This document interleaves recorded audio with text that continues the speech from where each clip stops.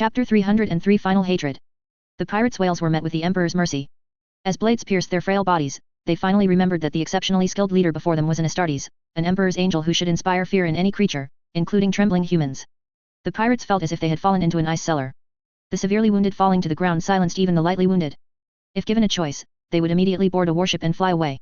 Combat Doctrine, Rule Number 1, I don't need to repeat it, do I? Not a single pirate spoke. Only a certain oblivious Astartes was still complaining to Brother William, don't mind those guys. The time it takes to manage them is enough for us to kill 366 Xenos. William glanced at him. He finally realized something, turned his head away, and as if feeling he had lost face, muttered softly, 367. The troops led by Iron Mask, in addition to anti-psyker adamantium armor, also had a small number of Indomitus pattern Terminators. There were still some Black Shield warriors who refused the Primaris upgrade surgery, maintaining the form of regular Astartes. From the large hole they had breached in the tall spire, several pointed heads emerged, immediately met with suppressive fire. Ignore them, attack this short spire. William wasn't sure why this spire was so short, but the more abnormal something was, the more it needed to be explored. The last meltagun bombs were placed. In the previous battles, Iron Mask's unit had almost exhausted its stock. As the bombs exploded, half a company of troops charged into the small tower, while William remained completely still. The Death Watch and Inquisitors wanted to act but were stopped by the Red Tide's exchange students. What are you waiting for? I don't need your Terminators, I can kill the enemy just fine. A son of Dorn pushed away the blocking warrior, but more warriors stood in front of him. William, what are you trying to do? They even raised their bolters, pointing them at the surrounding warriors. William was completely unfazed, raising both hands. His worn power armor seemed to freeze in place, as if at the moment of its retirement. Supply Transport 2 revealed its true form, snaking like a coiled dragon through the gaps between the towering spires. The laser from its dragon's eyes instantly destroyed the Drukhari/Dark Yildari who were still pulling at the breach and the fire-covered troops, incinerating their upper bodies into a cloud of fire. The Drukhari/Dark Yildari's companions shrieked and dragged them back into the hole. All right, everyone, change armor and fight again. Brother Iron Mask's troops need us. Except for a certain White Scars who was reluctantly touching his light power armor, everyone else changed into their battle armor. The Inquisitor emerged from the shadows, wearing the pants of a fallen pirate. He showed no dissatisfaction, instead lecturing the pirates whose fighting spirit was not firm enough. Do you know how many years the Xenos Inquisition hasn't fought such a well-supplied war? Every day, we think about how to rely on these elite Astartes to raid and penetrate the core of Xenos nests, cautiously passing through reconnaissance positions next to a pile of disgusting enemies. When have we ever, like today, used Astartes as assault corps troops at will, with tens of thousands of troops flattening enemy nests? Heretics are heretics. Let them clash with the Drukhari/Dark Yildari. Both dying is best for the Imperium. Just as he was thinking, William and Sisyphus, two old friends, exchanged a fist bump and walked out of the small train car. This armor really needs some time to get used to. Except for a certain White Scars on a brand new motorcycle who was still wearing power armor, the other Primaris warriors all expressed, it's truly fragrant. The Death Watch veterans slowly entered the area. The arena before them was mostly destroyed, and Iron Mask's troops were attacking the theater above. A white blur flashed by, and the White Scars warrior quickly disappeared. The wind is chaotic, there might be other passages. You don't need to tell me that. The Inquisitor's hair was blown into 5 different styles within 3 seconds. The pirate behind him pressed his steel helmet, silently chuckling. As he spoke, a monomolecular cutting dart silently shot towards the son of Dorn. Bang! Countless volleys of fire immediately retaliated, blowing the enemy's stealth pipe to smithereens. This armor is too cumbersome, I can't dodge attacks at all. Why dodge?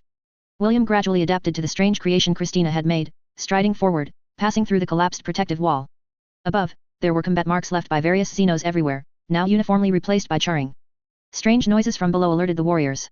Oddly, it didn't sound like footsteps, but rather a dragging sound. Something's coming.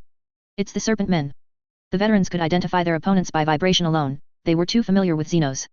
The Astartes immediately changed formation. Except for William, who stood out, everyone else maintained a complete spearhead formation. The destructive armor was prioritized on the outermost edge, while the melee types hid behind, leaving the front position to the pirates. Brother William, come to my side. Despite his foul mouth, the old veteran still called out to William, guiding him to the flank of the formation. I'm afraid there's no need, brother. William stood at the very front of the entire formation, becoming the spearhead. Come back, brother. Let him go. Death always favors those who underestimate their enemies. William never underestimated his enemies, he simply fully trusted Sisyphus and the Red Tide. The 6-armed serpent men were similar to the human stinging creatures. Slaanesh always favored Xenos shaped like this. Long ago, the serpent men's lives were extremely similar to the Drukhari/Dark Yildari's, and it was still the same now. The two sides were important allies, but the arrogant Drukhari/Dark Yildari always treated them as dim-witted bodyguards. The attacking serpent men were clearly melee warriors. Their 6 arms and flexible serpent tails gave them an absolute advantage in close combat, and their hard scales could help them block most melee weapons and most ranged weapons. They emerged from the beast release area, Numbering 32. It seems our allies aren't very reliable, to let so many battle achievements slip away. The son of Dorn laughed and picked out enemies, firing fiercely. His use of direct fire missiles was still unpracticed, missing many shots, turning the audience seats into piles of ruins. The serpent men were fast. After dodging a few missiles that grazed them, they lunged at William. One strike. The serpent man looked at its abdomen in disbelief. Clearly, all 4 scimitars had accurately struck the opponent's vital points. Clearly, it had parried the enemy's attack. Clearly, the blade entered its throat, like drinking bitter wine. The second strike cleanly severed the enemy's head. Facing an enemy that outnumbered him, William did not retreat an inch, moving directly forward, actively seeking more serpent men. Sisyphus would help him deal with enemies he couldn't manage. Stabbing, swinging, slashing, azure dragon gazing at the moon, twin winds breaking waves, single-handedly challenging 1,000 snows. William erupted with terrifying single combat ability, roaming freely through the enemy ranks, strolling as if in an uninhabited land. For how many years had he wandered alone, facing countless deadly threats? Now, my brothers are all around me, what can you do to me? After noticing William, the serpent men also concentrated their forces, sending 23 serpent men forward to entangle the Death Watch unit, while the rest focused all their attacks on William. Sisyphus stepped forward, his golden mace swift and brutal, shattering the Clive broad blade and hard scales before him. The hammer, covered in surging psyker energy, contacted the opponent's flesh, causing flesh to burst and souls to vanish. Both sides were incredibly fast. The pirates had only fired a few shots, and the second magazine on their waists hadn't even been reloaded, when the battle was already over. They were like the atmosphere crew, only responsible for illuminating the war fervor of both sides with their dazzling laser gunshots. Brother William, where did you learn your sword skills? On the battlefield, of course. Blood is the best lesson. Neither side spoke much. The Deathwatch warriors looked around, searching for something. Serpent men don't appear alone, they are usually bodyguards for Cabal Archons. Perhaps, or maybe something more important. We shouldn't attack upwards, we need to look for a path downwards. No sooner had William finished speaking than he heard a crude, barbaric roar, Inquisitor, what are you dawdling for? Use your woman's sixth sense to find it. The Inquisitor's forehead was covered in black lines. Usually, it would be fine, but now, right after I finished lecturing the pirates behind me, you pull this stunt. Don't I have any dignity? The Inquisitor spread his hands. No anomaly occurred, making one suspect he was merely feigning sleep. In reality, the Inquisitor's psyker abilities had already been extended to most corners of the arena, exploring everything except the areas with anti-psyker adamantium armor. That opening, there's something wrong with it. The Inquisitor said with his eyes closed, pointing to an opening that looked like a place where Tyranids or some other savage beasts were released during barbaric performances. Be careful, something's not right. It was a pity that the Inquisitor's deputy had died in the last battle, otherwise, with the two of them working together, they would surely see more clearly. Everyone proceeded cautiously. After donning the anti-psyker adamantium armor, all the surrounding passages seemed cramped and narrow. In some places, they had to crouch and move sideways to pass. The closer they got to the core area, the more such places there were, with long spears flying out and closing wall traps appearing from time to time. Deadly traps were unsparingly set deep within the spire's core, making William's suspicions grow stronger. Inquisitor, are you sure this is the right way? Turn left ahead. We must cooperate now. This is humanity's best chance. I know that better than you. William took a deep breath. This Inquisitor was like actively leading him into a trap, saying nothing but the root. You go first. Does that mean you refuse to go forward? I refuse to take your orders. For the great Emperor, it is our duty to bravely lead the way. Emperor above, let your most loyal Inquisitor guide us with his flesh and blood. Brother William chose the right, and the Inquisitor looked at him coldly, then, a direct missile blew up the left passage, and countless poisonous mists and psychic fluids exploded, scattering everywhere. The environment immediately became worse than a death world, and the Inquisitor had to unleash his psychic powers to protect his body. Go forth, the path ahead has been cleared. Several Deathwatch veterans watched all this with a eating melon mentality. They had wanted to do this for a long time but had held back for the chapter's reputation and glory. All right, now we need to work together. Internal strife is meaningless. Brother William still led the way, completely ignoring the Inquisitor's words, and acted according to Sisyphus's predictions. Actively entering a predictive state was a troublesome matter, it was more like an enhanced combat intuition or a sixth sense. The old librarian would avoid whatever he felt might cause problems. The Serpentmen's attacks never stopped. Their dull minds and martial spirit often led them to choose to slash and ambush from narrow passages, with a success rate of 0. The gravity here has changed. The gravity lock in the passage had changed direction, extremely subtly, but it was still detected. We've arrived at the next area. No, look up, brother. On the ceiling above, their footprints from earlier appeared. The terrifying self-weight of the adamantium armor had created undeniable indentations on the floor. We've fallen into a maze. No, Sisyphus spoke, we are moving towards the target area. Do not be deceived by appearances, what you see is not the truth. The old librarian's discovery made the Deathwatch members skeptical, but Brother William knew him too well. Please enlighten us. Just a projection. The ceiling was too high. A bolter round flew past, and the ceiling exploded, creating a crater. However, with the powerful eyesight of the Primaris warriors, a momentary flicker was clearly visible. It was the same technology as a warship's phantom veil. Sisyphus' rising prestige increasingly marginalized the Inquisitor. After walking several hundred more meters, the path suddenly opened up. A hall over 10 meters high appeared before everyone's eyes. It was single-layered, with no second floor. The straight walls made one wonder if this was the work of the Drukhari/Dark Yildari. Heh, where are their creepy graffiti? Behind, how troublesome. Sisyphus walked to a wall and swung his great hammer, heavily penetrating the wall and smashing the veil device hidden behind it. It seems the master of this place loves to use illusions. The disappearance of the optical illusion revealed a massive vault door, etched with a long scroll of death, detailing the best torture methods the Drukhari/Dark Yildari had discovered over the years. I wonder what the inquisitorial preacher would think if he saw this. Are there any meltabombs left? We have a meltagun. One warrior held this large gun with both hands. Its power was enough to serve as an opening cannon for a city-breaking tank. This time, the scorching nuclear stream did not penetrate the mysterious door. The reflected radiation made the two psychers increasingly uncomfortable. Perhaps I should keep my distance from you all. Sisyphus took 3 steps back, then suddenly erupted. To everyone's surprise, he smashed the side wall, penetrating the 6-centimeter thick steel plate and revealing the passage behind it. A clumsy trick. The data from the nuclear stream reflecting off various walls made Sisyphus feel an anomaly. His eyes, filled with psychic power, were more reliable than any detection instrument. If we had blasted open the main door, there would likely be another door behind it. That's what I would do. The group's deeper penetration triggered an alarm, but the cabal of the last hatred sent few warriors to stop them, allowing the Primaris warriors to easily tear through the last line of defense and enter the land of sin. The boundary between life and death was blurred here. The insane cabal of the last hatred had always been dedicated to researching the secrets between life and death, attempting to fully decipher and even surpass the secrets of the ancient Necrons. The ancient Eldar also aged, though they could reincarnate. But the cabal of the last hatred was not like that. They sought to achieve eternal life with a single physical body. The experimenters, of course, were not themselves. Slaves were drained of every drop of their souls in unending agony. The feasts organized by the cabal of the last hatred were renowned for their longevity and extreme deliciousness. Even humans could have their deaths delayed for hundreds of years, like humans on the verge of death being placed in a stasis field, consciously experiencing hundreds of years of pain before dying. This was a luxurious ballroom, adorned with magnificent decorations everywhere. Gems were embedded in the bones of giant beasts as load-bearing pillars. Several statues were placed in the splendid hall. Several tormented souls were in states of life and death. No greenskin had ever lived so long without a fight. A stripteo, pierced all over with unknown steel needles, hung suspended in the air. A device nearby could drop him onto the dancers' heads at any moment. I can't wait to burn this place to ashes. Yes, but there's no hurry, Inquisitor. Lend a hand, there are definitely hidden laboratory or treasure vault entrances around here. For the Drukhari/Dark Yildari, precious exhibits would certainly be kept with laboratories. The Xenos Inquisitor remained silent. He could claim there were no other rooms, and this group of Astartes, no matter how resourceful, wouldn't find them.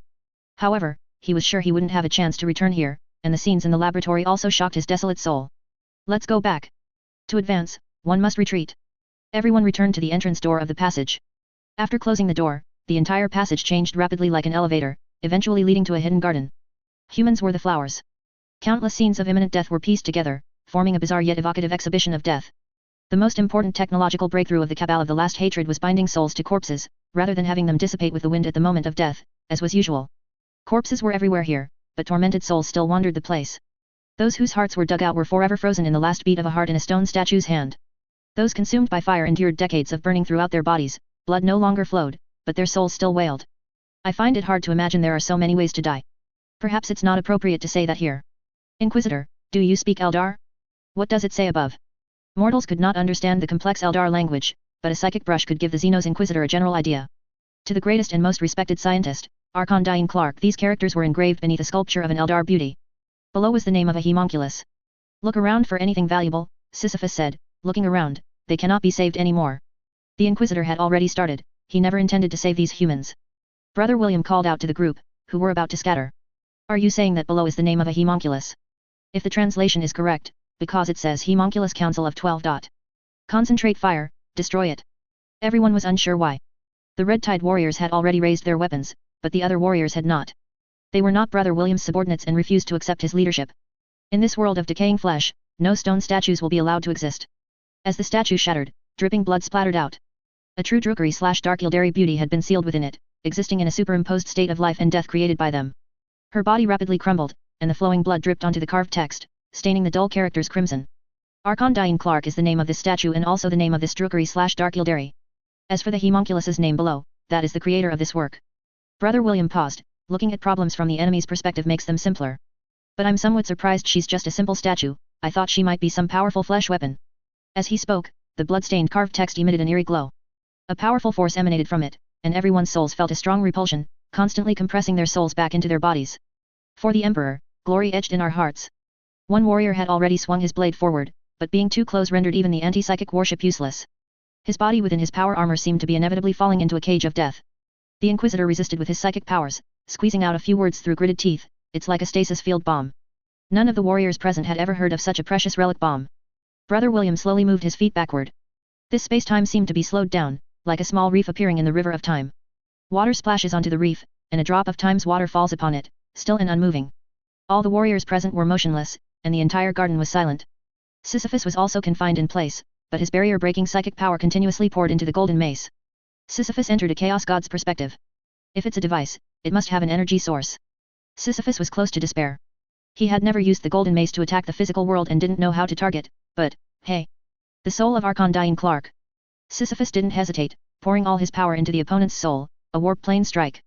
The enemy's soul and the body in the real world simultaneously ignited with golden flames.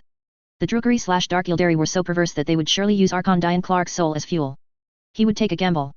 It seemed like an instant, yet it also seemed like 10,000 years. Sisyphus collapsed to the ground, unconscious. There was nothing left on the statue pedestal. Brother William let out a long roar to the sky, shouting into the communicator, as if venting his fury. "Come here. Strategic Resource Involuntary Transfer Unit." Chapter 304 Trump Card. William's return finally reached Yi Feng's ears, and the division commander, who had been scurrying around the flagship, finally breathed a sigh of relief. "Let William take charge of the frontline command. Xiaolan, you will be the overall commander. The two of you must cooperate well. Division commander. Let me out." Yi Feng unceremoniously hung up the communication and ran away at top speed. "I'm free." Victor felt something like a leaping carp run over him from above.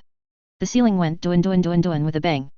A puff of poison gas spewed from the Archon's mouth at Victor's feet. The toxin hidden on the tip of his tongue was originally a sharp weapon used to assassinate those he kissed. Victor inhaled a breath of the poison gas, then, as if nothing had happened, twisted his opponent's neck. Though the custodian guard was not as powerful as a primarch, he was equally immune to most potent poisons and plagues, with acquired training being a significant factor. In the dark cells of the Terra Shadow Guard, the great daemon of Nurgle's sevenfold miasma was imprisoned. Every custodian guard recruit had to breathe the toxic gas for 3 hours as a test. Victor flashed to the ceiling, and suddenly 3 Cabal warriors appeared around the corner. They saw their Archon lying on the ground, their faces filled with terror, and for a moment, their emotions were complex and inexpressible. Misfortune and fortune are intertwined. The boss is gone. Who will be the new boss? The 3 warriors immediately became wary of each other. Now they needed to cooperate to get out of here, but who could guarantee that the others didn't have the intention of killing him? "Go and see, who killed the Archon." "I'll go." The blasters in the hands of 2 warriors stealthily turned towards each other. As long as the opponent was killed, the scout, who had no time to turn around, would only have one option: surrender. The scout activated the defenses on his back. His weapons were all hung on his back, concealed by a dark robe. Taking a shot would most likely hit the weapons. He exposed several vulnerabilities, repeatedly feigning careful observation while examining the cause of death. The expected sneak attack never occurred. He breathed a sigh of relief. Did he even need to look? His neck was snapped like that. A powerful beast with immense strength snapped his neck. Be careful, the enemy might be massive and good at ambushes. The scout turned his head and saw only 2 twisted heads. The custodian guard, after hearing his assessment, was somewhat displeased. The fires of Syrixus easily cleaved through the enemy's body. This one is really weak. Victor, without armor, was faster and more agile. The fires of Syrixus compensated for Victor's attack power, and the soul forged by the Emperor was not only immune to the corruption of warp gods, but the side effects of the fires of Syrixus's soul fuel were also minimal. Go look, there must be someone who can fight. Yi Feng was incredibly fast. The Byway army received orders, and dozens of veterans gathered in a hangar. This place was in ruins, not from a terrible assault, but because the panicked Cabal warriors, fleeing with the flesh and blood of their brethren, had to pass through here. All our guests, how can they just be let go? A fierce blocking battle took place here, with weapons and armor scattered everywhere. As Yi Feng arrived, a transport ship also flew in from outside. Byway army, heed my command. Follow me into battle, directly targeting the enemy's core. Kazanov, here I come. At this moment, our chapter champion, along with a host of Terminators and Librarians, was assaulting the final barrier. The Red Tide saw a sufficiently tempting bait and bit directly. The disguised teleportation beacon successfully attracted the attention of the Terminators, but the Drukari/Dark Yildari did not expect that the beacon hidden in the Clive Passage would send hundreds of iron-clad Terminators and heavily armored Librarians. Over 1,000 other types of Terminators fiercely attacked the defensive forces from outside, and a pincer attack tore the entire trap to shreds. Only during the Great Crusade would such a terrifying deployment of Terminators companies occur. Victor never expected that his foolproof trap would be broken by simple brute force. In Victor's plan, At most 3 chapters would be trapped in the Clive Passage, with no more than 100 Terminators as possessing teleportation capabilities. This would not only attract a large number of other major cabals to fight but also make the Red Tide eager to attack the Drukari/Dark Eldari's defensive forces, creating a meat grinder battlefield. After consuming the vital forces of the attacking enemy, the opponent would naturally retreat. Then the situation took a sharp turn for the worse. Tens of thousands of Cabal of the Black Heart members died under the Terminators' bombardment. The Terminators', switching from offense to defense, allowed the Clive Passage to fulfill its intended purpose, defending against external enemies. The veterans did not need to wait for reinforcements, their own strength was enough to breach the final barrier, cut through the Kalai wall, and control the 3 largest webway gate entrances and exits. Now it was the Drukari/Dark Eldari who were anxious. The Terminators' veterans, on the other hand, slowed their attack and held their ground firmly. We're not here to close the webway, we're here to seize the Drukari/Dark Eldari's homunculus technology. What's the rush? Hold back the enemy's forces. The more enemies here, the weaker the defenses at the homunculus's location. Whenever the number of attacking enemies decreased, the final barrier would become more precarious, luring the opponent over. Victor, we are under siege by at least 10 chapters, and there is also an expeditionary fleet. This is a premeditated attack. They will completely disappear from this world. Are the quantum disintegration weapons ready? A myriad of orgulls ran through Victor's mind. Almost ready. What do you mean almost? Tell me, how long has the war been going on? How long? That weapon has been in the warehouse for too long. We need to inspect it in constant energy activation. We've been looking for someone with this skill for a long time. He's hidden too well, hiding in the bloodwine factory. Keep talking, why did you stop? Victor looked at the young Trueborn in front of him. Just his hawk-like gaze shattered the young man's psychological defenses. Continue, I have high hopes for you.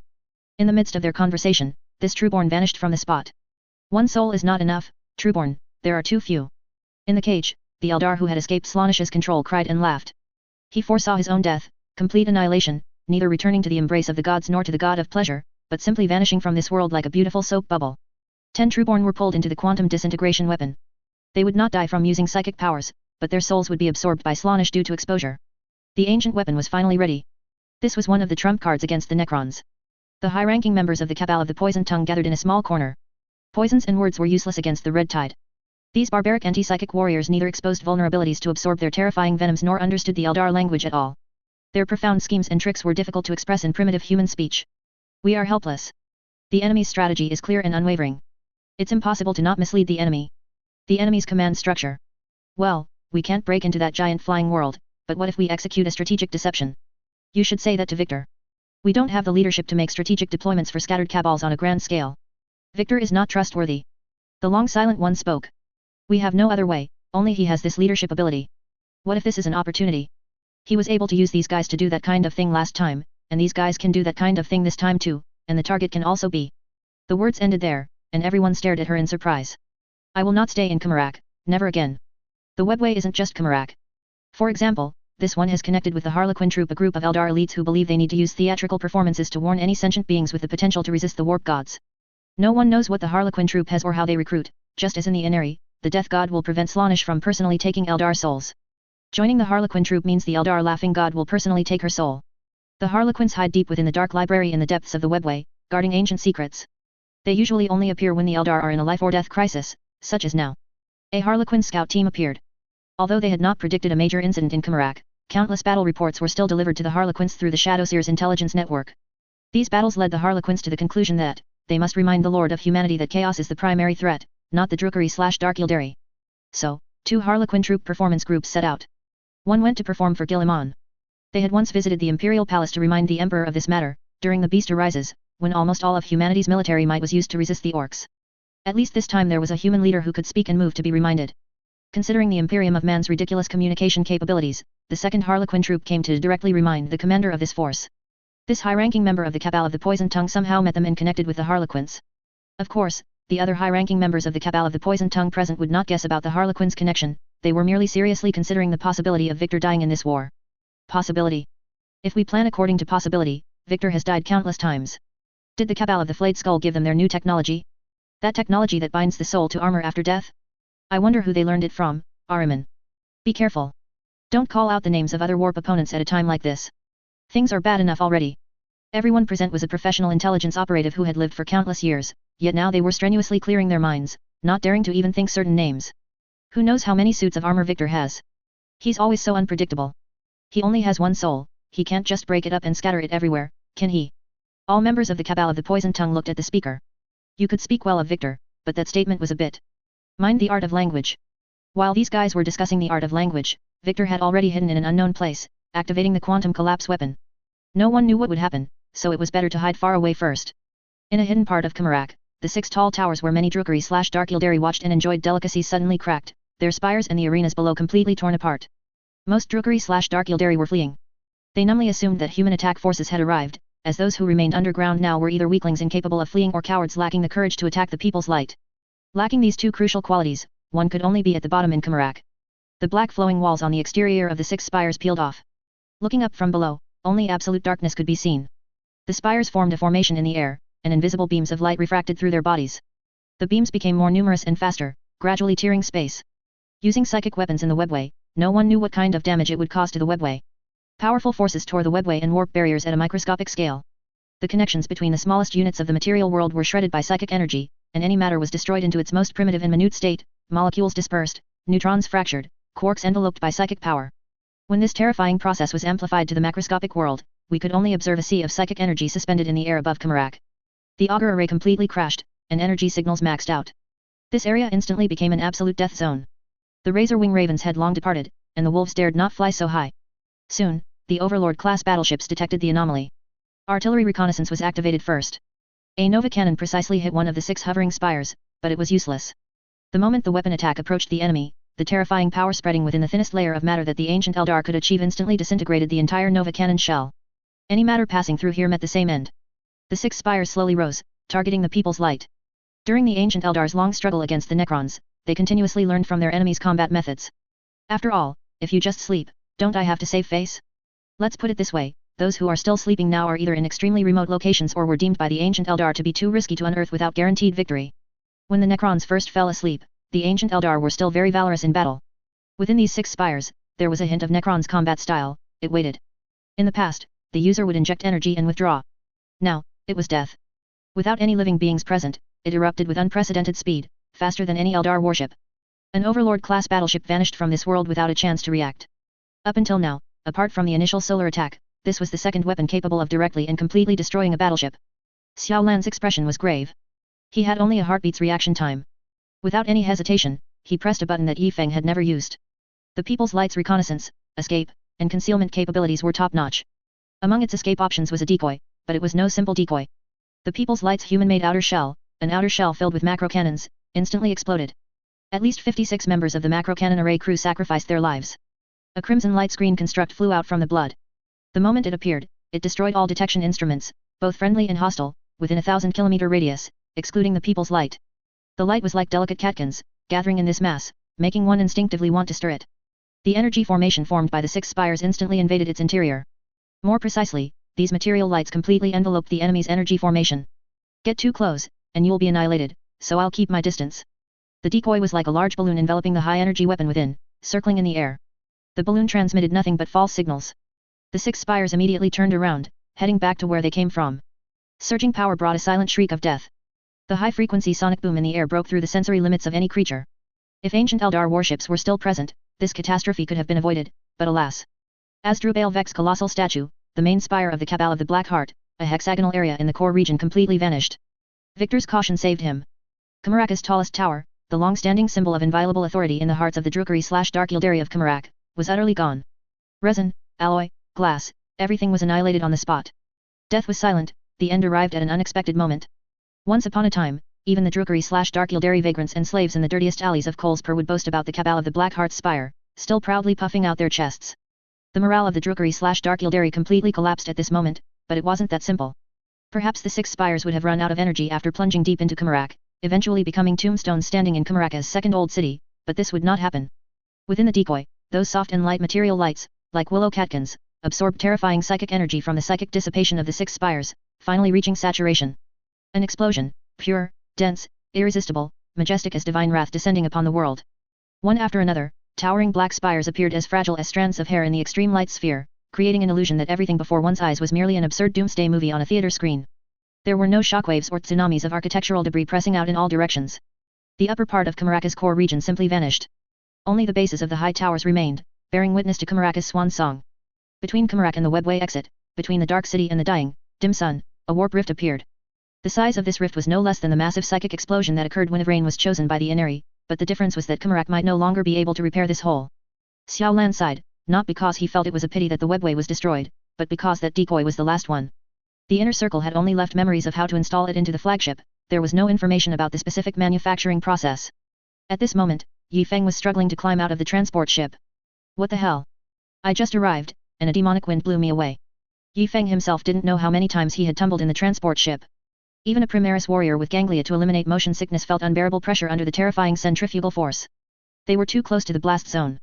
Yi Feng had gone to find the Terminator's army in the Clive passage underground of the towers, but now. Yi Feng laboriously climbed out of the transport ship wreckage, flames licking his body. A push came from behind, it was a byway army warrior strenuously pushing Yi Feng out. Before Yi Feng had fully exited the warship's breach, a precise impaler lance pierced his chest. Hello. It would be even better if you could tell me where this is before you die. Yi Feng grabbed at the lance. His opponent was clearly emaciated and malnourished, but his will to fight was extremely firm, and the ferocity in his eyes could not be hidden. He tried to pull out the lance, but for his small body, the lance was too heavy. The Primaris warrior's reaction was extremely fast. He grabbed the tip of the power lance with one hand, his two fingers locking onto the weapon like iron clamps. Just then, a huge impact came from behind. Yi Feng could even hear, outside the comms channel, the warriors behind him shouting, 1, 2, 3, ram him. Yi Feng flew out of the transport ship's breach, his entire body landing on the enemy. The heavy adamantium directly crushed the unfortunate individual beneath him into a paste. Lubricated by blood, Yi Feng slid forward, crashing into a crude house. Although he had come out of the transport ship's breach, he had also smashed a large hole in the house, half his body embedded in the dilapidated, low-lying shack. The distinct sound of a splinter rifle firing came from the left. This time, Yi Feng was not a lamb to the slaughter. The tank-grade energy core roared, blue energy filling the cables, and mechanical structures rotated with each successive surge of power. Yi Feng stood up, the half-demolished wall on his back. The Drukari/Dark Yildari before him was stunned. Crude bricks and paper-thin wallpaper scattered from the suddenly appearing red-armored giant. In his daze, a gust of wind from the air-splitting blow stung his arm, and his old splinter rifle was snatched away. Yi Feng exerted a little force, and the splinter rifle became a crumpled piece of scrap metal in his palm. So, where is this? If you're willing to tell me. The enemy's blood was dry, and Yi Feng still didn't know exactly where this place was. When the other byway army warriors climbed out of the transport ship, they could only see their division commander standing on a large pile of broken ruins, surrounded by crude stone walls. Where is this, division commander? A place with no strategic significance. Come up and see for yourselves. The Unbound City. If Qingmrak was a human hive city, this was the Underhive. Without factories or farmland, this was where the poorest Drukari/Dark Yildari lived. The entire area was divided into small towns by crude defenses, where splinter rifle fire could be heard at any moment, and the strong smell of explosions was an enduring scent mark of this place. The dozen or so enemies in this small town had already been killed, but no opponents dared to show their heads from behind the surrounding walls. They were already used to it. Chapter 305, Crazy Blood Orc. The cruelty of the unconstrained city was beyond imagination.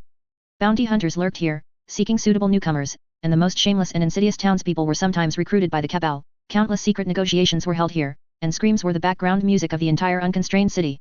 Yi Feng couldn't help but exclaim, I thought Drukari/Dark Yildari were all rich bandits on motorcycles, but I didn't expect there to be poor bandits too. We didn't know how food reached here or how it was distributed, because this place didn't produce any materials for them to exchange for food. Call the transport ship. Division commander, it seems too far here, communication cannot connect. Yi Feng pouted. The webway was really this disgusting, wasn't it? Then we'll fight our way back. Remember to conserve ammunition. I really hate saying that. Yi Feng took the lead, rushing towards the direction of the towering spires. While Yi Feng was slacking off, various strange creatures began to emerge from the warp rift, and the homunculi underground also began their counterattack.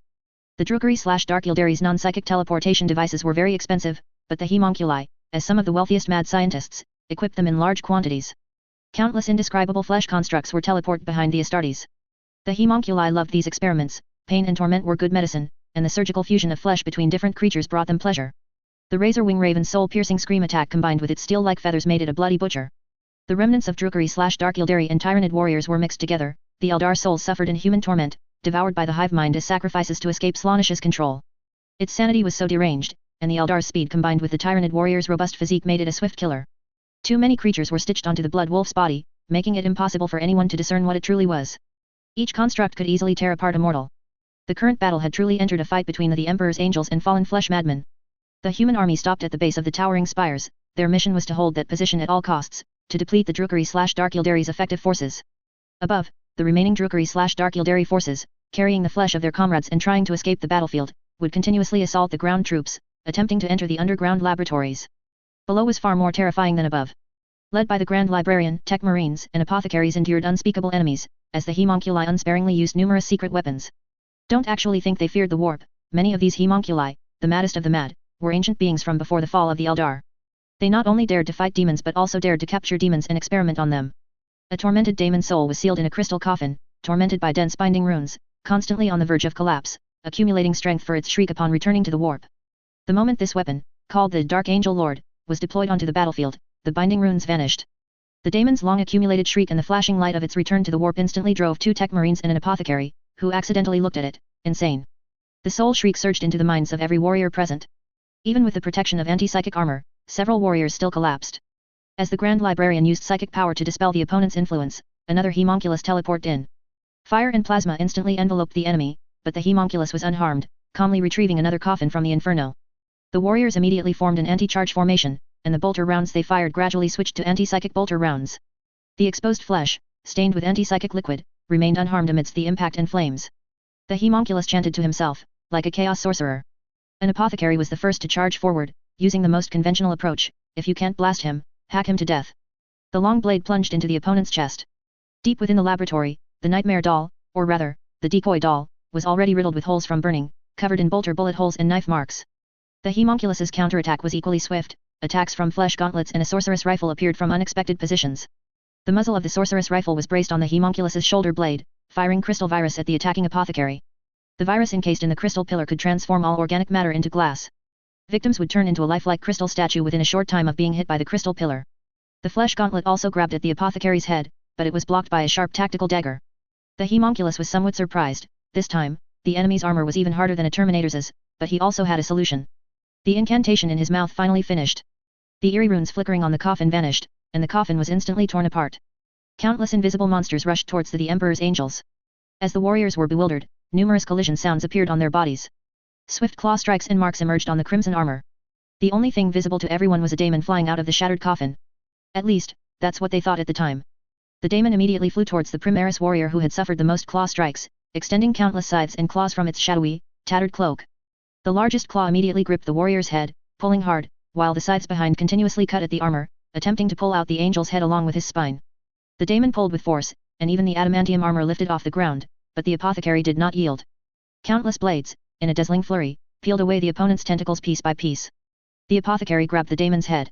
Both struggled in the air, continuously hammering and slashing at each other. After firing a large number of anti-psychic bolter rounds to no avail, the fire support team below finally realized something and switched to biotoxin bolter rounds. The homunculus vanished in a flash, and countless tentacles emerged from the passage behind, grabbing the Astartes, attempting to drag them into other dimensional worlds. It felt like facing the monsters from the Eye of Terror. The Grand Librarian's anger grew with the prolonged engagement. The dreadnought's body was melted in several places, plasteel was shredded like tofu, and ceramite dissolved into flowing streams in the toxins. It seemed that before the homunculi, any vehicle not made of pure adamantium combined with anti-psychic defenses was vulnerable. Calm down, Grand Librarian, this is a clash between Golden Age technology and Eldar heritage. Someone, with a loose tongue, said something like that, completely enraging the Grand Librarian. The Chief Librarian's power surged in an instant, psychic energy exploding, savagely tearing open webway space.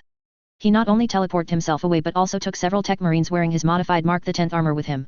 In the homunculus's laboratory, the pervert who had just caused trouble was cleaning up the decoy dolls, binding himself to another doll.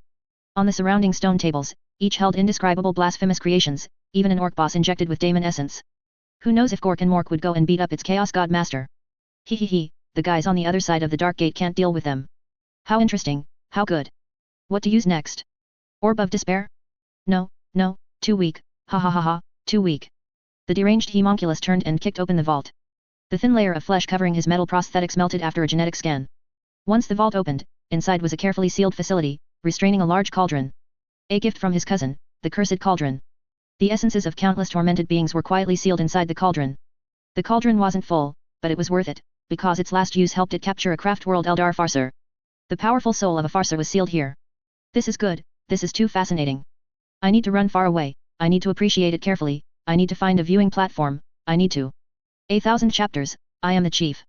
The Grand Librarian roared, shouting the battle cry of another chapter, startling the homunculus. A sharp blade instantly plunged into his body. The decoy doll he had just locked onto was damaged again. As the Grand Librarian's massive body moved, Each savage swing destroyed the surrounding exhibition rooms, releasing bizarre creations one by one.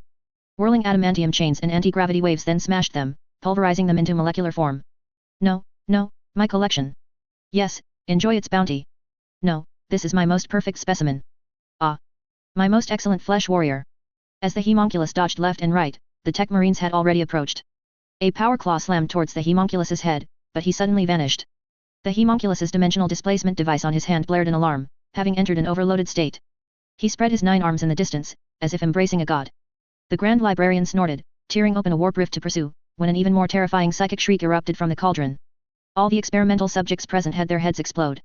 The tech marines collapsed on the spot, and the massive mechanical beasts also fell silent. The homunculus hopped in the distance. This is the greatest work, greater than the greatest work in the world, only the moment it disappears. In the homunculus's eyes, the huge mechanical construct was completely destroyed. The mechanical snake tail beneath him coiled and gathered strength like a spring, then leaped heavily. He jumped over his creation, then moved to the next sealed weapon. Collapsed stone tables and damaged weapons leaked deadly liquids, but he came before the Grand Librarian as if nothing had happened. The homunculus's self-modification was nothing short of insane. Although this one's head was normal, all his organs had been moved to safe positions. He pulled a long laser spray gun from his spine. The laser cutter he carried was always so convenient. His desire for research was endless, and this big fellow in front of him was surely destined to be cut up and dissected. Suddenly, the Grand Librarian's adamantium claws moved, and the homunculus, quick as a flash, instantly severed the connection between the claw and the body. Be good, yes, good, I'll see you soon. The Grand Librarian activated all movable weapons, the immovable bolter fired into the empty space, and the plasma cannon blasted a large hole in the ceiling. Don't rush, just a little longer, just a little longer. Bolter rounds left a trail of black smoke in the air, disappearing into a warp rift. The homunculus's long-standing killer instinct warned him, and he suddenly turned and sidestepped, seemingly dodging the bolter round. A crimson vengeance bolter round strangely curved in the air and embedded itself in the homunculus's body, but it didn't explode.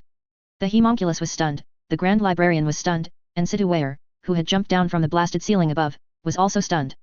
The bolter round was a diversion. The Grand Librarian had never intended to actually hit the opponent. The homunculus instantly let out a wail, trembling uncontrollably. Giggling sounds came from within the bolter round, passing through his body, searching for a delicious soul. Then it discovered that the opponent's soul was dirtier, more evil, and more powerful than its own. The imp that had possessed the bolter round the moment it passed through the warp was annihilated by the homunculus's own powerful soul. He laughed happily, then was cleanly sliced in half by Situate. Grand Librarian, are you all right? No, I'm not all right, I'm very not all right. I want a better giant mech. I want to pilot a giant mech. Situate took a breath and turned to look at the fallen tech marine. No need to look, a shattered soul cannot be saved. May their souls return to the throne. Several other apothecaries also descended from the ceiling into this world. The Grand Librarian lay on the ground, his electronic voice intermittent. Be careful, the spatial barrier here is unexpectedly weak. That psychic shock just now was not a simple attack. The Grand Librarian fell silent after speaking. Enk, come quickly and see what's wrong with the Grand Librarian. Compared to what the Grand Librarian said, everyone was more concerned about the Grand Librarian himself. Enk finally arrived, his power wrench stained with enemy blood. His mechanical backpack clanked. Enk's backpack was getting bigger and bigger, filled with all sorts of bizarre creations. The other apothecaries performed their respective duties. One of them prepared to consume the homunculus's flesh. Something's wrong, this isn't his flesh. The apothecary wiped the blood from his mouth. The memory he gained was of an unlucky beast being caught by a homunculus. The apothecary took another bite. It was the memory of a homunculus being ambushed by another homunculus while watching an arena match. Does he have no flesh of his own? The apothecary was a little angry. Swallow it all. Several apothecaries took turns, but still couldn't find the opponent's memory. In desperation, they decided to give up. A tech marine prepared to retrieve the homunculus's equipment. The jumbled mechanical circuits on his body gave him an idea. Have you ever eaten metal? If you're asking about bone-strengthening metal supplements, we've all had them. Why are you asking this now? Then, the apothecary watched in wide-eyed astonishment as this insane scion of the Iron Hands swallowed the homunculus's alloy spine whole. The alloy, mixed with flesh and nerves, slowly disintegrated under the action of the Astartes' oral venom glands. The Emperor's angels originally had the ability to digest low-grade metals, and this tech marine had further strengthened his internal organs, unceremoniously digesting this strange thing. Brother, you're a bit fierce. However, the tech marine who had eaten the alloy began to convulse on the spot, his entire face contorted. Enk, Enk. Come quickly. Situate pulled out a scalpel, ready to operate, but this brother slammed his arm heavily to the ground, muttering incoherently, Pastor, Political Commissar, Nian Si Jin, help, Emperor. Situate found that the alloy had been completely digested, all biological reflux was normal, and the Grand Librarian's body began to vibrate. Enk, who had just leaped from the massive mechanical beast, suddenly turned back. A gentle psychic glow passed through him, enveloping the unfortunate tech marine. We cannot lose any more brothers. The Tech Marine's trembling gradually stopped. In fact, he had only gained thousands of years of the homunculus's memory, and his coral pituitary almost burst. He gasped for air, peering into thousands of years of time with 100 years of service was a terrifying thing. Is the soul fixed to the armor? Siduway murmured to himself. Gaining memories by consuming flesh was impossible, its essence was consuming souls, a capability granted to them by their gene seed. Heh, they're not even as good as the Adeptus Mechanicus, at least they have some of their own flesh left. For the fallen. For the people. Yi Feng no longer remembered how many times he had swung his blade. The Drukari/Dark Yildari were inexhaustible, as if he was fighting an entire race. The resistance of every small village was resolute and fanatical. They defended this place to the death because they had nowhere else to go. The homunculus was so distant to them, being poor, they had no soul insurance. Therefore, like every intelligent creature defending its home, bullets rained down, and blades tasted blood. The Byway army began to suffer casualties. Some Drukari/Dark Yildari always managed to injure adamantium when using their village treasures. Yi Feng bid farewell to a few old friends, the casualties in this war were too great. Commander, look, those ones over there are shooting at the sky. The overwhelming artillery fire in the far distance indicated that enemies were attacking from the sky. In the magical sky view of hyperdimensional space, a small dot flickered on and off. Let's have a big explosion, let them see me. 20 minutes later, the disheveled Yi Feng finally met up with the reinforcements. The meeting was filled with palpable killing intent. Victor stood at the entrance of the transport ship, looking coldly at Yi Feng. I really drew the short straw taking on a mission to protect you. How did I manage to lose you while I was busy cutting down Eldar?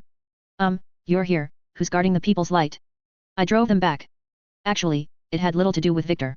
No matter how strong he was, he had only cut down a few hundred Drukari/Dark Yildari in that time. The main reason was that the tens of thousands of attacking powerhouses, hearing that the homunculus was under attack, all retreated, either fleeing along the small webway or returning to reinforce the homunculus base. Victor pointed to the warp breach in the distance. What are you going to do about that breach? Breach? What breach? Yi Feng's eyesight couldn't reach that far. The custodian guard yanked Yi Feng into the transport ship, which then flew into the distance. Demons were pouring into the webway. The cabal of the Black Heart gritted their teeth and engaged the enemy, simultaneously expelling demons and repelling wave after wave of mortal armies. We hold the line here. Asdrubal Vect will resolve everything. Obey his commands, and we will achieve victory. Where did Asdrubal Vect go? No Drukari/Dark Yildari could answer that question. That's not something your rank can access. He has his own plans. He always has the most wicked and brilliant schemes. The Cabal's warrior commander thus fooled the other fighting warriors, but they were already running out of ammunition and supplies. Flesh would tire, but they always faced new enemies. At this moment, Asdrubal Vect stood in the Aelthon control room, uncharacteristically shedding his usual gloomy and mysterious expression. His face was solemn as he flipped through a leather-bound manual, repeatedly rubbing it, unable to make up his mind. The Clive passage was important, the Kalai wall was important, the final barrier was important. Everything was important, and nothing was important. Asdrubal Vect had deceived everyone, this was the most important place. The Dark City was originally established because it was a webway hub. The prosperous commerce and port transit brought immense wealth and a large population. Now, it was no longer a transportation hub, it was a place of death. The warp breach was very large. If it were in the center of Kamarak, Asdrubal Vect would not be able to seal it. Kamaraka's sealing technology would cause considerable tremors in a large area, and Kamarak would suffer a great earthquake and be completely shattered. Unless Kamarak could be moved. The place where Asdrubal Vect stood was Kamaraka's earliest prototype. When this important transportation hub was first established, it was merely a supply station, brought over by a super-large webway city platform. Over countless years of development, almost all Eldar had forgotten this point. Asdrubal Vect only discovered this place, along with ancient records, after he had completely mastered every inch of Kamarak. But he couldn't bear to abandon millions of years of development. The Drukari/Dark Yildari's solid stronghold had never wavered. Asdrubal Vect put down the manual and walked out of the room. Since he had decided to leave, there was nothing to hesitate about.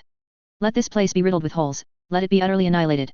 Let these ignorant, low-level creatures know what an ancient battle from 65 million years ago was like. When Asdrubal Vect's voice reappeared in the ears of the Drukari/Dark Yildari, the morale of the cabal of the Black Heart soared, while the morale of all high-ranking officials plummeted. The power of the weapons Asdrubal Vect intended to use was not what frightened the high-ranking officials, they feared that Asdrubal Vect would offer himself as a sacrifice. The Drukari/Dark Yildari's long-term non-use of psychic powers had led to a gradual degradation of their psychic potential. Without pledging allegiance to a certain deity, a full activation of psychic potential was impossible. Chapter 306, Come forward and give me a hard blow. A small, exquisite decahedron appeared in Victor's hand, suspended silently in his palm. This was one of the best preserved weapons, not for fighting Necrons, but for fighting the Star God. Some dynasties' shard of the Star God containment devices malfunctioned, and during the Great Sleep, the Star God would secretly escape. Its first action was to find its other fragments, and its second action was to kill sentient beings. Asdrubal Vect, Lord of Kamarak, the strongest leader of the Drukari/Dark Yildari, finally made up his mind to initiate a strategic transfer. The small decahedron gradually rose into the air. At first, Victor's cold, black-gloved hand gently tossed it upwards. Its slow ascent showcased its solemnity and sacredness, and as time passed, the azure flowing light covering its surface completely enveloped its shell. This decahedron seemed to have left this dimension. Its appearance in the webway was merely a projection from its other dimensions. It traveled freely through numerous dimensions. In Victor's eyes, the decahedron flew straight up, faster and faster, eventually disappearing into the ceiling. Among countless dimensional spaces, it automatically chose to fly towards the nearest large energy source. Victor laughed loudly. Billions of dead souls, howl. Let the overconfident Imperium of Man hear your final wails. The decahedron, like a streak of light, soared high against all the artillery fire descending upon Kumarak, plunging into the black sun that had hung above the dark city for tens of thousands of years. The transport ship carrying Yifeng slowly flew through the warp rift. Grotesque warp creatures were being slaughtered by the Drukari/Dark Yildari, but they were endless. Yifeng's expression was grave. As a great raider, as the leader of the Red Tide, Yifeng naturally wanted to seize the webway, which would be the best outcome. At the very least, it would be the annihilation of the Drukari/Dark Yildari. Now it seemed. The Drukari/Dark Yildari will repair this place. Victor, what do you think? Should we leave them to repair the breach, or let the demons slaughter them and rush into the webway to hunt down the remaining Drukari/Dark Yildari? You make it sound like you've already defeated the Drukari/Dark Yildari. Victor's eyes continuously scanned the land. In the world below, dark matter shields protected numerous small fortresses. The enemies fighting outside the shields alone numbered in the tens of thousands. That's not the point. Both sides are our enemies, and either choice benefits humanity. I need more information to make a judgment. Victor glared fiercely at Yifeng. If my mission wasn't to protect you, I would have gone down to gather enough intelligence already. Very well, then let's go down. The transport bay door did not open. The transport ship suddenly dived, and a laser blast struck an unexploded orbital bombardment bomb. The bomb, which had passed through the enemy's dimensional interference net, had lost its detonation capability, but a small lance completely activated it. The massive explosion cleared the surrounding area, affecting 18 spires. The transport plane performed a serpentine maneuver in the air, its ion engine exhaust streaking past the slowly collapsing spires, leaving a dazzling trail of multicolored smoke, then disappearing without a trace amidst the debris cloud raised by the collapsing spires. Division Commander, breach confirmed. Let's go, to support Kazanov. The librarian's psychic signals were continuous, with several librarians taking turns performing psychic marking. The transport ship attacked its way forward, guided by the psychic signals. From the collapsed multi-layered ground, countless Drukari/Dark Yildari crawled out of the ruins, their heads buzzing from the shock. They only knew one thing: their location was under attack. Then, a transport ship rapidly passed through a huge hole. Many enemies present, filled with rage, leaped down, intending to board the transport ship. A sizzling sound appeared on the transport ship's outer armor. The enemies easily cut through the transport ship's outer deck. Many individual weapons could damage Imperium of Man warship-grade armor. The custodes remained composed, not even drawing their blades. Division Commander. Engine number 1 is malfunctioning. Number 2, engine number 2 has stopped. Prepare for an emergency landing. Emergency landing? Ram them. Sometimes, the Imperium of Man's technology is severely outmatched, but you must also understand our pitifully few advantages. That is toughness. Even a transport ship is a flying steel club. Slightly adjusting its angle, it slammed into the rear of the enemy's attacking forces with a thud, crushing countless enemies.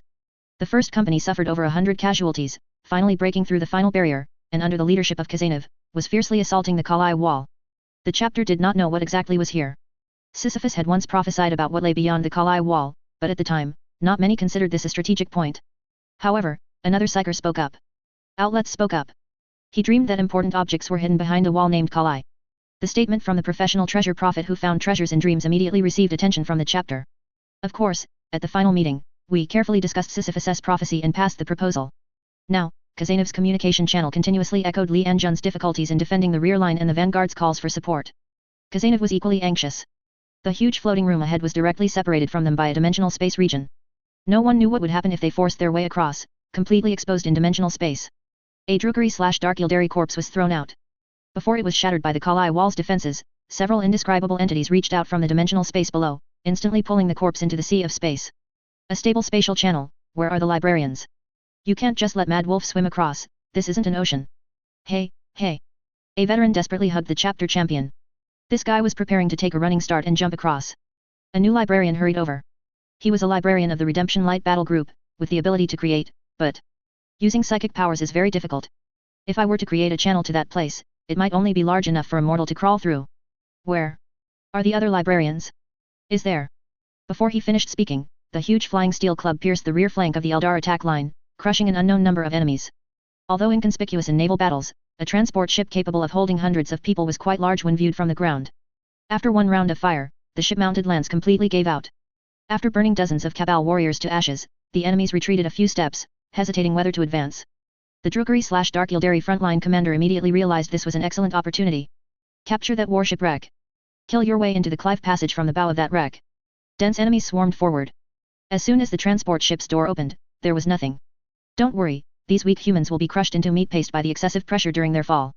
Before he finished speaking, a deliberate engine self-detonation instantly took out several warriors who had come to investigate. The rear half of the warship, along with the surrounding buildings, was completely blown to pieces. Li Enjun, what's the situation now? By the Emperor, Division Commander, the front line has encountered difficulties. Leave this to us to defend. You quickly go and rendezvous with Khazanov. Li Enjun, unable to disengage, finally saw the arrival of the big shot who could reign in Khazanov. A moment later, Yi Feng looked at the psychic small arc with a dark expression. The librarian of the Redemption Light Battle Group proposed a plan. He could use psychic powers to create a small boat. 4 warriors and 1 librarian would be sent across, riding the small boat, and could attempt to cross the sea of space, traversing dimensional turbulence and the territories of various sea monsters hidden within the dimensions. Upon reaching the other side, the librarians on both sides would work together to see if they could tear open a warp rift to teleport people across. Mad Wolf was already eager to try. He strapped his combat blade to his waist, picked up a finely crafted storm shield from Mars, and intended to stand at the bow of the ship. Mad Wolf. You really are mad. Yi Feng's large hand grabbed Mad Wolf's power backpack, pulling him off the boat.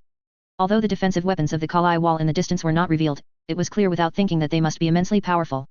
The librarian of the Redemption Light Battle Group struggled to maintain the boat, stammering, I can't maintain it for too long. First, send a few boatloads of bombs across. Once you've rested, launch a second attack. We have the advantage now. Intelligence showed that the Grand Librarian personally broke through a homunculus laboratory. Homunculus were even rarer than the Adeptus Mechanicus to the Imperium of Man, their numbers always fluctuated in the low thousands. Destroying even one was a significant blow to the enemy. Don't worry, as long as we maintain the offensive, they will run into our guns themselves. The ground trembled, as if a bomb had exploded nearby. Victor frowned, feeling that the tremor was not right. The sea of space suddenly surged with waves, and hyperdimensional turbulence, like raging torrents, threw a large number of multi-limbed monsters, resembling spiders, that were clinging between dimensions waiting for food, into the webway. A group of multi-limbed monsters, resembling spiders, were thrown into the final barrier. They writhed on the ground, indescribable killing organs flailing everywhere, like the last struggles of a drowning person.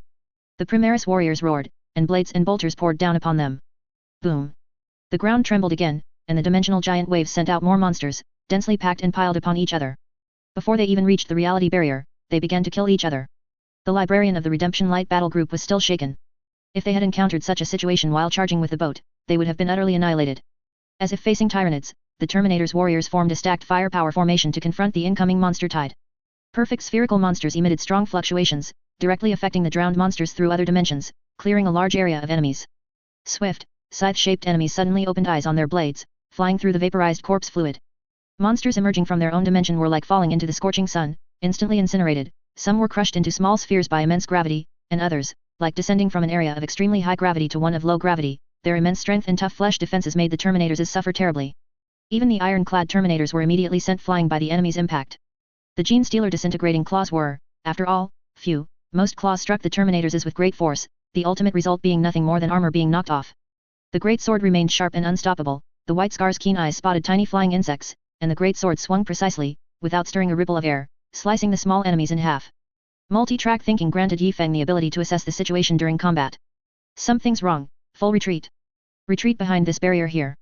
Victor vanished in the chaotic battlefield, no one had time to bother with him. The army retreated all the way behind the large hole Khazanov had personally led his troops to cut earlier, defending the entrance. The monsters in front were like fish out of water, leaping and retreating towards the sea of space.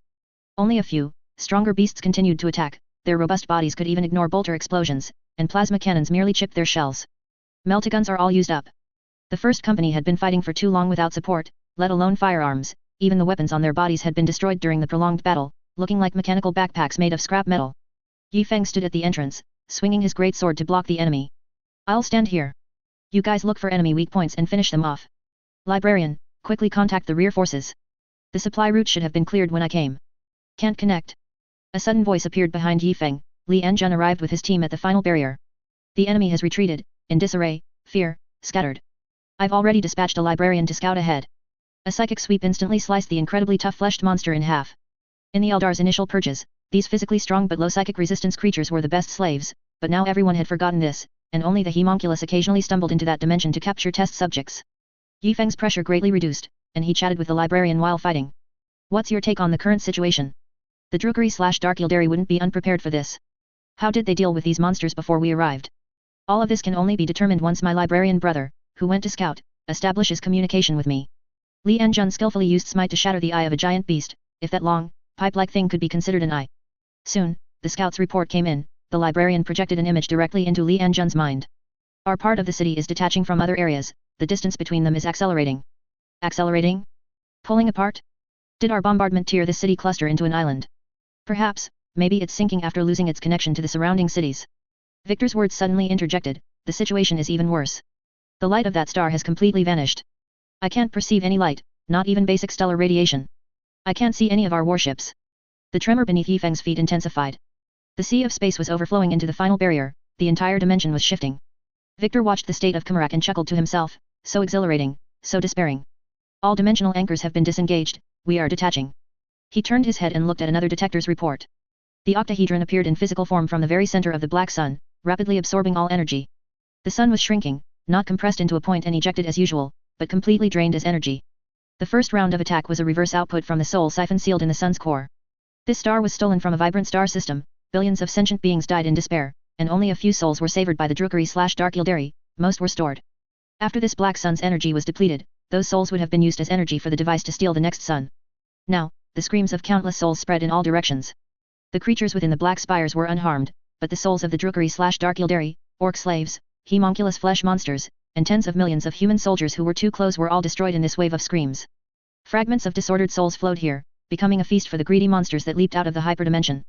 This made no difference, at least to Victor, it didn't. They would all die eventually, the octahedron's attack had not yet begun. A powerful particle confinement effect activated, spreading chaotically outwards, completely covering all skies in Qing's core district. The people's lights shields suddenly completely overloaded, vanishing without a trace. The enemy ships in front and dozens of Overlord-class battleships also became motionless, completely still in this area. Quantum locking sealed every smallest spatial particle, and then, chaotic psychic vortices were generated. The star god's resistance to psychic energy was not high. This weapon, called the Fate's End, would obliterate the star god into the smallest particles, completely banishing it into the warp. Just like the star god from which the Flayer's curse originated, the shard of the star god would completely die. The power of this weapon was insufficient to cause significant damage to a complete star god, but it was enough to completely annihilate a rampaging shard of the star god. The tops of thousands of black spires in Qing completely disappeared, in some places, even the arenas at the bottom were still fiercely fighting, only to suddenly, find their indoor arenas turned into open-air ones. One side of the People's Light was severely damaged. The shipyard gate on one side abruptly detached from the mothership during a flagship tremor, taking a fifth of the warship's bow, which was undergoing repairs, with it. The hardest adamantium armor of the ram dissolved into dust. A horrified Xiao Lan immediately ordered the warship to descend, providing cover for the human armies below. In Victor's detector, those invisible molecules were being stirred by psychic energy, turning into warp matter. This ubiquitous psychic attack also shattered the huge hole that had appeared in Qing's core district earlier, along with the warp creatures within it. Next is the vortex, the maelstrom. To prevent the great battle from tearing open too large a warp rift, the end would eventually slowly converge countless psychic energies, forming a terrifying black hole-like area in the real world. The shattered gaps in the real world would slowly repair, and a pure warp entrance would finally be created. This area would ultimately produce only one entrance, an incredibly solid entrance. Victor was not one to hesitate. He raised his hand, made a ritualistic and elegant gesture, and heavily pressed the button. Qing's vassal kingdoms were detaching from the core district, including Yildari Curve, Bone Beach, Lost City, Zhihong Port. All those newly built areas were losing connection with the core district. Only the old city and the now bare city cluster began to slowly accelerate away.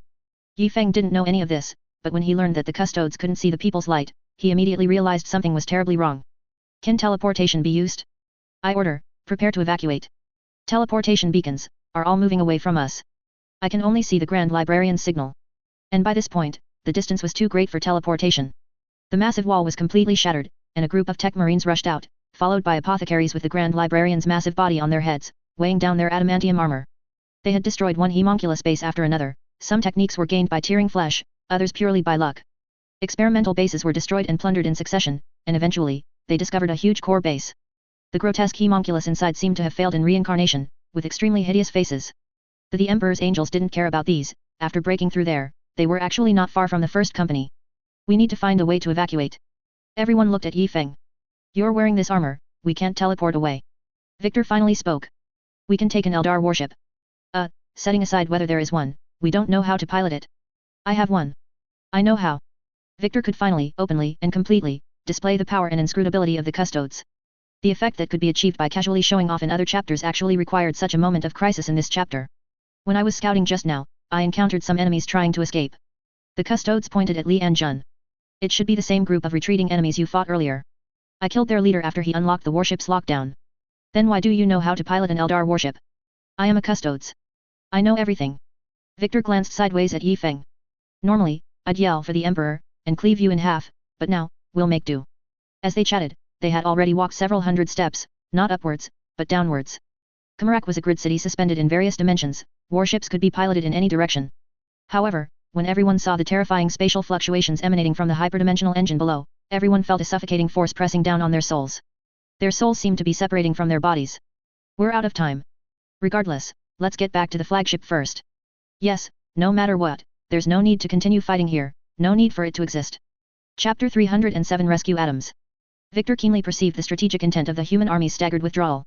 Although it appeared as if the pincer attack had been bravely repelled by the Drukari/Dark Yildari head-on, human casualties were not heavy, this army was far from collapse, and if they wished, they could absolutely continue their offensive. It seems the lingering power of the ancient Eldar scared them. Victor thought so. Humans feared another use of that weapon. As Drubalvek did not think now was the best time to retreat, he wanted to destroy the enemy's morale. A decapitation strike was not an option, the opponent's massive warship had withstood prolonged attacks, and as long as the enemy commander didn't show himself, there was no chance of success. He could only inflict massive casualties on the enemy once more. Victor's personal homunculus had been cursing in the comms channel for a while, all the large-scale weapons of mass destruction used so far consumed vast resources, some of which could not be plundered from the real world. The psychic vortex above the webway still had one final assault left, when all psychic energy converged and eventually transformed into a black hole, becoming a warp gate, it would unleash a massive burst of soul radiation. Victor had to figure out how to make the mortals willingly charge into the seemingly dangerous area. What about those captives I told you to hang? The homunculus suddenly remembered that the captives hadn't died with the collapse of the tower. I hung them on the prow of the Cabal of the Black Heart.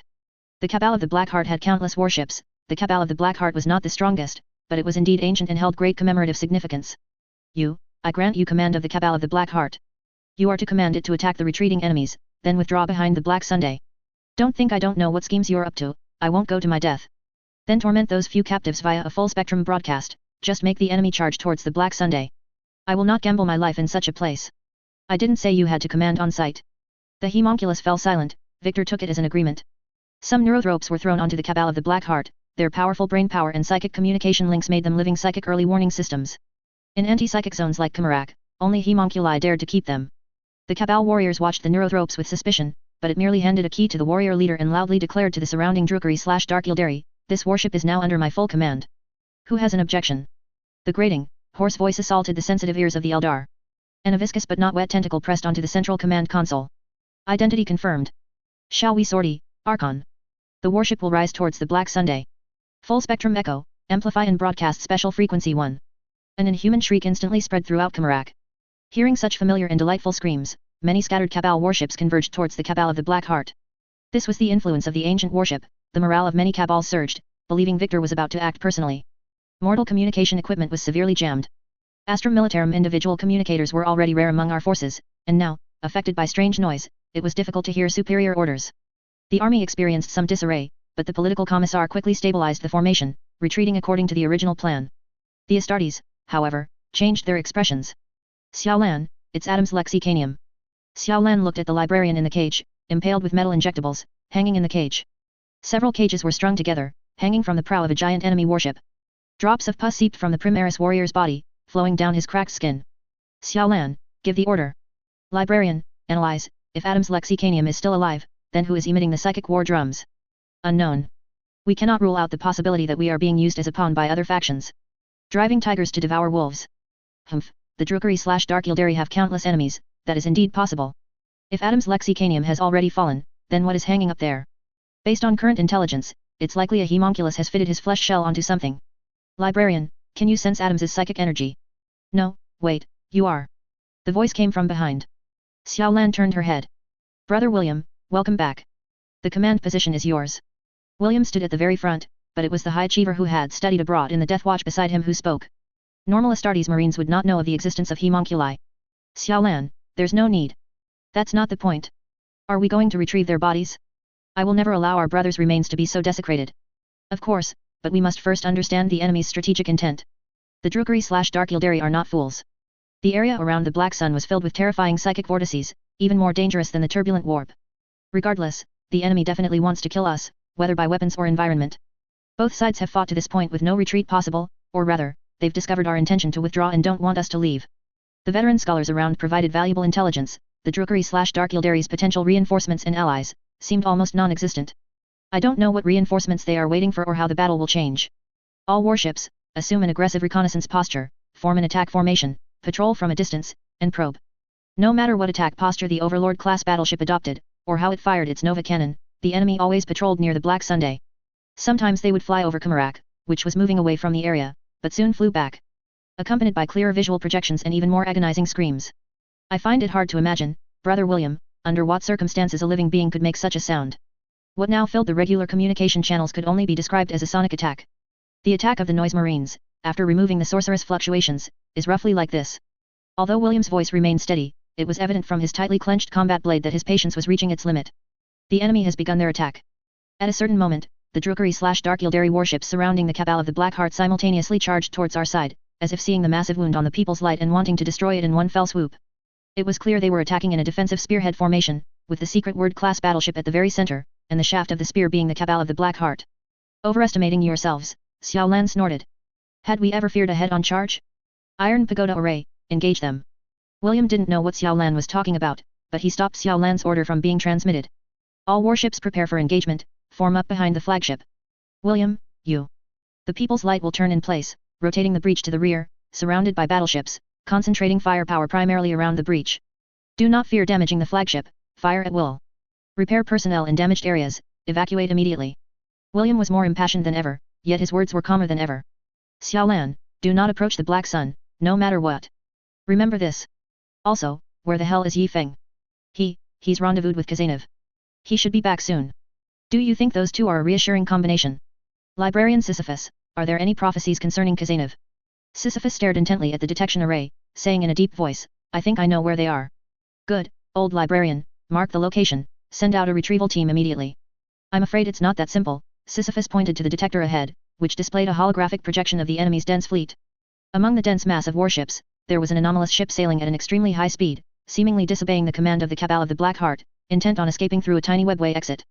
But, the moment it approached the prow of the enemy's battleship, Yi Feng's figure leaped out from the opened compartment, landing above the giant blade cutter. In the howling gale, Yi Feng's reassembled body unfolded in midair, his hands drawing from his waist.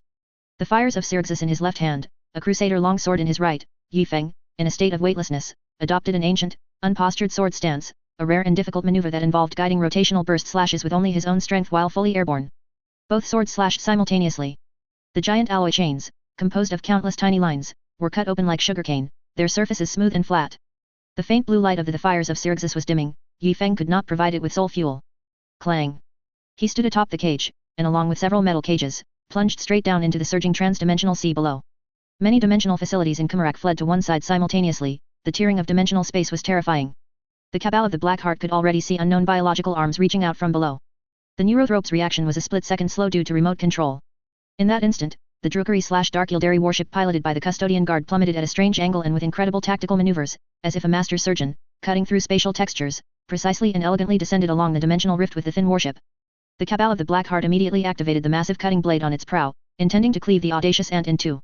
The solar sail flew almost grazing the giant cutting blade, and the cages were the first to fall into the sideways flying hatch. Because the warship was flying too fast, by the time the last cage fell into the warship, its relative position had already reached the edge of the warship, and then Yi Feng slammed heavily against the outer hull, dazed and disoriented. Two magnetic tethers dragging him through the webway world. A few seconds later, a pulling force from inside began to drag Yi Feng into the ship. Revenge, blatant revenge. Victor, you just wait for me.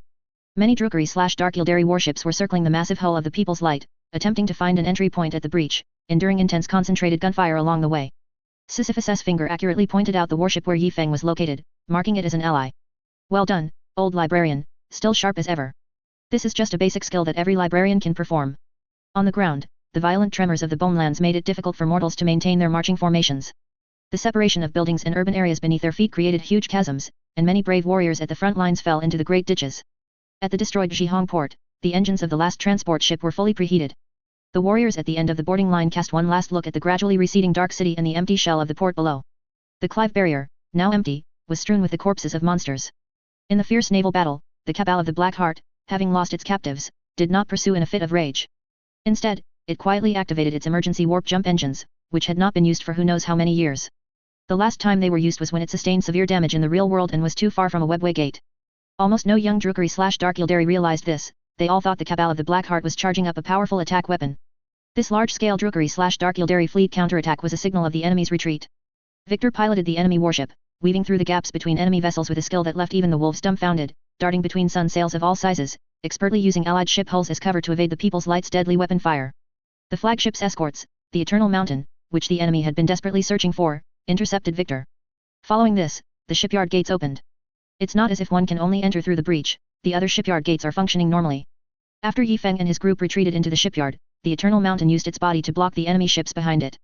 In a challenge of bravery, the pursuing Cabal warships ultimately chose not to collide with this heavily armored and well-gunned battle barge, instead dropping a few bombs along its hull before departing.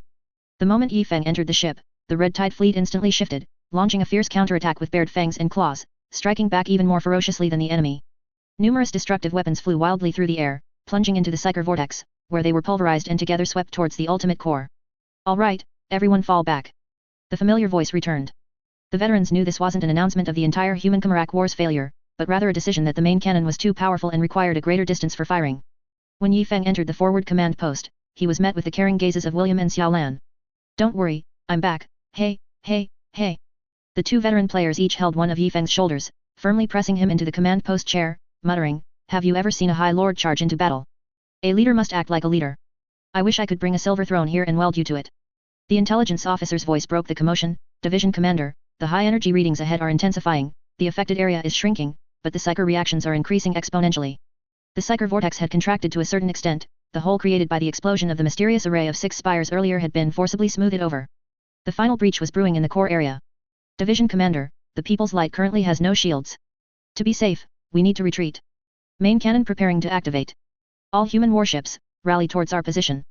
Repeat, all human warships, rally towards our position. Sitting at the forward command console, Yi Feng regained his usual reassuring demeanor. Asdru Baelvect, how many of your trump cards have you used? I only have one card, and it's up to you to see if you can handle it. The main cannon's charging was gradually completed. 100 great psychers and a massive amount of energy matter were disappearing, their dried craft world Eldar bodies blown away by the ventilation and purification system, finally clinging to the air circulation filter net. Division Commander, the People's Light will overload in 143 seconds. We have severe damage to our side. To be safe, fire within 60 seconds. Yi Feng stared intently at the energy detector, countless pale yellow, orange, and even red hues flying chaotically. He was waiting for a streak of ultimate black to appear. The deeper the color, the higher the energy level. Absorbing all light, an ultimate darkness like a black hole appeared. In an instant, the main cannon fired, and supreme power capable of shattering space-time piercing through the webway. Space cracked inch by inch, the Psyker main cannon's attack indirectly tore at the webway. The moment the enemy Psyker vortex core erupted, intense high-energy alarms filled all Drukari/Dark Yildari detection instruments. They prepared for the shockwave of the explosion. 0.001 seconds after suffering Psyker radiation, the main cannon's bombardment arrived. The previously effortless large shields instantly overloaded and vanished. Victor's caution once again saved him. He could no longer remember how powerful the weapons he used were. One must know, although he claimed to be an ancient being from before the fall of the Eldar, he was merely a lowly slave, about to be beheaded by an executioner, before the birth of Slaanesh. The storm of Slaanesh's birth destroyed the executioner with a filthy heart, and he, being inexperienced, escaped a calamity. Regarding such a Heaven's War level superweapon, he, like all Drukari/Dark Yildari, only knew its approximate power from ancient texts. Before using it, he activated all of Khmerach's shields, big and small, existing and non-existent, including spatial electromagnetic shields to interfere with orbital bomb explosions, dark matter shields, anti-daemon shields. The People's Light's main cannon pierced through layer after layer of shields. As the shields burst like bubbles and large swathes of the black urban areas disappeared, Khmerach ultimately endured. The dark sun completely vanished. Within the webway, there were only strange lights flashing from dimensional fragments. Victor's territory shrank by more than half, but he ultimately saved his life. Asdru Bael. My laboratory. Half of my laboratory is destroyed. Do you know how many years of my hard work were ruined in an instant? The homunculus's lively cursing reassured Victor. As long as he was alive, things could be managed, there would always be a chance to rise again. Khmerach was accelerating away, while the People's Light stopped its retreat. Chase them. Give them another shot. Division Commander, that will take some time to reload. Therefore, we need some camouflage. Hear my command, all combat-ready warships, advance directly to the warp breach. Using the battleships as a base, launch a full-scale interdiction against the warp creatures pouring out of it. The human communication channels Victor intercepted were filled with "The webway is ours. Block the breach, occupy the webway. We snatched the webway from the Drukari/Dark Yildari, we absolutely cannot hand it over to the demons." Hearing this, Victor's troubled heart finally found some relief. This is humanity, never learning from history. Oh, right, they don't even know their own history. Perish with your so-called emperor in endless war. While not as satisfying as killing them himself, letting the warp enemies kill these guys was also excellent.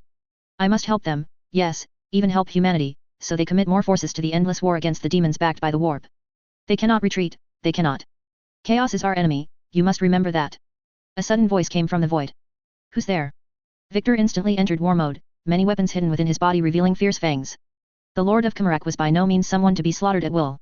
Who are you, how did you find this place? A harlequins in a red and blue jester suit emerged from the shadows. Victor recognized him, it was the harlequins of their lineage who first supported the Inari. These fellows often performed plays about the fall of the Eldar in Qing. We have always known this place, always. The dark library deep within the webway records almost everything, everything.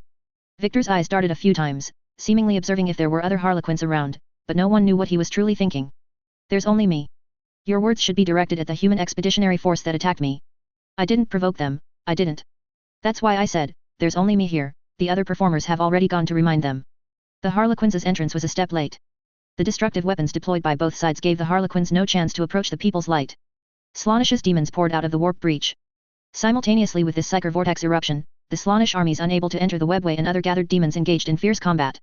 Slaanish's obsession with this place was stronger than usual, the other chaos gods induced him to continuously draw forces from other areas to reinforce the world outside the webway. The Lord of Pleasure obtained ownership of this area as he wished. For this, he relinquished many areas that had long been in his grasp. Greater demons were ordered to kill the humans attacking Qing. In return, greater demons with high contributions would receive Slaanish's personal reward. However, if any of them touched the Drukari/Dark Yildari, whose numbers had not yet recovered, then they should not blame him. No one knew if the threat was effective. Slaanish's demons were inherently representatives of endless desires. However, he didn't have to worry about these things for a short time. Dense firepower suppressed the Daemon infantry. Slaanish's warships were scarce, and the Daemon engines were pulverized by Nova cannons within minutes of entering the webway. Division Commander, a new fleet cluster is rushing towards us from a distance. Chapter 308 Clown. From the detection equipment of the People's Light, it showed a massive warship fleet. Red dots continuously appeared at the end of the detector, and as they drew closer, even large red dots materialized out of thin air. How much longer until the main cannon is ready? Approximately 530 seconds. In 530 seconds, where is the enemy expected to be? Right at our doorstep. No, not that fast. Listen to my command, the entire army retreats, giving up the warp rift. Demons, are they? Go and contend with them. Yi Feng didn't even turn his head as he asked loudly, William, what kind of ships are they? They are Eldar style, uncertain faction, but it looks like a coalition.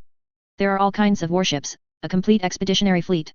Of course, there are so many cabals, each with a different style. Let's send them some Daemon legions first.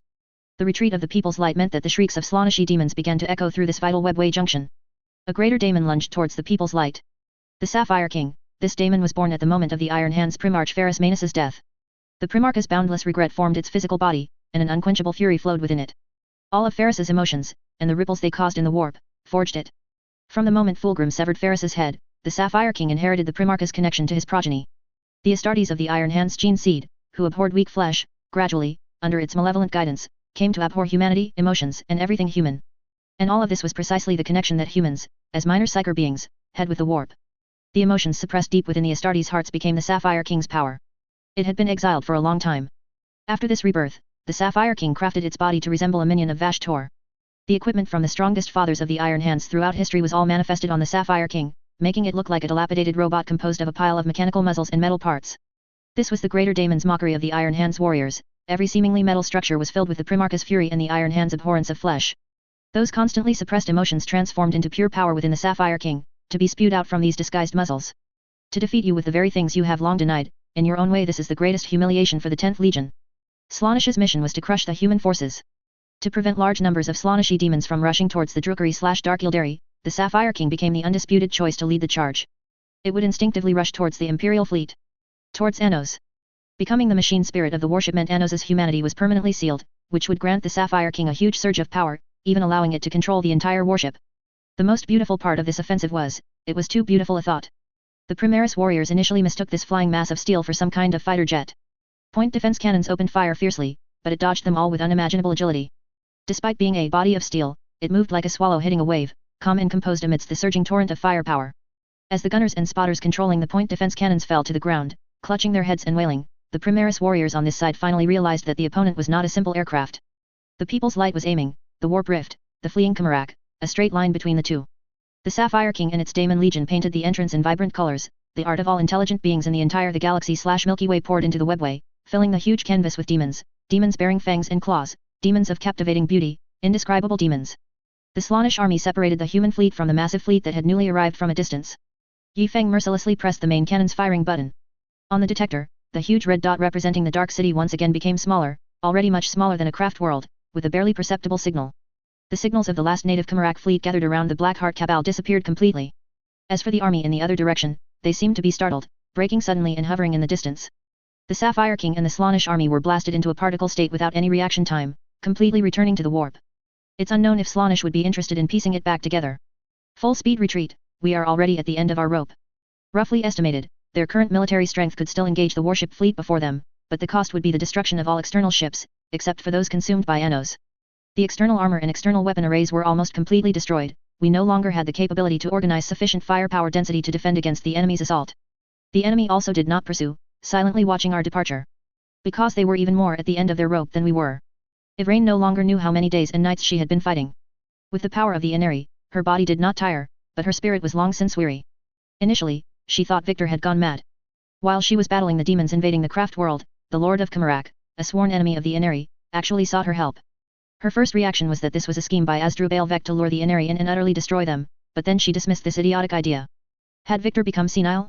To come up with such a crude plan. At first, Yvraine didn't care and continued to fight the enemy. With the arrival of some mysterious space marines, the Eldar and these transcendent warriors joined forces to suppress the enemy's offensive. But suddenly, the power of the Slaaneshi demons surged. Fighting 2 against 1, they not only drove out the Nurgle forces, which seemed to have no more reinforcements, but also inflicted heavy losses on the space marines. Just as Yvraine despairingly believed that this craft world was beyond saving, the Slaanesh forces suddenly retreated. This abrupt retreat left both the Eldar human coalition puzzled. The Inari were divided into 3 parts. One part held a ceremonial meeting with the space marines and evacuated the Eldar craft world. Before the craft world disappeared from the Imperium of Man's side again, they had to stomach their disgust and hold back the Adeptus Astartes chapter. The second part was a reconnaissance team sent to Qimrak to see what Victor was up to. The third part was the force pursuing the Slaanesh ships. Yvraine was puzzled by the enemy's retreat and decided to trail far behind the enemy, secretly observing the situation. As a result, the second part of the fleet and the third part met up. Everyone was heading towards Qimrak, which caused some unrest within the Inari. They had come all the way here. Where was Qimrak? Where did such a huge city go? What was with such a large warp portal? So many demons were pouring out. Before she could figure out what was happening, Yvraine was startled by the flashing main cannon of the People's Light. The Inari, who had been fighting for an unknown duration, once again plunged into the battle of patching up holes. After allying with the human world, and developing for over 700 years, the Inari had become a formidable Eldar force. Patching up holes was not impossible. Victor, where the hell did you go? The human army furiously fought their way out of the webway along the original path. They were particularly agitated during their retreat. If it weren't for the lack of orders from command, the warriors would have even been ready for another main cannon shot. As for why the forward command had no further orders, because everyone was watching a show. It was unknown how the mysterious Harlequins entered the forward command post, but they behaved relatively peacefully. Several Harlequins from the Silent Shroud and the Laughing Tears appeared there. The former excelled at stealth and performed terrifying and shocking plays. The latter were more famous, having stormed into the Terra Imperial Palace and caused casualties among dozens of custodians. Their individual combat prowess was comparable to the veteran custodians guarding the throne. They were almost like Karn's chosen one, Karn, but they were the chosen ones of the Eldars, the Laughing God, Seguruk. Now, due to Yifeng's extreme cooperation and absolute calm, they were willing to express their demands through a theatrical performance. Yifeng watched with a smile as the Harlequin troupe performed on stage. The Harlequins of the Silent Shroud were quite displeased, they were mime artists, but now they were performing a vocal act with the Laughing Tears. They performed ancient plays such as the Fall of the Eldar and the Great Chaos Incursion. The Harlequins were equally astonished within, none of the individuals before them were easy to deal with. The terrifying anti-psyker power emanating from Yifeng caused the Harlequins immense pain just by being near him. The deeper one was blessed, the more agonizing it became. A custodian stood nearby, weapon in hand, vigilantly watching the Harlequins. Victor's only reason for not acting was that there were too many enemies before him, and he wasn't confident he could protect Yifeng before eliminating all the enemies. As for William and Xiaolan, they simply stood behind Yifeng, guarding his back. The ways in which the Eldar expressed themselves were so numerous that ordinary humans could not comprehend them. Every subtle movement and every breath had a specific meaning. Xiaolan, William, and even Victor could not understand what they were saying. But Yifeng knew. He knew what was happening first, which was why he was here watching the performance, comparing the play being performed to the script. Clap, clap, clap. A very brilliant performance. The moment the performance stopped, the Harlequin troupe actors were still smoothly turning. Before the lead performer could even bow for a curtain call, Yi Feng's words entered their minds. The Great Warlock, the second highest leader of the Harlequins, the highest leader being the Great Avatar, who played the Laughing God in performances, while the Great Warlock played other gods or other important figures, an incredible thought popped into his head, he understood. Soon, he dismissed this idea. This person might have encountered performances by other troops, he had seen this play before. The warp is our enemy. Can you people within your own ranks unify? Those guys in dark green and burgundy plaid shirts say the Necrons are the biggest threat, the red and white Harlequins think everyone is doomed, and now you show up saying the warp is the enemy. Can you all just fight it out internally and unify first? All the information revealed in a single sentence continuously impacted the High Warlock. How do you know so much? You, could it be? You can't be other Harlequins in disguise, the High Warlock thought. Chaos will destroy everything. We must unite to fight them. Your current actions are a serious internal drain on the fight against the forces of chaos. Yi Feng laughed even louder, his voice even coming through his tactical helmet and echoing throughout the forward command post. So, you're going to kill me as a warning? Or are you planning to capture me and put me on a wanted list? The High Warlock's expression turned cold. I thought finally a human could understand that sorrowful history, but it seems I was overthinking it. Put down your arrogance. Ignorance is not terrible, arrogance is what will lead all of humanity, and even the entire the galaxy/Milky Way, into eternal damnation. Ha ha ha. Yi Feng laughed until he was almost out of breath. Arrogance? Me? Put down your arrogance, fragile relic. Yi Feng suddenly stood up. All the strong individuals present instinctively recoiled and drew their weapons in an instant. A group of corpses dead in a tragic past, daring to bark madly here? A group of fellows subservient to emotion, fallen into desire, self-righteous undead. Do you think chaos is very strong and will eventually destroy everything, so you came to warn us? No. You just can't let go of your arrogance. You've been invincible for too long. You think you are the perfect representatives of the entire the galaxy/Milky Way. You cannot accept your failure. The High Warlock sneered. When the other party wasn't saying what he thought, he truly felt like he was watching a Harlequins, more deserving of the title than himself. Yi Feng's words didn't stop. You remind yourselves in a way no one can understand, to comfort yourselves that you are trying, while at the same time hoping chaos will destroy all humans, destroy everything else. Your noble Yildari couldn't withstand chaos, so how could other lowly creatures possibly have a way? It is your arrogance that is hindering the survival of other races. As for chaos, Yi Feng never thought they were the strongest enemies, just byproducts of the war in heaven. The Necrons, the parties involved, are still alive, dealing with an enemy thousands of times more terrifying than chaos, the Tyranid/Tyranid hive mind. The Tyranid/Tyranid hive mind is more terrifying than all the powers of all the chaos gods combined. The warp entities formed by sentient beings in a corner of the galaxy/Milky Way don't even have the qualifications to fight the Tyranids. They traverse the entire universe, even the parts currently revealed are larger than the entire the galaxy/Milky Way. Don't the Yildari know? No, they are very clear, they just don't want to admit their weakness. Your arrogance destroyed the Yildari. Maintain your arrogance, and the Yildari will be completely extinct. Lose your arrogance, and how can you call yourselves Yildari? Right then, what is your choice, you motionless wooden man? The High Warlock possessed the best equipment of all Yildari. Holographic projections were hidden within his Harlequin's costume. The figure before them was merely a projection, his true body concealed beneath an optical shroud, ready to kill these four individuals as quickly as possible. The other Harlequins also secretly readied their weapons, hidden beneath their voluminous Harlequins' costumes. What, did the Laughing God not tell you how to answer? The Harlequins' offensive was extremely fast. Victor was already prepared. The fires of Sirxis and the High Warlock's combat blade had exchanged blows several times before Yi Feng could react. The Harlequins present also suddenly appeared everywhere. The figures beneath the optical shroud were faster than the strongest Drukari/Dark Yildari Yi Feng had encountered the nightmares. Think carefully, think about the current situation, and the Laughing God's prophecy. The High Warlock suddenly paused. The short delay was seized by the battle-hardened Victor, and the situation instantly turned into an Adeptus Custode's advantage. He struggled to parry the fires of Sirxis' attack, using his greatly weakened psychic abilities to interfere with the surroundings. All the Harlequins present remembered the Laughing God's prophecy. Segeric would use an ultimate joke to trick Slaanesh, making him spare no effort and devote all his power to protect the Yildari. The Chaos Demons charging out of the webway breach are heading straight for us, without hesitation. Only a few are going to kill your cousins, you know. The High Warlock was instantly sent flying, crashing heavily onto the holographic platform. Several Harlequins' attacks struck Xiao Lan and William. Their adamantium armor was pierced, almost penetrating their black carapaces. Yi Feng reacted extremely quickly, but the enemy's circular blade still spun halfway around his tactical helmet, nearly decapitating him. With the Warlock falling, several Harlequins immediately redirected their targets, blocking Victor's subsequent attacks. However, Harlequins are not so easily fooled. They possess the Yildari communication platform. All Yildari who believe in the Laughing God have entrusted their souls to that deity. The souls of these Yildari are essentially one, and every Yildari can perceive the perceptions of other Yildari souls. The High Warlock flipped back up, rage almost consuming him. You dare insult our god? It's a joke, doesn't he like it? Ha ha ha. Regardless of what Segeric thought, in short, the moment the other party stepped into the forward command post, Yi Feng decided to kill them. If it weren't for waiting for Sisyphus to arrive, who would sit there watching the boring grand spectacle of the Ildaris fall? The problem was that after Sisyphus arrived, he said in the communication channel that he couldn't lock onto the opponent's soul, which made Yi Feng somewhat annoyed. Now, Yi Feng drew his great sword and flashed to lean against the corner of the wall.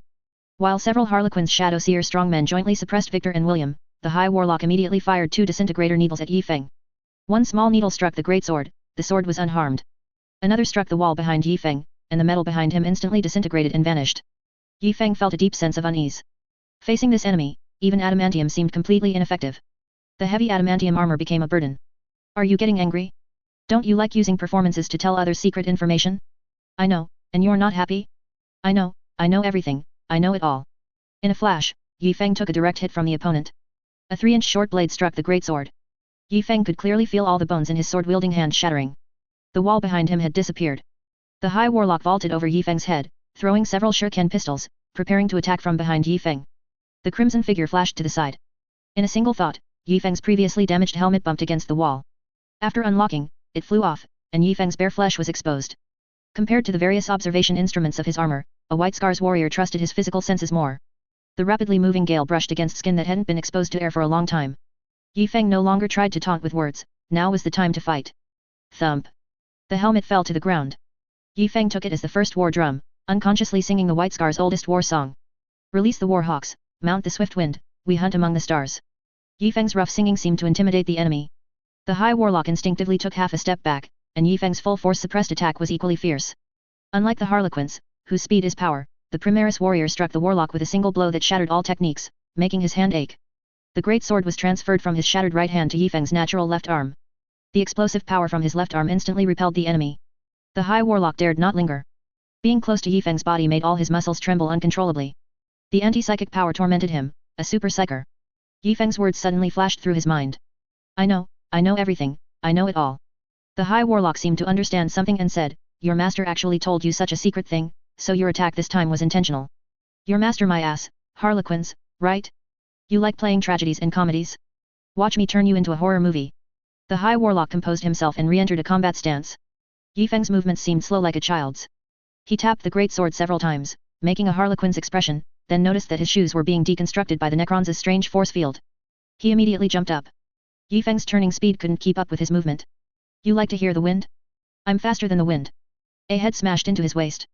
Victor, covered in blood and gore, appeared like a demon god. Xiaolan and William lay to the side, barely breathing, their lives hanging by a thread, but several Harlequins had already been torn apart by Victor. He kicked away a small haywire blaster as if nothing had happened. The combat blade attached to the fires of Sirixus's crystal handle was broken, but Victor didn't care. Victor was quite happy, at least Yi Feng survived until he was dueling the High Warlock.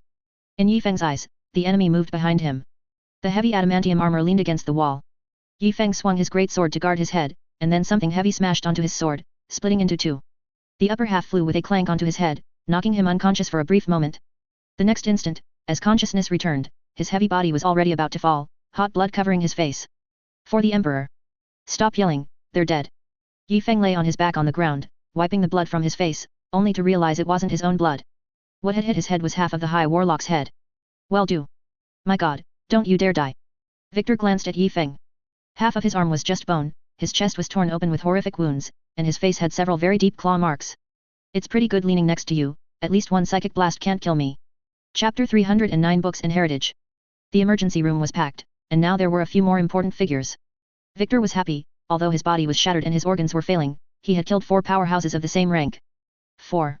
Of the same rank. It's just that his fighting style was a bit Astartes wasting. To the custodes, machinery was primitive. Even the Imperium's most advanced technology was seen as a weakening of the physical body by the custodes' strong men. Whether it was prosthetics, bionic eyes, or even the super-strong warplate made of ormite, it still slowed down the custodes. Victor, wearing only a black robe, could contend with Harlequins in speed, but his defense was completely lacking. Victor's strategy was to use Xiaolan and William as cannon fodder. To Victor, the 2 Primaris warriors in anti-psyker armor were like 2 stationary wooden stakes. The anti-psyker field they emitted could slightly suppress and lower the Harlequins' reaction speed. At the start of the battle, Victor pulled William's arm to block an annihilation round. The fires of Sirixus shot straight out from William's armpit, taking out a silent assassin. The other 2 Harlequins realized things were going south and decided to kill Victor first, flanking him from both sides. The custodes then used Xiao Lan to protect his back, blocking one enemy's attack route. He faced the other enemy head-on, trading injuries for a kill, allowing atomic claws to tear at his handsome face. The deep, bone-exposing scratches on his face came from this. The blocked harlequins severely wounded Xiao Lan. It can only be said that by relying on armor thicker than the enemy's weapon, Xiao Lan survived. The opponent performed a highly insulting but fitting move for a harlequin's vault. Supporting himself on Xiao Lan's shoulders with both hands, he spread his legs wide, performing a perfect split as he flew over Xiao Lan's head. The crucial part was that this meticulous enemy had a blade hidden in his crotch. A blade popped out from under his butt, striking Xiao Lan's head. Xiao Lan only felt a black shadow fly over his head, and the only action he took was to look up. This action saved his life, preventing the terrifying combat blade from slicing through his brain. Instead, it cut from his mouth, along the midline of his nose, all the way to his forehead. A straight, bone-deep, massive wound. Fortunately, perhaps this harlequin felt that the blade hidden in his pants might electrocute his butt when deployed, or accidentally touch his thigh when he moved, so he didn't add lightning technology. Otherwise, Xiao Lan would have become roasted brains by now. Victor was decisive, punching towards the opponent's stanchion. The harlequins used the momentum to destroy Victor's entire arm, striking directly at Victor's neck along the exposed white bones in his arm. The speed contest between the two ultimately resulted in Victor's victory, at the cost of losing an arm and the blade installed on his the fires of Syrixus breaking. He didn't care about Primaris warriors, 1,000 dead, 10,000 dead, all were sacrifices to the Emperor. He only cared about the Emperor's commands. Facing the powerful exalted warlock, Victor casually picked up the loser's head and threw it, attracting the warlock's attention. The exalted warlock's psychic powers were suppressed, but he was too strong, almost atavistic to the strength of an ancient Eldar. Like Malkador unleashing powerful spells while enduring the Sisters of Silences, the exalted warlock also conjured a lightning ball and hurled it at Victor. From the dazzling lightning, he saw a spirit of vengeance, a proud warrior whose flesh and blood were being slowly eroded by psychic energy, but whose bright eyes still burned with supreme fury. He thus used his strong physical body to smash through the greatly weakened psychic attack, appearing before the warlock. Below, Yifeng's White Scar's battle song reached a certain note, once again touching the deep-seated fear within him. In the instant his body froze, his head was completely severed by the fires of Syrixus. All of this happened in the brief moment of combat, when powerhouses clash, victory, defeat, life, and death are decided in a single move. The exalted warlock's soul returned to the embrace of the Laughing God. As previously stated, the Harlequin's souls, under the guidance of the Laughing God's social platform, share information. All connected Harlequins learned this news, if they so wished. In the deepest part of the webway, in the dark library, endless knowledge is displayed in a unique way within a multidimensionally folded structure. This place is so secret that Xianj cannot even discover its existence, perhaps he deliberately pretends not to. The knowledge here is so vast, preserving the entire Eldar knowledge and all the galactic knowledge the Eldar collected. The knowledge from before Xianj appeared, knowledge that even the Lord of Desire, the God of Wisdom, and the End of Schemes could not grasp, is all stored here. The war in heaven, which erupted between the Old Ones, Eldar, and their various subordinates, and the Citan and Necrons, brought unimaginable suffering to all sentient beings in the galaxy, leading to a surge in emotional energy in the warp and the emergence of warp entities. These were not yet Chaos Gods, but merely the first batch of warp creatures. Before Xianj appeared, during the war, the webway was the common transportation network used by the Old Ones and their subordinates. The knowledge from that era is preserved in the Dark Library. The Dark Library also stores a vast amount of knowledge related to psychic powers, including massive numbers of chaos books. Guarding this place is a Harlequin troop known as the Endless Dance, colored in alternating dark green and bright green. At this moment, their leader was angrily protesting to the exalted avatar. He promised he wouldn't tell anyone until the final moment arrived. That's the bottom line. I know. I will go and ask him. You always give the same answer. Don't you know this will only make him push his luck even further? Maintain your composure. This is something we pride ourselves on. At least on the surface, he hasn't done anything, just keeps reading, reading, reading. But we can defeat him, we can kill him. We have the ability, no matter the cost. Yes, but his death would bring about our utter destruction. Utter destruction has already arrived. Kumarak was the first. Is the future still unfolding as you predicted? Don't question me. The exalted avatar suddenly roared. He was the Laughing God's chosen one, walking upon the earth, like the Omniscient to the Machine God, or Guilliman to the Emperor. Calgar would not dare to be so disrespectful to Guilliman. The exalted avatar suddenly vanished from the spot, and the troop master of the Endless Dance troop could only let out a deep sigh. In the deepest part of the Dark Library, due to one presence, space subtly showed signs of tearing, simply because of the terrifying speed he unleashed when moving towards the next book. Chagatai, you have broken your promise. What? Has the tragedy made you stupid? Are we switching to a suspense drama? The eagle of Kogarus never stopped its flight. This rough voice, enough to bring tears to the eyes of 40,000 white scars across the galaxy, was now incredibly grating to the exalted avatar's ears. Your son has broken into Kumarak. He has killed the Dark City. This is no accident. That white scar's son knows too many secrets, even your corpse emperor. Jagatai Khan firmly gripped the exalted avatar with one hand. The Harlequin's hands weakly clutched the Khan's large hand, the 5 fingers around his neck unshakable like those of a chaos god. The psychic energies of both instantly flared, surging through multi-dimensional space, savage yet cautious. In the void, an eerie voice added to the exalted avatar's unfinished sentence, "Shouldn't know this much. Do you think I am you?" Chagatai's words were directed at the laughing god. The implication was, "I'm powerful, and my son is powerful too. Since the Harlequins is so weak, is it because you, the laughing god, are not good enough?" The laughing god also couldn't kill the Khan. If he did, whether humanity perished or not was unknown, but the Emperor's wrath would be directed here, and he alone could not withstand it. The Eldar would truly be annihilated. The greatest deterrent the Emperor gave to all races was that he truly dared to act regardless of the consequences. Lemon Russ-like. This affects our alliance. The Eldar's power has waned to the point where it's difficult to. Chagatai moved swiftly. Holding the exalted avatar's body with one hand did not diminish his speed in the slightest. The eagle of Kogaris galloped through the dark library. However, in an unseen place, the stalemated psychic situation between the two changed. The laughing god's power overwhelmed the Khan. Chagatai's throat sweetened, and his speed accelerated. For the exalted avatar, time had never felt so long. When the laughing god's second psychic assault came crashing down, the Khan finally stopped, casually tossing the King of Harlequins onto the ground. Chagatai Khan took down a book, shook it before the exalted avatar's barely open eyes, and opened it. "You always say our enemy is chaos. But it is recorded here that the Kamarak Eldar, they themselves do not admit to being Drukari/Dark Yildari, considering themselves the true noble Eldar, suffer from the Lord of Desire's soul predation. They plunder other suffering souls to replenish their own dwindling souls. Can I then understand that they are the pawns of the god of pleasure? Tell me." The Khan's voice echoed through the entire dimensional space. "Do the contributions of the Kamarak Eldar in fighting chaos amount to even 1/10,000th of the power they provide to chaos? That's a joke. Indeed, it truly is a joke. All right, non-knowledge material should not appear here." After the laughing god finished speaking, the Khan really wanted to spit the blood in his mouth here, but he held back. It wouldn't do him any good to ruin his relationship with the laughing god. "I haven't broken my promise. Also, I'm very curious how he did it." "You won't wait long. This is a library. All knowledge and history, whether beneficial to the Eldar or not, are housed here, including the Battle of Kamaraka's disappearance. How much longer do you plan to stay here? Time here is even more chaotic than in the warp." To preserve precious knowledge, the Eldar unceremoniously used multidimensional fragmentation technology. The information stored here appears as fresh as if it had just been placed 5 minutes ago. Chagatai Khan's constant traversing of dimensional space made his flesh and blood as fresh as these knowledge carriers, yet his mind grew deeper like an endless abyss. The Khan did not answer, leaving on his own accord. The exalted avatar was casually discarded on the ground, as if he had never existed in the Khan's eyes. "Harlequins high, you won't find a way to fight chaos here, just as you won't discover new islands on a map." Khan remained silent. To this day, he still grieved over the fall of his dear friend, Magnus. The Lord of the Thousand Suns chose the wrong path to explore unknown domains, leading to unimaginable disaster. Humans, Eldar, and even the Tio, all shared a common trait that allowed them to survive perilous planetary ecosystems. Legacy.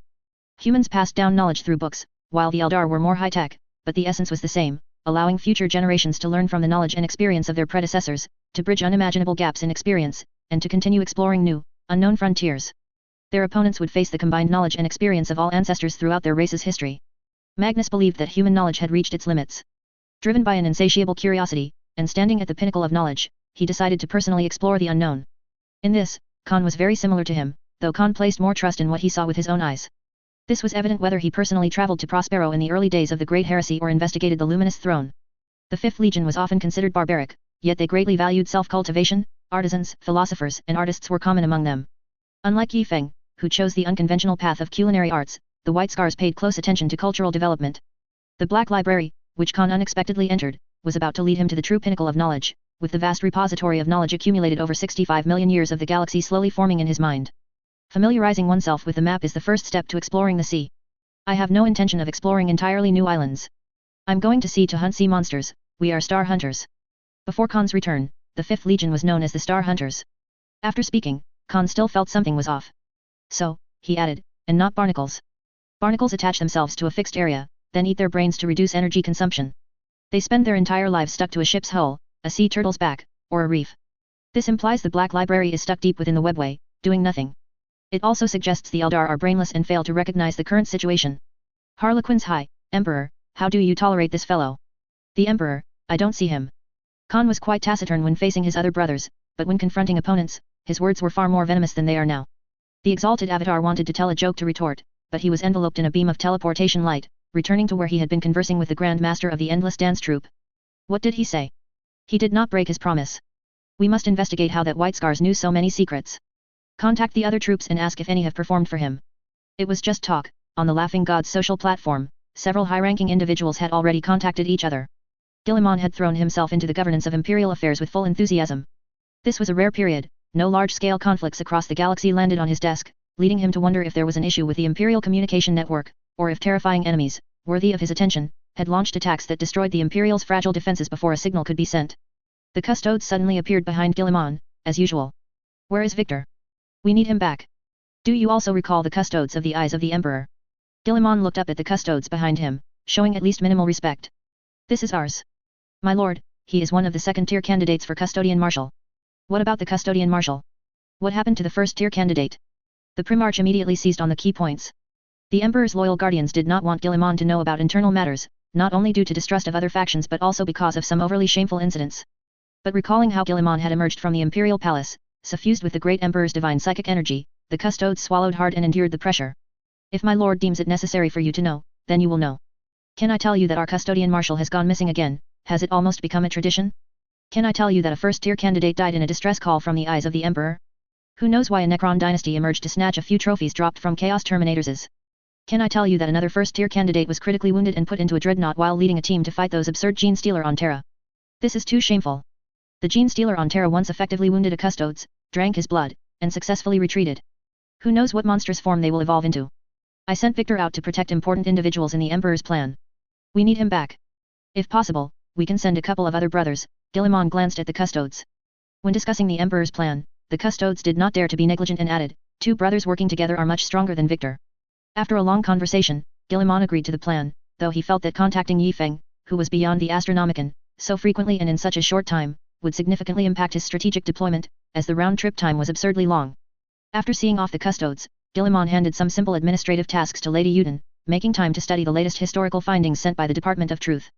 When Alfarius's memories were sealed by the armor of fate, the first thing Guilliman did upon awakening was to research the whereabouts of his other brothers. His conclusion at the time was that all his brothers were dead, definitively dead. Dorn died in a boarding action, Lemon Russ died in the Eye of Terror, Fukin died under the Orc War Boss's furious psychic power. He couldn't think of any reason why his brothers wouldn't return for 10,000 years. Lionel Johnson's awakening didn't change this idea, but the unsealing of Alfarius's memories made him feel uneasy. He was rereading all the historical records from before the Gene Sire's disappearance. Alfarius had truly felt the Emperor's power. During the Plague Wars, the Emperor's will directly descended upon him, setting a fire in the Garden of Nurgle. 10 millennia ago, Father did not possess such immense power, nor would he have been powerless to help the psychic Primarches. At least Fukin, the psychic perpetual, should not have vanished so easily. I should have kept the fires of Syrixus, Guilliman muttered to himself. Perhaps my brother hid some secrets of his departure within it. If so, Perturabo, who got it first, might know something. I should ask him where he got the fires of Syrixus. Robert Guilliman's thoughts drifted further and further, crossing countless bright and dim stars, brushing past the prosperous and strong people of Ultramar, traversing the magnificent river of time, gazing at Lionel Johnson wielding his sword against enemies in the Ghoul Stars, floating past Dorn, who was sweating profusely researching the phalanx on Inwit, lingering in the surprise and joy on the faces of the 9th Legion's ghouls when they first saw the perfect Sanguinius. Finally, he flew to the Emperor, who had just unified Terra. At that time, he was alone, with only Malkador standing silently in the distance. At that time, he was full of vigor, raising his sword and pointing it towards the sky. At that time, he was unstoppable, like the first warrior from humanity's ancient past to embark on a galactic conquest. Father, Alfarius murmured. What should I do? His thoughts suddenly converged, and an endless stream of historical events flashed before his eyes like a revolving lantern. The vast history, accompanied by illustrations in books, revolved in Guilliman's mind. The Primarch's thoughts returned to the Imperium of the present moment. Space Marine chapters from the fringe sectors were recalled, and a large number of newly formed chapters had each experienced several routine enemy invasions, acquiring initial combat capabilities. It was late, and the brightly lit Terra made it difficult to see the stars in the sky. The city lights obscured the dark heavens, but the light of humanity still shone. Guilliman snatched up the huge strategic map hanging nearby, with a speed that made it seem like he was racing against time. The thick scroll lay flat on the massive strategic table under the Primarch's exquisite control of power, the small table filled with the entire galaxy. What should I do? I've never fought such a well-resourced war in my life. Guilliman slammed the table and shouted to Titus outside, assemble everyone, strategic meeting. The Gene Sire's sharp gaze swept over vast swathes of dark territory, areas over which humanity had lost control. The scattered flames of war did not reach the people hunkered down in the fortified rear worlds, which had been operating for millennia, but this was certainly no reason for rest and recuperation. When did their not attacking the Imperium become a cause for celebration? Crusade. The Great Crusade. Charge into their home worlds and slaughter them all. The first to arrive was the Grand Master of the Officio Assassinorum. He had the ability to do so. Regent, has another invasion broken out somewhere? No, an invasion is about to break out. With all due respect, Regent, Prophecies are always full of mysteries and uncertainties, we cannot mobilize too large a force based on them. The Grand Master's voice grew softer and softer, eventually only his mouth opened and closed without making any sound. A terrifying aura erupted from the Primarch before him. I am going to invade their worlds, purify those filthy Xenos nests, and hunt down the daemon armies that dare to invade. It's time to remind them what the Great Crusade means. Chapter 310, Starting Point and End Point. In the ancient Great Crusade era, there was the Emperor, 21 Gene-sires, and tens of thousands of Astartes. Now, there is only Guilliman and the newly emerging Primaris chapters. But the problem is, he is not Guilliman, he is Alfarius. The memories of two Primarches intertwined and overlapped. Alfarius examined the actions of his former brothers, their personalities, fighting styles, habits, and methods of leading armies. Since I am already playing Robot Guilliman, why can't I play my other brothers? Even without the true memories of his brothers, even if incomplete, and even if he alone could not replace 20 brothers in conquering the galaxy, their methods of military command, combat techniques, and ways of rallying morale could still significantly boost the combat power of the new Primaris warriors who had never seen their own Primarches. There were 3 Primarches he could not impersonate, Rogaldorn, Ferris Manus, and Fukin. Alfarius, lacking much technical knowledge in his mind, quickly excluded these 3 from his choices. Lionel Johnson was not needed, the Dark Angels and their successors had not seen a decline in combat effectiveness or organization. Alfarius's first thought was Sanguinius, the most perfect Primarch. Call, I told you making him those wings was the right call. Look, he's already heading in the Sanguinius direction himself. In fact, he was quite confident in portraying Korux. Alfarius had secretly cooperated with the Raven Guard many times during the Great Crusade. But the Blood Angels' successors were numerous, and fierce in battle. Moreover, the Emperor of the Second Imperium and the Regent were not yet familiar with each other, right? Alfarius attempted to moderately portray the Great Sanguinius, to restore some organization to the various Blood Angels chapters and try to soothe their bloodthirst and black rage. Some of their notorious chapters, such as the Flesh Tearers and Blood Drinkers, still behaved abominably even after receiving Primaris reinforcements. After Primaris warriors, who were highly resistant to bloodthirst and black rage, joined these chapters, the probability of bloodthirst appearing actually increased significantly. He could only stop reinforcing these chapters and let them fend for themselves. In this massive military buildup, the brand new Primaris warrior chapters still maintained their purity.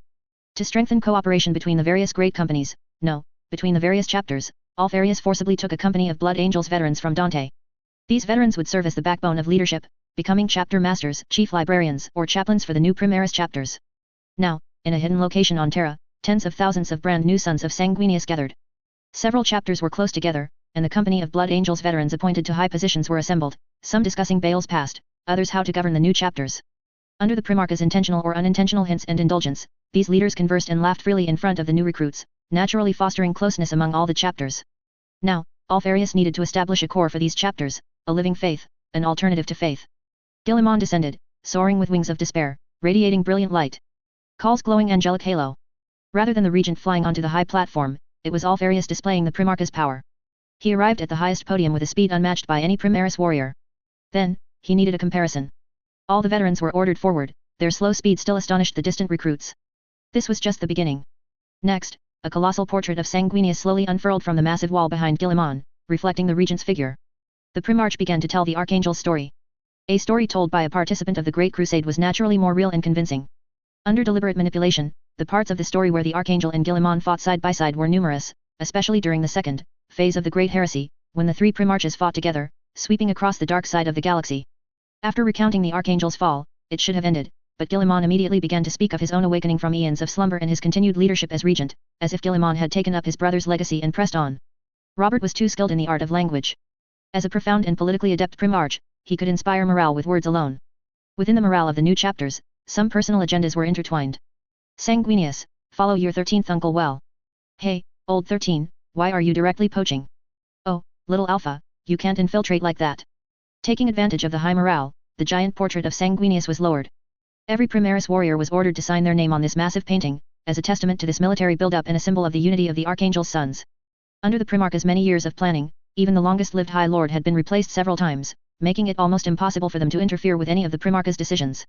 Guilliman had spent 700 years planning, which also meant that in this generation's eyes, even the oldest 400-year-old men had grown up with news of Guilliman leading the Imperium to victory after victory. Guilliman was ready to discuss the plan with Yi Feng. The Red Tide had not yet publicly declared rebellion, but we needed to clear out the surrounding Xenos and Daemon enemies first. Once everything within the Astronomicon is ours and we border them beyond the Astronomicon, the next phase of rooting out the most deeply hidden human supremacists can begin. Alfarius visited one Gene Seed chapter after another, playing Go with the White Scars and discussing guerrilla infiltration tactics with the Raven Guard, until it was the Wolf Brothers' turn, and Alfarius found himself in a dilemma. The Wolf King was a brute, but his cunning was equally astonishing. Even comparing the memories of two Primarchs, Guilliman and Alfarius, it was difficult to discern what Lemon Russ truly thought beneath his savage facade. Furthermore, the Space Wolves refused to accept or acknowledge these as their successor chapters. The Wolf Guard leaders sent no representatives at all. They also lodged a strong protest against Guilliman using their gene seed to create warriors. This time, Guilliman's muster also received no response from the Dark Angels or the Space Wolves. Ultimately, the regent chose the most brutal method. A fight. Only the one who makes others submit is king. For entertainment, 10 Primaris warriors fought Guilliman alone, which gradually evolved into a company of experts swarming him in a relay battle. The point was to make them submit. The entire Grand Hall became a chaotic mess, and the Wolf brothers, beaten black and blue, truly submitted to Guilliman.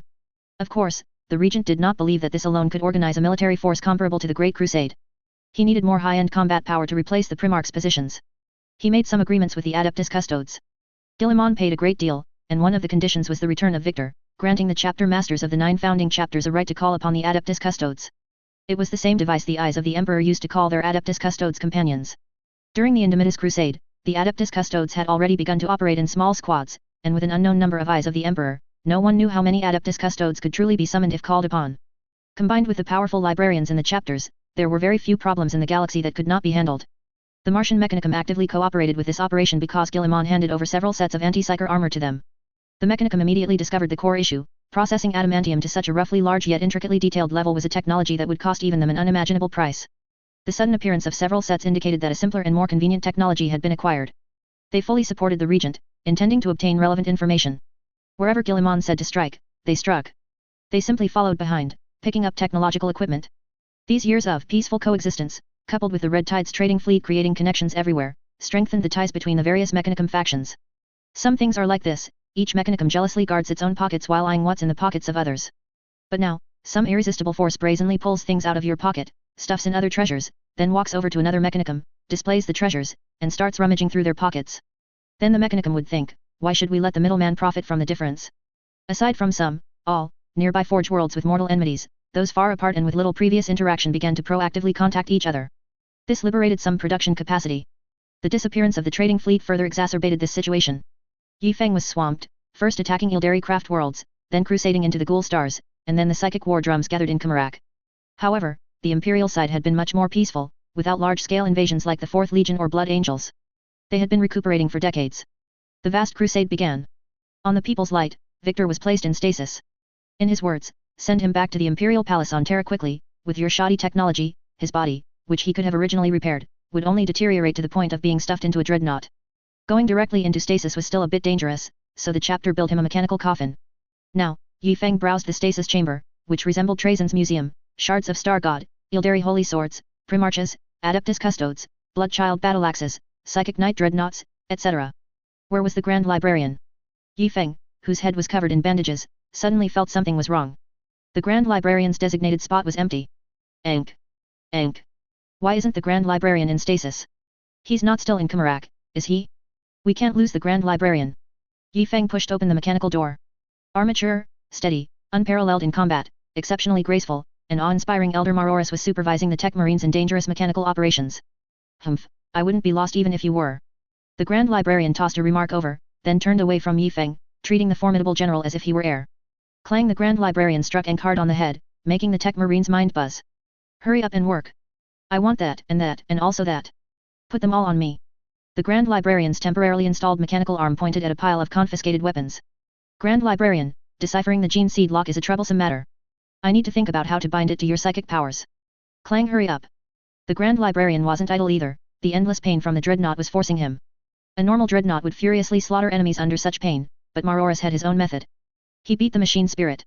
He was eager for Enk to install new machines and beat new machine spirits, regardless of whether the very Waak-like weapons he had chosen even had machine spirits. If he couldn't beat the machine spirit, he'd just beat Enk. Yi Feng felt that his stealth skills had reached a new peak at this moment, definitely not inferior to an alpha assassin or a veteran of the Night Lords. His tall adamantium body silently withdrew from the Tech Marine's small room, gently closed the door, and then bolted. His life was more important. The Grand Librarian was really hitting hard. Xiao Lan and William lay side by side in hospital beds. William's injuries were more severe, but he had already gotten up. Mortal casualties are also very serious. Free up beds and medical resources as quickly as possible. Save as many as we can. Those were his original words, but in fact, most mortals were not injured. Mortals truly hit by the terrifying weapons of the Drukari/Dark Ildari mostly chose to end their own lives. William's shattered arm was not replaced with a biological limb, but with a mechanical arm. Xiao Lan's injuries were also treated somewhat carelessly, resulting in a very conspicuous scar right in the middle of his face, a red line running from his forehead all the way to his chin.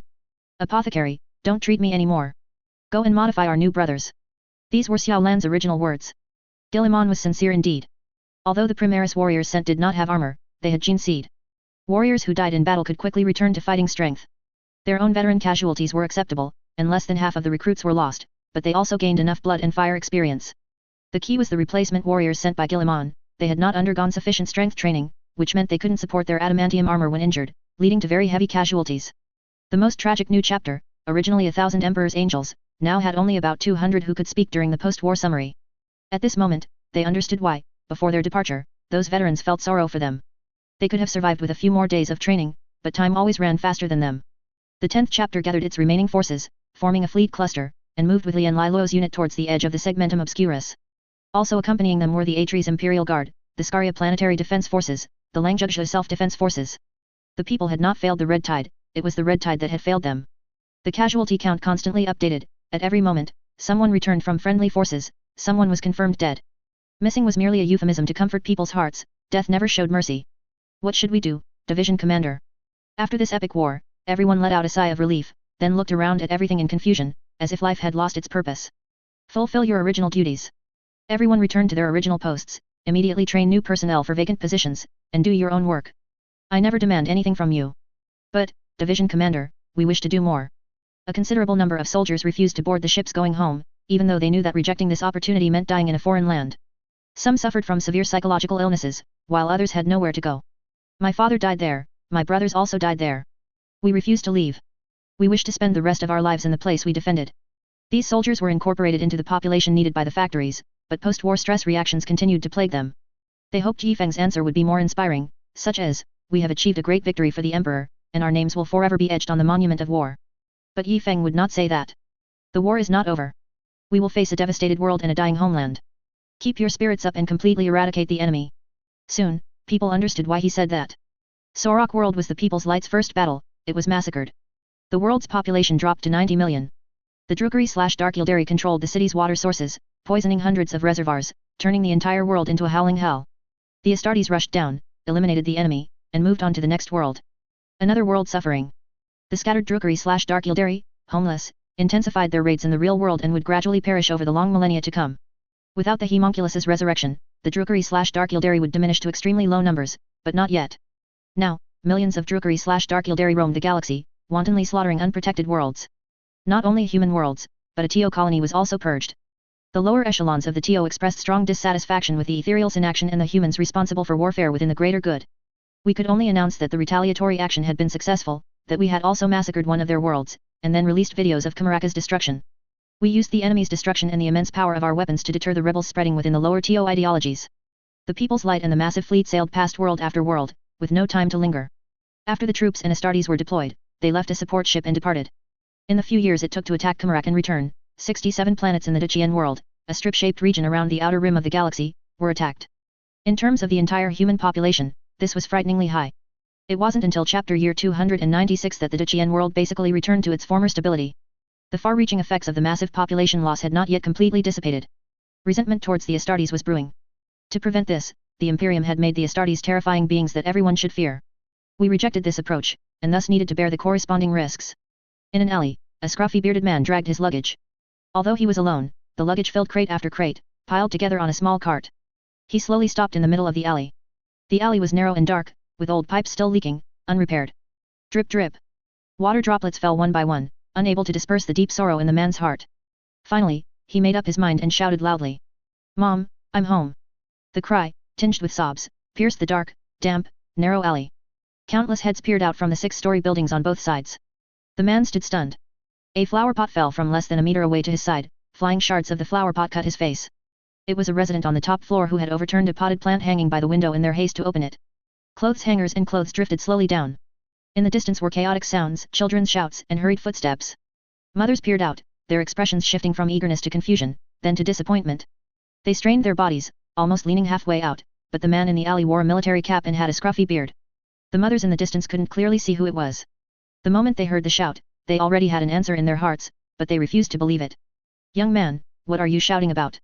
Don't you know you're disturbing the peace, disturbing the peace? The nearest woman slammed her window shut, concealing her disappointment. As time passed, the hurried footsteps in the stairwell abruptly ceased the moment the mothers emerged from the stairwell, followed by increasing curses. In just a few seconds, the man's ancestors for 18 generations were greeted. These few seconds were also his last chance to collect his tears and sobs. You dog, spreading rumors is illegal. I'm sending you to the police station. Go to jail. The curses continued from above, and more cries rose. More miscellaneous objects flew from the sky, porcelain plates and rice bowls shattered on the ground. Countless fragments splattered, but the man stood motionless, ramrod straight, and repeated the sentence in his loudest voice again. Khalid's 96th floor, 3rd Army Corps, 1st Battalion, 2nd Company, all fallen. I am the acting battalion commander of the 2nd Battalion, now delivering the personal effects of all warriors of the 2nd Company. After this shout, only sobs remained in the entire alley. A woman standing at the stairwell suddenly ran out, also braving the impact of countless falling objects. She tripped over a bronze teapot and fell to the ground, her knees covered in porcelain shards. But she got up without stopping, her hands bleeding from embedded porcelain shards due to bracing herself on the ground. My child, is my child's ashes here? No, only personal effects. I regret to say, they were true heroes. Others realized something, and more footsteps came from the stairwell. To the side, the closed window next to the man opened. An old woman, leaning on a cane, tottered to the window. I am Hudson Helix, Murahel's mother. I only have one question for you. My son, was he brave on the battlefield? Chapter 311 Remnants of the Old Era. The Eternal Mountain was heading towards Terra, bringing Victor back to the Imperial Palace on Terra. The Harbinger of Glory was advancing towards the Red Tide homeworld, carrying 2 custodian guards and Guilliman's envoy, attempting to bring Victor back. They crossed paths perfectly. The Silent Fire and several frigates formed a fleet for escort. At the same time, Christina's new generation of 500 adamantium armors were also being sent. These armors had already proven their worth in the Battle of Kamarak, reducing casualties by 10%. The number of 500 armors was indeed a bit small, but for the new Primaris chapters, each chapter would receive a few, acting as a tactical replacement for dreadnoughts. They were much better than the Invictor tactical warsuit, which exposed the pilot. However, Guilliman was not too happy, even showing a fierce demeanor. After close communication with his new Primaris successor chapters, Guilliman met with this special unit. I hear you have the ability to mass produce these? Are these just defective products? Your esteemed regent, all mass production is a joke. As long as resources and scale are in place, even Gloriana-class battleships can be mass-produced. However, we do not have such terrifying resources and scale, nor have we decided to fully commit to producing this armor. The first sentence was acknowledged by Guilliman, but the latter. This armor is different from all armors the Imperium has to date. The wearer must completely abandon past combat reactions and muscle memory. We are also exploring the most suitable armor style. We are equipping 1 generation, testing 1 generation, developing 1 generation, and planning 1 generation. Guilliman's veins throbbed upon hearing this. Developing here? Are you really not afraid? Oh, right, this armor is anti-psyker. Hand it over to us. The Imperium's resources will all be tilted towards this. The Imperium's armies will be invincible, completely driving the Xenos out of the galaxy/Milky Way. Guilliman's words were very calm, but the Primarch's imposing aura was like a towering mountain collapsing towards the Primaris veteran, extremely oppressive. The Red Tide warrior looked left and right. Our chapter master Yi Feng said it's not time yet. Our trump card cannot be so easily revealed to our enemies, no matter how safe you think it is. The time to draw the sword is when both armies converge, when the plan unfolds, when all enemies believe the Imperium's strength is weak. Guilliman knew that Yi Feng was referring to the time of the Emperor's resurrection. At that time, the elite forces that could be mobilized would inevitably, either openly or secretly, guard the throne and suppress important worlds to prevent rebellion during the long period when the Astronomicon disappeared.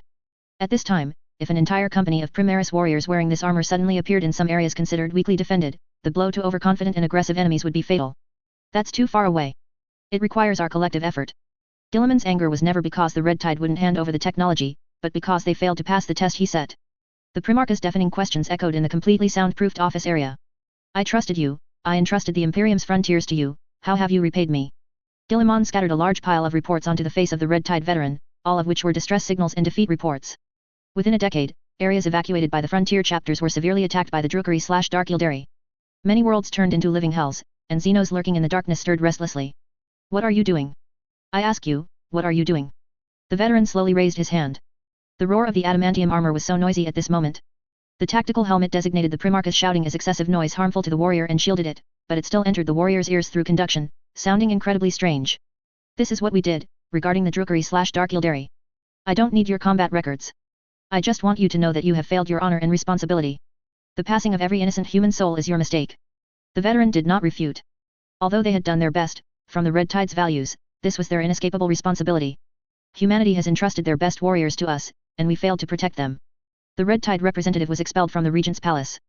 That night, he was personally invited back by Titus. Guillemon had too many state affairs to deal with, primarily the goals of the first phase of the new Great Crusade and the main attack directions of various forces. It wasn't until he spoke with the Eldar envoy from the Psychona division that night that he was severely reprimanded. The specific content was, "You humans are so full of yourselves that you launched a crusade fleet to attack the webway? Do you still want this alliance?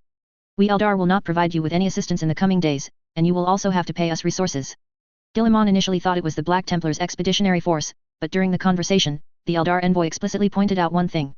The chapter symbol was a sickle, hammer, hand, and fist.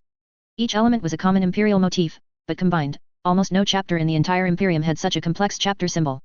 Guillemon instantly realized that the Red Tide had done something big. The Eldar envoy continued to babble, "Ivrain is cleaning up after the human army. You must compensate for the damage you caused in the webway. This damage is no less than us rushing into the Imperial Palace." The Primarch glanced at him, and in boundless killing intent suddenly surged, but the Eldar envoy thought of the vanished Dark City, resisted the pressure, and even continued angrily, "This is no less than us rushing into your Imperial Palace and blowing out an eye of terror. This is a huge destruction of the Alliance. It is an absolute, complete act of hostility. Regarding your proposal, I will consider it. It concerns the alliance of our two races, and I need some time to consider it carefully." A moment later, in Titus's words, "I have almost never seen my father so happy. In my hundreds of years of impression as part of the Honor Guard, it has never happened." Yifeng's video editing was quite absurd, as everyone knows, demons appearing in videos can corrupt viewers, and warp light cannot be recorded. So, in the video we gave the Primarch, the general situation was like this. The video was taken by an Overlord-class battleship, mostly combat footage from the battle barges and strike cruisers at the forefront. The Corps was constantly dropping bombs and drop pods into Qamarak, with transport ships continuously deploying troops. After a period, Qamarak used high-power weapons to sweep across the upper part of the video, without showing specific details. The Overlord-class battleship only appeared for a moment before being indiscriminately destroyed by the enemy's super-powerful disintegration weapons. Then, a crooked circle drawn by Yifeng appeared on the screen, with a line of High Gothic text saying Warp Hole inserted above it, followed by a large area of clearly handwritten and then copy-pasted High Gothic text saying Demon, constantly moving out of the hole. Never mind, as long as it's understandable. And then, after the warp hole appeared, Qamarak directly fled. Yifeng's scribbled writing, inherited from Malkador, then appeared on the screen, filling it with High Gothic text saying Psyker, flying towards Qamarak. The next scene was the distant Inari fleet and the Qamarak spaceship, reduced to something smaller than a star fort, fleeing with a crumbling shield. Some things, you know, hardware can't record them, it would crash. Please understand. Guillemon somewhat regretted it. If he hadn't accepted the Eldar's plea for help and allowed their craft world to be attacked by chaos, would the Eldar have been completely exterminated? In the interaction between two races, the consequences of one side's strength plummeting are catastrophic. Guillemon still hoped that the Eldar would provide knowledge and advice regarding Psykers and the warp, through resource exchange, of course. Almost all of the Eldar fleet's power was suppressed in the webway, repairing the warp breach. What an opportunity this was. An opportunity to learn how to repair the webway. Just from the materials they requested, one could glimpse the truth. No rush, Guillemon needed to plan carefully. The real Guillemon did not know about the webway war. Therefore, after the Great Heresy, he made a wrong judgment, believing that large-scale wars had subsided, the traitors were suppressed in the Eye of Terror and could not emerge, most of the galaxy/Milky Way was occupied by the Imperium of Man, and the world seemed to have entered a peaceful period of localized minor conflicts. The real Guillemon promulgated the Codex Astartes, believing that the greatest danger to the Imperium at the time had shifted from Xenos to internal human conflicts, and that Astartes and humans needed to trust each other. But now, Alfarius would never miss any information about the webway. At the same time, the impact of destroying the Codex Astartes had reached a critical moment. The Indomitus Crusade was the first attempt to essentially make chapters into large companies, the Navy and Astra Militarum into the Imperial Auxiliary of yesteryear, and the 9 expeditionary forces into 9 Adeptus Astartes chapters on Crusade, and with different gene seeds cooperating. At that time, humanity still had high-ranking officials who could participate in the War Council, arguing red-faced with chapter librarians to discuss combat plans. Now, Guillemon further weakened humanity's military rights, in the way he was best at. For example, a certain High Lord who seemingly chose mechanical means to extend his life was an Alpha Astartes in disguise. Another was his subordinate. At lower levels of leadership, these informers and impersonators were even more numerous. The Alpha Legion was best at destroying a complete system, while Guillemon was best at constructing a solid governance system. The combination of these two made the current political situation on Terra impregnable.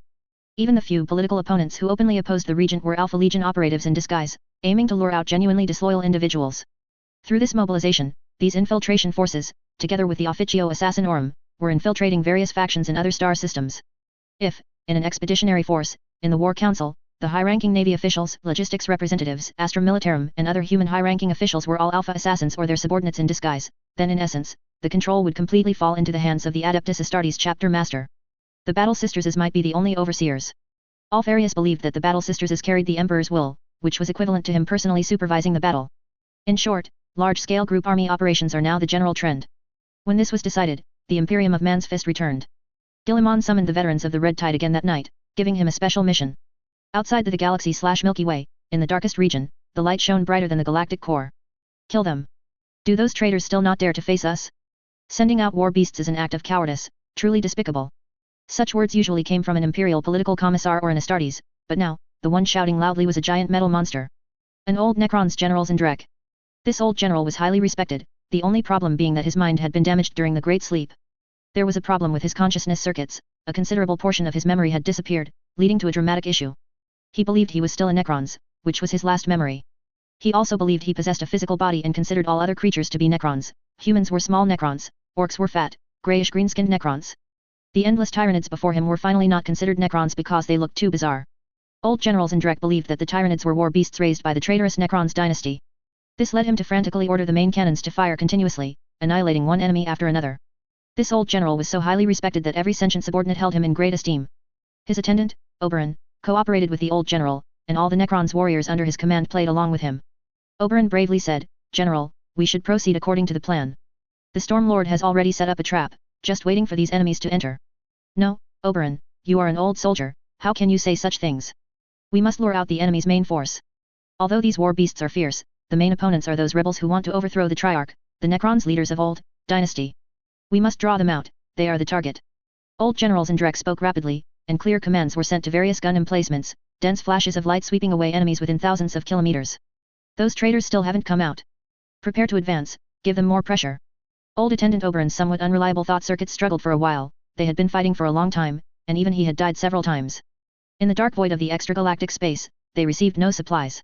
Now, he was using a backup body of inferior quality, and the repair speed of the Kinopetak Scarab's active metal was almost unable to keep up with the damage. He secretly communicated with several other high-ranking officials and reached an agreement. General Imodic, the Storm Lord, sent a message that this is an enemy feint, and the true traitors have appeared on his side. He orders us to put these war beasts into the trap. It's time to eliminate them all. Humph, let them escape this time. Fortunately, they didn't encounter me, otherwise, they would face an even more painful defeat. Oberon was somewhat speechless. Although the old general's words were strict, his actions truly showed the bearing of a great commander. Because he always believed that other flesh and blood races were also Necrons, he rarely killed the generals of defeated foes. And he greatly respected opponents with unyielding fighting will and excellent combat skills, regardless of technological disparity, which led to the cages of prisoners overflowing. Oberon always deceived the old general, saying that those prisoners were exiled, but in reality, he would secretly kill some. "General, in any case, this is a victory. The traitors have been largely dealt with. Now it's time to kill these war beasts." On the dark, gilded shell of the giant pyramid tomb, mysterious energy circuits lit up. A majestic portal opened, ancient in design and extremely large, capable of allowing an entire Tyranid/Tyranid hive ship to pass through. Its energy composition seemed to have a fatal attraction for the Tyranids. After the Necrons' warships entered stealth mode, all the Tyranids advanced towards the portal. This was a failed product of the greatest Necron scientist, originally intended as a biotransference gate to convert Necrons' bodies back into flesh. It obviously failed, so they used it in reverse, allowing flesh and blood bodies to enter it, with only the residual metallic elements inside passing through this gate. This was a portal, sometimes unreliable, and some surviving Tyranid/Tyranid warships might be missed, but it didn't matter, behind the portal was a black hole. After an unknown period, countless Tyranid/Tyranid hive fleets poured into this portal. The lore device, after months of operation, issued a warning of energy depletion. This was why it wasn't used from the beginning. The Necrons needed to fight the enemy for a while first, attracting most of this tendril's forces, ensuring that the bio-ships here were dense enough before opening the portal. "Oberon, I have a bad feeling. How many batches of war beasts have we destroyed?" 56th batch. The enemy has so many war beasts, they must have reached the pinnacle of biological achievement. Have the reconnaissance units not found their breeding laboratories yet? "General, they're large, war beasts can give birth to smaller war beasts. Don't play dumb, you know I'm talking about the laboratories dominated by the traitors." Oberon was somewhat speechless, but the complete annihilation of this Tyranid/Tyranid tendril also prompted the Storm Lord to order them to return to the Galaxy/Milky Way for resupply, bringing supplies back to other forces of the entire dynasty that were constantly fighting. "General, Imodica's order is for us to return and collect some prisoners they need." The Necron scientists were dedicated to capturing and studying many flesh and blood creatures, with no shortage of cruel experiments. The lure on the biotransference gate was actually abundant biological energy, obtained by decomposing countless flesh and blood creatures. Its original purpose was to reconstruct the flesh and blood bodies of the Necrons with biological energy after they entered it. It clearly failed, but such abundant essence of flesh and blood was an irresistible delicacy for the Tyranids. Humph. Prisoners, always prisoners. Can't they catch their own? Tell them, I only have noble warriors here, not those weak. General, ordinary soldiers will do. For those soldiers who aid and abet evil, we can just use their jump hunters in battle. Oberon, after much persuasion, convinced the old general to return, and they began to advance towards their territory. Where was their territory? The Stormlord's domain, next to the TO. Division Commander. Far Eastern Outpost A2301 reports. Division Commander, Bal slowly said, leave it to me. The division commander is discussing something with William. Then, Bals and Xiaolan behind him exchanged glances. Moments later, Yi Feng was escorted back to the capital. Division Commander, reports from the TO Fringe World state that a TO colony planet suffered an unknown strike. The space station deployed there was shattered by a strange cutting beam, and the Exterminatus weapon originally locked onto the planet's cities showed signs of adjusting its launch trajectory upwards, but it should have failed. What about the forces above? No one survived, including all TO, Astartes garrison squads, and Imperial auxiliary observers. No living thing was left. Yi Feng, could it be the TO who escaped back then, returning to fight? William had spent little time with Yi Feng, but he still remembered the small TO escape ships. Who sent this report? Overlord-class battleship 087 and its frigate cluster on routine patrol. Then it wasn't done by the TO rebels, they don't have that capability. Yi Feng's decisive conclusion was met with William's merciless retort. No investigation, no right to speak. Let's go take a look, Yi Feng. Yi Feng looked at William, thinking, Asterisk, you little brat, are you trying to usurp power? Are you short on people or money? Just say the word, and I'll hand over the empire to you Asterisk. With Xiaolan on the left and William on the right, a dual pincer move immediately pressed Yi Feng into the front command chair. Division Commander, give the order. You guys, let's go, let's take a look. There were plenty of enemies capable of leaving no survivors on an entire world, Necrons, Eldar, the First Legion, Inquisitors who indiscriminately issued Exterminatus, basically anyone but orcs. The People's Light, covered in space mantas and sparkling with ion light, sped through real space. It looked like a giant flying hornet's nest. A vibrant world had become utterly silent. Nature had reclaimed the desolate world, with empty cities eroded by yellow sand, and once lush farms now only having a gentle breeze. In the life support shelters, sounds of sorrow were intermittent, the resonant hum of strong winds pouring into damaged pipes. Xiaolan's squad, aboard a Thunderhawk, landed on this desolate land. The warriors, having just landed, picked up a handful of soil from beneath their feet. There was no life within it, not even microorganisms had survived. No biological activity. The situation is similar to a virus bomb. Xiaolan looked up at the clear night sky. The atmosphere was still present, and the tactical helmet showed that the surrounding air supported breathing. It was even still an excellent habitable world. No atmospheric destruction. Virus bomb ruled out. Yi Feng had a bad feeling. Explore the nearest construction area, especially areas going underground. More Imperial auxiliary landed and began exploring. The People's Light raised its shields, ready to support the reconnaissance team at any moment. Could it be due to digging into a Necron's tomb? Probably not. Data shows this is a manufacturing world, there were no mining plans. Division Commander, new intelligence, the communicator said with a grave expression, the wreckage of Overlord-class battleship 087 has been found. It's also completely empty. Chapter 312 Obylan's Battle. An Overlord-class battleship? Was it ambushed or defeated in a head-on confrontation? The information didn't specify. The target's location is the orbit of the third terrestrial planet in the star system after the cruiser's orbit. We are preparing to inquire about the source of the information. Yi Feng was a bit annoyed, adding a few words wouldn't kill anyone. Normally, being just one star system away, the signal sent should at least mention shattered debris or severed wreckage. Why was there no information at all? Xiaolan also frowned. The warriors she had trained shouldn't make such mistakes. The information came from the Deep Space Supply Fleet. They were responsible for the handover with this patrol fleet. Activate the stealth curtain, Yi Feng said. Call that fleet using a coded message and see if there's still a response. As the People's Light was about to reach its destination, a response was transmitted. Everything was accurate. The explanation for the slow reaction was that the main force of the supply fleet suspected the enemy was hidden in the interstellar dust, so they entered it to investigate, leading to poor signal reception. The semi-transparent People's Light plunged into the mesmerizing interstellar dust. The supply fleet had already emerged from this dust cloud and was now hovering above the Overlord-class battleship.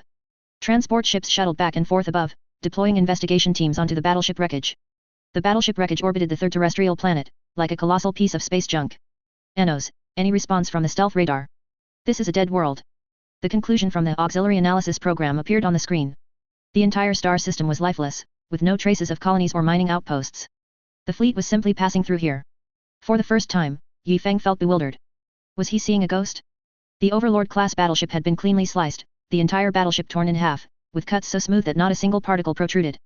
All crew members had vanished, though fragmented clothing remained, also sliced with unimaginable precision. It was as if the fabric hadn't been cut in half, but rather the molecules at the connection point had disintegrated. William seriously observed the trajectory, drawing a line on the holographic map with his mechanical arm. If we judge by the warp routes, the opponent's next target is this large mining station. If they travel through the real world, then it's this recently colonized world. Two dashed lines flickered in the holographic projection, a small trick by the mechanical prosthetic. We need to make a choice. The colonial world. The world was more important. The people's light rushed forward without stopping, only to find that nothing had happened to the newly colonized small world, and the mining station had also responded to Yifeng's call. Their speed isn't faster than ours? No, when we traveled through the real world, we didn't encounter the enemy, so the warp enemy must be heading towards the mining station. Division Commander, the communications officer was on the verge of tears. He felt that if he read out the next piece of information, the division commander's killing intent would instantly choke him. Division Commander, the 6th Fortress world has also suffered the same fate. The communications officer didn't dare to look at Yifeng's face. Xiaolan stood behind Yifeng, unsure what to say. Xiaolan, report on the 6th Fortress world.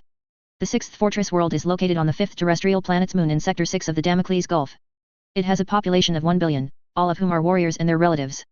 After the Khmerak War, the population should now be around 500 million military families and 160 trillion soldiers. Louder. It is equipped with a Nova-class frigate battle group for patrol. Ground combat weapons are at full complement, supported by Kriegsbeast auxiliary forces. Xiaolan, if I asked you to attack that world, how much time and how many troops would you need? 1 chapter, Division Commander, within 5 weeks. Don't brag here. Yifeng turned to the communications officer. When did this happen? Approximately 16 Terra ago. Yifeng swiped his hand, extinguishing the holographic map of the planet before him. A larger map. The map of the entire star system was also swiped away by Yifeng. The subsectors. This subsector contained more than 20 worlds. Yifeng's eyes scanned them continuously. Display population data and planetary ecosystems. The opponent's target is biological. Then we will wait for them in the place with the highest biological density. Flagship main guns, preheat. I need you all ready at any moment. External armor repair activities are temporarily postponed. Maintenance all-in-one machines are to enter emergency sealed management.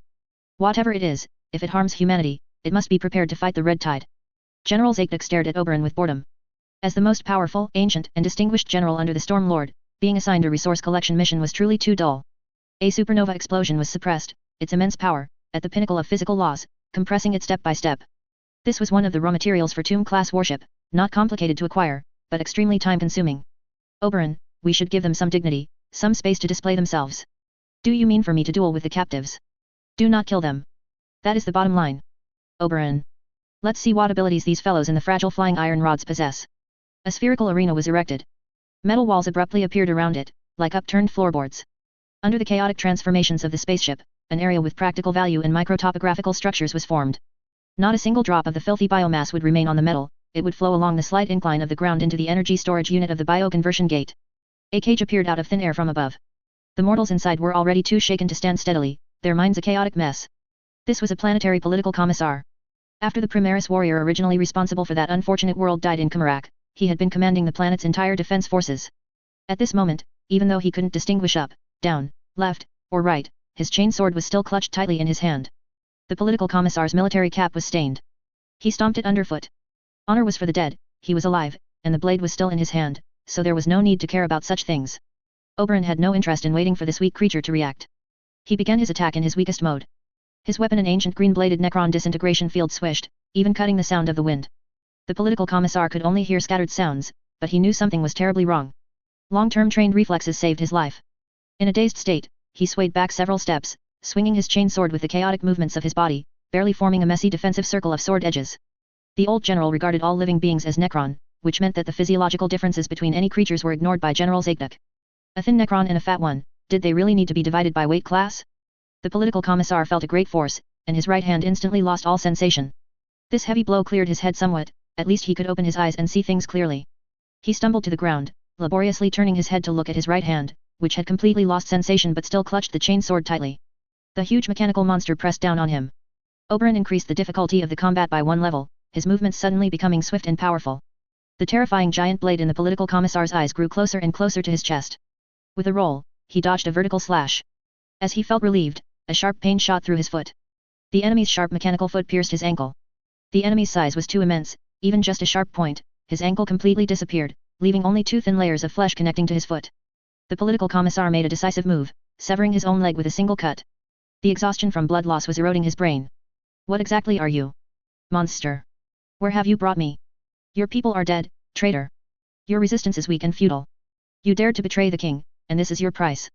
Oberon's voice was loud, shouted for the old general, who was secretly observing, to hear. He was always like this. The political commissar didn't even flinch.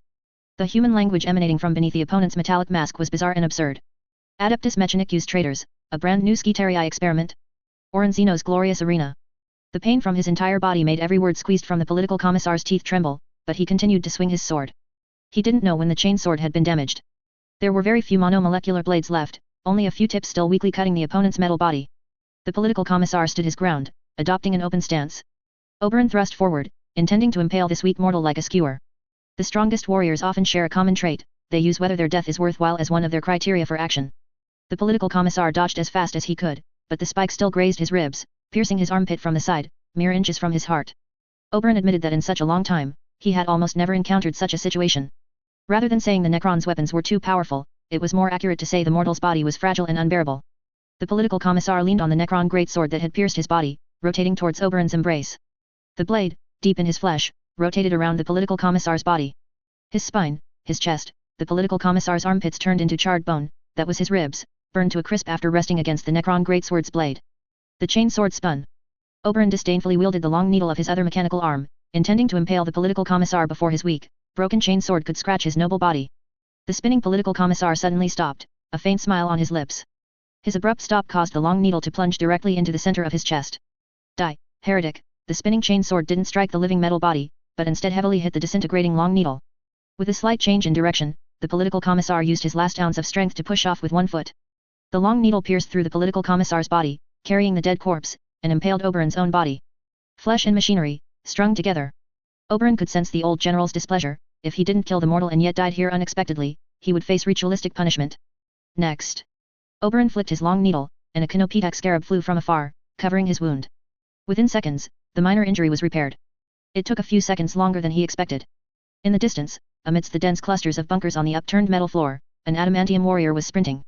Oberon swung his weapon and instantly warped behind the Primaris warrior. How pathetic. He still thought he had seized an opportunity to escape the cage. Oberon's warp-in position was exquisitely precise.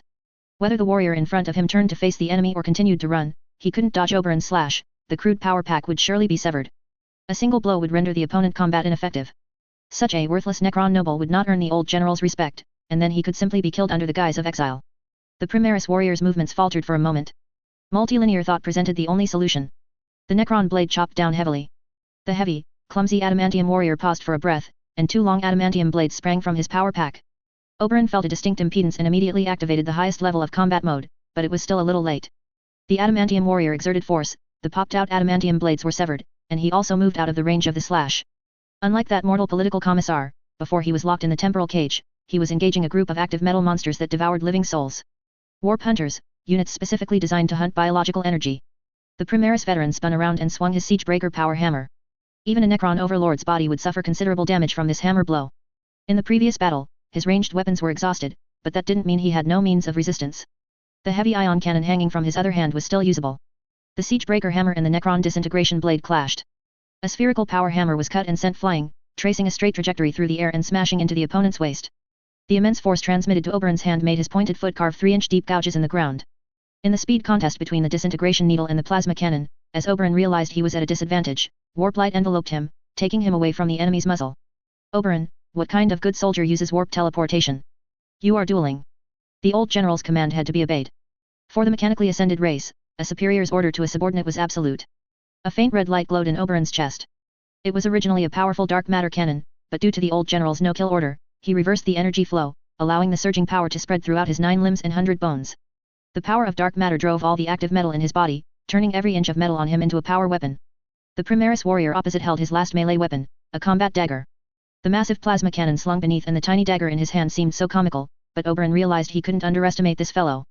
He might be even more difficult to deal with than that White Scar's hunting master Kazaro. At that time, the White Scar's 3rd company captain was not yet Primaris, and he was one move short in their sword fight. The pure adamantium armor caused a noticeable impedance to the blades Oberon wielded. A momentary obstruction was enough for this exceptional warrior to react. The plasma cannon fired a shot, which Oberon dodged by suddenly raising his body. He realized he might have been overly confident, failing to strip the enemy of his weapons before inserting him into the cage from the temporal seal. The battle between the two sides gradually entered a white-hot stage. Powerful and heavy hammer blows were not just about causing dents, a direct hit could completely disarm his weapon at any moment. Oberon used his full strength.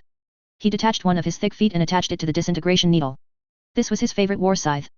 The scythe was inching closer to the warrior's body. Its sharp tip had already cut the enemy's armor multiple times, and the deepest cuts might have reached the black carapace. On the tactical helmet, the golden wings of the Aquila, adamantium eyelets, descended. Oberon's war scythe heavily cut into the plasma cannon's energy storage plasma flask.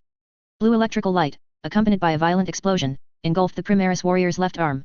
The combat dagger also plunged into the active metal. The sharp dagger slashed into Oberon's left shoulder. If it had been a power sword, it would surely have split this elderly Zendrek servant in two. The straight but thin blade marks were restored by the active metal's astonishing self-healing ability.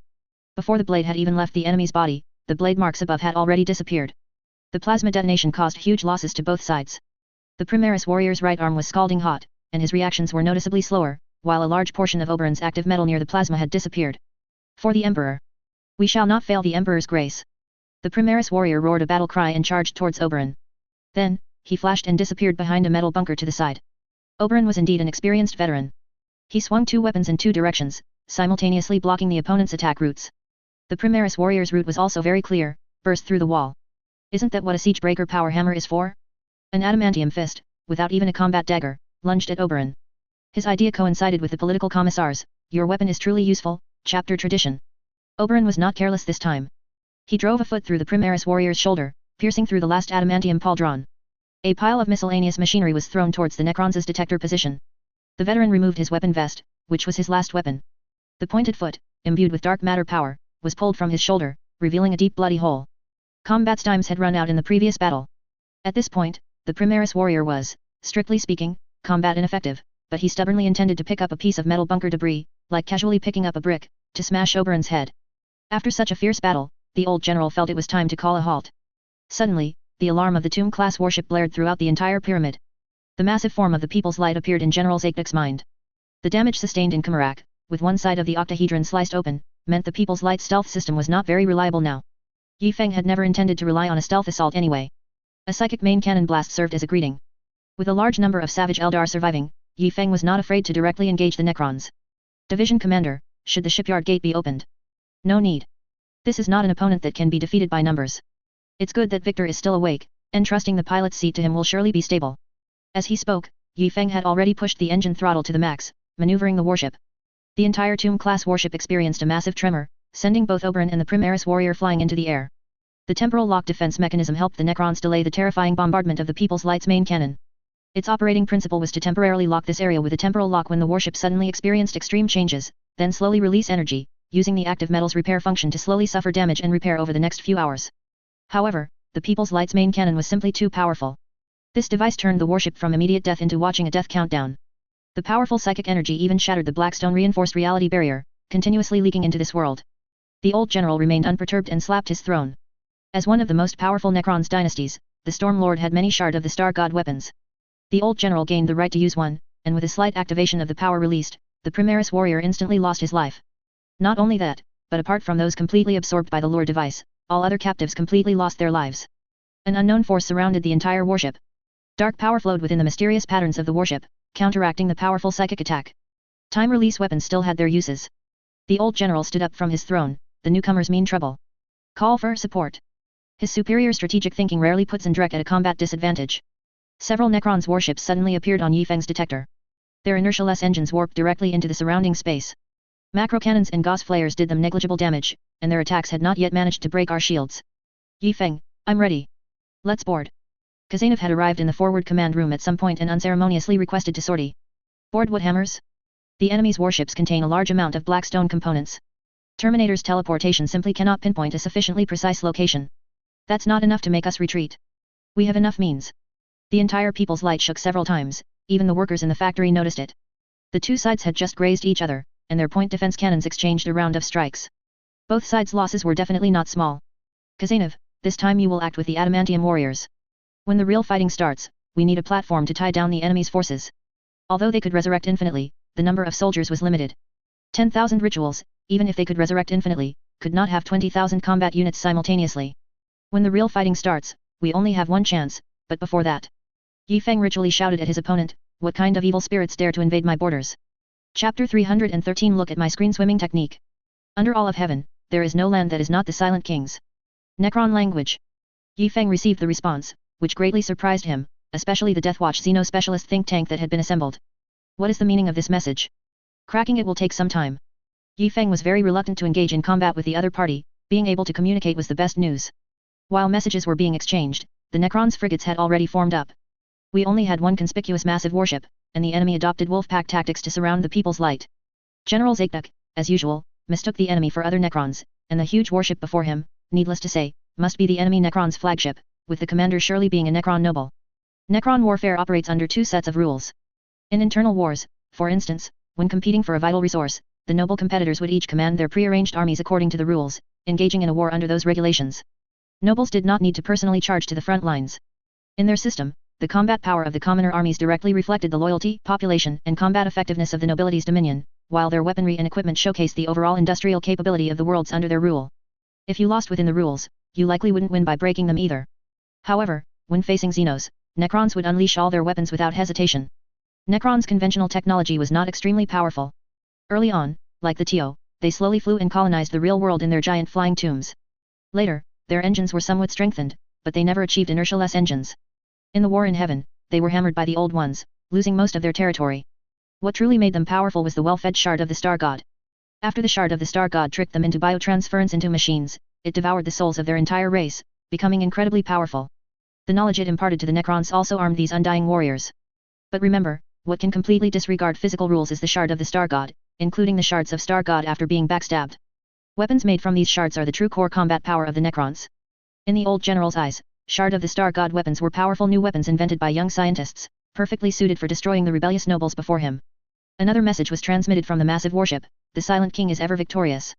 How could Yi Feng give up on using language to interfere with the enemy? It was a classic case of patting shoulders and bragging above, while delivering vicious kicks below. Oberon, what about their message? Oberon, answer. The old general's direct command activated a forced mechanical protocol. He found his subordinates' abnormality very strange. They said, the Silent King is ever victorious. The Silent King. Clang! The fierce attack from the People's Light's secondary cannons exploded on the surface of the Tomb-class warship. Living metal began self-repair, and the Necron's counterbeam was blocked by the warp shield. The power of the shard of the Star God disregarded all real-world rules, and only psychic-related weapons could be used to counter the shard of the Star God. Another message came, and this time, Oberon could not avoid it with linguistic artistry: Surik is ever victorious. Tell them to cease fire. We are also here to purge rebels. Also, tell them to stop speaking that damn dialect. Yi Feng and his team received the old general's reply, but they had no idea what it meant. Cracking the complex Necron communications was extremely difficult. However, there was still a response, and Yi Feng clearly felt something was wrong. So, a text message bombardment. Repeatedly spamming, the Silent King Surik is ever victorious. That was the right approach. On the other side, Oberon felt something was amiss and stealthily left, preparing to adjust the language conversion device. It wasn't the first time the old general mistook another species' language for a dialect. It was just the first time he encountered an enemy that couldn't be destroyed quickly. Oberon, whose territory is this? The loyal servant, who was sneaking away, was called back. No noble has declared ownership of this place. Are they a commoner army? The mechanical circuits quickly corrected the problem. No, this warship cannot be owned by commoners. As a dual-talented individual proficient in governance and warfare, Zendrek also had an understanding of economics. He did not believe this was a warship that an ordinary dynasty could build.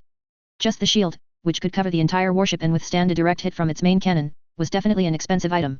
I want to talk to their leader. Prepare a communication platform, and you will accompany me. Oberon immediately issued the order, preparing a decapitation strike to lure out the enemy leader. The old general considered the enemy to be a Necron noble, and Oberon was not foolish. Why would he observe martial ethics when dealing with Xenos? At this moment, the Tech Marine's communications almost overwhelmed the forward command post. Shields are about to fail. Recommend immediate warp jump. Chapter Master. Module 6 shield is on fire. Repairs will take a long time. The main cannons of both sides exchanged a few volleys, and the People's Light's shields were the first to give out. Prepare to enter the warp. Lock onto this location after disengaging from the battlefield. Tech Marine, restore power to the main cannon and shield systems as quickly as possible. You've pissed me off, and you won't have a peaceful day. Just as the People's Light was about to tear open a warp rift, the Necron sent a message in human language, roughly indicating a meeting. A very luxurious flying platform, in the highly ornate Necron style, flew out. It was triangular in shape, inverted, and hovered above the Tomb-class warship, ready to teleport inside at any moment. The old general was still in his Necron's memories, not realizing he was immortal, and still feared the opponent might not adhere to martial ethics and blast him with a cannon. Zendrek did not relax his vigilance. The frigates that had surrounded the People's Light like a wolf pack were now regrouping, forming a defensive formation. Observing this phenomenon, Kazanov sharpened his blades. Chapter Master, how did you know they would raise a platform for us to have a grand battle? The platform I mentioned was a metaphor, a metaphor. Kazanov was very much looking forward to the war platform Yi Feng had just mentioned. He had never fought against Necrons before. The only information he had received was the death notices of his Death Watch brothers. Of the warriors who went to study abroad with the Death Watch, 9 participated in the campaign against the Necrons, and all were sacrificed. What is my mission? I must do something. Could a chapter champion remain idle? Li Anjun volunteered to disguise himself as the captain and go see what tricks the other side was playing. Chapter Master, this is a good opportunity to buy time. Repairing the main cannon and shields will take a considerable amount of time. William, abandon your grey claw idea. Yi Feng glanced at Kazanov. Sending Terminators and a teleporting librarian is a good idea, but against them, there are 10,000 ways to prevent your warp teleportation. I will go myself. Kazanov, you will follow me. Yi Feng broke free from William's restraint and cut off Eng's communication. Chapter Master. This is too dangerous, we are capable of fighting them. That's why I dare to go. Strength is capital, capital that makes the opponent not dare to act recklessly. When 2 Necrons dynasties meet, the chances of them negotiating are higher. And conveniently, we are not weak. The slow physical vehicle made the old general somewhat displeased. I have already prepared the teleportation platform, why do you insist on flying over? Are you afraid I won't adhere to martial ethics? Or are you planning not to? Raise the shields, to show our attitude, Oberon said. Due to living metal, Necron's shield seemed redundant. This ancient technology was only used in rituals, as an implication that I am wary of you, much like the heavy golden mace, which was typically used in ceremonial rituals. The transport warship slowly stopped above, and then a long sword dropped down, passing through the pale green shield, landing on the seat reserved for the negotiating party. Oberon shielded the old general, but the elongated metal object did not explode. Subsequently, several adamantium warriors landed on the open ground. Yi Feng picked up the long sword and slowly inserted it into the ceremonial scabbard at his waist. He was now covered in ancient decorations, having done his best to adorn himself according to Necron's aesthetics, looking rather mystical. The surrounding Necrons all raised their gauze flares. Kazanov landed first, holding a storm shield. This item could only block one attack at the cost of its own disintegration. Looking around, the enemy's honor guard was impeccably disciplined. On the large floating throne in the center sat an artificer Necrons in ceremonial robes, whose body was larger and harder than a regular warrior's. Everything about him was of the highest quality, with just his metal hand, he could easily crush an ordinary Necrons. As Yi Feng landed, the old general's eyes narrowed, and Yi Feng's figure immediately seemed different. Welcome, I am Zendrek, here by royal decree to collect resources. Yi Feng was full of questions. Are Necrons so easy to talk to now? I am Yi Feng, the Mist Ampal Slayer, the Karn Exiler, the Nidel Destroyer, the Master of this Star Sector. Yi Feng rattled off a long, convoluted list of titles. Buying time, you see. The old general listened intently. Although he didn't recognize the names of the deceased Yi Feng mentioned, he assumed they were the names of enemies he had destroyed. Zendrek spoke in human language. I very much hope to discuss the matters of this war with you as soon as possible, but I would like you to first explain the origin of the key in your hand. In his hand? A key? The old general stared at the cruciform longsword in Yi Feng's hand, and Yi Feng's face was filled with exasperation. You're telling me this is a key? I've been using a key to hack monsters across the galaxy. You Necrons really make good quality keys. No, let's first discuss the war. Why are you invading my people and destroying my territory without cause? Upon hearing my people, the old general suddenly understood. Those malnourished Necrons from before were his people, and those wearing flashy but useless outer shells must be his soldiers. My lord, you constantly proclaim loyalty to the Silent King, yet why are your people traitors? You are not worthy to wield Helix Key. My lord, Helix Key. Yi Feng's mind raced. Is this guy crazy? Who cares, make up a story, start the deception. I truly don't deserve it. I know nothing about it. It's just something inherited from the previous lord, whose legacy I now hold. You say my people are traitors, what is your evidence? Evidence? Why do they not serve the Silent King? Why do they shout for some emperor? In the current state of war, hiding in crude, strange shelters. Emperor is a name. My previous lord's name was Emperor. His people loved him. Is there a problem with that? The one panicking now was not Kazanov, who was listening in, nor the 2 parties engaged in conversation, but Oberon. Damn it, 2 lunatics have met their match. He gently fiddled with his war scythe, looking at the old general's armory. Overlords generally have weapons with a shard of the Star God, and their generals can be equipped with some, but for the general's subordinates, the rank is a bit lower. He needed a phase weapon to ensure the success of his assassination. Loved him? Heh. The old general's mechanical body emitted a grotesque sound, the half-dead laugh characteristic of the Necron. You must not try to deceive me. I have encountered too many such rebels, and destroyed too many. The only reason I am speaking with you at such length is for the sake of Key of Helic. Oberon quietly whispered into the old general's ear, General, he must be the culprit who stole Key of Helic. The last time I saw it was during the convocation of the Triarch Council. You are not the true master of Key of Helic. You are a vile usurper. You are unworthy of nobility. Put away that ridiculous adornment. You are simply. Yi Feng seemed to understand something. This fellow seemed to consider them his own people. What, we are not worthy of the Silent King's attention. We accept that. But you say I am unworthy of nobility. I want to ask you, for the people living in these places you look down upon, whom should they serve? Whom should they support? The old general was skeptical. What do you mean, unworthy of the Silent King's attention? We are descendants of exiles, exiles from countless generations ago. So much time has passed that no one remembers why our ancestors were banished. They died tragically, without even a monument or a tomb, which is very important in Necron culture. We strive tirelessly because we want to build a resting place of our own. If Oberon had a physical body right now, he would surely feel a pang of heartache. Do you even deserve to compare yourselves to us? You are high above, you traverse the galaxy, you have never paid us any attention, not at all. Our ancestors left nothing when they passed. We only knew of tombs, and before we saw you again, we didn't even know what a tomb should look like. We could only build our own. The gigantic spire structures you see, those crude, riddled, flawed buildings, Hive City, are precisely our attempt to restore that noble resting place from the few surviving descriptions left by our ancestors. You call that? Yes, we failed. You look at it and find it ridiculous. The higher UPS consider us a joke, a disrespect to the Silent King. But we tried our best, our utmost best. Never has anyone, not even one, told us what we should do. Now, we finally have our own worship. We went on pilgrimages and were slaughtered. We went to inquire and were slaughtered. Tell me, why do you not give ordinary commoners a way to live? We just want to know, what should we be like?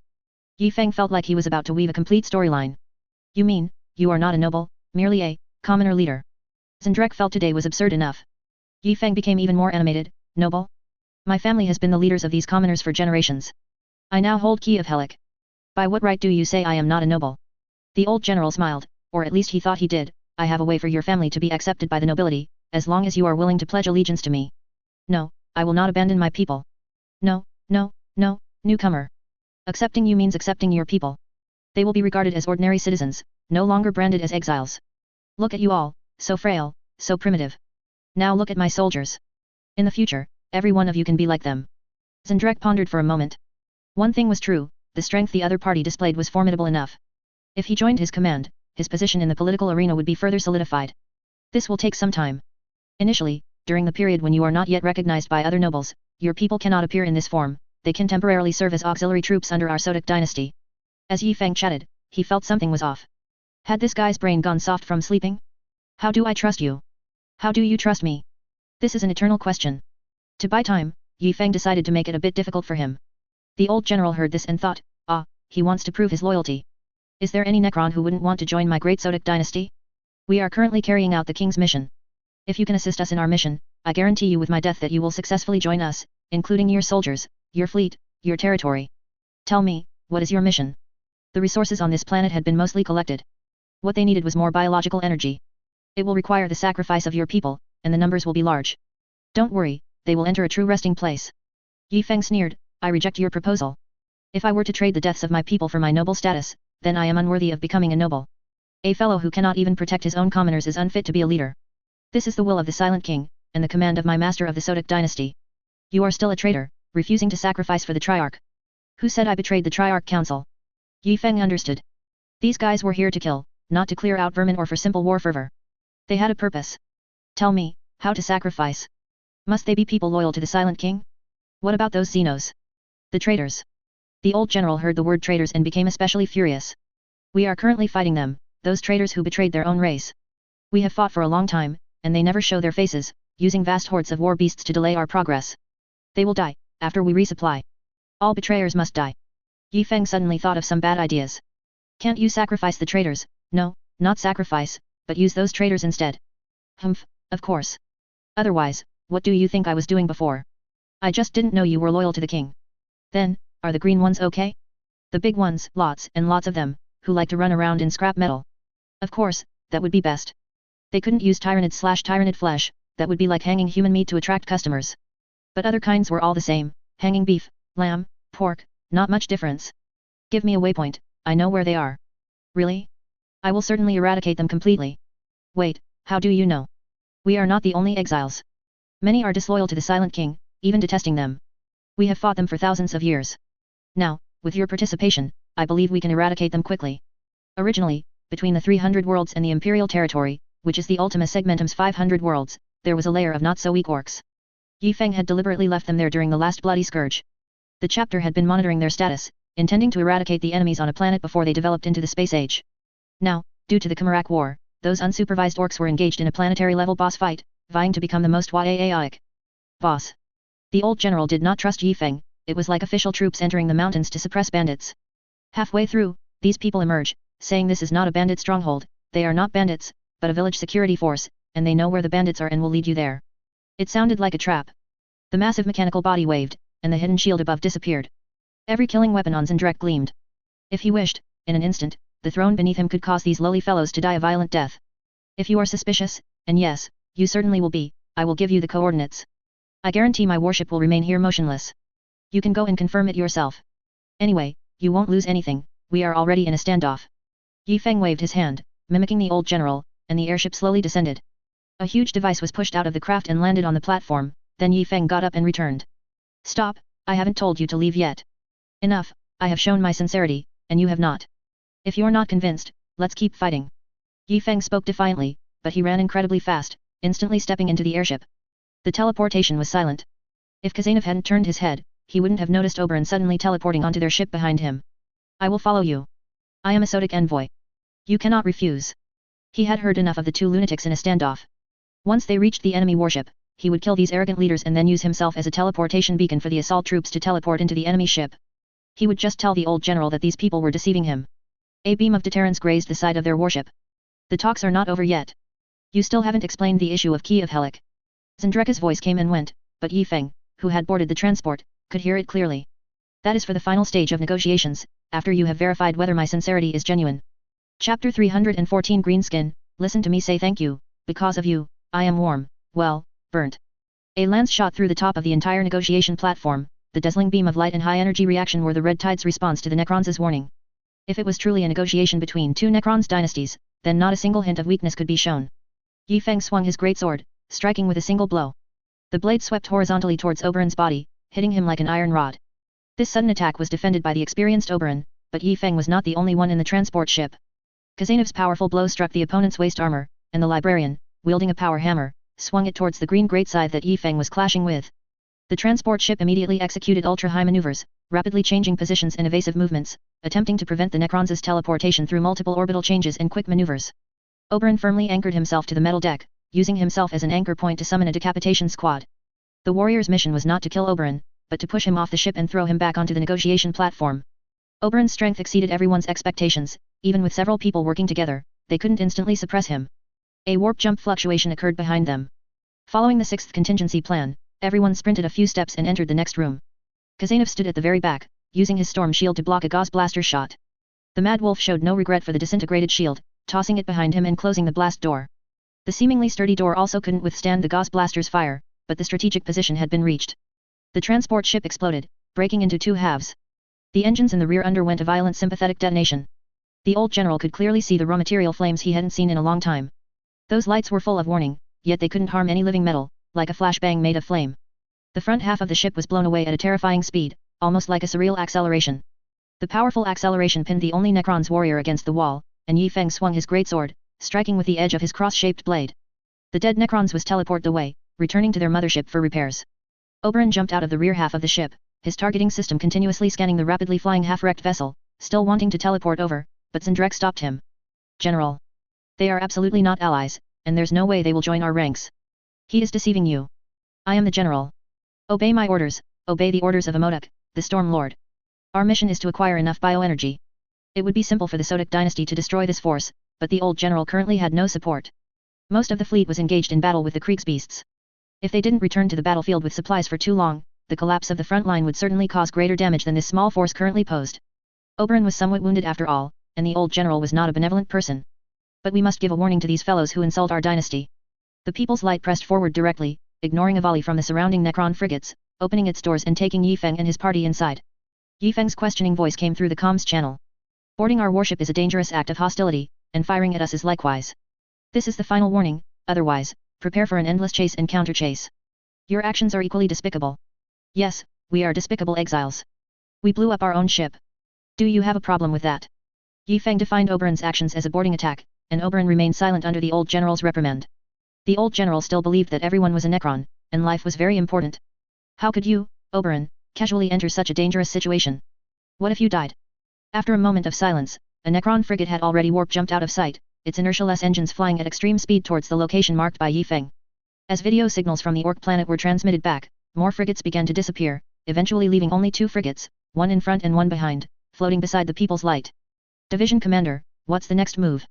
Everyone's gaze turned to the hurrying Yi Feng. Go straight through, just go straight through. Don't mind them. If they shoot, aim our main cannons at them. The massive warship headed directly towards the opponent's small ship. That frigate only activated its engines and left at the very last moment. In their eyes, the speed of the People's Light was as slow as a snail, though, of course, there was a possibility of it being a display of power.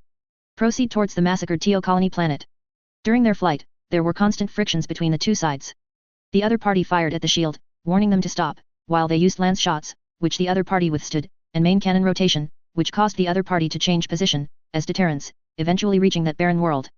After several days of waiting, the Necron fleet returned, with efficiency that was unbelievably high. Zendreka's inquiry arrived once again, this time they sent a Necron language and human language conversion package. Pass the final test, which is the approval of the dynasty's other generals for you, and you can officially join my ranks, joining the powerful Sodic dynasty. Abandon those simple dialects you've created, and learn how nobles speak, that is an important sign of your emancipation from commoners. No, old general, you haven't shown your sincerity yet.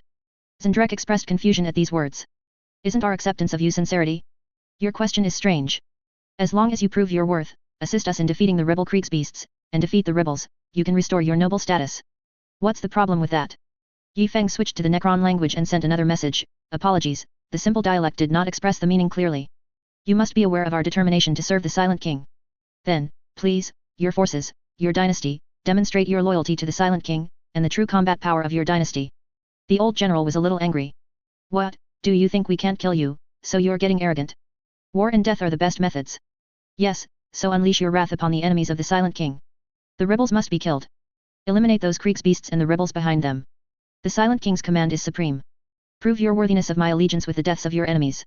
Something felt off, but they didn't speak, and the old general's mission was also this. After this guy finished speaking, why do I feel like I don't want to do it anymore? Know yourself. Of course, the master of Key of Helic, wielding an army that can contend with your current military strength. You know, this isn't your full military strength, nor is it mine, but it's enough to influence the world's pattern, structure/pattern. Especially if I were to defect to other dynasties. I wish to maintain a friendly relationship with you. Therefore, this is a gift. I will go to execute the Silent King's mission. I hope that when I return, we can still maintain a friendly relationship. Time was already very tight, Zendrek had to return to the front line as soon as possible, he was needed there. Naturally, by Key of Helic, I swear, it was a pleasure to meet you, General Zendrek. Oberyn was still advocating for the assassination of these insignificant beings who dared to engage the Sodic dynasty, but the old general used his authority to suppress his orders. His strategy was simple, he gave them the method for constructing massive pyramid tombs, the kind of huge, ceremonial long-slumbering places built on planets. While he himself was fighting the tide of Kriegsbeasts, having these fellows busy building their desired places of long slumber was a good way to curb their actions. At this moment, Yi Feng's mind was full of black lines. He had the blueprints, but it didn't say how to make living metal. He couldn't recognize any of these materials that every Necron was supposedly familiar with. Oberyn was still suggesting, General, we shouldn't trust them. Of course, dispatch a warship to secretly monitor them, do it discreetly, and ascertain their specific military strength. Although such a large warship is not as valuable as our vessels, it requires a lot of labor and materials to build. Their territory must be considerable. When I return, I expect to have all their information.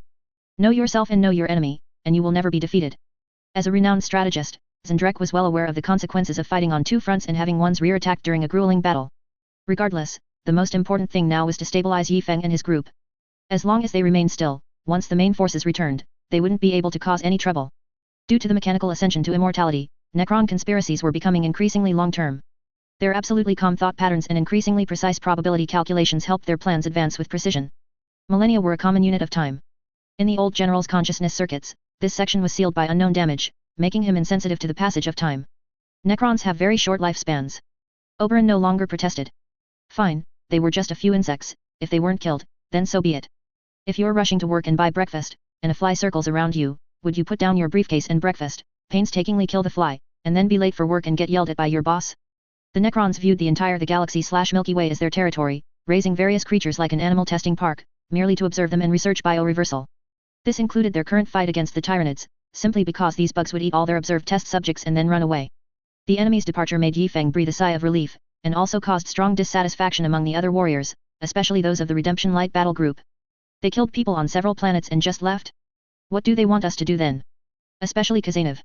During the negotiations, when he saw Oberon fly onto their warship, his first reaction was to jump down and press the muzzle of his bolter against the old general's head. He had wanted to take action for a long time. He almost got into a fight with Yi Feng. William held back the mad wolf and said, "Let the division commander speak, Kazanov. You're always like this. Have you ever seen the division commander show any mercy to Xenos? His ultimate goal is always to completely kill the enemy. William, do you still remember the pirate code? The pirate principle, proposed during the chapter's first expedition into the Segmentum Obscurus, was to grab and run, fight and flee, never getting bogged down in battle." "Yes, Commander, should we still implement it now?" "No, that changed long ago," Kazanov yelled furiously. "Yi Feng, we had a meeting before, and after fighting that cabal of over 1,000 Drukari/Dark Yildari, we adopted a strategy of holding ground and developing.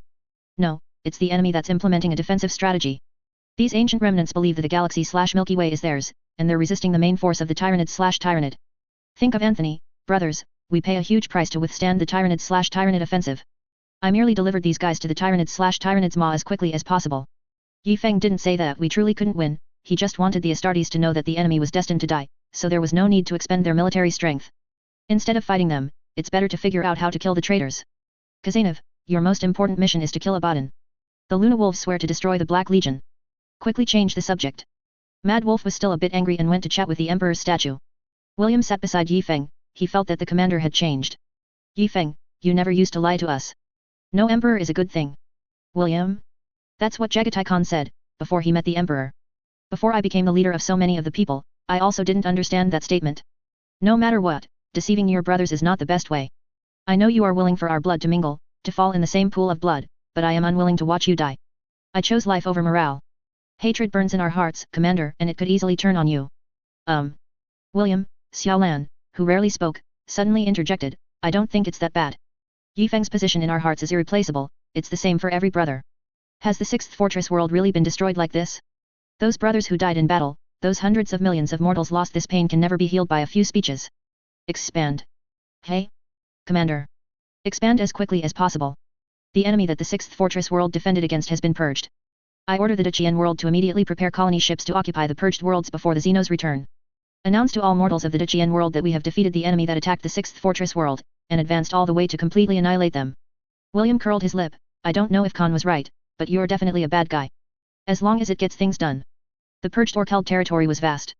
While the Qing world expanded inward, chaos cultists and Xenos lurking in the darkness also gradually probed the planets originally occupied by the orcs. Soon, they would learn the cost of doing so. In the 299th year of the chapter's history, the Qing World Defense Forces, traversing the former orc territory, encountered enemy attacks for the first time. Strangely, these were Chaos Warriors. A group of Chaos Warriors appeared on a world without any humans. That was a very rare occurrence. Traitors of the White Scars. Jagatai Khan had encouraged the White Scars warriors to pacify their inner wildness and killing intent through activities like playing Go and practicing calligraphy, but some individuals had gone too far. Their excessive artistic pursuits attracted the attention of Slaanesh. Their warship was tampered with by Slaanesh. After flooring the accelerator, the engine's catastrophic failure led to the destruction of the Void Shield module. A rift torn open by a warp rift generator sucked all survivors of the entire warship into Slaanesh's Lust Warhorse. There, they witnessed the most distorted art, and there, the Storm Seer Agula, librarian, of that White Scars subchapter was corrupted. Thus, Divine Brush Mal Yang, crossed out, Talisman Cultivator, crossed out, a great calligraphy shaman whose every stroke could shake heaven and earth was born. Over 60 Chaos Warriors formed a warband, named the Supreme Rune Warband. Their reason for coming here this time was also simple, they sought a suitable planet to transform the entire planet into a Chaos Divine weapon. Colonists and a small military force arrived on a grayish-brown planet, where exposed Gobi deserts were everywhere, and water flowed through the crevices of rolling rocky mountains. Creek's beasts were at ease on this world, wandering around with cannons on their backs, leaping across the dry, rocky red terrain.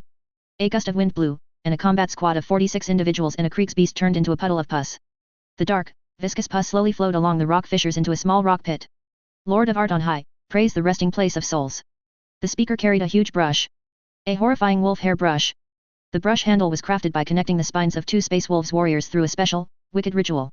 The hair of the Fenris wolf, which fought alongside the Wolf brothers, was plucked, cleaned in the rivers surrounding the Palace of Desire, dried by the light of desire, and then assembled onto the spines to create a chaos artifact.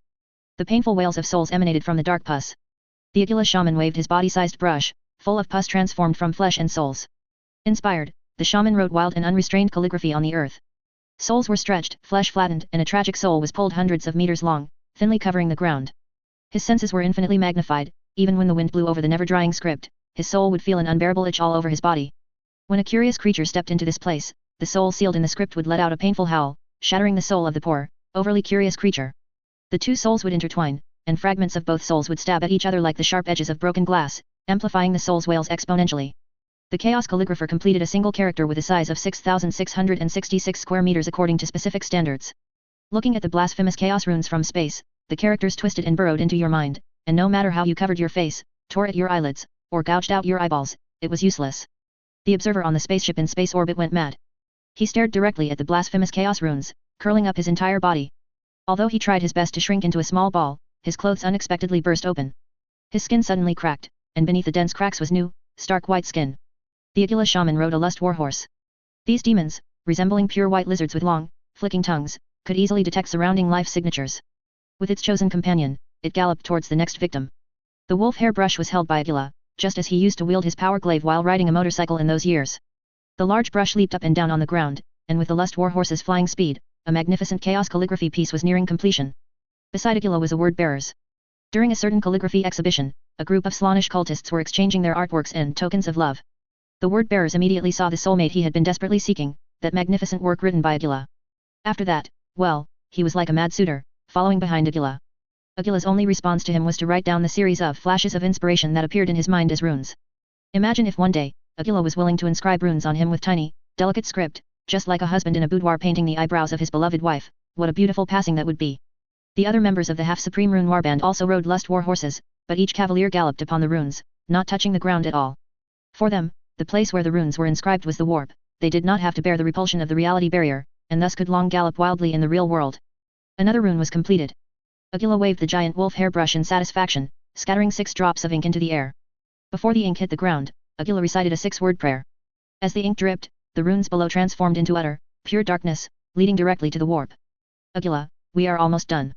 This is the best time I have spent with you. Shut your stinking mouth, or I'll use your mouth to wash my wolf hairbrush. Pink mist steamed up, gradually covering all the rune-inscribed ground. Not only the surface, once the warp connection was formed, chaos corruption began to spread towards the planet's core, and this planet gradually developed a planetary consciousness. Planets too close to the Eye of Terror will undergo some mutations, such as Kogarus and Fenris having strange planetary consciousness settings, but planets further away do not. The astropath was also corrupted, his soul was crushed and made into ink, smeared on the highest mountain peak. Although he had lost his body, the astropath's soul was still instinctively sending astropathic messages, only now they were chaos blasphemous whispers. Ah! The astropath on the People's Light let out a gasp, making the surrounding communications officers pause. Then, another astropath beside her also began to show the same symptoms. All astropaths, cease receiving warp signals. Captain, come quickly. The corrupted astropath covered her chest with one hand, then leaped up, clamping the warrior's helmet with a scissor kick, her body twisting flexibly. We did not know what she intended to do, because before that, she was already cut into pieces by a Primaris warrior. Change course, astropath. Which soul stream were those two responsible for? Chapter 315 You Can't Have a Stroke. Lust war horses galloped, and a sweet scent permeated the air. Each time a beast's hoof stepped on a blasphemous symbol, the ripples of the warp subtly impacted the swaying soul projections. The souls of the intelligent creatures on this planet, under the impact of the warp's microwaves, became like sponges filled with tiny holes. The power of the Lord of Desire permeated the entire world. Those fortunate humans who hadn't encountered Agila felt dizzy for a few days. When they awoke again, everything in their vision had changed. The grey land and the vast sky had no boundaries. A seductive deity hung in the sky, a demonic nest formed by countless Slaaneshi demons layered upon one another. Slaanesh cultists trod on the ground with unsteady steps, changing their walking posture every 6 steps. If you saw a cultist on the street with their arms and legs twisted into grotesque positions, bouncing off the ceiling with an unusually magnificent chest, please do not be surprised, check if you yourself are currently jumping upside down. Agila's runes had been carved over half the world. The Lust War Horses and the Supreme Rune Warband had been running tirelessly for 5 Terra months. More than half the world was now marked with the god of pleasure's enchantments, and the will of this world was awakening. The political commissar organized over 100 cavalrymen. He was a bit dazed, unable to distinguish if what he saw was truly the enemy. Sometimes, he looked back and saw his cavalry still charging in the direction pointed by the saber in his hand, but the political commissar rarely could tell where his cavalry brothers had gone. He heard no shouts, no roars, as if it were the Kruger war horses advancing with him. It didn't matter. The pinkish-purple moon had risen again. How many moons did this world actually have? Beneath his feet was a boundless, winding flower avenue. A feeling of joy welled up in the political commissar's heart, and he seemed unable to control his hand. His saber swung incessantly, hacking at the blooming roses in the flower beds. He picked up his long blade and gently caressed it, thinking, if he had such a divine weapon in his youth, a 10-mile flower field would be left with roots but no heads. Ah, today's moon is so bright, and it's so noisy below. The political commissar spurred his horse into the flower belts, its hooves sinking into the soft, muddy flower fields. He felt his heel itch a little and returned to the ground he had been running on. The flower field was pretty but not fun. His hot.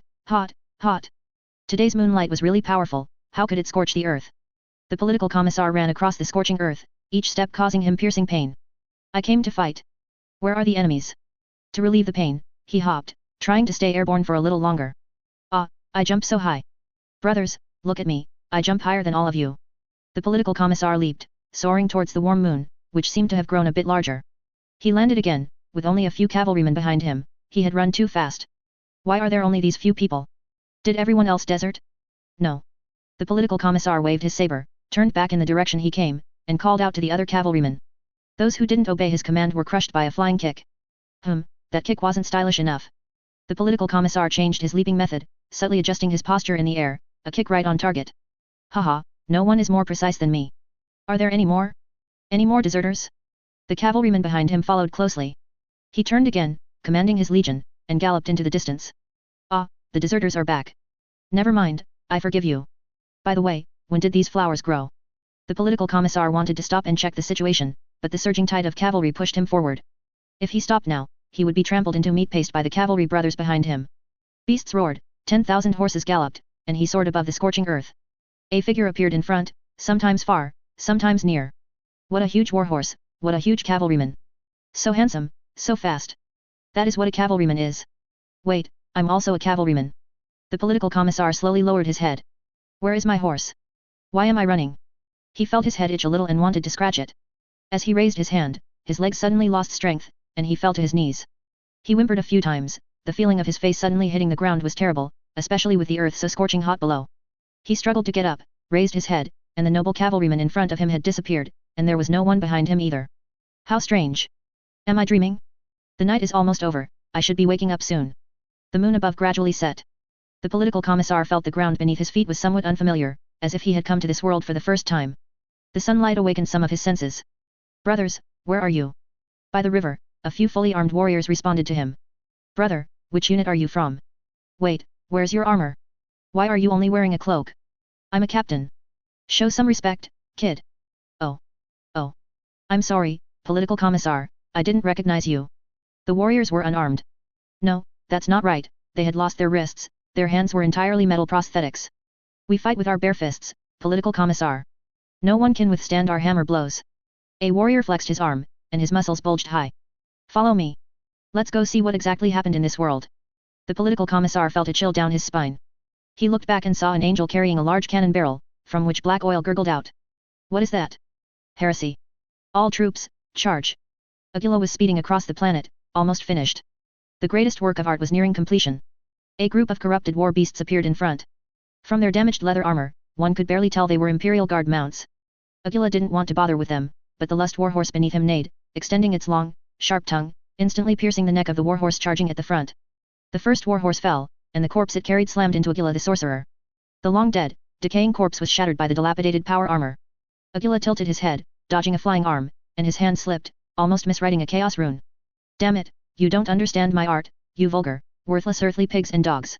Aquila galloped away, charging into a huge warp rift. The energy escaping from the runes not only permeated the Earth's core but also spilled into the air. A psychic barrier was forming, and this planet was coated with a lubricant for entering the warp, sliding from the real world into the Lord of Desire's domain. The planet's rotation was slowing. For the half of the planet immersed in the warp, Slaanish's light was even more dazzling than the sun's radiance on the real-world hemisphere. Art cults continuously formed and split, each person's judgment of art differing, but ultimately converging into a general form. The inscriptions beneath Aquila's feet twisted. The entire planet was covered with a portrait of Slaanish, a portrait of what Slaanish would become in the future. The giant planet was being swallowed by the warp. Every 6% it entered, a powerful psychic wave would be released, spreading into the distance. Navigators of ships too close to this location instantly died. Their brains were filled with the massive psychic shock, eventually burning out like an energy overload. The astropaths in the People's Light narrowly escaped due to Yifeng's mandatory orders, but they were a step late because of it. When the red tide arrived, they could only see less than 9% of the corrupted surface, where chaos runes shimmered. The warp portal at the edge was about to close, and the light of the warp slowly faded. At this moment, the choices of both sides would determine the future of a planet. Yifeng issued the command almost like lightning, destroy it. The next moment, time stopped. The People's Light blared, Annos automatically activated its highest defense settings. The 4th Legion's supplies were thrown into the energy furnace like firewood. Energy consumption had never been so fast. A never-before-seen particle stream emanated from the flagship's innermost core, flowing into each slow-moving warrior. Tiny specks of light emanated from every living being that received the particles. Yi Feng turned to look at the warship. The alarm sounded as if stretched out several times, while the red light's blinking frequency remained unchanged, as if the time flow of every instrument on the People's Light was different. Outside, the planet's progress into the warp had completely halted. Time in this world seemed to have stopped flowing, and even the rapidly moving Aquila and his White Scars trader warband were frozen in place. A Necron spaceship appeared. Another one appeared. The latter unceremoniously lashed out with lightning arcs at the former, and the two sides exchanged fire for a while. Time began to flow again, and Yi Feng watched the scene before him in horror. The Necron scythe-shaped ships flickered in space, and the destructive beams of both sides caused turbulence in space, but then suddenly disappeared after a certain range. One was a warship sent by General Zaikduk to monitor Yi Feng. They retaliated simply because they had also been attacked by a temporal weapon and locked in place, which was a blatant act of hostility. The other came from an unknown Necron dynasty. Orican the Diviner, tomb technician. This profession is the Necron's equivalent of a scientist, also repairing creations so damaged that even their living metal cannot self-repair. They also serve as seers, actually predicting the future through data analysis. But Orican was different. He possessed the Staff of Tomorrow, a renowned weapon even among the Necrons. His exceptional computational abilities allowed Orican to predict almost every future with unerring accuracy. When a future did not align with his expectations, he would intervene to adjust the timeline. The power of temporal weapons was so terrifying that they could completely erase the existence of something. Orican was clearly more powerful. His ship gained the upper hand and took the opportunity to complete his design. The planet, which was about to be swallowed, was forcibly pulled out of the warp rift, with only about 1/6 of it remaining within the warp. The power of reality smoothed out the warp's corruption, completely dissipating the warp energy on the surface. Orican's ship disappeared in the gunfire, and the ship deployed by Zendrek also disappeared. The recorder, enveloped by the power of time, flickered once, showing no records. The warriors in the core area of the People's Light were protected, but the outer areas were unaffected by this temporal stagnation, especially the unrepaired damaged sections. SSS sir, what exactly did we encounter? Bao stammered, unable to form coherent words. As a librarian, he had witnessed the history of the entire regiment and information on various enemies, but he had never seen a scene like this. Yi Feng's face was gloomy, so dark it looked like it could drip water. Anyone who was affected, find one and bring them here immediately. Rogier, he's in Sector B9018. Ask him, in the current situation, what would he do? What else could be done? A planet was being dragged into the warp, covered in flashing chaos runes. Of course, it meant a direct assault, a fierce battle, destroying the runes, thwarting the chaos plot, and pulling this world back. William, confirm, did I just give the order to destroy this world, right? Yes. It seems the enemy doesn't want us to destroy it. We cannot be so arbitrary. This planet not disappearing from this area, or not being acquired by the warp, could both be reasons. Staying above was meaningless. The warp was indeed dragging this planet into the land of desire, but time had been reset to several days ago. Scouts deploy, assault teams prepare, flagship maintain current status, launch a reliable battle barge. The Anno's glory slowly flew out. As the mobile home of a tech marine, it had been blessed by a forge world for countless years before being delivered to us. Its machine spirit was incredibly resilient. Yi Feng personally led the expedition. An area that Necrons valued would certainly not be simple. Messages from the reconnaissance forces indicated that most of the planet was contaminated. Armies were scattered across the world, and the areas sinking into the warp could not be observed. Clearly, it was the effect of the glowing runes. Several bombardments landed on the planet, each protected by a reality anchor, small spheres of adamantium encased cerebrospinal fluid, obliterating a large area of runes. The planet's movement slowed. Chaos rituals were strict and precise. For every missing element, the impact increased exponentially. Aquila, warned by the word-bearers, had already departed before the bombs even fell.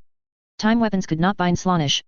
This struggle was ambushed by the Necrons while Slaanesh was not paying attention, and Slaanesh immediately informed the followers of the methods for remediation. Aquila, something's not right. The storm raised by the bombs plastered the faces of the rapidly advancing warband members. Visibility was extremely low in the sandstorm. The bombs actually passed through the soul barrier so easily.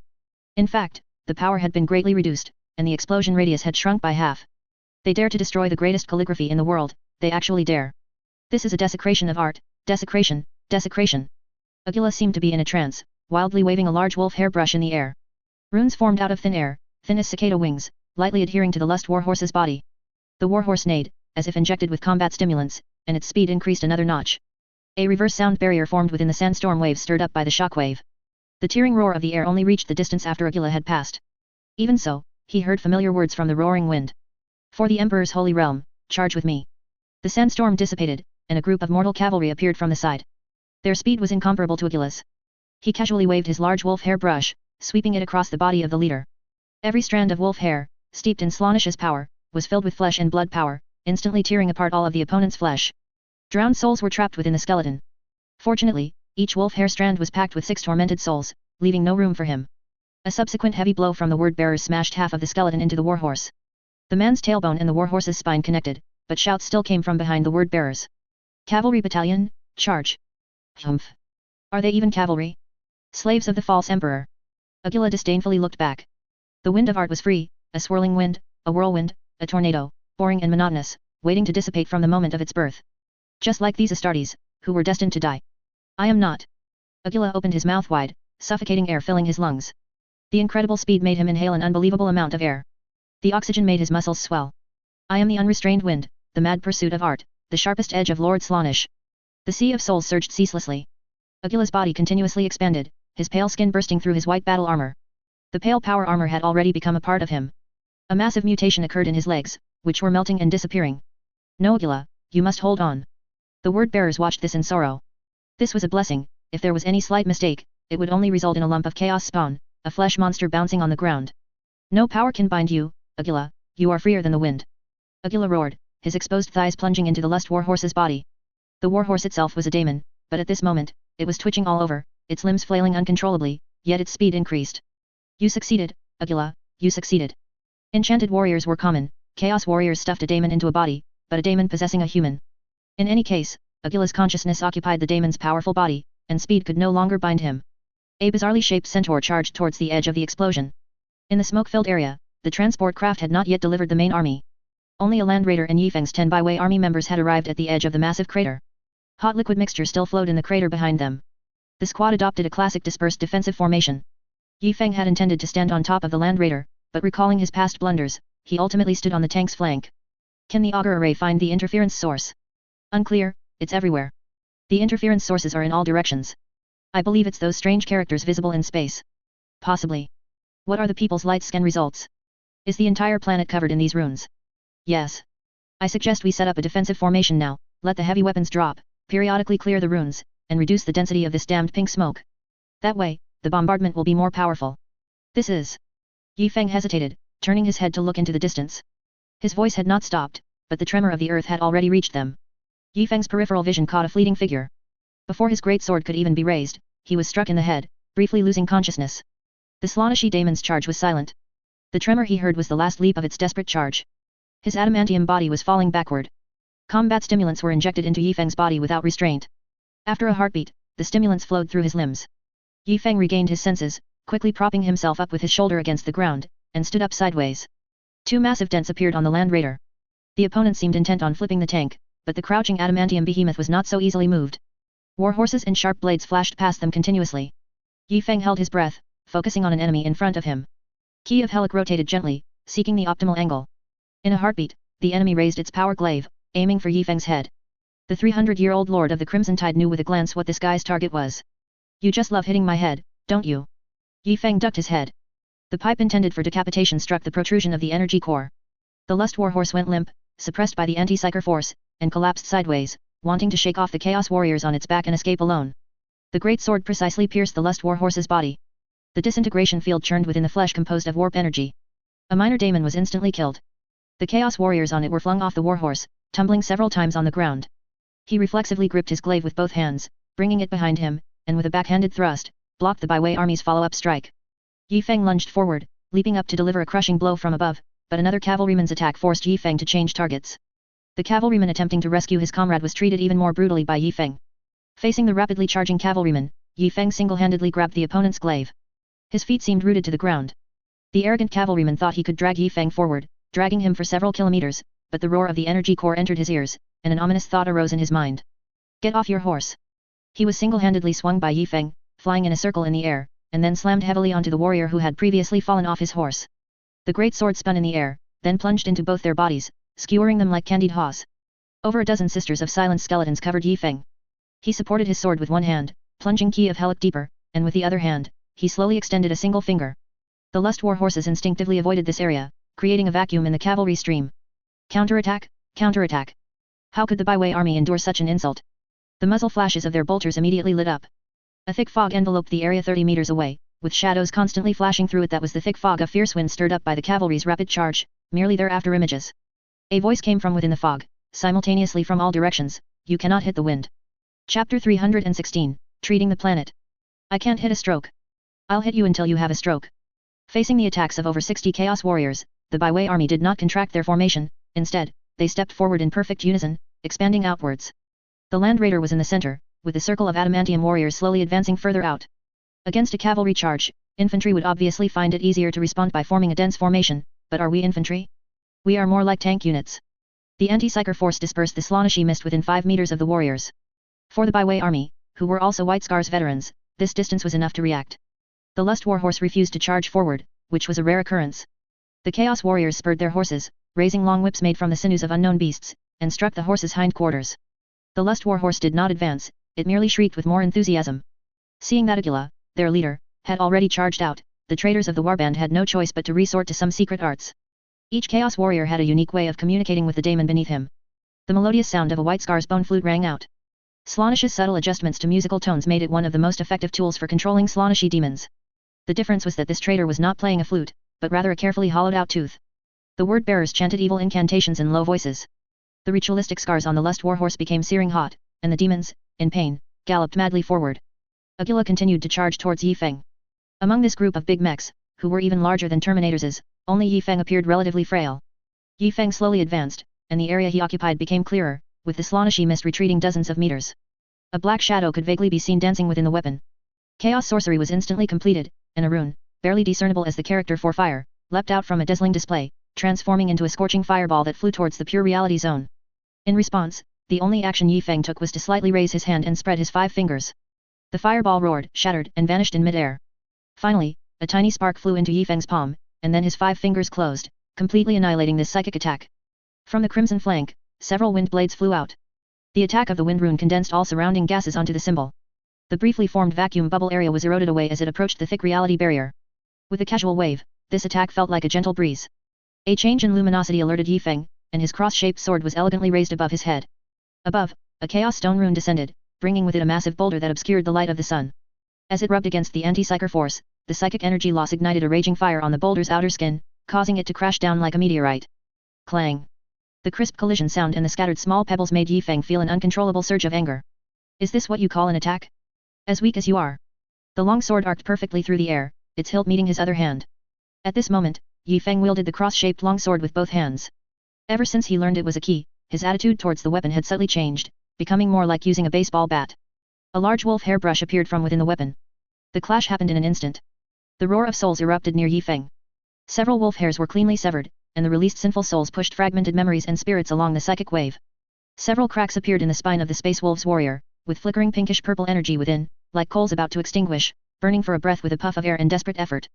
Agila was fast, he could clearly see the bolter rounds flying from the barrel of the Land Raider in the very center of the enemy formation, but he couldn't dodge them. The thick reality barrier made him feel as if he were in quicksand, watching helplessly as the bolter rounds tore through his pale skin. His daemon body's elastic flesh deflected one bolter round, but the next shattered his writhing muscle mass. Agila passed through the Byway army formation, regaining his bloody legs with exposed bones. The Lust Warhorse's shell was completely shattered by anti-psyker bolter rounds. The Land Raider's bolters were loaded with a mix of anti-psyker and vengeance armor-piercing bolter rounds, specifically to deal with these despicable traitors. Agila felt as if he had lived for 10,000 years. His warp-exposed skin decayed under the friction of the real world. Wrinkles and cracked skin were corroded by dry, gunpowder-like blood, and his entire person was disfigured. Finally, he took a heavy blow from a siege melted to his back. He could feel his body being pierced, the pain of his lungs tearing, and the metal spike that shouldn't have been there protruding from his navel. But he used this powerful blow to fly back into the pink mist. Light erupted from the surrounding ground. Warp light spilled from the chaos runes he had drawn, illuminating him. Even wounds that would be fatal to a Primaris warrior were completely healed by the elusive warp light. The word bearers did not see any of this. He was impacting on the flank, leaping over the head of a Byway army soldier, almost getting his abdomen pierced by a direct missile. Only the heart-stopping explosion made him involuntarily look towards Agila. No. My love, you are all damned. His rage transformed into a tangible psychic attack. 5 meters from the Byway army's side, he launched a furious flesh whip attack, striking the Land Raider at an almost invisible speed. The metal struck by the whip gradually showed signs of turning into flesh, and the heavy bolter's target shifted from Agila to the word-bearer. The word-bearer's body lit up, every inch of his flesh shone as brightly as the warp. The blasphemous runes etched onto his body twisted eerily, rapidly converging towards his feet. From the Byway army's perspective, the fellow's power armor instantly became as clean as if it had been electroplated. The ground trembled. Both elasticity and stickiness appeared simultaneously on the earth. 10 adamantium warriors formed small islands around them, with a surging sea of earth outside. Yi Feng turned his blade forward, cleaving a daemon that didn't know its place. The Chaos Warrior on the Lust Warhorse fell to the ground. The nightmare wasn't over. Besides the disheartening feeling, the bouncy ground bounced the unlucky warrior, who kissed the earth headfirst at 280 miles per hour, back into the air. Yi Feng turned and took a long stride. Something beneath his feet tried to break through but eventually yielded to the hard ground, quietly lurking beneath the surface. A precise chop tore open the power armor and flesh together. The two halves of flesh fell from the air, landing perfectly on top of the Lust Warhorse that had also been cleaved in half. The hazy light of the warp was trying to send the warhorse back to the warp, not knowing if it still favored its rider. The word-bearer's gaze met Yi Feng's eyes as he turned, and the Chaos Sorcerer felt only a bone-chilling cold. More cavalry charged before the byway army, horses and riders falling, slaughtered by siege power hammers and plasma guns until blood flowed like rivers. Cunning warband members slipped through gaps in the byway army, leaving a few symbolic power weapon scratches on the land raider before making their escape. Under the dense shadows of horses, at some unknown point, the word-bearer also vanished. Silence returned to the surroundings. Only about 20 bodies lay on the ground. Each person's weapon was only swung a few times before the enemy swarm completely passed through. The mist slowly closed the gap where the cavalry had charged out. Yi Feng mockingly shouted at his surroundings. Fire! Annihilation-grade incendiary bombs raining from the sky were torches of death. One after another, towering infernos ignited in an area tens of kilometers around Yi Feng, creating firewalls so high that it was impossible to discern where the boundary of the sky truly lay. Wind. The massive shockwave of the explosion, laden with black smoke and small reality anchor spheres, dispersed the dense pink mist. The wailing souls lingering on the ground completely vanished. Purification. Physical. Gales from multiple directions swept over the byway army's small position. Sand and black smoke obscured all visibility. The warriors' communication filters filtered out almost all sound, but Yi Feng's clear articulation could still be heard. Stone. This time, true meteors of death descended from the sky. Drop pods, trailing sacred exhaust, landed in the inferno jungle. Before the flames of the incendiary bombs had dissipated, scarlet war armor, dragging pitch-black weapons that had slaughtered countless heretics, stepped onto the battlefield. War cries from all directions, amplified by loudspeakers, overpowered the disordered airflow and roaring, deafening everyone. Acorn-like demeanor. Confirmed. Destroy those chaos runes. The order was clear and unmistakable. Yi Feng looked around. The chaos mist had disappeared. In the distance, residual explosion shockwaves collided with the pink fog wall, taller than the highest surrounding mountains. Boom. Yi Feng's full force stomp crushed the soft earth, forming a hard mud slab beneath his feet. Boom boom boom boom. Yi Feng's footsteps grew faster and faster, like an unstoppable train accelerating at full speed. The byway army also began to run, charging ahead of the land raider. After a brief silence, the ground beneath suddenly exploded. Mud dragons rolled over, the earth shattered, and huge, bizarre tentacles stretched out from the abyss of cracked earth, waving and twisting in the sky, venting their displeasure. The massive daemon summoned by the word-bearer saw the sky and the orbital bombardment bombs almost upon them. Agila lay in the word-bearer's arms, looking at the distant mushroom cloud. In the eyes of the Chaos Warriors, the Slaaneshi mist was transparent, one of the few benefits of dedicating oneself to the warp. Hold on, Agila, it's almost ready, your wounds will be healed soon. The light on the word-bearer was almost completely gone. The warp light shone one last time, illuminating Agila's shattered chest. His body had now taken on the appearance of a Slaaneshi daemon, with only scattered fragments of power armor and a single shoulder pad dangling from his ashen skin. My hands, my hands. What about my art? My art is gone, completely gone. Agila shook his arms. His 5 fingers had disappeared, replaced by black spikes covered in barbs and spiral internal blade patterns. Agila helplessly waved his new arm, smashing it against the word-bearer's helmet several times. It's all right, Agila, I can perform the ritual, I can change your arm back, as long as the chaos gods are satisfied, Agila, we can do it, we are the greatest artistic duo. The word-bearers would need to spend a massive amount of time re-engraving runes on himself to gain the favor of the evil gods. At this moment, he didn't care about that. Agila's wails turned into roars, his personality became as erratic as his desires. My wolf hair brush. That damned yellow bug, he broke my brush. The wolf hair brush was shattered beyond recognition, and some souls silently flew out of it, soaring higher and higher, reaching the highest point of the mist, slowly drifting, waiting for the moment a bomb fell to possess it and regain a fleeting life like a streak of light. The word-bearers was still comforting Agila, it's just wolf hair, isn't it? We'll go to Fenris, to those stupid dogs' homeland, and pull as much as we want, to our heart's content. The fun is endless, we must learn to enjoy it. You can say that again. A huge, one-eyed wolf looked coldly at the 2 guys lying on the ground. Such arrogance, attacking Fenris? Awoo. Wolf howls echoed in the distance, calling to their companions. Rogier's blade sliced across both their heads, severing them simultaneously. Just as he was about to move on, a lust warhorse swept past him. The riderless warhorse was like a streak of lightning, vanishing in an instant. You're fast, but you'll eventually be banished by us. Hey? Where are these 2's heads? Agila's back was covered in artworks made of bones, now shattered and mixed with the word-bearer's flesh and blood, but their heads were nowhere to be seen. The warhorse swallowed their heads and bolted towards the warp rift. The Slaaneshi demons, who preyed on the weak and feared the strong, were driven by their unbridled desires to flee when faced with stronger resistance. Demons were scurrying everywhere on this world. But the unnamed owner of the Staff of Prophecy had rewound time so far that the power of the star gods returned the warp corruption to Slaanesh. Even though Slaanesh's mist had fully overflowed, it still hadn't corrupted too deeply into the planet's core. Master, this world is beginning to stabilize. The warp rift's clear patterns can be observed with instruments. As soon as the communicator finished speaking, a three-way communication between William, the librarian, and Yi Feng was established. What if we fired the main cannon along this planet, into the warp rift? Yi Feng, that's impossible. Under the main cannon's power, there would be no along the planet situation, it would inevitably destroy the planet along with it. Do you think if we really destroyed this planet, that Necrons would come back and fight us? I do not recommend taking such risks. Hundreds of Primaris warriors were struggling to encircle the fleeing White Scars cavalry traders, only multi-person land speeders piloted by individuals could catch up to the enemy. Yi Feng followed the chaotic tracks on the ground, trying to find the source of the continuous, single-stroke runes. The Byway army advanced onto the colony ship. This was a single-use colony ship. Upon reaching the locked zone of its target planet, it would slowly descend and never have the power to fly again. Inside the now fortress-like colonizer ship, there were artworks everywhere, rich in artistic flair, with a hidden grotesqueness beneath a noble exterior. Abstract paintings made with human blood and organs ground into pigments hung from iron chains in the air. In the chapel, something rarely seen in the Red Tide, statues sculpted from bone powder were delicate and smooth, even more lustrous than marble. Regular living quarters had been transformed into static art scenes, featuring real people locked in place, their helpless souls trapped in cages, enduring needle-like pain. Demons pretended to devour their victims, blending into the static scenes, waiting for their moment to strike. Every few rooms Yi Feng passed through, he would engage in combat with grotesquely shaped demons, the sound of flamethrowers being refueled following behind him. Master, there's nothing we want here. The altar isn't here, then where could it be? These guys. There really was an altar here, but the time rewind had adjusted this world to a time before the altar was built. What about the ships? No harvest? Didn't the Chaos Warriors and demons arrive by ship? Perhaps on the dark side. The 1/6 portion swallowed by the warp no longer entered as the Chaos runes were destroyed, but the warp's suction locked onto this planet. It ceased to rotate, and the side facing the star gradually grew hotter. Don't think too much. Is there a way to cut off the parts that entered the warp? Slaanesh had the same idea. Large swathes of land were torn apart, and that 1/6 of the land turned into bouncing flesh, leaping heavily and plunging into the warp. The entire warp rift suddenly closed, so quickly that everyone was a bit stunned. The colonizer ship was sliding into the abyss with the collapsing land.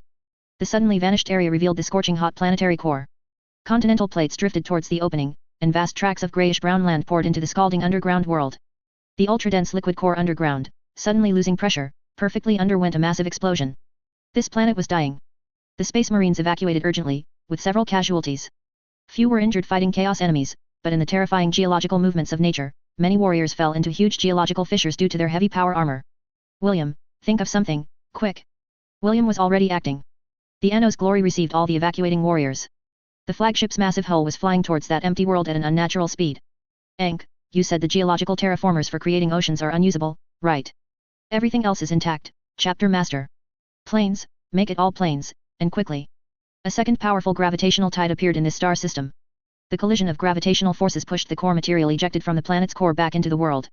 The land was tilting towards the breach, the internal pressure of the planet constantly spewing lava high into the sky, and the sliding continental plates continuously moved to block the gap, only to be forced open again by the pressure. The power of the People's Light surged, and its gravitational focus completed the lock on the planet. Half of the planet ceased geological movement, completely locked in fixed space. Yi Feng regretted not being able to witness the most magnificent, most incredible scene. As the battle barge approached, the planet's continental plates floated. The missing parts wouldn't appear out of thin air. Several continents were drifting towards this area. The warp's last power vanished, and what followed was the People's Light's struggle against the entire planet. Creation is harder than destruction. Don't let the Martian mechanicum hear that. Destroying a world is enough to give one a headache. The entire planet was being stretched and shrunk, which would affect the orbital paths of all planets in the star system. Master, what kind of world do you want? Now is the best opportunity. Can we leave underground caverns? Pretend it's an agricultural world that's been flattened, and the caverns below are large enough to create a massive underground mechanical zone. Yi Feng paused, an internal mechanical area that doesn't have to worry about food. Isn't that just burying your head in the sand? The large transport centers and large-scale space elevators that a Forge world needs can't be hidden. No, it's a preparatory area for a battle moon transformation. Since we're doing it, let's go big. The Golden Age's big treasures are still floating in the galaxy/Milky Way's outer space. That size, those engines. Slurp, drooling. The next trade is in a few decades. This time, I'll have to strip Alan clean. Master, are you trying to make an orc battle moon? You've got Waik written all over your face. William, I think your workload has been a bit low lately. How about you help Ankh look after the Grand Librarian? William's hands flew rapidly across the holographic display, designing every giant rock support point. So much planetary material had disappeared, trying to erect a framework while maintaining pressure on the core to prevent its ultra-dense core from exploding was an extremely difficult task. Enk, who had been next to William, his small computer already smoking, shivered all over at Yifeng's mention of the Grand Librarian. The machine spirit of his power armor suddenly recovered, no longer spewing black smoke, running smoothly, and capable of maintaining super heavy output. The planet was being forcibly dragged by the flagship into revolution and rotation. The subtle changes on a star system scale had already plunged this star system into a death countdown. The outer planets were slowly moving away, but it didn't matter. Tens of millions of years from now, who knew if humanity would still exist? Astronomical scales of time were battling against the mighty power of technology. Shaping the land, this was a process that required time. The people's light needed to be locked here for a short period. Xiaolan, you and the recruits come with me. The expansion of the Qing world cannot stop. 2,000 or 3,000 worlds couldn't support 10,000 Astartes. The Red Tide's logistical pressure was already heavy enough, the 4th Legion's relics were almost used up. Xiaolan secretly asked Yifeng in a private communication channel, Master, we're not being pirates this time, are we? Can't be. The title of Red Corsairs has been snatched. Xiaolan? That reason is a bit perfunctory, isn't it? Xiaolan, follow my orders. Head towards the Taiping Star region. We're going to visit the lonely General Lian Liluo. Chapter 317 I'm just a division commander, I can't control the general, right? The Taiping Star region, as the name suggests, is far from peaceful. It is too close to the Sol system, allowing the Empire's most elite forces to reach it quickly. This does not mean humanity thrives here, for human life, the Taiping Star region has too many dead worlds. The existence of vast, silent cosmic regions makes this area a scattered, fragmented distribution. Human inability to live does not mean Xenos cannot live in the silent cosmic regions. The Inquisition probably doesn't even know what enemies exist in those dead zones that no exploration teams would enter. To the Empire, the Taiping Star region is composed of small colonial circles. Areas near the Sol system experience occasional rebellions due to high taxes, while distant areas possess great autonomy, with rebellions following like shadows. Lian Liluo is at the very end of the Astronomican's light in this region, essentially the outermost layer of the galaxy, where things are as tumultuous as during the Great Crusade. Lian Liluo is not like Anthony, who mimics Yifeng's methods, nor is he a strategically brilliant chapter master like William, he is an ambitious man. Compared to other high-ranking members of the Red Tide, he, responsible for guarding the homeland, seemed somewhat obscure, but this by no means implies his abilities are inferior to others. After the Great Rift disappeared, Lian Liluo looked around and found himself surrounded by powerful enemies. The desperate bulwarks of dead planets and strategic war brutes were firmly controlled by Xenos strongholds, making his war difficult and progress slow. When that unfamiliar Forge world began trading with Lian Liluo, and surrounding forces believed he had become a player on this grand chessboard, he overturned the board. Lian Liluo swiftly swallowed the territory of a local Xenos faction, launching a lightning raid before the enemies on his flank could reinforce their defenses, shattering 2 Xenos species in quick succession. Half of the region bordered Lian Liluo's controlled territory, and the Forge world no longer dared to underestimate this Astartes force. All factions were wary of this ambitious and powerful force. Different races and years of mutual warfare meant these Xenos would fundamentally not unite. They could only desperately arm themselves, making their defenses appear impenetrable. 21 years, a long 21 years. They continuously dispatched reconnaissance forces and fortified their defenses, all of which Lian Liluo held at no small cost. They believed Lian Liluo had no additional strength, their warriors were clumsy and inexperienced. He had just occupied a large territory and needed a long time to consolidate it, and the heavy casualties of veterans from the war meant he could only send recruits to the battlefield. Now is our chance for a counterattack. They gathered a large army, arrayed troops at the Warp stronghold, preparing for a major offensive, and then, their homeland was destroyed. 21 years. The veterans led by Lian Liluo traversed the real space for 21 years, traveling at 1/3 the speed of light, and annihilated the enemy's homeland from real space. Large numbers of recruits launched a feint attack from the front, utterly routing the enemy army. Most were not annihilated, but with nowhere to go, they had to find another place to survive or became space mercenaries and pirates. The Astartes, who had dominated the region, completely vanished after conquering 2 major enemies, with only a certain neutral Forge world occasionally dispatching ships to protect its trade routes. Pirates continuously harassed the occupied worlds, and Lian Liluo was nowhere to be found. After several years of reconnaissance and sneak attacks, the scattered Xenos concluded that he was dead. A large number of pirate Xenos, scattered like stars, began to gather, preparing to reclaim their lands. At this moment, Lian Liluo returned, having just participated in the Battle of Kamarak. Indeed, they suffered heavy casualties, but they brought back an Overlord-class battleship and a Phantom Dragon-class battleship as their flagship. The Xenos were stunned. A heavy cruiser with firepower comparable to an ancient battleship? A battleship that runs faster than a frigate, yet has sustained firepower similar to a light cruiser? Don't you have any normal designs? This time, the Xenos were completely defeated. Lian Liluo pressed forward, launching a furious retaliation against the enemy, and his territory completely occupied this small colonial circle where humans could survive. At this time, Yifeng had just finished his battle with Agila and was heading this way aboard the Anno's Glory. General Lian Liluo, do we really have to attack there? We don't have enough full-body sealed suits to support a large number of mortal troops landing. Lian Lai Luo stood imposingly, holding the scepter symbolizing the highest command authority in this region. As a Primaris warrior, he self-proclaimed himself a general. That's not too much, is it? Then send elite mortals to form auxiliary commando units. They only need to follow our footsteps, block the enemy's counterattacks, and secure the retreat for the Astartes. The Xenos who had previously been enemies of the Red Tide had been defeated, but the alien mercenary legions they brought in also had to be dealt with. The warship was constantly subjected to violent cosmic ray storms. The dense, almost death storm-like radiation was a natural defensive barrier for this Xenos homeland. Historically, despite many major defeats, no enemy had ever attacked here. This dead planet, intertwined with red and silent black. Anyway, this is beyond humanity's small colonial circle, a silent cosmic region, so there are no other problems to worry about. Just drop an exterminatus directly. General, orbital bombardment bombs are ready, but database comparison shows that complete destruction of the enemy cannot be fully guaranteed. The best weapon is still the Cyclone missile. Approve the use of Cyclone missiles. We will assault their space fortress and destroy their weapon arrays on one side. You will directly deploy the Cyclone missiles onto the enemy's world. The enemy's planet drew closer. The artillery fire spewing from the defense weapons of the massive spaceport was already impacting the void shield of the Phantom Dragon-class battleship. That planet was locked by unknown gravitational tides. The influence exerted by multiple celestial bodies prevented it from rotating. Half of the planet always faced the star's radiation storms, while the other side was slightly better.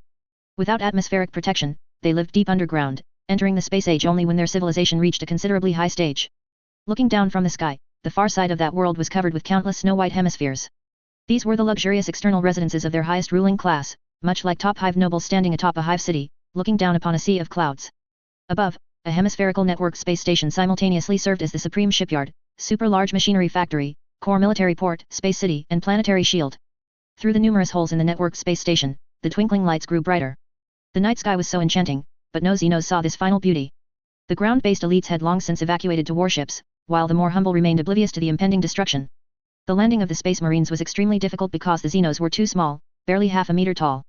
Even wearing what they called adamantium armor, they still wouldn't reach 1 meter. Their passages were a maximum of 1.2 meters high, not even as long as Lian Lai Luo's leg. The Blessed Forest forced its way to a sufficiently close distance, its macro-cannon barrage destroying most of the point defense weapons. Bombers circled in the deep space, with fighters constantly being shot down and point defense guns destroyed. The warriors were unable to use boarding pods for assault, most descended to the cratered surface of the space station aboard Thunderhawks. This was both their space station and their planetary shield, an impregnable space fortress. It looked about the same size as the People's Light, but it was merely a stack of machinery, similar to a nomadic port. Lian Lai Luo bounced on the elastic outer wall of the space city. These elastic armors provided excellent protection against radiation and lances, but they were like brittle paper against torpedoes. The laser point defense guns rotated their turrets, turning towards Lian Lai Luo. His adamantium armor eyelids, styled with the Aquila emblem, dropped. Lian Lai Luo took one last look at the surrounding scene, then his tactical optics lit up, showing the final simulation of the environment. The Primaris warrior's footsteps were precise. His adamantium armor, enduring unknown beam attacks, reached the enemy lines.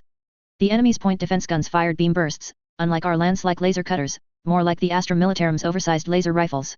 His power sword was inserted along the gun barrel, and as the disintegration field operated, the machinery below was shredded by the finely crafted power sword.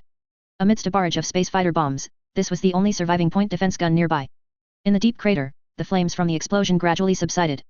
The mechanical wreckage was slowly destroyed, and very small passages were shattered, gradually revealing mini tanks. Such was their developmental history. I must wrap myself to protect myself. A layer of metal enveloped them. They evolved in intense radiation, and in the space age, they were destined to be encased in fully sealed armor. It needs to move, all-terrain tracks. I need combat capability, add a cannon. For a single soldier, one cannon is enough. So, Lian Lai Luo now faced a mini-tank battalion arrayed on the space city's armored outer wall. These tanks had extremely hard armor, designed with the same material philosophy as Terminators' working in particle storms. This was the foundation of this race's existence. Even a Primaris warrior could not cleave through a circle of enemies with one blow. The blade would exhaust its power after cutting into one enemy.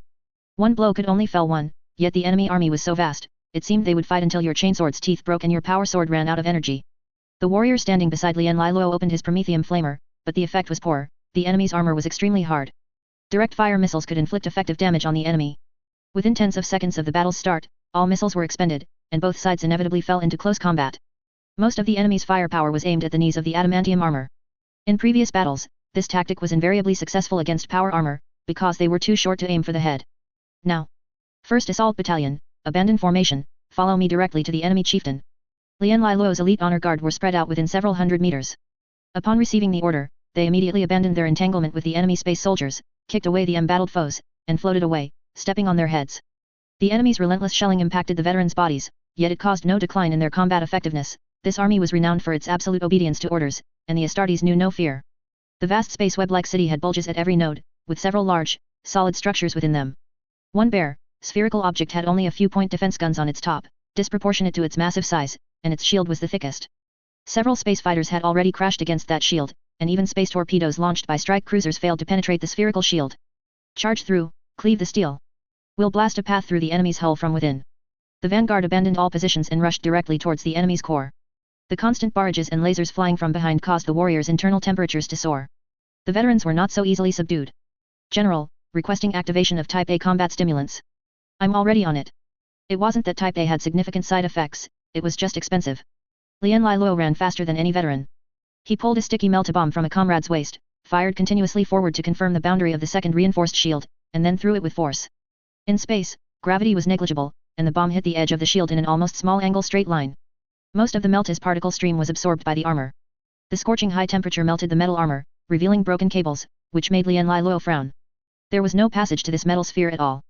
Inside the metal passage, there was still a shimmering curtain of shields, as if the shield device would persist indefinitely unless it was shut down from within. General, it won't penetrate. The adamantium armor power sword swiftly slashed at the shield, the rapid overload of the decomposition field making the combat blade flicker, its energy rapidly depleting, yet the blade failed to insert even a millimeter. A warrior behind him swung a siege-type power hammer, striking it, but gaining nothing except damage to the power hammer.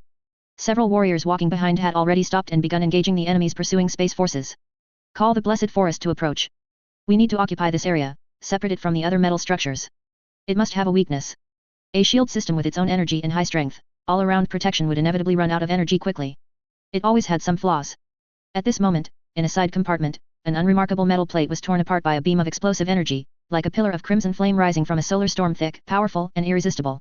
The frantic energy output caused the mechanical structures in this area to lose power.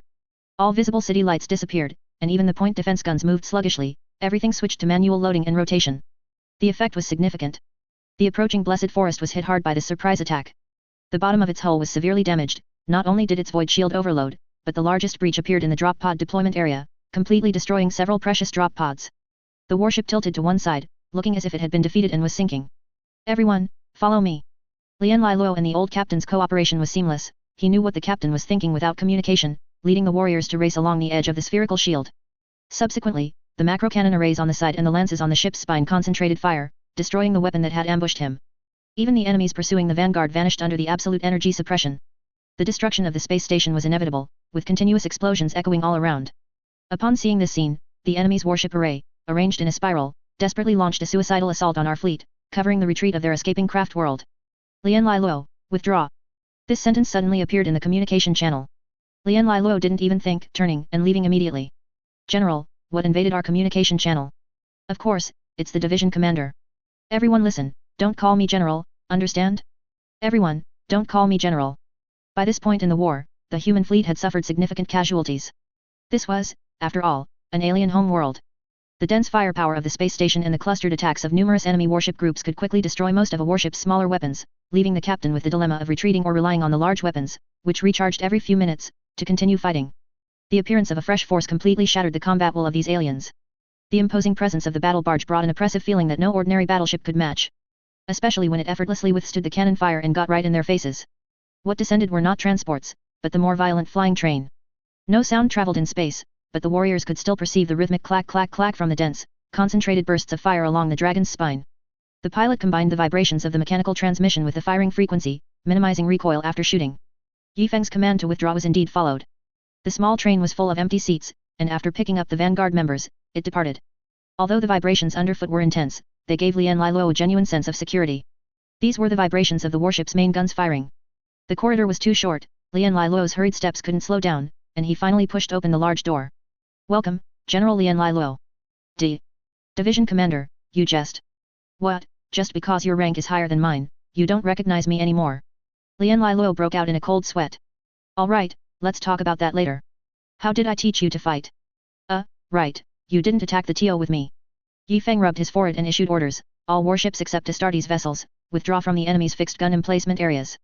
Fully defeat the enemy fleet, at all costs. All chapter warships, heed my command, ignore small point defense guns, concentrate fire to destroy the enemy's large defensive facilities. Division Commander, that shield. Did you break through the first layer of the shield? Yes, but the second layer is still there. What's inside the second layer? I don't know, it should be the shield generator and its accompanying energy source. Can that cause damage to our fleet? No, but if the enemy repairs the first layer of the shield, we will still be at a disadvantage. Then what's there to be afraid of? By then, how many point defense guns will this space station have left? Yi Feng waved his hand, as if to say they had pulled their teeth. Was he afraid they couldn't hit them? The battle barge slightly turned, and like the Blessed Forest, used its broadside's fierce cannon fire to attack each metal facility, regardless of whether a device was visible. Being outwardly bulky won't do. Such a large metal punching bag. Luckily, my flagship isn't here. The machine spirit of the Anno's glory seemed somewhat displeased. Its bombardment cannons precisely loaded, firing a shot at the enemy's massive metal-tiered structure. The Tech Marine's hometown nickname was no exaggeration, the black technology on board was beyond imagination. On the People's Light, the Drukari/Dark Yildari energy-filling production line hadn't been established yet, but here, they were already attempting to build those soul stasis shells and Drukari/Dark Yildari flying spire technology. This time, several huge metal flying spires were released from the side of the warship. From their appearance, they were perfectly square, and anyone would think it was a hangar, but they detached from the warship just like that. Two long, strip-shaped flying rods each deployed a void shield, and continuous leaping chain lightning was generated between them. Streaks of chain lightning sprang from one flying rod, bounced back after contacting the other, and the constantly joining chain lightning greatly increased the energy density in this area. The engines spewed purple particle exhaust, a propulsion technology that hadn't existed before. This expanded lightning net covered the opposing metal structure, causing devastating damage to the space city. Division Commander, is this our full power? Full power is impossible. Every moment, our technology is increasing. I dare say that in the time it took me to fly here, the chapter's tech marines must have deciphered more forbidden Drukari/Dark Yildari technology. An adamantium hand comforted Lian Lai Luo's head. Kid, last time I came, you gave me an Ant-class drilling machine. How about my return gift this time? Is it presentable? Long live the Division Commander. May the Division Commander be victorious in 100 battles. Who are you cursing, you rascal? Am I Abaddon or that unlucky stitched-together Primaris leader? This battle had already concluded the moment the Anno's glory intervened. After tearing away the enemy's mechanical connections like unraveling silk, leaving the entire shield corps completely independent, and then watching their home world be destroyed by cyclone torpedoes, the groups ultimately chose to overload their engines and self-destruct. The brilliant fireworks were the last light this race brought to the galaxy. In the dead space, something noticed this place. The Taiping Star region was considered vibrant, but its dead space had a situation quite similar to the Ghoul stars, except for the monsters and dying stars. If you look at a map, you will find that the Ghoul stars in here are diagonal, the furthest apart in the real world. If the Necrons' home world is the Ghoul stars, what is it that most wants to escape the Necrons? That's right, shards of Star God. The countless stars here erupting with fierce radiation are the shards of Star God, those inheriting eating memories, causing mischief. It's just that the feeding time wasn't long enough, which is why this place is full of radiation storms instead of dying suns. Similarly, 3 powerful dynasties guard this place, hunting them. The battles that transcend physical rules make the dead space even more terrifying. Yi Feng didn't know any of this, only ordering the army to retreat, returning to the key areas that humanity could colonize. Chapter 318 Emperor, want to slack off? Impossible. Get to work. Lian Lai Luo. Yes, Master. Don't you think the rank of general is a bit too low? Master, it's just a way to rally morale, no need to cling to it. Lian Lai Luo instinctively flinched. I'm serious. What should the sector lords of the 5 great star systems be called? We need to be more ambitious. Lian Lai Luo was a little scared. Was this Yi Feng testing him? But, it seemed his master had never done that. Marshal? Like the Black Templars, you are the Grand Marshal and William and the others are marshals. Yi Feng was amused by Lian Lai Luo. Where did you hear about the Black Templars organization? We encountered them. Hey? You encountered Black Templar forces? Where are they? Those guys aren't easily fooled, their will is even more fanatical than mine. Lian Lai Luo rolled his eyes at Yi Feng. Don't I know what the Black Templars chapter is like? Don't you know our chapter's style? In the dreadnoughts, sleeping. They were released when we encountered a large number of enemies that day. Dofflet, a bit familiar, not sure, I'll sleep a bit more. Wait, where did you get dreadnoughts from again? They brought them themselves. The old veterans in the dreadnoughts were burned to death, so we put a survivor into one. Yi Feng felt this wasn't very reliable. You're not preserving dreadnoughts, you're raising hell brutes. Alright, we've jumped a bit far. The title of marshal is still too militaristic. You are also the leader of the economy, politics, culture. Master. Master Lian Lai Luo's tone suddenly became full of yearning, and Yi Feng's goosebumps rose. Just say it. How about we create a successor chapter? Or, like the Space Wolves, an unknown number of great companies. Successor chapters are absolutely out of the question. These 6 words shattered Lian Lai Luo's dream of becoming a chapter master. Yi Feng pondered for a moment. It seems we don't need to imitate the Space Wolves, their numbers shouldn't be as high as ours. If all else fails, you can be a lord, Lian Lai Luo. This doesn't seem to be an official position for a Primaris warrior. A comparable position, an Ultramarines hero. It's just a larger area of jurisdiction than a hero's. Alright, you are now Lord Lian Lai Luo. So haphazardly. Amidst their conversation, the fleet arrived at Lian Lai Luo's previous stronghold, now a logistical hub world. What's your next plan, Lian Lai Luo? Rest and recuperate. That's not like you. Lian Lai Luo made a quick calculation. Once the productivity of human worlds reached a certain density at the star system level, it would be enough to support the army's next expansion. Otherwise, it would be better to hold fast and recuperate. This military operation had already overdrawn the rear worlds, it was not advisable to fight again. Lian Lai Luo's original plan was to rapidly expand his forces. Master, how did the Ultramarines manage it back then? From being heavily damaged to expanding their forces to over 200,000, only about 10 years had passed. It takes 6 to 8 years from the implantation of the first organ to the growth of the black carapace, plus another 5 years before the first batch of gene seed can be harvested. Did they really conduct the modifications for 200,000 recruits simultaneously? Indeed, 200,000 looks more and more. However, our speed isn't slow. Judging by the current growth rate, I can expand our forces to 100,000 in 50 years, provided I have enough money. Lian Lai Luo silently clutched his small pocket. You came this time to rob me, didn't you? Just say it, say it. You haven't come for so long, and when you do, you just rob me. You calculate it yourself, every time you come back, it's either to steal troops or ships. Not even Guillemon oppresses his subordinates like this. After a brief silence, Yi Feng slowly said, so, in your intelligence system, are there any affluent locations? Rather than affluent, I'd say neutral forge worlds. Attacking them would be more trouble than it's worth. Yi Feng recalled Fros and Archbishop Finus, and slowly said, this neutral forge world, do they have enough stock? Impossible. They only began expanding facilities related to space marines after establishing contact with me. Yi Feng caressed Lian Lai Luo's face and slowly said, since you're going to hold fast and develop, then you don't need so many fleets, do you? Give some to me, I'm going on a great crusade. Here it comes, the robbery, though delayed, has arrived. Lian Lai Luo screamed madly in his heart. But, Master, we are unable to provide logistics. Logistics? Do I need such things when I fight?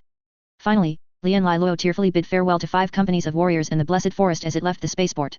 He then silently woke up several companies of warriors sleeping deep underground. He explained that by hold fast and develop, he meant developing weapon manufacturing speed to keep up with the consumption of their warriors. If all were awakened, and consumption couldn't keep up, casualties would be even greater. You, Yi Feng, exploit 2 forge worlds, then pat your butt and run. Those 2 forge worlds refuse to sign supply agreements with me even if they die, which gives me a headache. The far-traveling Yi Feng was also equally melancholic. He drew his sword, looked around, and felt lost. The fleet plunged into the warp, heading towards several rebellious worlds. It was said they used a large number of AI combat robots for defense and were quite formidable in the dark world. Even a mosquito's leg is still meat. Yi Feng set off with the attitude of taking whatever he could get. The question was he the one who decided where to go?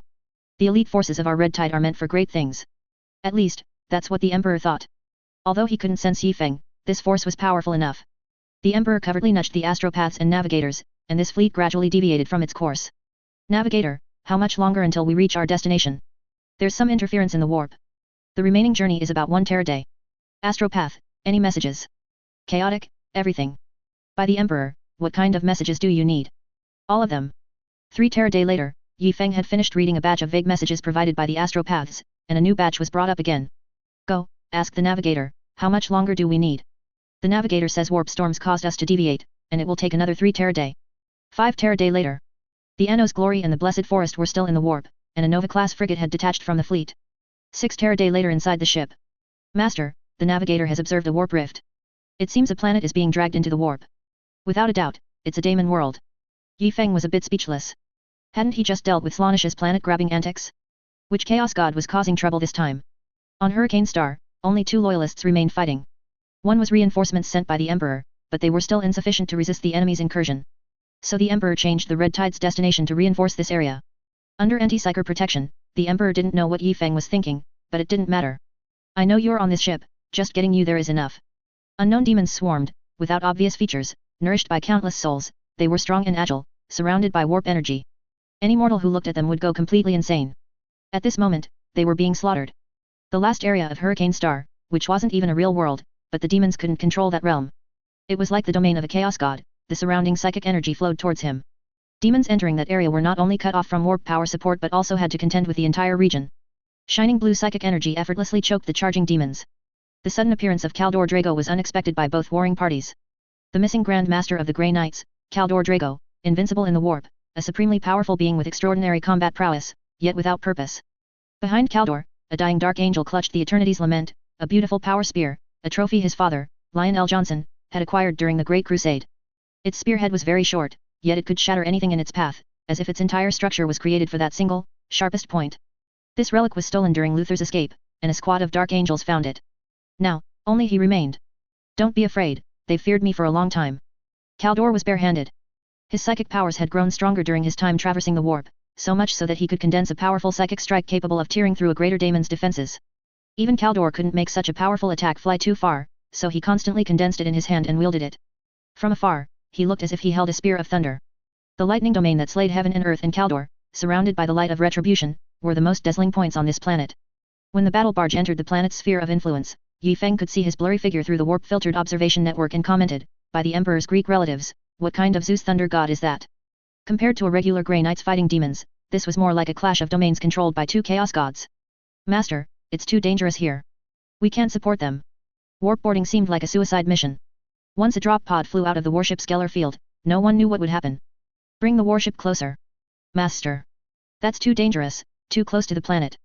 The company captain under Lien Liluo wanted to say more, but this was the warp, unaffected by physical rules, so he could only manage. No one knows what will happen. The Anno's Glory is the most technologically complex battle barge, you must understand this, brother. It includes some conventional but miracle-working devices. After Yi Feng spoke, some high-energy consuming instruments on the battle barge shut down, and a large amount of energy was channeled into a mysterious ring outside the Geller field. After conversing with Sage Heichuo, the Tech Marines felt the need for a stronger Geller field to protect the precious machinery within the battle barge from damage during warp travel.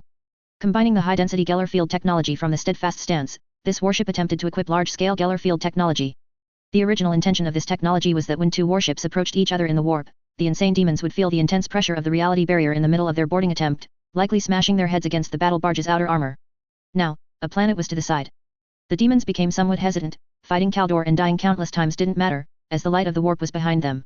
However, dying in a real space area would consume their primordial power to return to the warp. The terrifying oppressive feeling of the battle barge approached, and lances swept across large areas of the world. The fierce winds on Hurricane Star continued to blow, darkening the sky and aging the land. The planet had aged. The planet, having entered the warp, did not turn into flesh and blood but became harder and more bizarre. The entire world was as hard as a complete crystal, and the sound waves produced by the fierce winds howling across the planet's surface, amplified by the warp, transformed into psychic wave attacks similar to those of noise marines. The psychic waves rising from the entire planet formed an atmosphere on its outer layer. Now, this barrier was being breached by brute force. Estimated 10 seconds until the area makes contact with the planet's surface. The dark deck of the Anno's Glory continuously trembled. The loyal machine spirit maintained the engine's high-load operation, and Thunderhawks were already fully prepared. I will depart first. The remaining personnel are only permitted to depart after I have reached the ground. Yi Feng, wearing the best equipment in the entire chapter, charged into the most dangerous area. In the cramped and dim drop pod, the crimson warning lights extinguished. A few scattered green characters hung lonely on the black screen, surrounded by sacred prayers to the Emperor and freshly applied holy oil. Yi Feng stood in the center, locked by 6 restraining rings. Gravity had not disappeared, but the screen already showed that he had detached from the battle barge. He didn't even feel any sense of weightlessness. Clear creaking sounds and the continuous, dense disappearance of warp bubbles occurred. To mortals, this might coalesce into a super high-pitched, high-frequency sound wave, but in Yi Feng's ears, it was the sound of the warp's failure. The drop pod slammed heavily onto the ground. The retrothrust system's impact on the planet did not achieve the desired deceleration, and Yi Feng made a forceful contact with the planet. Sound waves spread outwards from the drop pod's landing point as the center. Along the way, crystal-sharp and tiny fragments danced and swirled with the fierce winds, forming a wall of deadly sound tides thousands of meters high, rushing towards the world's most terrifying supreme cliff. Thousands of meters of sound waves, carrying a destructive storm, smashed against the more than 10,000-meter-high sheer cliff face, impacting towards the drop pod's direction at an even faster speed. Looking from the battle barge, a huge circular wave was contracting. Thousands of meters of sound waves were still climbing, growing thicker and higher, eventually forming an indestructible pillar of air. From the observer's perspective, the drop pod was instantly flattened by the air pressure wall. Unprecedented pressure burst every mechanical crevice. The drop pod turned into a flat metal disc. This impact also affected Kaldor Drago, and the demons around him. The demons within the Thunder Domain had their bodies pierced by this storm, their daemon bodies shredded at a molecular level, if molecules existed in the warp. The Great Grey Knight's Grand Master merely willed it, and within his domain, the warp energies belonging to other chaos gods were annihilated into nothingness. Lionel Johnson was blown to the ground by the physical wind that had lost its psychic energy. The neatly cut scars on his thighs were torn open by the fine gale, bleeding anew. He propped himself up with the Eternity's Lament spear, barely standing. Although his eyes had shattered into deep black holes, he accurately fired his plasma gun at every approaching enemy. Loyalists, reinforcements are here. 4. Lionel Johnson. In Yifeng's landing zone, directly beneath the drop pod's ruins, Yifeng stealthily poked his head out. He caressed his old friend the pale green plasma pistol. You're still the most reliable. Yifeng crawled out of the hole blasted open by a plasma bolt. The surrounding area had been swept clean by the storm. The demons had not yet arrived from afar. Seizing this opportunity, Yifeng sprinted towards the area shining with sacred psychic brilliance. The Thunderhawk's attacks were so weak. Bolter shells, once they left the Geller field's coverage, turned into a ball of flesh in midair. Lasers became columns of blood pouring onto the world. This sight even surpassed the horror of the Eye of Terror. Despite the protection of anti-psychic armor, some warriors showed weakness. But when the pilots barely managed to steer their gunships into Kaldor's range of power, pure and holy energy immediately cleansed them. The infinite courage that surged in the Primaris warriors' hearts swept away the gloom of chaos, and they raised their weapons to fire at the distant enemies. They had no idea that Kaldor's power was already strong enough to launch a thunderous assault in an area with 30% anti-psychic force. Who are you? The first Primaris warrior to arrive gasped, spitting out these few characters between breaths. A Grey Knights with a minor reputation in the warp. That's how he answered. It sounded a bit arrogant, but looking at the surrounding lightning domain, it also sounded a bit humble. Then, Kaldor raised his thunder spear, pointing it at an Astartes in the distance. Who is he? A person who never existed in the warp. Hundreds of centurions deployed into the battlefield at once? Kaldor thought. What time is it now? Approximately 42,800 years. Yes, that's long enough. It's time to remind those old guys, lest they forget me. Kaldor held the spear with one hand, his Terminator's power armor twisted to a strange angle. Kaldor looked like he was throwing a javelin. In Yifeng's direction, a powerful daemon appeared behind him. After the storm, the first to rush into the battlefield was a greater daemon of Qing. Yifeng was running, but his speed was far from enough compared to the greater daemons. The crimson giant claws took a few steps on the ground and approached this mass of red metal armor, a thing it found very disgusting. Kaldor wanted to throw the spear, silently estimating the distance. Just 2 more steps, and it would reach effective attack range. Yifeng stopped, and the daemon also stopped. The long sword hung low. The iron chain stretched out. Yifeng silently turned, swung his blade, deflected, and slightly shifted his body. The black iron chain slammed heavily onto the spot where his left foot had been. The great sword thrust directly into the opponent's chest. This greater daemon of Qing didn't even bother to defend, true warriors are only forged in insane duels. Another giant claw slammed down towards Yifeng's tiny body. This shorty wasn't even half its size. The brilliance sank into its crimson skin, cutting off a black horn and slicing open the daemon's arm along the full muscle lines. Daemon blood swirled in the wound, congealing instead of dispersing, and the healing was slower than usual. Yifeng, aided by a clever force, was sent flying by the greater daemon. He flew through the air, firing a shining plasma pistol bolt downwards. The pale green plasma ball violently streaked through the distorted space. The greater daemon stepped forward, spread its wings, and soared. Its infernal wings stirred up the fires of the void, blooming into fiery flowers in the air. Kaldor narrowed his eyes, then suddenly spun 180 degrees, throwing his lightning spear at a Qing daemon directly behind him. The Eternity's Lament spear was being fought over by the forces of Qing and Slaanesh. As for the greater daemon of Qing, it was purely coming for Kaldor. Defeating Kaldor and becoming a Qing daemon champion had almost become a consensus among Qing demons. Yifeng flipped in the air, landing steadily. The greater daemon of Qing in the sky was already close at hand. How do I feel like a bullfighter? What do you say, big black bull? The huge sound wave caused by the greater daemon's landing stirred up a new storm. Amidst the chaotic notes, a few syllables were particularly jarring. The loser's tail will be cut off. A slender black tail was severed. Key of Helic ignored the surging Qing energies, the blade not moving from the wound. Any regenerating force that reached it was annihilated by the decomposing force.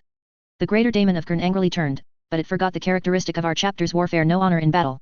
Missiles launched from the Anno's glory unceremoniously targeted it. It was hard to say whether it was trust in Yifeng's armor or personal vendetta. Acid bombs drenched the greater daemon. Its black horns were corroded, a dissolving power from the Drukari/Dark Yildari. A core warhead, enveloped in acid, pierced its chest like a needle. A beast that only sees one hunter. The greater daemon's jawbone was probably the only part that remained intact after the acid attack from behind. Now, it was cleanly severed by the great sword. It roared. Death was inevitable, and fragments of Qing's power began to scatter. But Yifeng pursued those primordial forces, shining with an undefined light, almost wanting to embrace them. We don't know how much power this greater daemon ultimately lost, but the Qing daemon army had already begun to gather from afar. The horizon of this warp planet was stained blood red. This is too exhilarating, truly too exhilarating. A man who audaciously claims he will sit on the brass throne. A man who has been invincible across the warp for 900 years. False Emperor, your servants are becoming more and more inspiring. Let the fires of war burn. Yifeng easily dodged a daemon's assassination attempt. Its stealth sorcery lost its effect as it approached him. It was muttering many strange words, stars, Kriz, Holy Grail, fire, and such. Yifeng didn't want to hear a single word from the Qing daemon. His second sword strike split its mouth along with its head. His heavy adamantium body almost drifted across the crystal-like ground to the lightning domain. Greetings, Zeus. Oh my god, Kaldor Drago. Greetings. Chapter 319, Cardo, I'll take you away, 1,000 miles away. Yi Feng looked at the electric sparks dancing on his body, and for the first time, he doubted the skeleton of the Sisters of Silence. We are lost here, the Emperor guides us, Grand Master, tell us what's happening. Kaldor was distrustful of the strange, never-before-seen reinforcements. If only you wore power armor, I could entrust the Eternity's Lament to you, but you. Who are you? I am the Lord of the Crimson Tide, the most powerful force of the Imperium at the edge of the galaxy, guarding against the ghosts and evil spirits of the Dark Domain from entering human lands. Yi Feng ritualistically said a lot, revealing almost no useful information. A thick electric current bounced off Yi Feng's combat blade a few times, then quickly vanished into nothingness. Inside this combat blade is the skeleton of a Sisters of Silence. You can think of it as a finely crafted anti-psyker adamantium centurion combat blade. From the chaotic roars of demons around, the Grey Knight's Grand Master could hear Yi Feng's hurried but proud laughter. Yi Feng pulled a bolter from his comrade's back and fired it continuously. Kaldor looked at the scene before him with a hint of curiosity. The heavy combat blade restricted the warriors' movements, their arm range was very small, and the weapons on their backs, feet, and chests were almost all controlled by mechanical transmissions. Their arms couldn't reach their backs. When operating in clusters, warriors would hang weapons on their backs for easy access by warriors behind them, a tactic used only during high-density warrior deployments. Kaldor hoped Yi Feng would remove his helmet to prove his identity, but he knew that operating in the warp was dangerous, let alone exposing one's flesh. Who is your Gene father? Jagatai Khan, the Imperium's eagle. Where do you come from? The edge of the Taiping Star region, Skalof. Kaldor Drago's eyes were covered by blue psychic energy, his gaze able to pierce directly into the heart, but when he looked at Yi Feng, he could still only see darkness. Yi Feng even had time to joke, what, do you expect me to answer that I came from the Emperor's wrath, charging towards humanity's despair? The firepower erupting from the battle barge exceeded that of normal warship. Various types of macro cannon fell upon the world, turning into fierce flames that devoured wave after wave of attacking Slaaneshi demons before leaving the extended range Geller field. The Anno's Glory's broadside fired fiercely, while the other broadside had completely lost power, with even the energy for its indicator lights being diverted into the Geller field. Its defensive duties were taken over by the Blessed Forest strike cruiser, which clung tightly to its side. Above the planet, demons arrived on warp currents.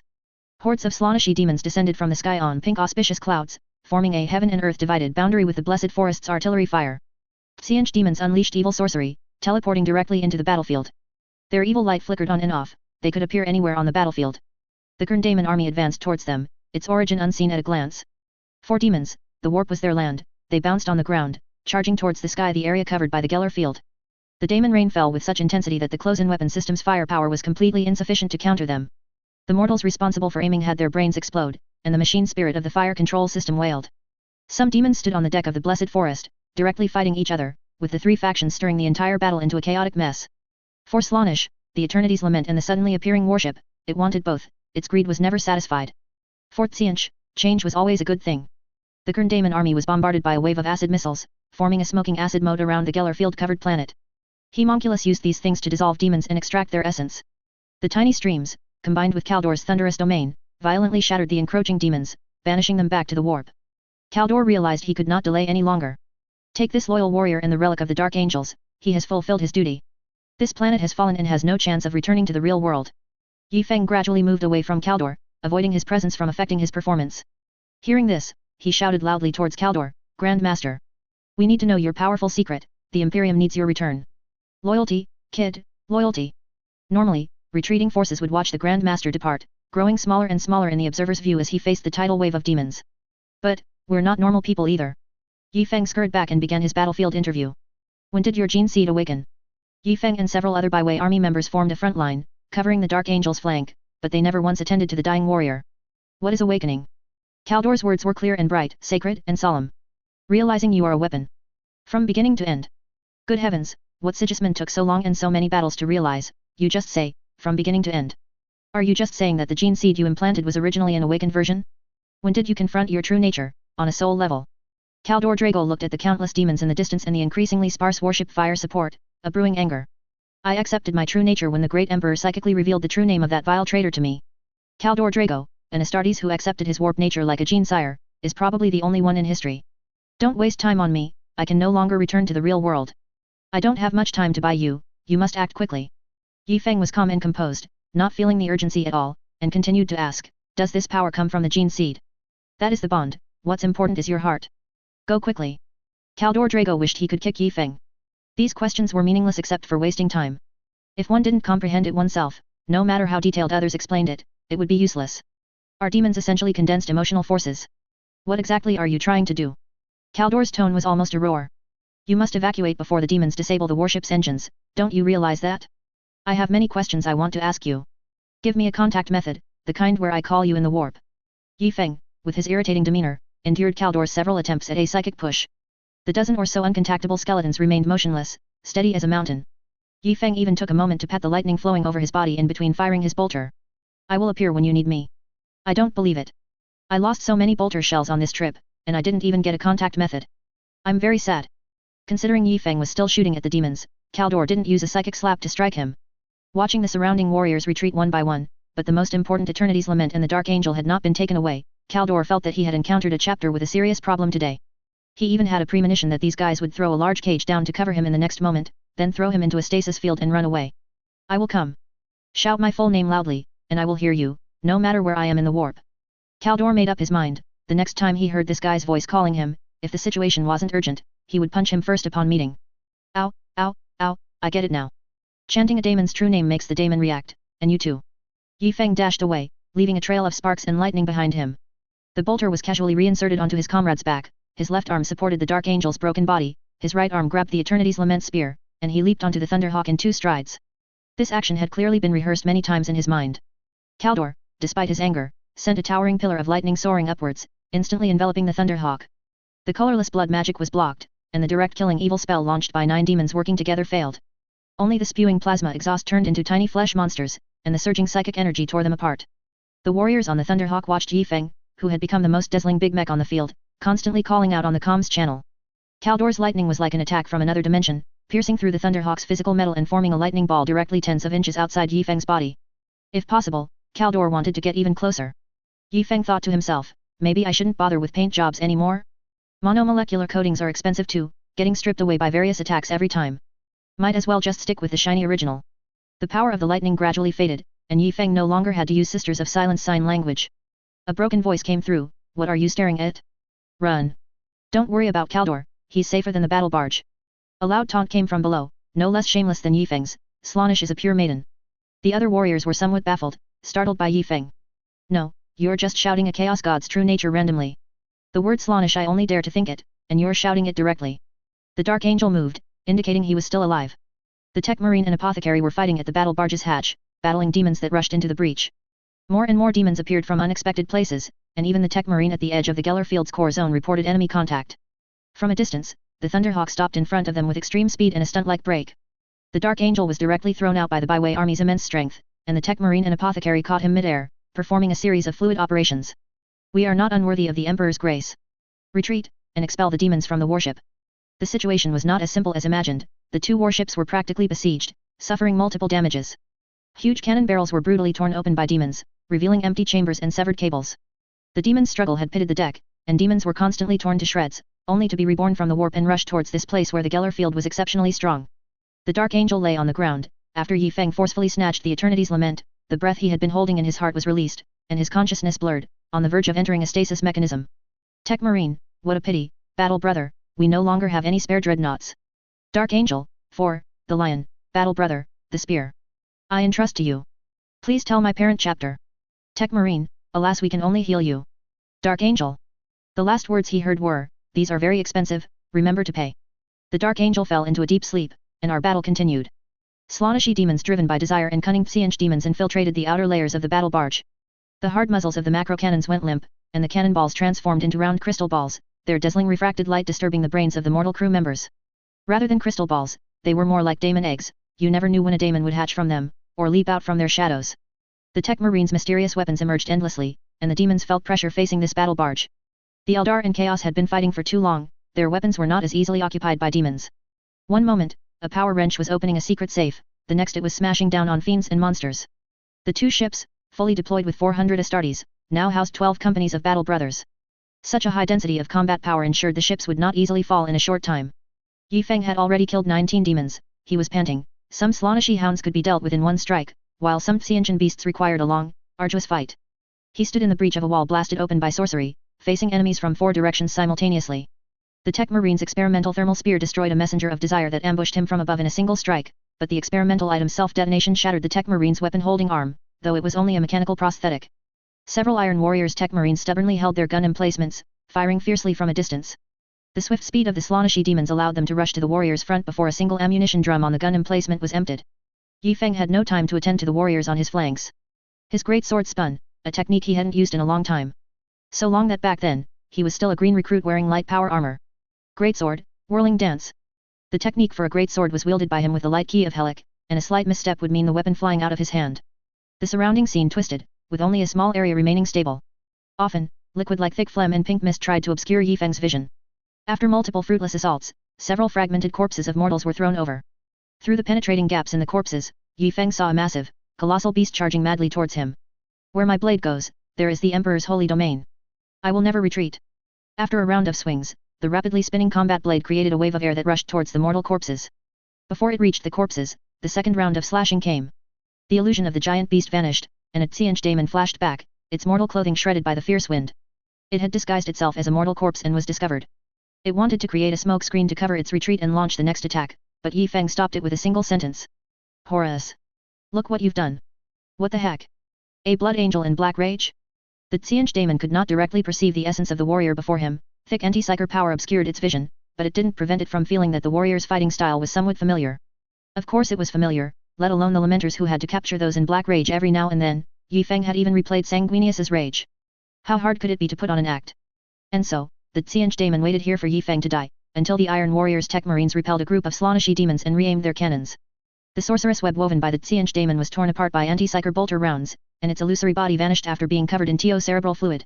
The daemon's true form, disguised as a Slaaneshi daemon, hung upside down from the ceiling and was banished as a genuine Slaaneshi daemon. Unite! Liberate the entire galaxy!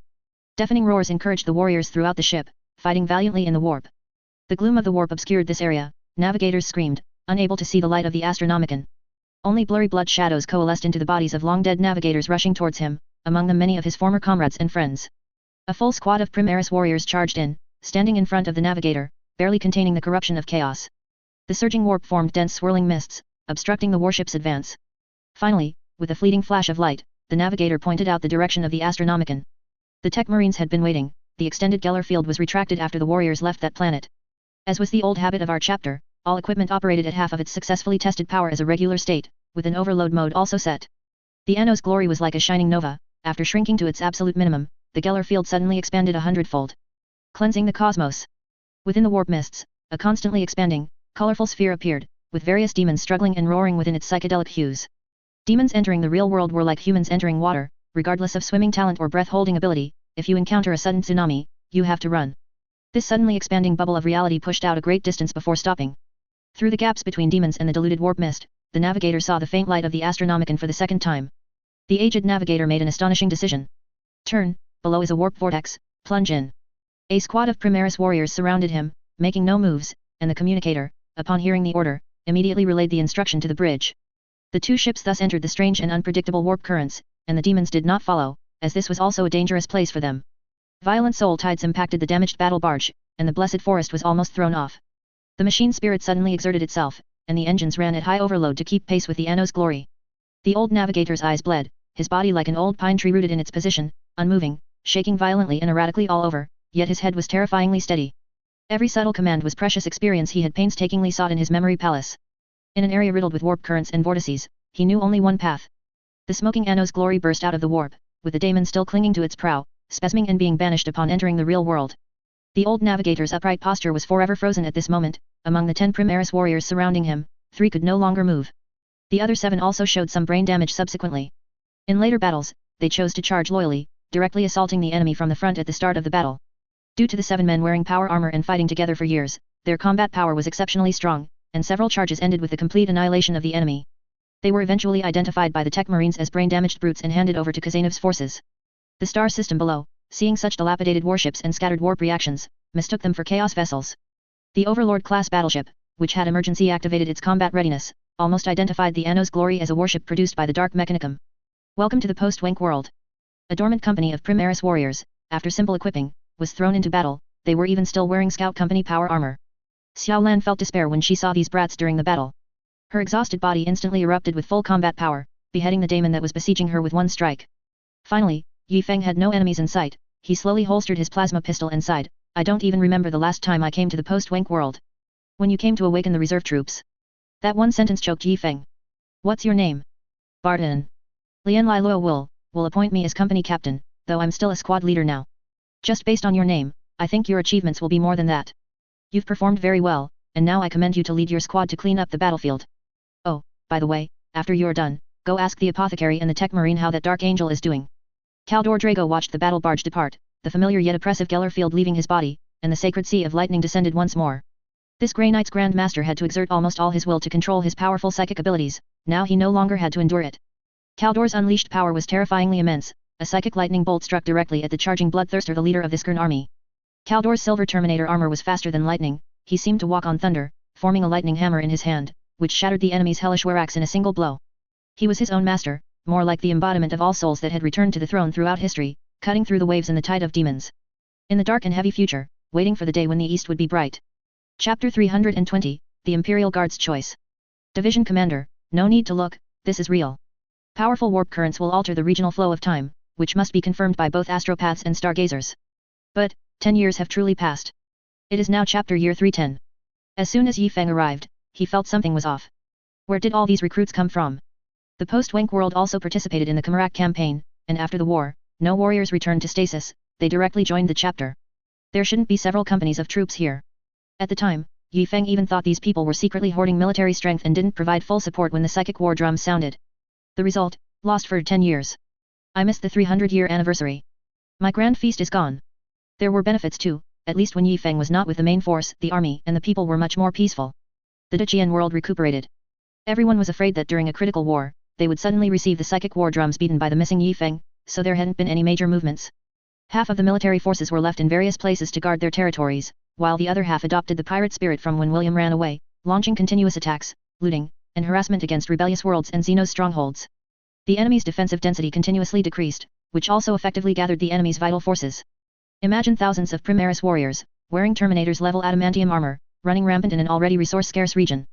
Any faction would be intimidated by that. If the rebellious world's interiors were thrown into chaos, wouldn't they lack the power to attack our territories? What? You ask what to do if we encounter aggressive orcs? A certain old general of the Necrons was very effective, cleaning them up thoroughly. The Duchian world was right next to the Sodic dynasty, and the Tyranids charging into this area were directly intercepted by the Storm Lord. It was truly nice to enjoy the shade under a big tree. The Duchian world was both in pain and happy. While slowly and healthily developing and expanding, we encountered a problem that had plagued humanity for tens of thousands of years, the communication problem. When the time required for communication exceeds a certain area, the central government's control over that area will decline. Our system is similar to Gilliman's hero system, where a warrior is given full leadership over an area, commonly known as the county system. This also caused the chapter to inevitably fall into the problem of dispersed power. With power distributed among several counties, or rather, among the lords, it was impossible to launch effective expeditions independently. The Imperium was even more tragic than us, their local leaders found it difficult to defend their own territories and were in a state of slow destruction. The post-Wank world was fine, it was a forgotten land, isolated from the world. The tech marine stationed there and the crew of the Anno's Glory engaged in extensive technological exchange, and the clash of ideas produced a wonderful chemical reaction. We need more anti-psyker material, brothers. We must rendezvous with the main fleet immediately. I can't wait, let's depart quickly. The tech marine urged Yi Feng, almost pushing him with a power wrench. Division Commander. What are we staying here for? Waiting for the Dark Angel's surgery to be completed, then freezing him, and having him enter stasis with the other recruits on the post-Wank world. What do you know? The Dark Angel's unique tracking technology is formidable. What if they catch up if we don't hide him well? These guys haven't dealt with the Dark Angels, they don't understand that for the weak, the Dark Angels are worse than bandits. If you send 2 warriors in power armor to return the Eternity's Lament, the probability of leaving empty-handed versus having your corpse destroyed is 50-50. Yi Feng refused to interact with the Dark Angels, they were not trustworthy. For example, during the Indemitus Crusade, when the parent chapter called, all the successor chapters disappeared without a word, causing huge losses to the crusade. They are only suitable for forming their own armies. Unlike us, when the Khmerak campaign was called, the Deathwatch warriors not only came but also took the Inquisitor and other comrades with them. If our troops were in the Indemitus Crusade fleet, they would definitely be out of step, leading the entire fleet astray. The Eternity's Lament combat blade was unceremoniously taken, and at the same time, everyone was a bit confused as to why so many demons and Astartes were fighting over a power combat blade. Yi Feng tried it, it was indeed incredibly sharp. Repeated stabs could penetrate adamantium armor, but there was nothing particularly special about it.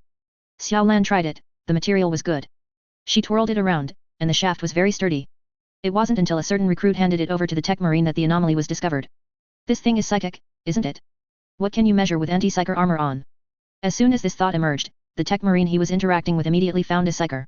Although he hadn't brought a librarian, there was still a psyker squad. Subsequently, the tech marine watched as the young, vibrant psyker withered, aged, and turned into a pile of bones. The spearhead of the combat blade was instantly swallowed by a dimensional black hole, appearing 3 inches from the tech marine's brow. Wherever his gaze went, the spearhead followed. Even the tech marine, wearing adamantium armor, was startled. If the psychic power were stronger, capable of breaking through 30% of the anti-psyker force, wouldn't it pierce his tactical optics with one thrust? This is a great weapon to counter us. This report was immediately sent to Yifeng, which determined their subsequent itinerary, rendezvous with Kazanov and hand this combat blade over to Li Anjun for research. Guilliman's Great Crusade had been organized for 10 years. Under the allocation of the logistics department, the reconnaissance force's resources were finally fully equipped, and the first batch of 10 fleets had already departed. Each of these fleets deserved the title of an expeditionary force, but in this grand-scale battle, their size could only serve as fire reconnaissance forces, clearing out the ants that were not worth the main force's attention. The momentum of the second batch of warship clusters was so immense that even veterans who survived the Indomitus Crusade were astonished. 9 combined fleets, each led by an ancient founding chapter, and equipped with a large number of warriors from other gene seeds. To prevent certain ruthless leaders from using the descendants of other gene seeds as bait, as Horus did back then, at least 2 of these other gene seed chapters were veteran chapters from the second founding. This time was to thoroughly cleanse the Imperium. The expeditionary force departed from Terra, not only to kill enemies in the distance but also to crush every restless planet it passed through. Regarding Yifeng's suggestion of eliminating internal traitors, Alfarius's approach was even more thorough, not just the highest political echelon, but every planet, every human world. The entire Imperium, like the 500 worlds of old, was united, unparalleled in the world. Chaos gods / the 4 gods would not be peaceful. With the emotional surges brought by the grand expedition, the power of the warp surged incessantly, with Kern and Tsianch being the most pleased. As well as Gork and Mork. Tsianch's followers began their work. The last time, his followers were all purified by Guilliman's reign of faith, making all of Terra impregnable. He placed more power in economic strongholds. The expeditionary force would destroy these rebellious strongholds, ruthlessly destroying them, which was exactly what he wanted to see. No matter how the battle unfolded, that was humanity's own strength. He only sacrificed a few followers, faking rebellions in strongholds, and could then use the Imperium's own power to destroy these prosperous cities. For example, making observers see vague signs of rebellion on ships, preventing astropaths from receiving news of the approaching expeditionary force, providing incorrect intelligence to Imperial reconnaissance forces. That was too simple. Except for the easy slaps from the Emperor. In response, our wise, divine, omniscient, and omnipotent Emperor, praised by the ecclesiarchy as a god, sent Kaldor Drago directly towards Tsianch's crystal palace. Many Tsianch demons constructed false Tsianch domains, and even attempted to disguise the outer perimeter of Slaanish's Palace of Desire as a fake target to confuse Kaldor. After invading the craft world Eldar, Nurgle was severely weakened. The Eldar, with their super-high technology, were not so easy to invade.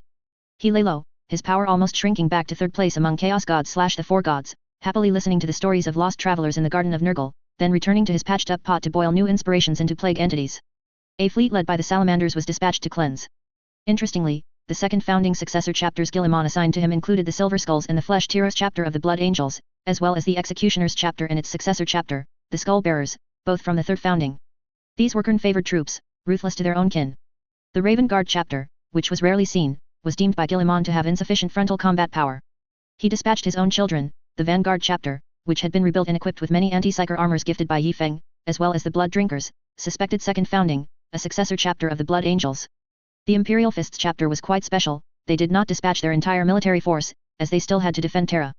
The Ultramarines successor chapter, the Patriarchs of Ulysses, and the White Scars specialized anti-orc chapter the Storm Lords chapter accompanied them as veteran chapters, actually undertaking most of the combat missions.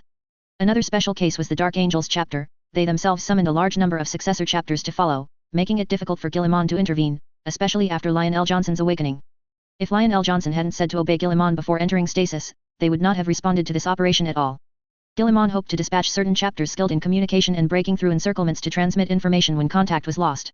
His original gaze was cast upon the Raven Guard's successor chapters, but the most ancient space sharks did not respond at all. In desperation, Guilliman changed his approach and dispatched the White Scars' second founding chapter, the Destroyers chapter, and the Crimson Fists chapter, hoping they could continuously win and not fall into a situation where contact was lost. All surviving second founding successor chapters of the Dark Angels were here, with military strength comparable to the Ultramarines' forces. The Space Wolves were relatively reassuring. Logan did not wish to lead a mixed army. Although he agreed to Guilliman's plan, the Wolf brothers charged at the forefront, acting as scouts. The Doom Eagles chapter and the Censure will accompany them. The White Scars will be equipped with the rebuilt Ultramarines successor chapter, the Black Legion, and the Flesh Teros chapter, a successor chapter of the Iron Hands. The Blood Angels will be accompanied by the Raven Guard successor chapter, the Black Guard chapter, and the Iron Snakes chapter. The Iron Hands were more exclusive, and could be considered to operate independently from the Raven Guard Successor Chapter, the Raptors Chapter, and the Ultramarines Aurora Chapter. Needless to say, the Ultramarines have numerous successor chapters. The Raven Guard Successor Chapter, the Revilers, will serve as the vanguard. Guilliman did not explicitly state that there were other old chapters with gene seed, but only the regent himself would know how many types of gene seed there truly were. Most of these ancient chapters have diverted half of their forces to support this war. The Dark Angels insisted that their destination must be the Ghoul Stars, and Guilliman readily agreed. The Space Wolves' requested destination was the Eye of Terror, a position also vied for by the Blood Angels. The Maelstrom sector is the area overseen by the Imperial Fists. The rest will clear other borders of the Imperium. There are many areas that the Imperium could completely pacify if only it could spare the forces, but it has always been unable to do so. Now, under Guilliman's firm command, it can be said that the entire Imperium is perishing, and the entire territory of the Imperium of Man is in a state of semi-collapse, with the Astra Militarum struggling to hold on. It can also be said that forces capable of shaking the entire galaxy are gathered in the Sol system, preparing to completely cleanse everything. According to the agreement, the Custodes and the Sisters of Silences will serve as the strongest force, ready to reinforce the expeditionary force at any time. Currently, there are still some internal issues within the Custodes that need to be addressed. Victor is preparing to fight the new Grand Marshal of the Custodes. 10 years was enough time for the Custodes biologists to heal Victor. His condition did not yet require him to enter a dreadnought. The current Grand Marshal of the Custodes has already defeated all the second-tier candidates, with only Victor remaining. He was also one of the high-ranking Custodes who strongly supported Guilliman's plan. Victor's prestige is also not to be underestimated. He was already a highly respected veteran, and this time, he directly killed 4 equally strong enemies, gaining immense renown. Similarly, those Custodes who opposed Guilliman's plan and supported those utterly unimportant weapons all rallied behind Victor. Only 13 high-ranking Custodes had read the report provided by Victor and knew of the existence of the People's Light. For Victor, there was no option of whether or not to support the expeditionary force. He stood on the field, fighting over whether to support 9 expeditionary forces or 10. Sometimes, Victor would momentarily lose himself, feeling that with the absurd combat power of the Red Tide, his support was not needed at all. But a fight still had to be fought, so he found a reason to brawl. The arena for the 2 peak Custodes was half of the Imperial Palace. Victor had already entered. Having returned to his physical peak, he twisted his neck and disappeared among the magnificent palace buildings. The Grand Marshal walked step by step along the pilgrimage avenue. To ensure fairness, he did not wear the Achilles Terminator's armor, but rather his ordinary Ormite armor and a standard sacred power sword. The wide avenue, in the eyes of a Custodes, could be traversed with just a few sprints. Both were from the Companion Guard, and they were too familiar with this place. Victor, you are destined to fail. Most of our brothers have already acknowledged me, that is the fundamental truth. Just a fight, old friend, as always. Victor's voice came from all directions, echoing through the corridors of the surrounding buildings and the gaps between statues, preventing the Grand Marshal from pinpointing his exact location. Then let's not waste time, old brother, I know you too well. Victor's first attack exceeded the Grand Marshal's expectations, and made the observing referee's jaw drop. When Victor arrived at one of the brothers' observation points, he immediately performed a striptease. For the first time, the Grand Marshal was struck by a piece of Custodes armor, as the gleaming golden armor belt, whistling through the air, smashed towards him. The pointed Ormite helmet struck the Grand Marshal's blade, and armor rained down from above. The warriors didn't know how Victor, after losing his armor's backpack, managed to throw such heavy armor into the air. Victor smiled slightly, clever use of physics, my boy. All over his body, only a single metal component remained at his neck, used to secure the Custodes' cloak. His newly healed body still bore visible scars. Victor, stepping on an Ormite chest plate, descended from above the Grand Marshal's head, perfectly concealing his body in the opponent's blind spot. The Grand Marshal was furious. What was happening? Was Victor admitting defeat? A glimpse of a shadow from the corner of his eye betrayed Victor's presence, but he had also gotten close enough. The Ormite chest plate blocked the Grand Marshal's heavy blow like a shield. Victor, having shed his armor, turned agilely and slashed, his combat blade deftly aiming for the tiny gaps in the Grand Marshal's armor. Are you insane? Victor, you are utterly mad. The Grand Marshal rotated his armor, colliding the thicker side with the combat blade. Victor used the recoil to flip away, disappearing into the palace complex. Machines weaken us, brother. Only when you shed your armor can you realize this. We are the perfect beings meticulously crafted by the Father, that armor is merely decoration. The Grand Marshal scoffed. For the Custodes, Ormite armor did indeed hinder their speed, but the increase in strength it provided was absolutely sufficient to compensate for any drawbacks. If you were still wearing your armor, brother, even just half of it, you could have split open this old equipment of mine just now. The Grand Marshal could see Victor. He moved at high speed between buildings, constantly changing direction, utilizing various geographical advantages, while the Grand Marshal simply stood on the ground, unmoving. Custodes duels shouldn't involve so much talking. The Grand Marshal assumed a simple sword stance, ancient yet flawless. The wind grew stronger, and the air currents stirred by Victor's movements collided. The Grand Marshal switched off the noise cancellation in his helmet. Victor hoped to mask his movements with the sound of the wind. The Grand Marshal was capable of discerning Victor amidst the disturbance. He appeared from behind the Grand Marshal. His powerful combat blade slash was easily parried by the Grand Marshal's block. Even with just the tip of a sword obstructing him, Victor retreated instantly upon contact. Stop probing. You cannot break my defense. The Grand Marshal began to move. He had conserved a lot of energy, and now it was time to strike. Even the observing custodes could only see sparks in the distance. Intense air fluctuations distorted the two figures. For such exquisite fighting techniques, the onlookers could only express admiration. Both had reached the pinnacle of martial arts. I can't imagine how you'll win, Victor. You should look at the problem from your opponent's perspective. I've thought about this question for a long time, because their opponents are also looking for the answer to this question. His feet moved like the wind, his body like lightning. Sparks from clashing blades flew onto Victor's muscular skin. The immense recoil was utilized by Victor, transforming into the power for his next strike through body rotation and muscle tension. Every sword strike from the Grand Marshal had to contend with the combined force of Victor's power and the recoil from his own previous strike. He was no ordinary opponent either. With every flicker of the Ormite armor, Victor's body would show bruises and tiny cuts from impacts. Even if Victor spun around the Ormite armor, every part of the Grand Marshal's body launched a deadly attack, invading Victor's flesh. He could hear the sound of his own bones shattering, his newly healed body breaking apart chaotically. Victor was guiding the Grand Marshal step by step into reactive movements. He was faster, that was his only advantage. He knew this old brother too well. To defeat him, he could only succeed by making an impossible move during a killing blow. Victor's blood flew, and before the drops hit the ground, his blade clashed with the Grand Marshal again. Each full-force impact would worsen Victor's injuries. After a series of thrusts, the Grand Marshal finally made one of the moves Victor had anticipated. Victor's body slid past the Grand Marshal's armor. The Grand Marshal did not turn his head, but rather swung his blade to casually block an attack. But the sensation was wrong. The Grand Marshal turned to look. Victor had caught his blade with his neck, and the single metal ring used to secure his cloak had shattered. The blade was so close that the Grand Marshal felt the slight bulge of the blood vessels from the opponent's next heartbeat, which could allow the sacred power sword to cut through his great artery. Victor stopped, and the Grand Marshal also stopped. One of the Grand Marshal's eyes was filled with the light of a disintegration field. He had no doubt that the next moment, the energy of the sacred power sword would pierce his flesh through the tactical optic he was wearing. Is this a draw, brother? No, I lost, Victor said. This fighting style is not suitable for inspiring morale on a frontal battlefield, leading a large army to crush opponents honorably. Theoretically, you won, Victor. If you had just used a different weapon, even the most basic lightning claws would do. If he had used a weapon that could destroy organic matter upon contact with flesh, he would have won. You can't calculate it that way, brother. Look at my body. Victor smiled happily, covered in tiny scratches. How did you even come up with such a crazy fighting style? Brother, have you read my report? I was thinking about how the opponents of adamantium armor, those foolish chaos warriors, would deal with the warriors of the Red Tide. I thought about it for a very long time, truly.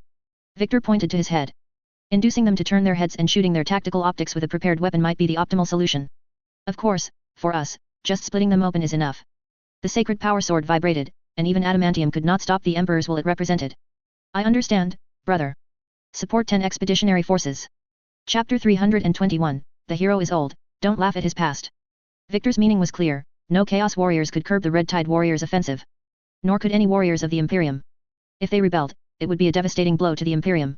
The custodes must fulfill their duty and monitor them at all times. If they rebelled, the outcome for the custodes would be the same. It would either be a march on the Imperial Palace after annihilating the Imperium, with them facing the custodes, or a battle at the very start of the rebellion.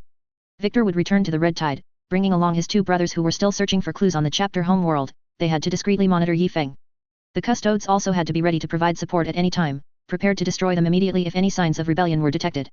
There was no indication that the Red Tide was truly a force assembled by the Emperor's command. They only had one warrior who had once been blessed. They couldn't blindly obey them based solely on Guilliman's word. The biologist sighed. He had just finished overtime and now had to treat Victor. Couldn't they choose a more stable fighting style? Victor, humph, I'm used to the fires of Syrixus. This fighting style is matched with invincible weapons. If the fires of Syrixus were here, I would have split the Marshal in half by now. The Marshal was still the Marshal, and Victor was still Victor. Amidst the vast fleet, Victor embarked on his journey to the chapter homeworld. Division Commander, forgive my impertinence, but I still want to know the secret to becoming stronger. Barton pestered Yi Feng. Yi Feng had issued a jumble of commands, which he followed without question, then scurried back here. Go train. Go fight. What good are you doing here, waiting for me to transfer my inner energy to you? Yi Feng spoke while processing rows of documents. He truly didn't know how the regent managed to process information for the entire Imperium, it was simply too much. Division Commander, if the path taken is wrong, one will never reach the destination. What exactly do you want to ask? Our chapter emphasizes sincere communication, don't be so secretive here. Barton, for once, fell silent for a moment, then cautiously asked, in the warp, did that powerful Grey Knights tell you how to become as strong as him? Heck Haldor, you'll never achieve his level of psychic mastery in this lifetime. Division Commander, tell me, there's no absolute in anything. Yi Feng smiled, but Barton couldn't see it under his helmet. His power comes from his gene seed awakening and his insight into the true nature of the warp. You know, Barton, in our chapter, unless a recruit awakens as a librarian or is one of the original ordinary Astartes veterans, their gene seed is removed before service. Barton felt as if struck by lightning, his heart was filled with gloom, the sun and moon without light, his future so bleak. Yi Feng tapped his head, instantly bringing him back to reality. What? He's very formidable. He didn't split me in half either. Yi Feng tapped his adamantium armor forcefully. By shedding those external attachments, your connection to the warp is reduced, returning to the essence of a person. Don't be disheartened, kid. Although Kaldor is strong, he is a unique existence. Humans are not necessarily inferior. If I say the Emperor, you'll definitely retort a few words, so what about Malkador? But they are all psychers. Precisely. We've adopted a different system. You can have 10 alpha-level psychers on this planet, each capable of tearing apart a titan with their bare hands, but a single shot from a flagship will still blast them to ashes. And you, kid, skillfully wield these weapons, they are a part of your strength. Barton pondered for a moment, then finally asked a question that Yi Feng had considered for a long time, but, our anti-psyker adamantium armor, isn't its maneuverability too poor? In terms of mobility, we might never be able to reach the opponent if those powerful individuals don't want us to. Adamantium armor cannot be warp-teleported. Thunderhawks can only carry one pilot, with the adamantium armor warrior suspended below. Normal transport involves dropships descending, or large clusters of drop pods being deployed. Don't worry, I already have a method. Now it just depends on when the Adeptus Mechanicus's Archmagos finishes it. The technology Yi Feng favored was not in his hands, and he couldn't even find the person in possession of it. The technology was in Belisarius Call's hands. As you all know, why did the Tyranids arrive? Because they saw the light of the Pharos, which was the Second Imperium substitute for the Astronomicon. That was a Necron's creation. The Pharos of the Second Imperium had been destroyed during the Great Heresy. At the time, the Ultramarines didn't know that living metal could self-repair, so they sealed it away. After a long period of storage, it self-repaired and was eventually attacked by a Tyranid swarm. Our Belisarius Call discovered that this Pharos was powered by 8 shards of Star God. He made a deal with the shard of the Star God of the Overlord, obtaining blackstone veins and information about other Pharos, at the cost of releasing the shard. The transaction between the two was complicated, besides the information being correct, everything else was a conspiracy. The shard of the Star God attacked Call immediately upon release. Ultimately, under the threat of an unstable singularity, the shard of the Star God obediently entered a teleportation gate and departed, while the Archmagos set up the other end of the teleportation gate in a Necron dynasty. The Pharos not only served as an Astronomicon but also possessed teleportation gate capabilities and interstellar real-time communication abilities. This was early 40K information, and Yi Feng dared to guarantee that Belisarius controlled at least half of these Pharos, and his research was definitely very advanced. During the Second Imperium, their exploration progress only allowed for the teleportation of a small force using the Pharos. Now, the Custodes Marshal contacted Call, asking him to prepare to activate a Pharos, so that the Custodes could rapidly reinforce any of the 10 expeditionary forces. The cost was immense. This required a vast military force, because the Pharos was exceptionally huge, thousands of tons of Necron's metal and various auxiliary equipment. Just guarding it would require an unimaginable military expenditure. The Custodes deployed this Pharos on Mercury, right next to Terra, within the Sacred Soul system. Mercury was a mining world, equipped with a robust shield system due to its proximity to the Sun. Over years of mining operations, humans had extracted most of its minerals, leaving behind a suitable hollow world. After Guilliman became regent, it was completely transformed into a fortress world, making it the best planet to deploy a Pharos. The Overlord-class battleship was fast, and Stone City was quickly reached. Sage Heichuo confidently came out to greet them and undertook the repair of 2 damaged warships. Now, he was full of vigor, with over 200 Overlord-class battleships as the main naval force of the Red Tide, he could securely hold the Grand Bishop's throne of this world for countless years. Yi Feng had repeatedly stated in communications that he needed to resupply quickly and then rendezvous with the flagship, but Hato still prepared a Grand Adeptus Mechanicus-style welcome ceremony and an enhanced, oversized fruit platter. This was a mountain of fruit, for crying out loud. Welcome back, Lord Yi Feng. Hato personally led the ceremony, one face chatting and laughing with Yi Feng, while another head with 2 faces, front and back, simultaneously shouted welcome messages in both binary and low Gothic. Sage Heichuo, we don't need such elaborate ceremonies. I've already told you. My lord, you are right. The moment I received the news, I immediately cancelled the planet-wide fireworks display and the parade. Rest assured, all parade troops have returned to their posts, and the Skitarii is patrolling with the highest alert to protect our safety.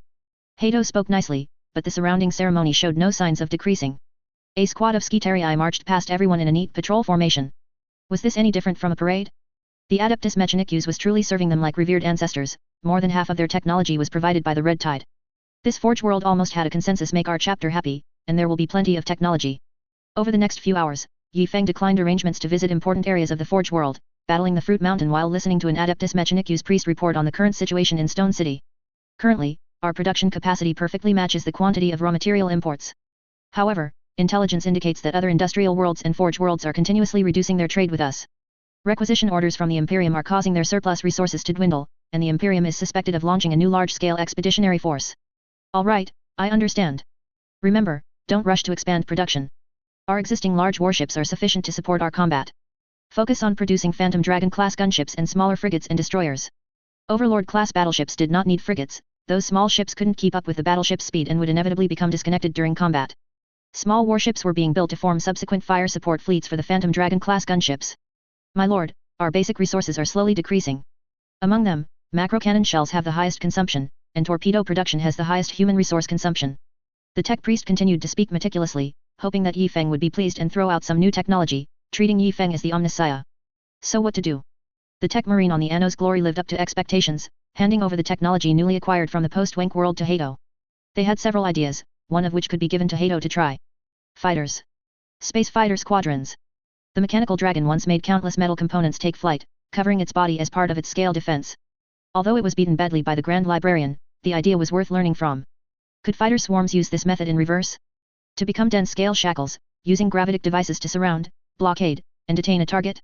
Dozens of fighters equipped with Call's gravitic weapons and anti-gravitic chain technology could link together as a single entity, applying dense gravitic strikes and tractor beams to internal enemies, capturing enemy ships? Large warships were out of the question, but, we're short on small ships, aren't we? Building is never as fast as seizing. A few days later, Yi Feng left Stone City, leaving behind Hato, who was shouting wildly in the laboratory, and a host of priests overseeing the launch of new fighter production lines. The warship slowly sailed towards the People's Light, the flagship hovering outside a hive world. These worlds had no other distinguishing feature than their large population's recruitment grounds. Khazanov was training. Compared to the other worlds of the Imperium within, the Dacian world here was terrifyingly peaceful. There were no rebellions, no orcs, no tyrannids. The few pirates were routed by the expeditionary force's counterattacks. Mad Wolf felt that since he started his service, there had never been such a stable period. When Yi Feng's footsteps sounded, Khazanov immediately activated his power armor's energy. He was too familiar with those footsteps, they were different from the footsteps of any other battle brother. Yi Feng. Khazanov strode towards him. I'm back. Xiao Lan and Yi Feng walked side by side. Mad Wolf walked very close, so close that Yi Feng thought he was going to hug him, but he knelt down on one knee. Chapter Master, I request to fight. The meaning of our existence is not endless sparring and training in front of the Emperor's statue. True warriors should be forged in blood and fire. A calm sea does not produce skilled sailors. Looking at the recruits behind Mad Wolf who looked like they wished they were dead, Yi Feng seemed to understand something. Xiao Lan's figure gradually became radiant and magnificent, like a benevolent god. Rise, my chapter champion. What enemy did you face in your last battle? A group of gene stealer. They had completely corrupted that world. Our psychers could feel their call to the Tyrannid swarm, but for some reason, the Tyrannid swarm might not have received the signal. It's fine. I estimate that Tyrannid swarm's tentacles might be gone. Khazanov? Half a second later. Chapter Master. You went to fight the Tyrannid without me. No, I just saw the guys who retreated after dealing with those Tyrannids. Alright, human life is peaceful and stable now, but there are still small alien incursions, you know. I'm a bit lazy, I don't like to move. Let the aliens come to us, and we'll just wait for the fight. Khazanov, oh no, the chapter master's mind is broken. Situare. Quick, the stun button. Stop. If I tell you to prepare for battle, then prepare. I'm bringing the aliens to your doorstep, and you're still not satisfied. Mad Wolf pondered for a moment, then asked, Chapter Master, did you steal some alien treasure? Are they chasing you? Yi Feng looked at Mad Wolf with surprise. You would ask such a question? I thought you'd question why I didn't tear the aliens to shreds on the spot. Mad Wolf was kicked a few times, then happily ran back to his first company in his power armor to prepare for battle. Xiao Lan was also bewildered. Yi Feng, why would the aliens come here themselves? The surrounding aliens are trying to avoid us. The surrounding ones will avoid us. We scared away several alien outposts by conquering one planet, but the ones further away don't know our strength, do they? The Imperium's expeditionary force this time is massive. I don't believe every alien is as warlike as the orcs. Some must be fleeing to the dark regions of the galaxy. Li Enjun received the Eternity's Lament spear and brief instructions on how to use it. He practiced for a while. His spear skills were decent, but the spearhead, which could warp jump to any area after being infused with psychic energy, sent shivers down his spine. Tactically, wouldn't he be like a super assassin Sisyphus with a hammer? A subtle flow of psychic energy caught Li Enjun's attention. He realized that not all of his psychic energy flowed into the spearhead, some seemed to disappear on the spot.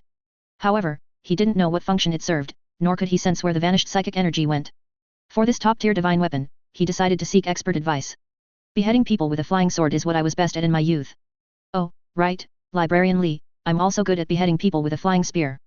The greatly disabled Cancelo walked slowly. Later bionic limbs had been installed on him, but he had completely lost the soul part of his 4 limbs, causing his mind to be utterly unable to control his body. He could only control one part with another, like playing a computer game. Just like controlling a character in a computer game with both hands, now, that character was Cancelo's limbs.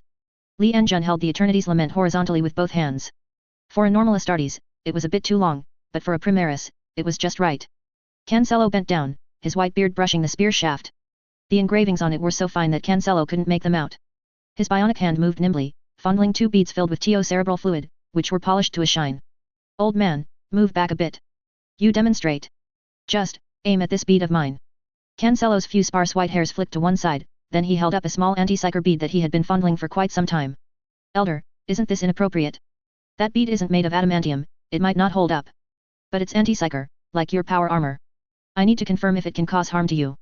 Li Enjun concentrated, holding his breath, and channeled his power into the Eternity's Lament. One thrust, and an instant became eternity. The spear tip hovered over the bead. Li Enjun lightly pushed, nudging the small bead aside. I am confident that if I used greater force, I could pierce this bead. That's not good then. Cancelo walked with a stoop. He was very old, and the psyker's agile mind no longer matched his frail body. Yet, in Li Enjun's eyes, a very long time had passed, and Cancelo still hadn't spoken. Ina had time today to visit her old friend. Yi Feng had finally returned but hadn't come to see her. She was really angry. Don't mess around, Ina, this is very dangerous. 1 second later, Duan. The spear tip flew past Ina's shoulder and disappeared on the spot. Li Enjun, do you want a beating? Sign language, the kind that pokes eyeballs. The spear tip doesn't seem to be psychic, only the warp jump consumes psychic energy. This was very strange, as if it was a purely physical attack, only using psychic energy as its power source. It was like, the structure on Wolfsbane, the Necron structure that used Kurk's Psyker Big Mech Orc as an energy source, but output purely physical energy to the Necrons. Ina immediately jumped onto Li Enjun's back, making our librarian almost cry out in pain. Since you say so, try using this spear next to a Sisters of Silence. How could it be used there? Li Enjun's output of psychic energy was minimal, most of his psychic power was suppressed within his body. The psychic glow on the spear visibly dimmed, and even the disintegration field became unstable. Ina quickly got off him. The librarian had no way to deal with this 200-year-old girl who was still jumping around. Child? Are you all right? I'm fine, Elder. Can I see it? Be careful, it's quite heavy. You hold this for me. Cancelo placed the 2 small balls into Li Enjun's hands. Our librarian almost threw them away. For a psyker, he felt his hands were burning through. Cancelo was aging, like the corrosion of Nurgle, his flesh showing decay and pus, but this grand librarian regained his former heroic stature. Some surrounding metal instantly came to his body, forming a thin layer of metal skin that wrapped around his bionic limbs. His striped patient gown was instantly covered by adamantium armor, and countless metal fragments coalesced into long swords, hovering at his side. Cancelo wielded the long spear with the highest martial artistry of a mortal. This was the limit of a psyker's superior mind, metal was his body, and what he thought was what he did. Li Enjun watched all of this. Cancelo's movements seemed a bit clumsy in his eyes, but it didn't prevent his incredibly sharp attacks from tearing through ceramite armor. The spear tip danced. In the time it took for Li Enjun's second heart to beat once, the spear tip appeared in 5 different places, colliding with the hovering flying swords. Each flying sword was damaged differently. Soon, the metal began to return to its original place, and the Grand Librarian's frail body was revealed again. It was clearly visible that his flesh had further atrophied. The Eternity's Lament flashed through the air and landed in Li Enjun's hand. You old pervert, don't hug my waist. Sign language, the kind that slaps faces. Accident, you know, bionic limbs are hard to control. Cancelo flew to Ina's side with lightning speed. It was more familiar here. The 2 small beads flew precisely into Cancelo's hand. Elder, how is it? A double-edged sword, best used sparingly. I have a request, Li Enjun. This was the first time Li Enjun had heard Cancelo call him by his full name. In a few more years, I reckon it will be my time to be buried. Pick a good battlefield for me, and bring this long spear. I want to perform the most magnificent and dazzling psychic spell of my life. Elder, there's no need. Try to be optimistic. What if you suddenly achieve enlightenment in these few years and transform into an immortal? Immortal? Immortality is so boring. Cancelo picked up the metal fragments that had just been flying freely, laboriously lifted them with his bionic limb, and smashed them towards Li Enjun's head. You remember this well. Make sure to give it to me then. Don't you, busy man, forget it. As for Yi Feng, who had forgotten to look for Ina, he was currently figuring out how to trick Raven Lord Korix out. What was I going out for? To make money, right? Didn't make any, did I? Who has money? The legions have money. The Imperium is unreliable. Several Primaris chapters lost in the warp cannot receive supplies. Nominally, the supplies for 13 chapters, including recruits, mean we now have about 13,000 people. The problem is the fleet's supplies are insufficient. Who can we plunder? In the warp, the only ones who still maintain a legion structure, and who Korix has been blockading, are the word bearers, aren't they? Raven Lord, loosen your grip. Lure them out and kill them. Chapter 322, Hong Suo makes a comeback and takes advantage of the opportunity. A massive warp storm swept through the Ultramarines' 500 worlds, severing all communications. If you ask why we know, it's because the TO communication method of real-world messenger ships delivered the news at full speed. The Dacian world did not react. Yi Feng judged that the enemy wanted to force Guilliman, who was organizing an expedition on Terra, to return, and then infiltrate the Departamento Munitorum to cause chaos in the expedition or ambush Guilliman halfway. Yi Feng believed that Felix Inger, stationed in the 500 worlds, was sufficient to deal with the enemy, so he ordered the troops to maintain observation and stick to the original plan of expansion. Afterward, we received news of Felix Inger's death in battle. Too few Ultramarines remained in the 500 worlds. Calgar had led the main force to Terra, and the remaining Ultramarines activated their reserve plan, immediately training 200 recruits, but they were easily defeated by the Chaos Warriors veterans. Upon learning of this, Yi Feng suddenly realized that the Imperium would likely not be able to provide timely support this time. They probably hadn't received the news yet, and the Emperor might send Guilliman a dream, but the movement of a large army was too slow. Reconnaissance forces brought no news of which faction the Chaos Warriors belonged to, but Yi Feng still prepared to go and offer support. The main force of the 10th chapter was in the Calixis sector. The Dacian world only had 6,000 men from 4 chapters. If the original plan was not changed, at least 3,000 warriors would have to remain to guarantee the Dacian world's defense against the demons and monsters in the Dark Zone. Yi Feng hoped for precisely this. He left Valis to lead the garrison, the Redemption Light Battle Group, and the Wolf Brothers. He deceived Rogier, sending him to find a world similar to Fenris as a recruitment ground, which was Rogier's dream. Only Kurosel noticed the anomaly, because all 800 Wolf Brothers had been dispatched. The Red Tide rarely did that. The Wolf Brothers' keen senses always made them one of the important mainstays of the reconnaissance forces. Meanwhile, 2 Angel chapters and 1,000 Battle Brothers from the Red Tide set off, boarding the People's Light to head to the war zone. In the shipyards were 20 Overlord-class battleships and other warship, including the Dawn of Light, the Eternal Mountain, the Tyr Mother, and other vessels we openly possessed. Stable development was our best option now, but the internal and external situations did not allow us to rest. The chapter needed more battles, needed to hunt enemies to acquire resources. Both the enemy and us, along with the remaining descendants of Guilliman in the 500 worlds, were converging on Makraj. Hansu had achieved his first minor life goal, invading the 500 worlds. Now was the second minor goal, conquering the heart of Ultramar Makraj. Last time, his attempt failed. His amassed 17,000 men were wiped out, or at least no longer followed him. Originally, he could have begun his second invasion much earlier. After finding Perturabo in the warp, he maintained a good relationship with the Lord of Iron.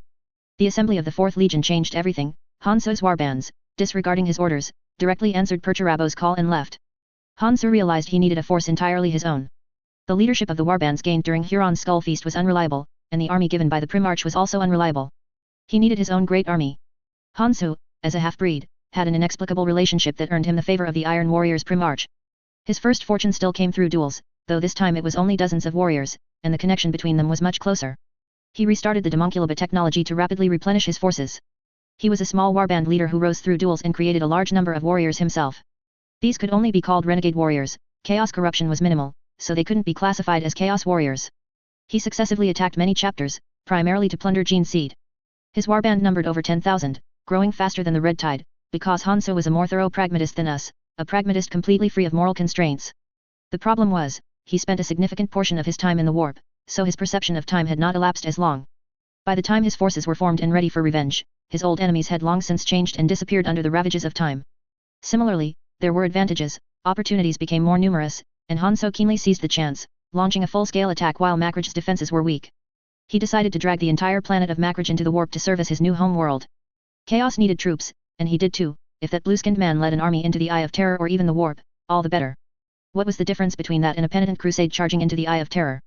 It was clearly sending troops to chaos. Hansu could let Guilliman destroy Makraj in the warp. All he wanted was Gene Seed.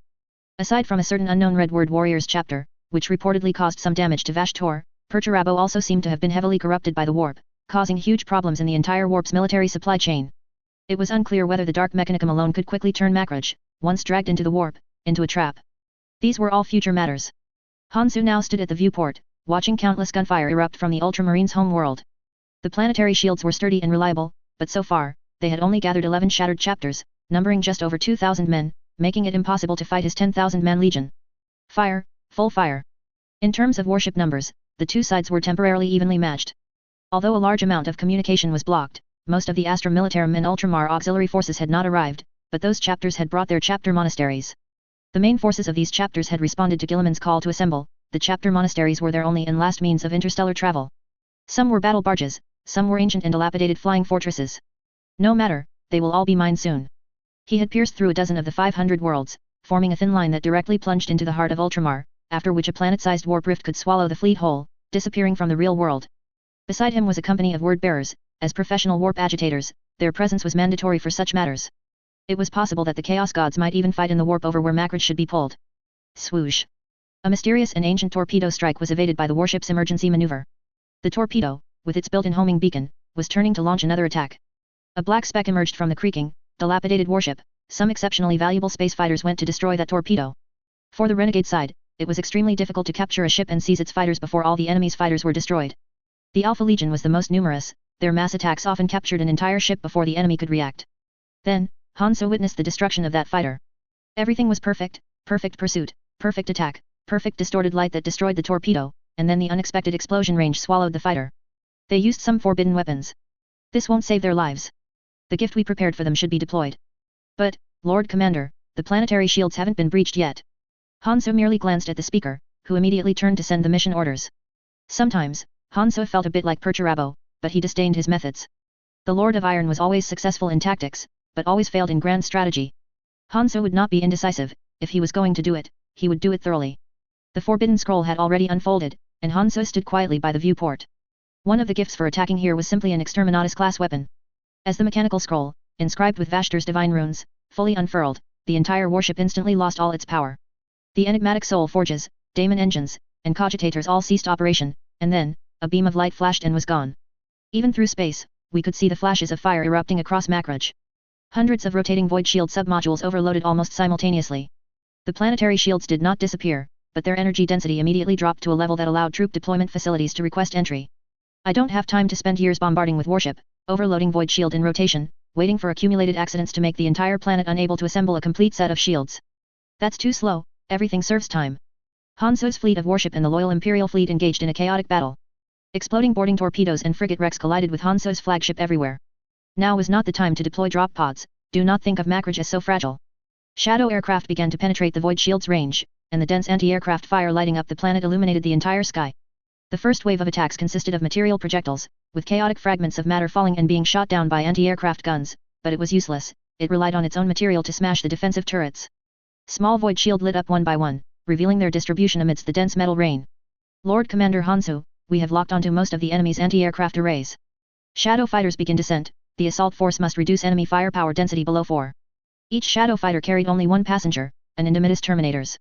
Numerous cheap and sturdy drop pods, along with meteors, crashed to the ground, attracting enemy attention. These drop pods, comparable to orc creations in terms of value for money, contained skinless people.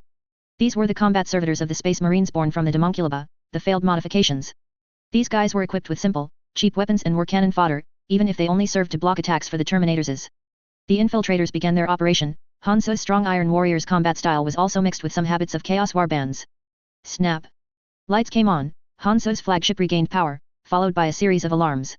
Explosions echoed from the areas near the command center. 3 teams of elite Space Marine veterans, using boarding torpedoes, launched an assault while the ship suddenly went silent. The one leading was very rare. That was the famous, incredibly hard, indestructible, unstoppable adamantium armor, one of the first 100 given to Guilliman. Hanzo's personal guard, leveraging their familiarity with the warship's internal structure, used a massive barrage of firepower to halt the enemy's advance. The warrior in anti-psyker armor easily breached the 6-barreled laser array defense zone, killing 6 warband members. The threat of death he brought was greater than that of the tough Death Guard Terminators. Hanzo's second-in-command found a way to counter. He personally operated the 6-barreled heavy bolter mounted at a critical choke point, attacking the ground beneath the adamantium warrior's feet, blasting wherever he stepped. The Ultramarines veteran roared, "For glory and duty, for the Gene Father! You reckless infiltrator, step out and face me!" Clang! Half of the adamantium warrior's leg sank into the floor, and the gas leaking from the broken cables and crushed pipes below ignited, burning along his adamantium thigh. The breach exposed after the pipes were crushed was very small, failing to cause an explosion, but the continuous ignition made the Ultramarines look like he had stepped on a gas stove. Several warriors behind wanted to come and cover their battle brother, but Hanzo's personal guard, hiding behind cover, threw many tank-busting grenades, hindering the warriors' advance. The 6-barreled heavy bolter continuously spat fire, its scorching barrels forming a red halo as they rapidly rotated, and the rain of bullets pouring from it turned the floor into a honeycomb. The adamantium armor was trapped in the floor from the waist down, unable to move. The veterans' counterattack was equally formidable. Damage to the front weapon vest did not mean the rear weapons were ineffective, and the shoulder-mounted mortar fired 2 shells. Due to the angle, it could not hit the 6-barreled bolter. But it could be a smoke grenade. As smoke filled the air, the experienced defenders swept the smoky area with an erratic alternation of single shots and bursts. Both sides faced each other in tense standoff. Two ultramarines exchanged glances, one raising a precious thunder hammer, while the other emerged from behind the adamantium warrior, shouldering a heavy plasma gun. The warband members hiding behind cover activated their chainswords, ready for close combat with the enemy. Suddenly, the floor below exploded upwards, and several warriors wearing Mark the 10th flight module power armor appeared abruptly. As they leaped from underground, the light of plasma and melta weapons gave the defending forces a rude awakening. Enemies who looked up from cover were instantly headshot by searing ion streams. These warriors did not ascend further. After firing one shot, they dropped back into the hole. The moment their bodies disappeared into the hole, a shining ion orb flew out of the smoke, and the second-in-command immediately abandoned the shattered position of the six-barreled bolter. He rolled like a wild dog to the side, dodging the electrifying counterattack. The Ultramarines veteran, wielding a thunder hammer, rushed out of the smoke, leaping above the second-in-command in a flash of lightning. For the Emperor. The second-in-command lay on the ground, his peripheral vision already catching sight of the enemy leaping from above the shattered gun emplacement. The Ultramarines veteran's thunder hammer was aimed at his chest, and the circle of skull decorations now became the target of the great hammer. The second-in-command's original power armor was braced across his chest, but he knew in his heart it wouldn't stand a chance. He hardened his resolve, betting everything. He held his power sword vertically, its tip pointing at the descending veteran, aiming for a mutual destruction. At this critical juncture, an ion beam struck from a distance. The veteran, gripping his thunder hammer with both hands, lost an arm on the spot. The single-armed thunder hammer still struck the second-in-command's shoulder, but the power sword pierced his helmet, killing the veteran instantly. Lord Hansu. Hansu stood majestically in the narrow passageway, wielding an ion pistol in one hand and an relic power axe in the other. Though a space marine, his physique was comparable to a Primaris warrior. Humph, the resistance of the dying. The Primaris warrior at the hole's edge poked his head out a second time, everything completed in a heartbeat. The plasma gun in his hand was still steaming, cooling not yet finished. He revved his engines to full power, and the powerful energy flowing through the flight module caused it to vibrate. The machine spirit fears me. Hansu faced the flying warrior, raising his hand to block a sharp thrust. It was just a prosthetic, he didn't care. The battle axe cut swiftly and fiercely into the Primaris warrior's chest, then with one hand, he pushed the corpse down, causing it to collide with another veteran in the hole. The veteran holding the melta gun decisively abandoned his weapon, retreated several steps, and drew his combat blade, preparing to fight Hansu who had jumped down. But Hansu did not jump down. The shockwave of several exploding grenades dispersed the smoke from the smoke bomb, and Hansu saw the adamantium warrior veteran. All the veteran's weapons were shattered, the bolter had 2 bolter shell craters and was unusable, discarded to the side. The only usable weapon was a master-crafted power sword.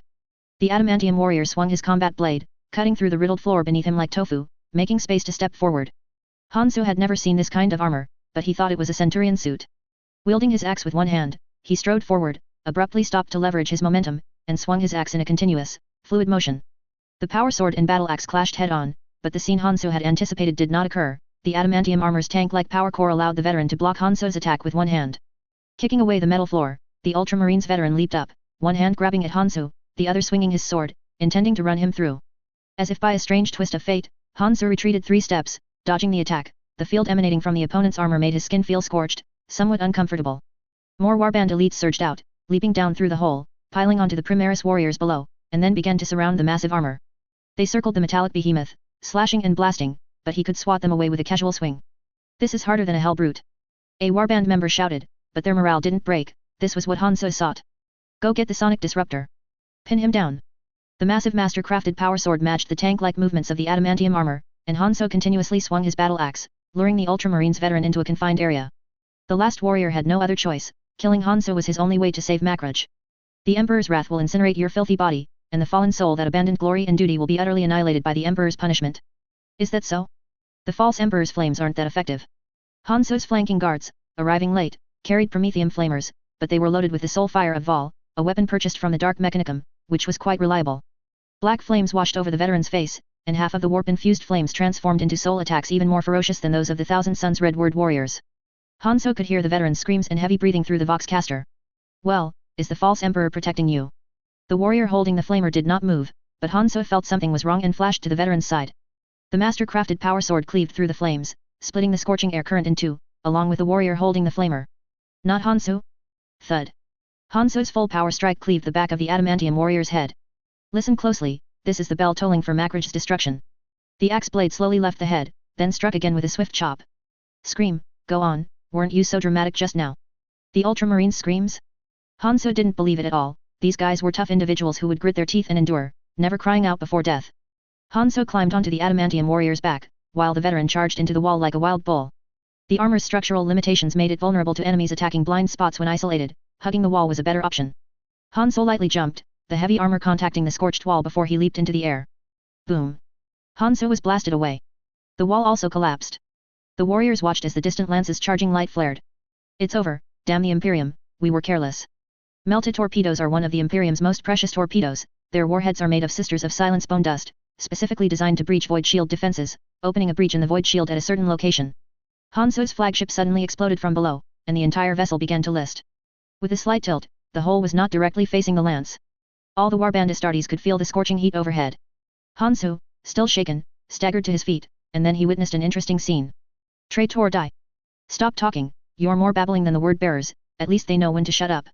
Hanzo slowly approached the fallen Ultramarines, who was pinned by the collapsed warship armor, his entire armor unable to move. This armor is interesting. Can you look up? Creak. Too bad, it seems not. Hanzo tried to pry it, but couldn't break it. The Ultramarines turned his head to the side, and Hanzo blocked his voice. He brought over a few smoother fragments. No mirror, this reflection is a bit poor, but you can make do for now. Through the massive gap in the warship, the Ultramarines veteran could see a chapter monastery burning fiercely and perishing, turning into a ball of flames under the siege of several warships. The veteran roared in anger, while Hanzo took the belated sonic disruptor. What a pity, you're excellent. Are you interested in joining us? Only curses answered him. I asked that question unnecessarily, what a pity, you only have this one suit of armor. If there were hundreds of them rushing at me together, I'd turn around and go back to the warp right now. Chapter 323 Look, there are 10,000 sets of power armor. Let's go get them. Everything is going smoothly, Hanzo. You overestimate them, these guys are all recruits. The word-bearer's mouth hung open unconsciously, gazing up at the ceiling where faint distortions in space could be seen. Word-bearer brand physical voxcaster, worth owning. Messages came from the Indomitus pattern Terminators veterans of the force below. Their battle was proceeding as planned, with even fewer casualties than expected. They were fighting recruits who had just transitioned from semi-modified reservists to Primaris warriors, and although experienced, they were too unfamiliar with controlling their physical bodies. Macridge's defenders launched a counter-offensive. Everyone on this world was a soldier at this moment. Facing the Terminator's enemies invading the anti-aircraft gun emplacements, the defenders collapsed all roads leading to the emplacements, leaving only the ammunition conveyor belt. The ammunition at both ends of the conveyor belt had been cleared, with only the middle section piled high with shells. This was the only passage. The defenders planned to detonate the bolter shells when the slow Terminators passed through the ammunition pile, sending the entire conveyor belt and the enemies sky high. They had done their best. Indomitus pattern Terminators did not have teleportation equipment, but their wearers could be word-bearers. The word-bearer used the corpses of the defenders to cast a teleportation sorcery, performing a short-range warp jump, teleporting the 5 gathered Terminators inside. 2 of them were stuck in the walls. The word-bearer next to Hanzo was also urging his commander, suggesting that a warp jump could be performed to teleport the main force to Macridge. Execute my orders. I need intelligence, not advice. Hanzo rarely spoke like this, he was an approachable leader, except when dealing with wizards. Like Perturabo, he generally didn't believe in these mystical wizards. I only believe in data. With the planet's void shield still active, the success rate of warp jumps is too low. This is my last explanation. A small bright star flashed on the planet below. 6/10 of the main anti-aircraft gun batteries in this area had been destroyed. The continuous explosions were not due to an ammunition depot detonation, but rather the defenders covering the damaged anti-aircraft emplacements with firepower after they were destroyed by the Terminator's traitors, intending to bury both the damaged emplacements and the destroyers. That's enough. The Imperial Standard Aquila pattern anti-aircraft guns can only maintain full fire for 6 minutes against dense arrays. Now, I order a 10-minute halt to airdrops, then all skinless airdrop pods are to be deployed within 6 minutes. After deployment, the 1st, 2nd, and 3rd assault forces will begin rapid deployment. Relying on their special Space Marine warship with steel-hardened modifications, they could only deploy a maximum of 3 forces during the anti-aircraft gun reloading time. These landing forces would be responsible for eliminating all anti-aircraft firepower and void shields in this area, paving the way for the main army. Hanzo's flagship shook violently again. The warship attempted to rotate in place, turning the breach in its void shield away from the direction where there were no Imperial warships. The Imperial Navy seized this precious opportunity. 2 lunar-class cruisers and 11 frigates sandwiched a Space Marine strike cruiser, forming an assault spearhead that pierced the flank of Hanzo's fleet and headed straight for the flagship. Click. The sonic emitter activated. The ultra-high-frequency vibrations were originally weapons used to destroy ultra-dense crystal barriers. A miniature version of this technology was the tactical Auspex. Life sign slowly disappeared. Hanzo chuckled and said to his adjutant, who had barely managed to get up, "See? I told you, the Ultramarines won't make a sound." The word-bearer was muttering some incomprehensible incantations again, probably to appease the machine spirit. Hanzo, annoyed, walked towards the original command room. Their veterans are on the ships. That's why Macridge's ground defenses are so weak. A Falchion-class frigate turned into an unremarkable fireball in space. Its corrupted machine spirit guided the shattered hull towards a lunar-class cruiser. New friends are coming. I don't plan to be friends with them. After a prison space hulk was pulled out of the warp, it had been hovering around the flagship. Now, the flagship performed a jet boost maneuver, hiding beneath the space hulk. He presented the strike cruiser with a dilemma, whether or not to board this equally massive vessel, which also looked like a flagship. This was a terrifying warship, more like a chaos flagship. Xianzhi's followers had destroyed its Geller field before it entered the warp. The crew and the live Xenos being transported all turned into terrifying monsters, trapped in this seemingly normal but echoingly corrupted steel cage. This was the ship the word bearers had arrived on. They only dared to open up a separate area at the bow and did not venture into the depths of the ship. So, what is your choice? Oh, break the void shield, yes, it must be, and then what? A beam of landslide pierced the prison space hulk, tearing open a gash. Numerous monsters were sucked out, floating around the warship, struggling. The weak died instantly, the strong remained at ease. The strike cruiser bombarded Hanso's warship, ramming the massive flagship while exchanging fire. I don't like this prosthetic, it's too ugly. Hanso said, looking at his approaching opponent, as he casually replaced his prosthetic limb. All right, annihilation plan initiated. Following the confident voice was a volley of countless terrifying weapons. Hanso's warriors were loyal to him, unlike the usual loose and individualistic chaos warships. There was only one reason the Imperial Navy could penetrate to the flagship twice, it was a trap. Destroying those veterans with massive ships and heavy guns was much simpler than a power sword duel. At least, that's what this old traitor, who had truly inherited Perturabo's teachings, thought. Hanso's goal was clear, he wanted Makraj. As for other monasteries or battle barges, if he could seize them, he would, if not, he would blow them up. A Furious-class super heavy cruiser and an Emperor-class battleship attempted to rescue the heavily besieged strike cruiser, but the scattered traitor ships, after several tens of minutes of formation changes, suddenly transformed into a tightly ordered wall of warships. The entire fleet cluster had no weaknesses, no matter which direction they attacked from, they would be subjected to crossfire from multiple directions. The Imperial Navy launched several assaults. Each time, before they had even covered a third of the distance, the Void Shield modules sent overload warnings, forcing them to watch helplessly as the strike cruiser became increasingly battered. The People's Light was searching for a position, a blind spot to release its battle barges. Finally, the flagship stopped behind a moon. Beneath a shimmering cloaking screen, a mighty fleet of regular chapter ships emerged from the moon's dark side. A fleet consisting of 3 battle barges, 5 strike cruisers, and a few Nova-class frigates appeared from a distance, a nightmare for Hanso. Commander, enemy numbers are estimated to be between 1 and 2,000. The original 1st, 2nd, and 3rd companies will engage the enemy. Abandon preparations for assaulting Makraj and intercept the Imperial reinforcements. The 5th, 6th, and 7th companies' missions remain unchanged. Commander, if we deploy like this, our 3rd wave of assault will face insufficient forces. They won't withstand a 3rd assault. Imperial Guard, assemble. Bring me my axe. Hanso put on his old prosthetic, gripped his great axe, and with a command, the flagship surprisingly broke away from the fleet and charged towards a chapter fortress. Everyone, no boarding loyalist chapters. All adamantium warriors are to assault enemy warships. Brother Yifeng stood with his blade planted, and the soldiers below roared in unison. Kazanov, you and the 1st company have autonomy. Do everything you believe is right. Next to Mad Wolf stood Li Anjun and dozens of heavily armored warriors, with a large force of Terminators following closely. Bombardment cannons led the way. The Eternal Mountain and the Dawn of Light's crossfire overloaded a cruiser's void shield, and then the iron-clad Terminators disappeared into the teleportation device. The Imperial Navy's morale was greatly boosted. Severely damaged warships quietly retreated, firing with their remaining weapon arrays from a distance. Many frigates and light cruisers converged towards the Eternal Mountain. The Tier Mother still only had our 2 strike cruisers around it. Many years later, Matthew Rio stood on the bridge of the Tier Mother again. They were no longer what they used to be. Through continuous replenishment, their military strength had recovered to 700 men. In the Kamarak War, as defensive warriors, their casualties were much lower than those of chapters that made assault landings, especially since Victor was also on board at the time. This gave him a new understanding of himself. Indeed, following Brother Yifeng meant no bad luck. Get to work. The Tier Mother aimed at what appeared to be the largest ship. At first glance, the enemy had already lost its void shield and was heavily damaged. They immediately launched a full-scale boarding assault. The beasts on the prison space hulk, which had been pouring out through the gap torn by the lance strike, suddenly stopped emerging when they saw guests arriving. In the area where numerous Chaos Beast corpses floated, dormant beasts awakened from their slumber, trampling and kicking the truly dead corpses around them, and drifted into the warship. The sons of Sanguinius opened the boarding hatch and were met with a doomsday-like sight. Forbidden runes of the word-bearers were everywhere.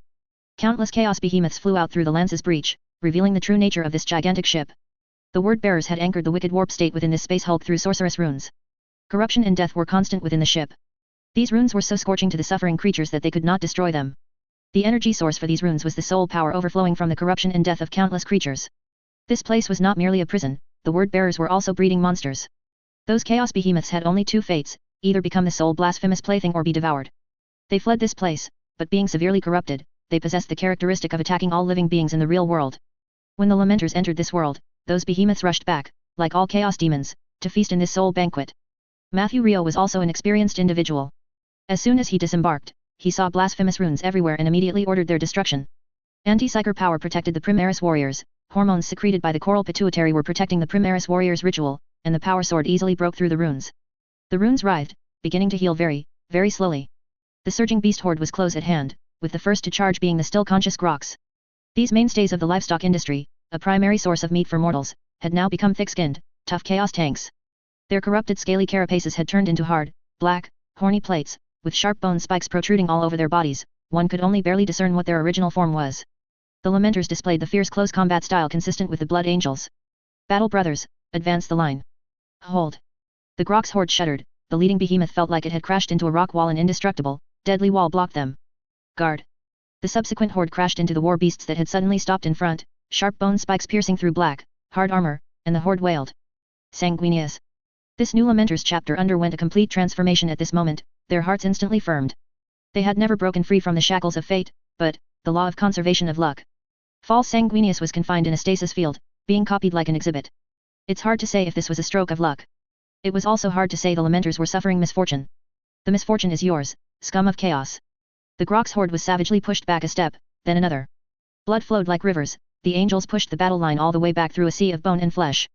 The flames of flamethrowers were suppressed by the warp, giving them an extremely short range, but the Blood Angels' face-to-face purification was unstoppable. Maintain the line, destroyer brothers, destroy the surrounding runes. Matthew Rio's objective was very clear, destroy the runes and find those chaos traitors. After an unknown period of endless hacking and slashing, and the flashing light of power, the Primaris warrior's vision suddenly cleared. The last Grox in sight was cut down, and what entered Matthew Rio's eyes was an even more terrifying sight. Sorry, we're late. Die, foul chaos entity. Several humans lay on the ground. The closest to Matthew Rio was a two-headed, four-armed creature. It was truly two people fused together, and at this moment, all of its limbs were stuffing pieces of minced meat from the ground into its body, through every conceivable orifice. The surface of its body had already developed some Grox features, black, scaly carapaces slowly emerged from its pale skin. It charged at the Primaris warrior, claws outstretched, but after entering the anti-psyker field, it slammed to a halt and fell backward, wailing. The limbs on its back ran away at an even faster rate. A bolter round flew past Matthew Rio from behind, blowing its head off. The chapter honor guard member behind him was about to hang the bolter back on the chapter master's back when the corpse moved again, its four limbs wriggling like mad on the ground. It had two heads, after all. A more powerful bolter round instantly shattered it into pieces. While call pattern bolters lacked in fire rate, their power was exceptionally reliable. Chapter master, how should this warship be purified? That's a question for the Adeptus Mechanicus to consider. Keep moving, stay vigilant. A group of slow-moving, twisted creations slowly moved. Any unexpected place would shatter, growing sharp fangs and screaming faces. The corruption of the warp constantly eroded them. Severely corrupted creatures had already absorbed too much soul energy, and too many soul fragments of unknown beings had flown into their bodies, turning them into chaos spawn, disgusting monsters. They slowly writhed, some clinging to large instruments, motionless, waiting for unexpected prey to approach. Devouring and fusing was their ultimate destiny. All creatures on the ship would merge, everyone together. Becoming a whole where you are in me, and I am in you, an endless expanse of flesh would be sewn to the warship, and the scattered consciousness of mingled soul fragments would sink into this space hulk. A basic version of a daemon engine. There was no other way. Vash Tor was severely damaged. Now, he was only responsible for the final stage, thoroughly merging the daemon and the engine. The preliminary operations had to be handled by the buyers themselves. The Lamenters would purify this behemoth with their resolve and blades. That should be the enemy's flagship, Kazanov. Aren't we going? No, not yet. Kazanov waited silently, the Terminators waited silently, and the Angels of Dawn attacked Hanso's flagship. Some warband veterans boarded the Eternal Mountain. There was some commotion outside. Some suicidal fools have arrived, Kazanov. If you don't go, I'll start hunting. We don't need survivors. Yes, it's pointless. Brother Yifeng flashed away, and the Mad Wolf, a dozen meters away, opened his eyes. The dense anti-psyker power gradually receded. The chapter champion, who had been motionless for tens of minutes, raised his power claw. Through the crimson light of the decomposition field, the cabin lights gradually blurred. Prepare to sortie. Kazanov's deep voice echoed in the cabin. Enter the boarding pod. Li Anjun said. The Terminators marched in silence, closing the hatch silently. All boarding pods on the Eternal Mountain and 5 strike cruisers were filled with Terminators, deploying over 800 warriors at once. The warship fleet had already pierced through Hanso's fleet, tearing a chasm through the middle. Both flagships were boarded, and Kazanov's personal guard, 100 Terminators, unexpectedly targeted the Bronze Heart chapter's monastery. Kazanov stared intently forward, locking onto Hanso's head through the hellish tableau woven by countless macro cannons and torpedoes. The hundreds of other warriors directly boarded the enemy's troop transports. Those troop transports, destined for the ground battle on Makraj, each contained at least 500 warband members. 100 adamantium warriors, that's enough, more than enough. They would face a more desperate war situation than the 20,000 salamanders did back then. During the unification wars on Terra, 20,000 salamanders attacked a techno-barbarian tribe. Their sentinel robots couldn't be penetrated by meltaguns. The salamanders controlled termite-level drills and the enemy's super robots, meaning the intelligent control cores were mutually destroyed, and only over 1,000 space marines survived in the end. We don't have intelligent control cores.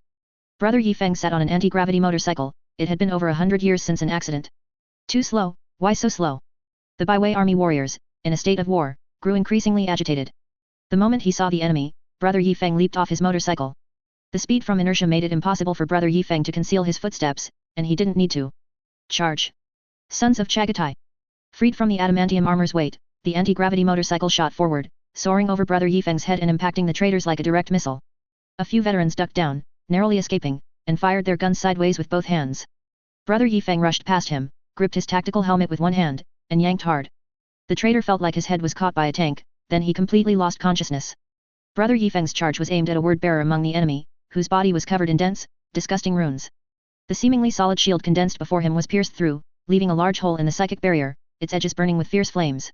Chaos gods empower me, grant me an indestructible body, grant me supreme divine power, grant me. Crap! An adamantium behemoth crashed into him, smashing through several walls behind him. Blood flowed everywhere, but the word-bearer did not die. The power of the chaos gods flowed within him, yet it could not spill out of his skin by a single iota. It was like having diarrhea when constipated. His face flushed red. Brother Yifeng found that he couldn't shake his body, so, the word-bearer began photosynthesis. The light of slaps. The great sword swung in the air, constantly cutting down warband members who came to rescue the word-bearer, but not striking the word-bearer himself. Just delivering big slaps. The adamantium giant hand fanned out after images in the air.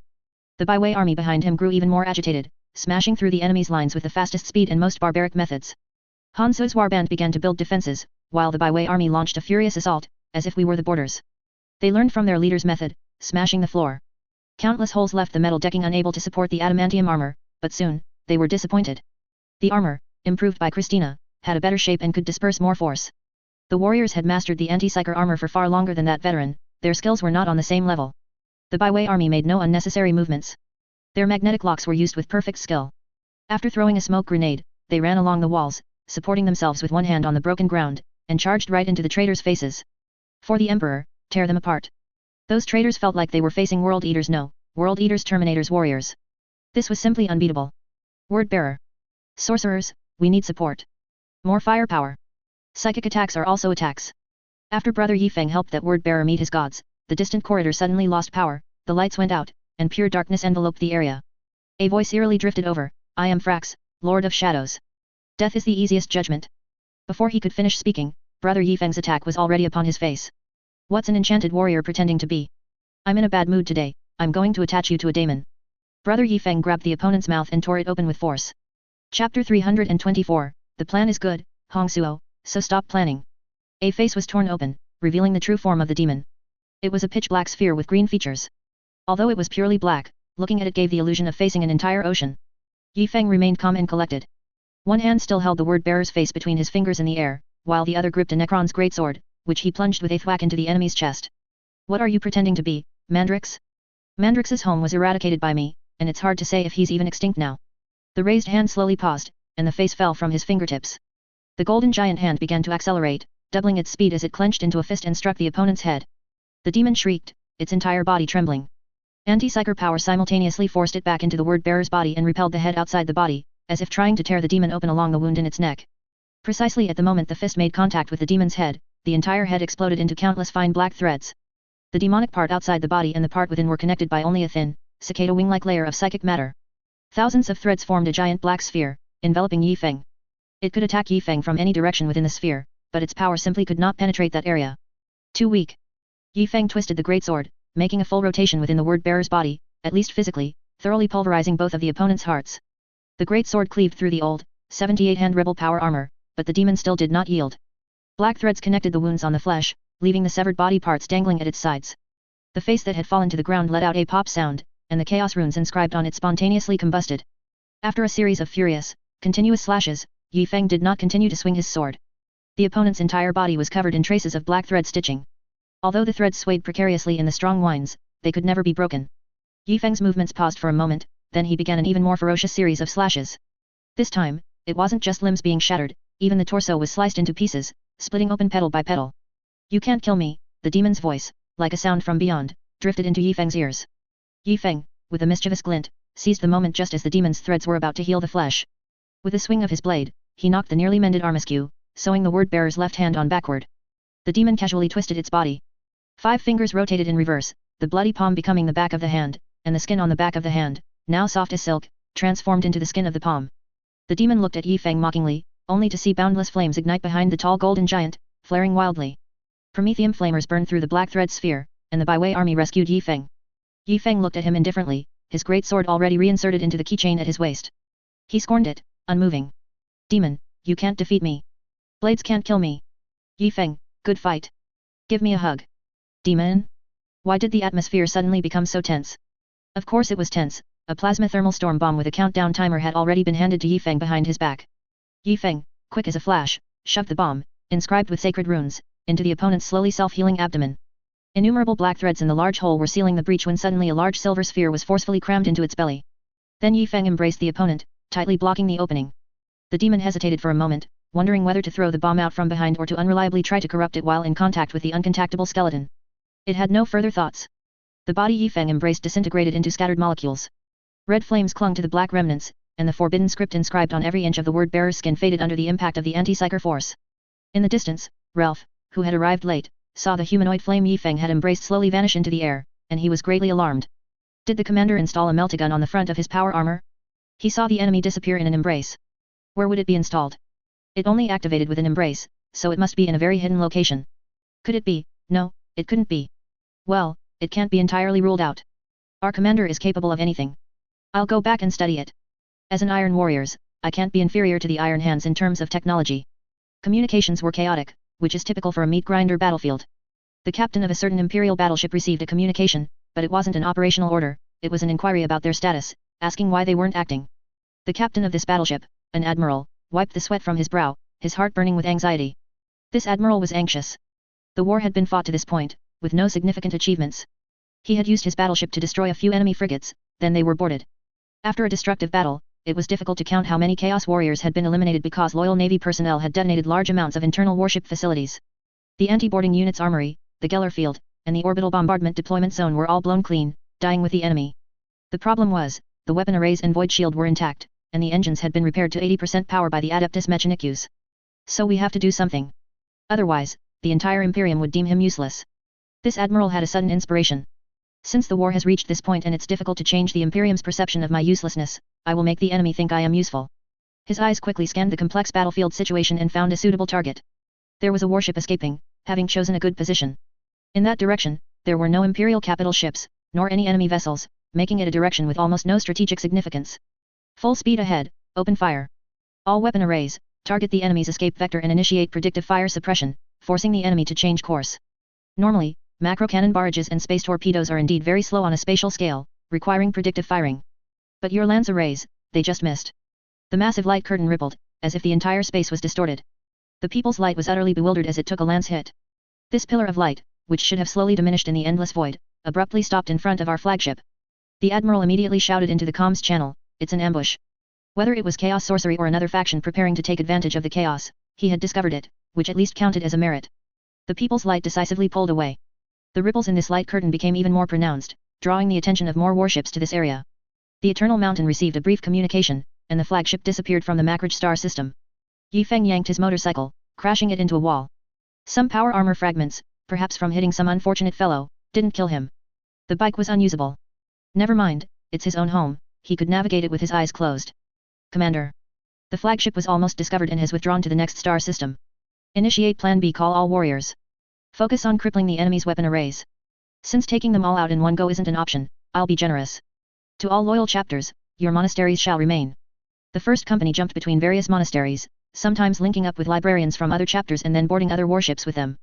Both sides went back and forth, making for a lively battle. The other side, however, was a one-sided slaughter. The enemy's transport dropships were nothing special, just huge compartments filled with hundreds of traitors, waiting for the drop pods to land and for the veterans on Macrage to disable the anti-landing barriers in a certain area, then the transports would descend in formation. The Iron Warriors' fighting style still favored digging trenches and setting up artillery upon landing, then unleashing a barrage on the city with its shimmering secondary shields in the distance.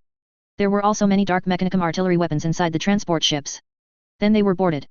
A company of adamantium warriors squeezed in, everyone enjoying themselves. Breaching power hammers swung merrily. The local populace was very enthusiastic, setting off several fireworks to welcome us. We also performed a laser show with our limited resources. The enemy affectionately called us my Chaos Gods, Dreadnought Warriors, Dream Armor. They even kindly gifted us power armor. Each person had to carry 5 suits of power armor, and by the time we returned home, the transport ships were almost too full. Things didn't go smoothly either. One of our companies was hit by an enemy battleship during withdrawal. The entire ship exploded, 71 warriors died instantly, and the remaining warriors floated in space, awaiting rescue. Yi Feng fought his way to the boarding torpedo, where a warning light flashed inside the iron box that looked like it had been salvaged from a junkyard. Judging by this boarding torpedo, there should have been 10 enemies. We've dealt with all of them. Beware of enemies teleporting in. Don't be careless, the power of the Sea of Souls is stronger than anyone imagines. You're really overestimating Hanso's warband. By this point in the war, the warband members who crashed into Makraj via boarding pods had achieved their designated strategic objectives and were waiting for the subsequent tank army to deploy, but no support arrived from above. Although the Space Marines garrisoning the planet were at a disadvantage in numbers and experience, they held the high ground, relying on ingenious defensive designs to stubbornly hold the enemy outside the city. We need support, quickly. What are those guys up there doing? The ground commander vigorously shook a word bearers, who served as a long-range communication relay. Suddenly, the word bearers exploded, splattering blood and flesh all over the Iron Warrior's face. The veteran wiped his tactical optics. The next moment, he saw a warp portal open, and demons surged out. Several demons burst out, tackling the surrounding warriors. Moments later, the warp rift closed. The ground commander reacted extremely quickly, cleaving a demon that lunged at him with a single stroke. But the surrounding warriors, who were busy with other tasks, were less fortunate. Screams filled the entire temporary command post. 7 warriors lay on the ground, clutching their heads and rolling, as various chaos limbs sprouted from their bodies. The ground commander, like a cold-killing machine, did not hesitate and personally dealt with all the warriors possessed by demons. But some demons still lingered, hiding among the corpses, waiting for the commander to turn away. Outside, a commando captain, organizing a suicide squad to launch a surprise attack through the city's sewage pipes, heard the commotion and was about to investigate. With a boom, the temporary command post door was kicked open. The ground commander was already a corpse, with the remains of several Astartes stitched onto this humanoid demon. Different demonic faces sprouted from its chest, back, and the top of its head. Every movement unleashed powerful strength. The war suddenly turned into the suicide squad besieging the demon warriors. Hanzo watched from the sky, from the monastery, from the pile of Astartes corpses, looking at this formidable man. Mad Wolf's hand gently twisted, orienting the wolf claw's blade upwards, and the word-bearer's body slowly slid off the giant claw. These thugs were even crazier than them. While the warband members and Space Marines were clashing, they blasted the door open, and the arrival of a large group of Terminators instantly reversed the tide of battle. Hanzo saw this massive warrior charging at him, mistaking him for the anti-psyker warrior, and threw a few grenades downwards, intending to shatter the floor. Kazanev's speed was astonishing. Before the grenades could explode, he had already crashed through 3 warband brothers in his charge, leaped over the heads of the opponent's honor guard, and plunged a claw into the word-bearer's chest. He was very thin, that was Hanzo's first thought. A power claw versus a battle axe was a complete disadvantage, Hanzo once believed. Until he was in the air, listening to the whistling wind rush past him, his superhuman face contorted by the gale, and the servo system's wails louder than in the warp, he finally realized that this was not someone he could deal with. For the first time, he doubted whether he was wearing an iron-clad Terminator. He was not only falling backward but his feet had also left the ground. Kazanev's armor was very slim, only slightly larger than power armor, aside from the massive power backpack. But its energy core was still tank grade. Mad Wolf's full power attack speed would never be slower than power armor. Hanzo felt an even faster gust of wind blow past his left side. Had the enemy caught up? He turned, holding his battle axe across his chest, but the opponent's claw tore through his prosthetic limb. Hanzo could only fire a shot from his plasma pistol, then discarded the heirloom pistol that had accompanied him for years, switching hands to grip the battle axe.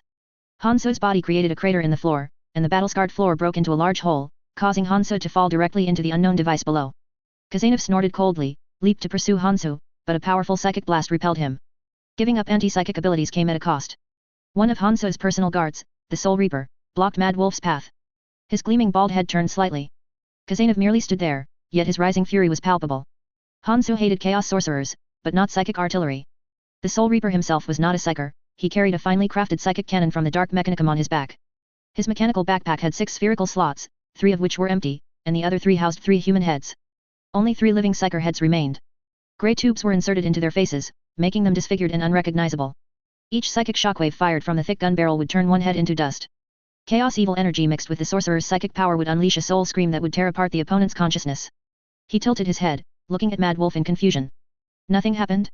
It would be strange if something did happen. Kazanev's soul was with the Emperor. The Soul Reaper raised the large gun, aiming at the bare head. Mad Wolf charged, equipped with only a power claw, his other hand empty, not carrying the ink-black chainsword bestowed by Yi Feng. This time, the disappearance of the Psyker's head could be seen clearly. A huge steel needle was plunged into the head, and a blood-red serum was injected. The psychic energy in the head flickered, and the facial flesh and bones began to dissolve.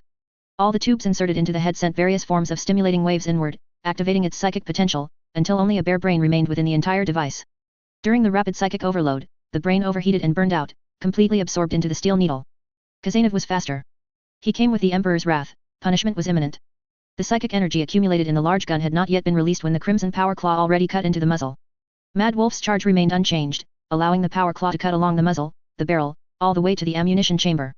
The Soul Reaper raised the large gun, which was cracking inch by inch. The surging power within it was so terrifying that for the first time, he wanted to abandon his physical body, completely abandon it.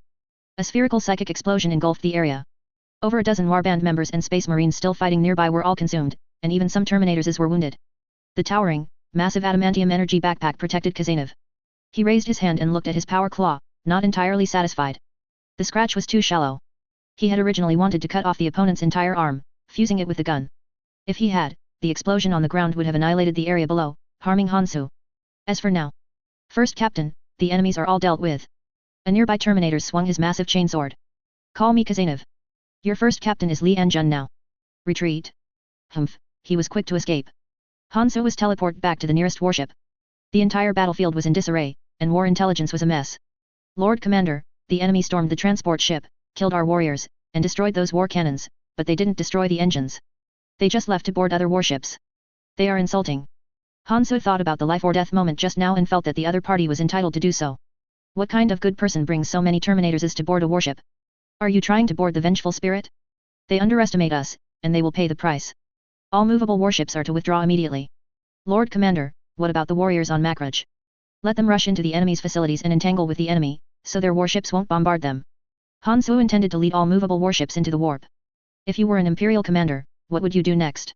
Send warships to pursue and deploy the Astartes on Makraj to eliminate the traitors who landed on our holy world. Hansu didn't care about a pristine Makraj, he only wanted the star system, not the production facilities and political residences.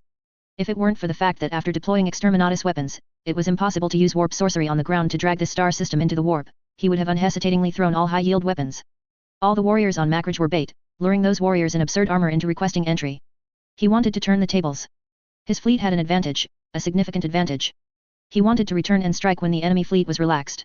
Destroy those warships before the Terminators and strange Centurion armored warriors returned to their warships. Then swiftly launch an orbital bombardment of Makraj, using warships, heavy artillery, and high-yield missiles to bridge the gap in armor. Once dragged into the warp, no matter the power of their armor, they would succumb to that strange force. The idea was good, but why was Hansu so sure that his fleet had a significant advantage? The People's Light had been waiting for a long time, and the 20 Overlord-class battleships on it had also been waiting for a long time. When Hansu returned to the previous outpost, which was very close, only half an hour away, what he saw was a huge dark shadow. The frontline war was not over. Many warships still had their engines destroyed by loyalists, and the traitors on them refused to surrender, either joining the word-bearers and escaping through unpredictable teleportation, or hiding in the warship's complex narrow passages and areas never appearing in the ship's blueprints. Li Anjun quietly walked on the lowest deck. Mutants and chaos cultists laborers were everywhere, and some abhumans were brought here as slaves. Now, there was only a pile of corpses here. No one saw it, so it was indeed quietly. In the deepest part of the bottom, a warband member stood guard. He was an Iron Warriors, actually, stolen Imperial Fist's Genocide, who would never surrender and would never collude with the warp. The bottom of the warship was dim. Searchlights slowly brightened, then slowly dimmed, appearing as bright as day in the Astartes' eyes. A smoke grenade was thrown over. He thought it was a smoke grenade. Bang! An explosion sounded. The warband member saw nothing. It was too bright, this was the glow of psychic energy, a psychic illumination orb. He nervously held up his shield, with walls behind him and on both sides, and the ceiling was so low that he was now semi-crouching. The cramped environment gave him a sense of security. He slightly moved his bolter's muzzle towards the direction the grenade came from. Sizzle. A very small friction sound. The bolter's muzzle moved a little along the lower edge of the boarding shield's firing port, then slowly slid down. Li Anjun swung the Eternity's Lament spear once, then turned and left. He muttered, "This isn't hard at all. Why does Sisyphus, the old librarian, always collapse from exhaustion after using the golden mace? I'll try swapping with him next time." Kazanev was faster. He came with the Emperor's wrath, punishment was imminent. Chapter 325 Kol Megaron. The Imperium was wary of the sudden appearance of the Crimson Torrent chapter, although they had gained some renown in various campaigns. The Imperium knew that this chapter had been fighting in the Segmentum Obscurus for years, and its sudden appearance in the communication-isolated Macrage could not help but arouse suspicion. Kazanov was decisive, only leaving behind the name of the Crimson Torrent First Company, and regardless of what the brothers of other chapters said, he turned and left. I'm here to fight, and the enemy has run away, so what am I doing here? It's affecting my next fight. The Terminator's army was preparing to assault the Lamentor's boarding cage hulk when the massive hulk suddenly exploded, without a trace of fire or black smoke. Beneath the shattered black armor plates, flesh ran rampant, and soul whales spread for several kilometers, then were blocked by an unknown barrier, echoing between the two. A soul barrier formed, and the cage hulk, like a Tyranid/Tyranid hive ship, clawed menacingly towards the nearest Tier Mother. The Tier Mother battle barge dared not open fire. The main strength of the entire chapter had boarded that warship, so who would dare to make a move? The battle barge urgently evaded, pursued by the flesh warship. An Imperial Navy battleship approached, aimed at the giant ship, and unleashed a volley of lances. A line of fire appeared on the enemy ship. Against soul-based enemies, energy attacks like flames and beams were more effective than cannon shells. Cease fire. The Astartes have already boarded that warship. Clearly, they failed. The Imperial Navy insisted on continuing to fire and destroy the giant ship. Seeing the unspeakable flesh construct waving its metal-armored tentacles everywhere, no one would choose to let it pursue an ally. General, a battle barge has locked onto us with its fire control beam. Why are you hesitating? Fight back. It's a battle barge. The Eternal Mountain sailed past the bow of the battleship, its bombardment cannons locked onto the battleship's command tower, positioning itself between the enemy and the navy. We will handle this blasphemous warship, we are professionals. This is our target. The Admiral did not want to hand over this high-value target easily. Yes, I will report your achievements to the Imperium, but for now, we will board this warship and work with our brothers to destroy it. Look at that monstrosity. In the name of the Emperor, it must be thoroughly purged. I don't think your brothers are still alive. In the eyes of this Admiral, Space Marines are just for boarding, right? Boarding is to capture the warship. Is it necessary to capture this giant ship? It's impossible to purge it even if reclaimed, it should be blown up directly. The battlefield situation is constantly changing, now is not the time to stand still. I will cover your flank and wait for 1 Terran hour, after that, you must withdraw, and we will completely destroy it with a saturation attack. We will give you the signal. All ship weapon arrays aim at this Imperial Navy battleship. If the enemy dares to attack before we withdraw, take advantage of their attack interval and sink them, whispering, dot. The Imperial Navy on the other end of the communicator turned pale, while the Astartes hung up the communication and began to test fire with low-power laser point defense cannons. Battalion Commander, strange energy blockage signal. The teleportation device cannot lock onto the target, and all detection signals entering the enemy's field area have no response. Do Matthew Rio and his men have any response? No, their signal disappeared a long time ago. Yi Feng was a bit speechless. Why do they always encounter such things? Let me think, what big bomb can blow this up? We need Promethium the size of shipping containers. Yi Feng directed the warehouse command within the battle barge, preparing to assault the flesh warship while flames scorched its surface. Just then, the entire ship was blown open with a massive gash, from which so much flesh and tentacles spewed out that one couldn't help but wonder if it had opened a devouring maw. The explosion of chaos energy swept over all the flesh at the giant ship's breach like rolling thunder. In the very center, within the thin mist of souls, a flickering light point emitting an eerie glow could vaguely be seen. The mastermind behind this war surfaced, the Daemon Prince Cole Migran.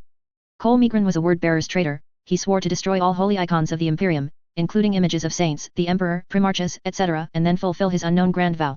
Last time, he was banished by Cato Sicarius, then the captain of the Ultramarines' Second Company. This time, the primary sorceress power for the attack on Macrage was provided by him. His warband was called the Sworn, and now, they were dueling the Lamentors. Both sides were fighting fiercely, and this explosion was a large-scale sorcery launched by many word-bearers working together. Yi Feng saw that the path had been illuminated. Kazanov NIVV. He's not here. I'll go myself. Byway army, follow me. By now, Primaris warriors were basically distributed among every warship, and Yi Feng found it difficult to gather enough military strength. He took a 20-man honor guard and prepared to board. Matthew Rio's eyes were somewhat dazed. The massive explosion had ruptured his internal organs, and all around him were strange flames and broken bulkheads. All combat drugs had been injected, his adamantium armor was shattered, and the TO neuromembrane fluid on his chest and left leg evaporated the instant it was exposed. His tactical helmet might have been damaged, he could only hear his own heavy breathing. He slowly raised his hand, his bionic arm was gone, but he still felt a bone-chilling pain in his arm. Helplessly, his other hand released his power sword and covered his tactical visor, and his vision also became completely black. In Matthew Rio's consciousness, he had rested for a long time. Slowly removing his adamantium helmet, he could finally hear chaotic and noisy sounds in his ears. He struggled to stand up, and Cole Migran had already rushed to his face. A black giant claw slammed down. Matthew Rio felt a gust of wind, dodged it, and picked up his power sword, but was struck heavily from behind. The Daemon Prince's unspeakable immense strength sent Matthew Rio flying. Most of the runes on the ship had been destroyed earlier, and the enraged Cole Migran gathered the remaining inscriptions. the blasphemous script floated on the bulkhead, all of it flowing into his body and disappearing. Now, as Matthew Rio landed, those runes emerged from beneath the Daemon Prince's feet, encircling the Lamenter's chapter master, forming a temporary altar. On the outside, several members of the Word-Bearers' warband were moving bodies, the corpses of their comrades. They wanted to pray to the Chaos Gods to resurrect their brothers. Of course, most of this pile of bodies would be absorbed by the altar, with only a few lucky ones being resurrected. Matthew Rio's consciousness became even blurrier. He passed through the dark, heavy, damaged bulkheads, vaguely seeing blood flowing and death rampant. My blood flows, my blood surges, cough, cough. Matthew Rio no longer had blood to cough up, his body was on the verge of collapse. Cole Migran spun around the altar, chanting blasphemous incantations. The fellow in the middle of the altar was half dead. Don't actually die, the Daemon Prince thought. His finger is still moving, a fresh sacrifice. Suddenly, Matthew Rio rolled to one side repeatedly, the runic altar shifted with his movement, always keeping him at the center, until its edge touched the corpse of a Lamenter's warrior, whose residual anti-psyker power hindered the altar. Cole Migran leaped up, gripping his blade and stabbing towards the chest of this restless sacrifice. Bang! Very rarely, the opponent's armor rotated to an unusual angle, and the Daemon Prince's blasphemous blade ricocheted off the smooth armor, but the sword energy composed of soul power penetrated the armor. Matthew Rio stood up, swaying in the air for a moment. It was then that he realized his bionic arm was gone. The Daemon Prince made a savage charge, originally intending to knock him away, but a Lamenter's warrior suddenly appeared on his flank, smashing his black arm with a breaching ram, causing him to shift slightly and crash into a pillar. The sound of rushing wind came from above, a slender enchanted warrior descended from the sky, leaping onto the Lamenter's warrior with extreme speed, and the slender demonic poison needle pierced into the warrior's body through a gap in his adamantium armor. Intense chaos toxins began to corrupt the Lamenter's warrior from his chest. Knowing he would not survive, this warrior chose the most brutal way to die. He tightly gripped the demonic poison needle, embraced the enchanted warrior, and with his last ounce of strength, he pressed the enemy's body inch by inch, slowly tightening his embrace, until the breaching power hammer pierced through the enemy's armor and appeared before his own eyes. He stood motionless like a statue, the demon in his arms wailing, emitting a chaotic, insane shriek that blended with the distant curses against Horus. A large hole had been torn in the ceiling of the compartment, but it didn't prevent some word-bearers from climbing through it. The regular combat strength of the word-bearers was indeed weak. Even during the Great Heresy, they were beaten severely when ambushing the Ultramarines. But why was that? Their gods didn't answer them then. The Emperor doesn't answer, so switch to a god who does. Those around Cole Migran were either enchanted warriors or veterans who consistently received blessings from the Chaos Gods. This was an attack on Makraj, so of course, elite forces had to be brought out. The curse of the false Emperor's servants. Matthew Rio stood still, his eyes shining brightly, his tone filled with indifference. The holy blood guides me, on the path ahead, there is only death. Before he finished speaking, two kinds of light suddenly illuminated simultaneously beneath Matthew Rio's feet. As the chaotic evil light flashed, a laser designator locked onto the area. Matthew Rio quickly retreated, almost cursing aloud. The soul barrier shattered with a crash, and various firelights intertwined and slammed into this area. Cole Migran was initially nonchalant. These weak attacks would only enrage the Chaos Gods, making the power on the altar even more potent. A second later, he also jumped to retreat. The altar shattered, a corner of purgatory was torn open, and Yi Feng kicked open the twisted and deformed hatch, muttering, "I still can't get used to boarding torpedoes, I always feel like I'm a Gretchen-guided missile operator."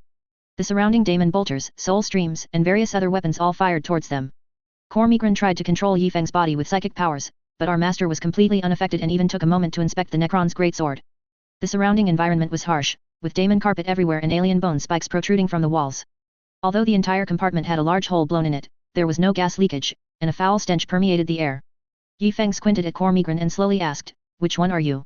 Cole Migran slowly retreated, his warp essence repelling the fellow in front of him. "Forget it. I don't know him, so he must be a nobody." Boom! More boarding torpedoes flew in, and the Byway army also arrived on the battlefield. The great battle began immediately, and Yi Feng stepped forward, clashing with the Daemon Prince. Their battle was incredibly fast.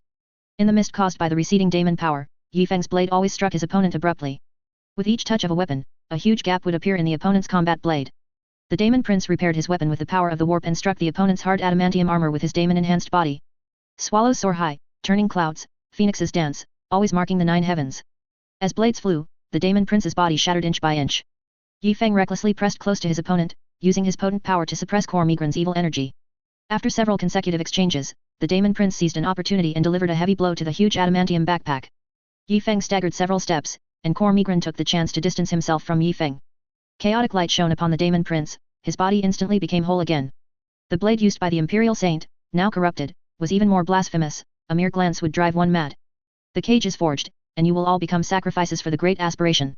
In the distance, the word-bearers' elites held long ebony staves, some adorned with stolen Imperial Saint skulls, others with books of daemon heresies, some burning with unquenchable green flames, and some with word-bearers. "Yes, you read that right, an enchanted warrior's weapon was a wooden staff with a word bearer hanging from it. The fellow, hanging there, was muttering something, psychic light overflowing from his eyes, leaving fleeting particle phantoms in the real world. They looked down from above, unleashing various sorceries upon the byway army in the center. Translucent runes faintly connected to their feet, and whenever a warrior stared, they would become blurred and indistinct. Khor Migran's words had a unique rhythm, but in Yi Feng's ears, they changed. If you don't kill me, you won't leave today. That's what Yi Feng thought. He had never heard such a strange request. For those I cherish, I shall die in glory. Matthew Rio launched the first offensive. Yi Feng wasn't even sure what was supporting the flesh within that shattered adamantium armor. Matthew Rio, flank him. Holding his blade with one arm, he spun around. With a laugh, Matthew Rio changed position, forming a pincer attack with Yi Feng against the enemy. The Daemon Prince didn't want to get entangled with this fellow, but a direct fire missile flew over his head, followed by a dense volley of ion plasma. He didn't even know what weapon could unleash such a concentrated ion attack. Is the machine spirit your relative? The byway army, while suppressing the enemy with an ion storm, swung their power hammers, clashing with the word-bearers' enchanted warriors in groups of 3 to 5, their combat prowess fierce. In the distance, the Lamenters had not yet fallen, the death of each adamantium warrior took with it a large number of the word-bearers' forces. Finally, Yi Feng once again closed in on the Daemon Prince. This time, the assault was so fierce that even the combat dagger strapped to his thigh was used. Under Matthew Rio's precise aerial fire suppression, he seized the opportunity, lunged, and struck the opponent's foot. The sharp blade deeply pierced the skin like black adamantium armor, restricting the opponent's movement. Yi Feng plunged his tactical dagger into the enemy's chest. With a grating metallic scrape and showering sparks, the tactical dagger failed to penetrate the armor, but it formed an arc with Yi Feng's arm, pinning the Daemon Prince's sword-wielding arm. Key of Helic was thrust into the Daemon Prince's waist and sliced out from his back. Yi Feng heard indistinct noises and turned, delivering a knee strike to the opponent's lowered head. The Daemon Prince's final counterattack sent Yi Feng flying into the air. A word-bearer's sorcerer unleashed a cloud-like mist towards them. The almost banished Khor Migran confronted the one-armed Matthew Rio. His body twisted wildly. The surrounding warband members were anxious. The fastest, slender enchanted warrior broke through the hunting formation of the byway army. The other enchanted warriors planned another massive explosion. Matthew Rio was tackled, falling heavily to the ground. A power boot, carrying some Daemon carpet sludge, stepped on his power sword, preventing his movement. Yi Feng, do you know, there's a sword technique that descends from the sky.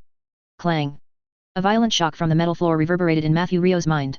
He regained consciousness and opened his eyes. The first thing he saw was 2 heads strung together. Then, Khor Migran's body was enveloped in warp light and banished back to the warp.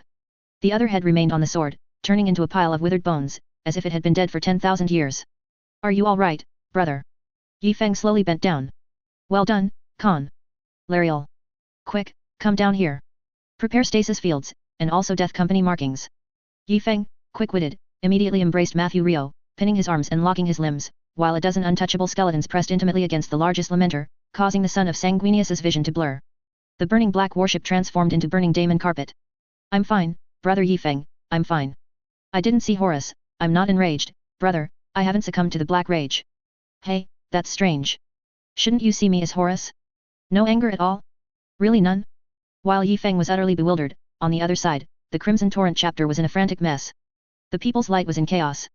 The false great angel had broken through his cage, rampaging through the alien art-styled warship with overflowing rage. Cypher, by some unknown method, had broken through the blockade, instigating this massive disturbance.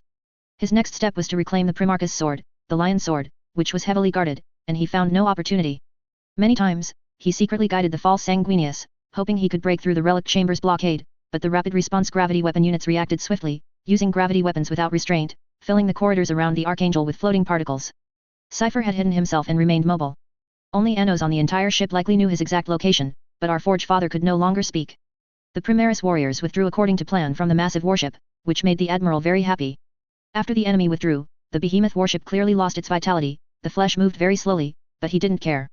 What would be presented to the Departmentum Unitorum, to the Regent, and inscribed in Imperial history books, was that the Adeptus Astartes chapter failed to complete its assigned mission, and this warship was destroyed by the Imperial Navy.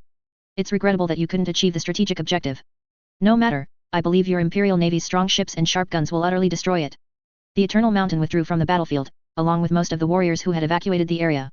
Of course, due to circumstances, there were scattered Terminators warriors distributed across the enemy's monasteries, Imperial Navy warships, or in the hands of friendly apothecaries. These warriors could only temporarily serve as our chapter's liaison officers to the Macridge Defense Chapter Alliance. The situation on the battlefield was clear. The skies over Macridge were clean. Although on the ground, the enemy's Astartes numbered 3,000, and less than 1,000 Adeptus Astartes chapter were resisting layer by layer with solid defensive facilities, the battle was decided. Communication here was cut off. An Inquisitor, aboard a black ship, broke through this warp mist area and reported the news to the Imperium. Adeptus Astartes chapters had already answered the call and were coming to support. It's time to make money, hunt down traitors. Yifeng's communication spread across the entire battlefield, informing all Imperial forces with one message: we will pursue these traitors, pursue them to the ends of the earth. They have nowhere to hide, in the name of the Emperor. The Eternal Mountain, dragging the damaged strike cruiser, left the area, followed by the overly startled Tier Mother and the still eager Dawn of Light. People's Light, here I come. Hee, little money, here I come. Victor was describing the Crimson Torrent chapter to two other custodes. Those two had been lurking on the chapter home world for a long time. They even discovered our Minister of Architecture, Inquisitor, but regarding the Astartes, they only saw a few veterans training a company of recruits. Victor's description was as follows. These guys, individually, are like the Death Guard, in groups, like the Iron Warriors, in number, like the Ultramarines, and as secretive as the Dark Angels. The two custodes did not agree with this view, but Victor's status was too high, so they could only obey. Chapter 326 Low Profile Fenris. Yifeng happily drove towards the waiting People's Light, only to be stunned upon arrival.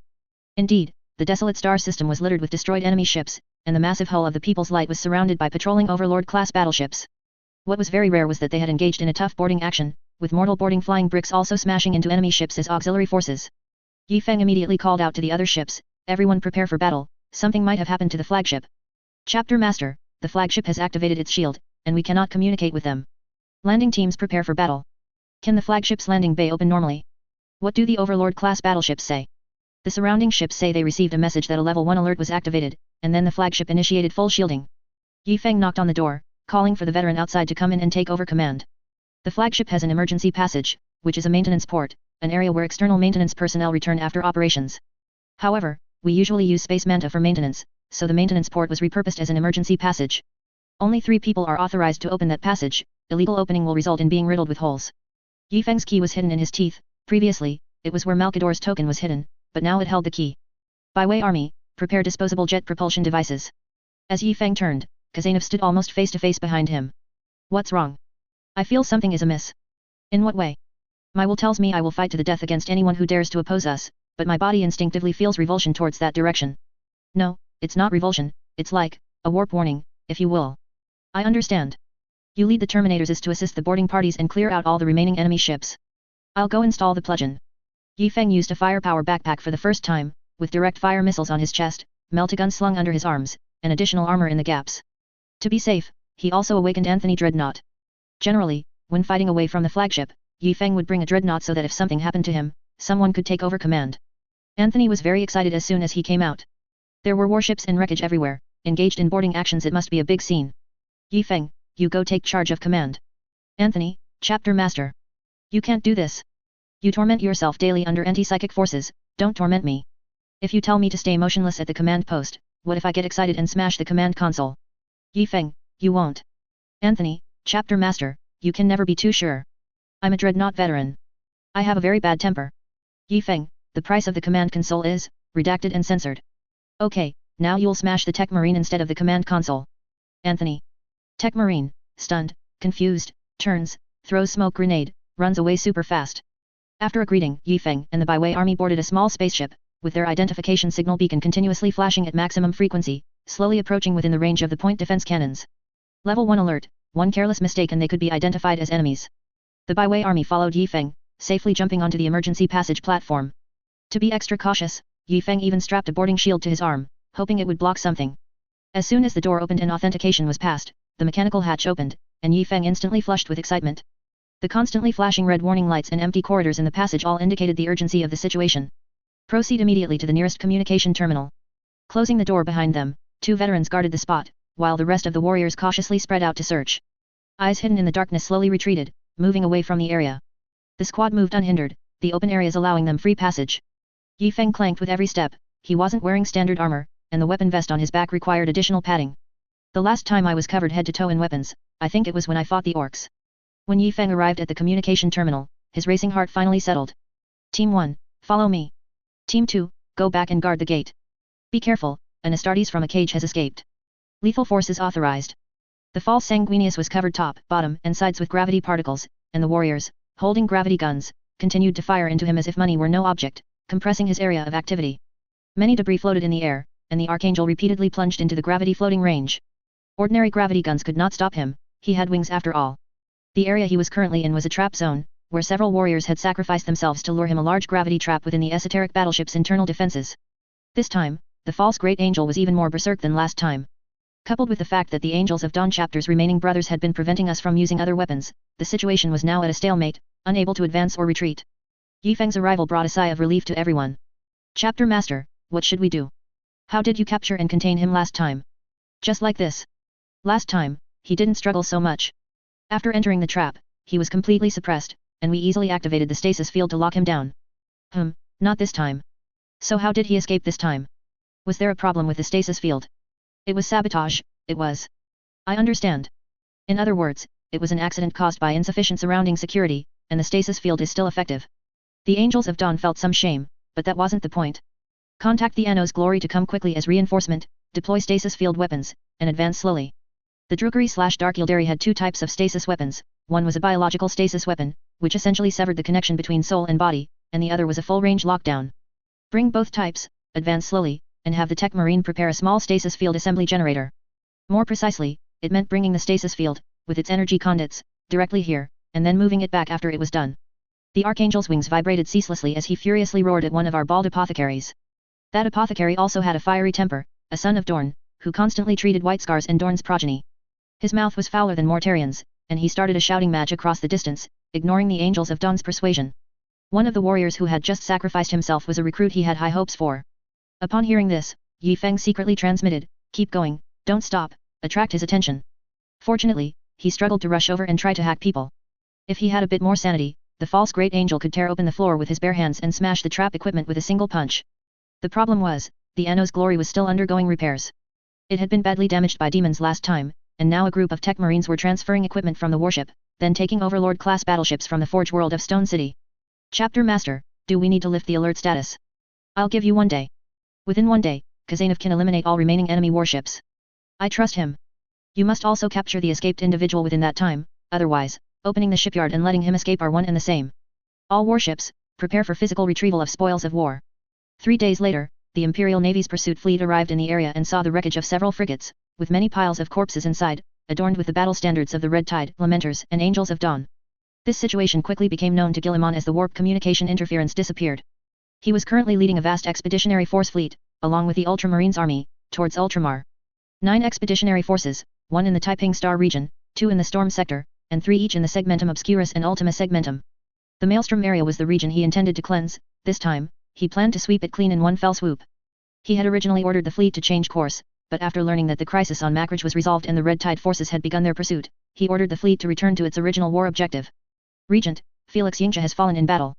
Who should succeed him in that position? Sir, the forces on Macridge have assembled and are launching a counterattack. Do we need to rendezvous with them? Sir. Sir. Guilliman had spent 800 years amidst countless inquiries. His heart was as still as water as he rapidly reviewed state affairs on the Macridge's honor. Gently, he single-handedly inserted a report onto the wall, where dozens of reports already formed a complete chain of conspiracy. Then he stood up and looked around. Dozens of different blackboards and low walls were covered with dense conspiracies, involving politics, military, faith, and many other fields. Guilliman held Hanso's invasion report in his hand, hesitated for a moment, found a new mobile blackboard, and pinned it up, then retreated to the space between 2 walls. The web of conspiracy was intricate, and he could only make a simple classification, just as he was skilled at doing. Regent, Archmagos call requests an audience. It's regarding intelligence from the Crimson Fists chapter. Enter. It was another clone of Call, easily discernible from its physique. Well met, Archmagos. Do you have any important intelligence? The Archmagos, following his programmed routine, recited Guilliman's many great titles, while the regent was so familiar with him that he continued to review state affairs. That's how Malkador used to review state affairs while chatting with him, and with Alfarius. Sir, Call's tone switched modes, and Guilliman knew the main point was coming. One of my clones was attacked by the Dark Angels. The last message from the warship indicated their blockade failed. Your guess for the reason behind their attack on you is? I don't know, but this is definitely not a misunderstanding. Call presented the Crimson Fists report. Among the expeditionary force led by the Dark Angels, only the Crimson Fists and the Destroyers chapter were outsiders, the others were all sons of Lionel Johnson. According to the Crimson Fists report, they discovered Adeptus Mechanicus warships under attack, but soon, warships from several chapters isolated them. At that time, they even held a war council to discuss an attack plan for an insignificant small world. Guilliman read the report. The Crimson Fists had observed very little. Call, how many of your clones have you lost recently? Countless, Lord. My clones are not always contactable. Guilliman chuckled softly. Is it because you have too many enemies, too many who want to eliminate you, and too many reasons, that you answer I don't know. Lord, I have compiled a list of possible reasons. Then, Call printed out a list dozens of meters long in the smallest font. During the time he spoke, he had categorized the reasons he could present to Guilliman.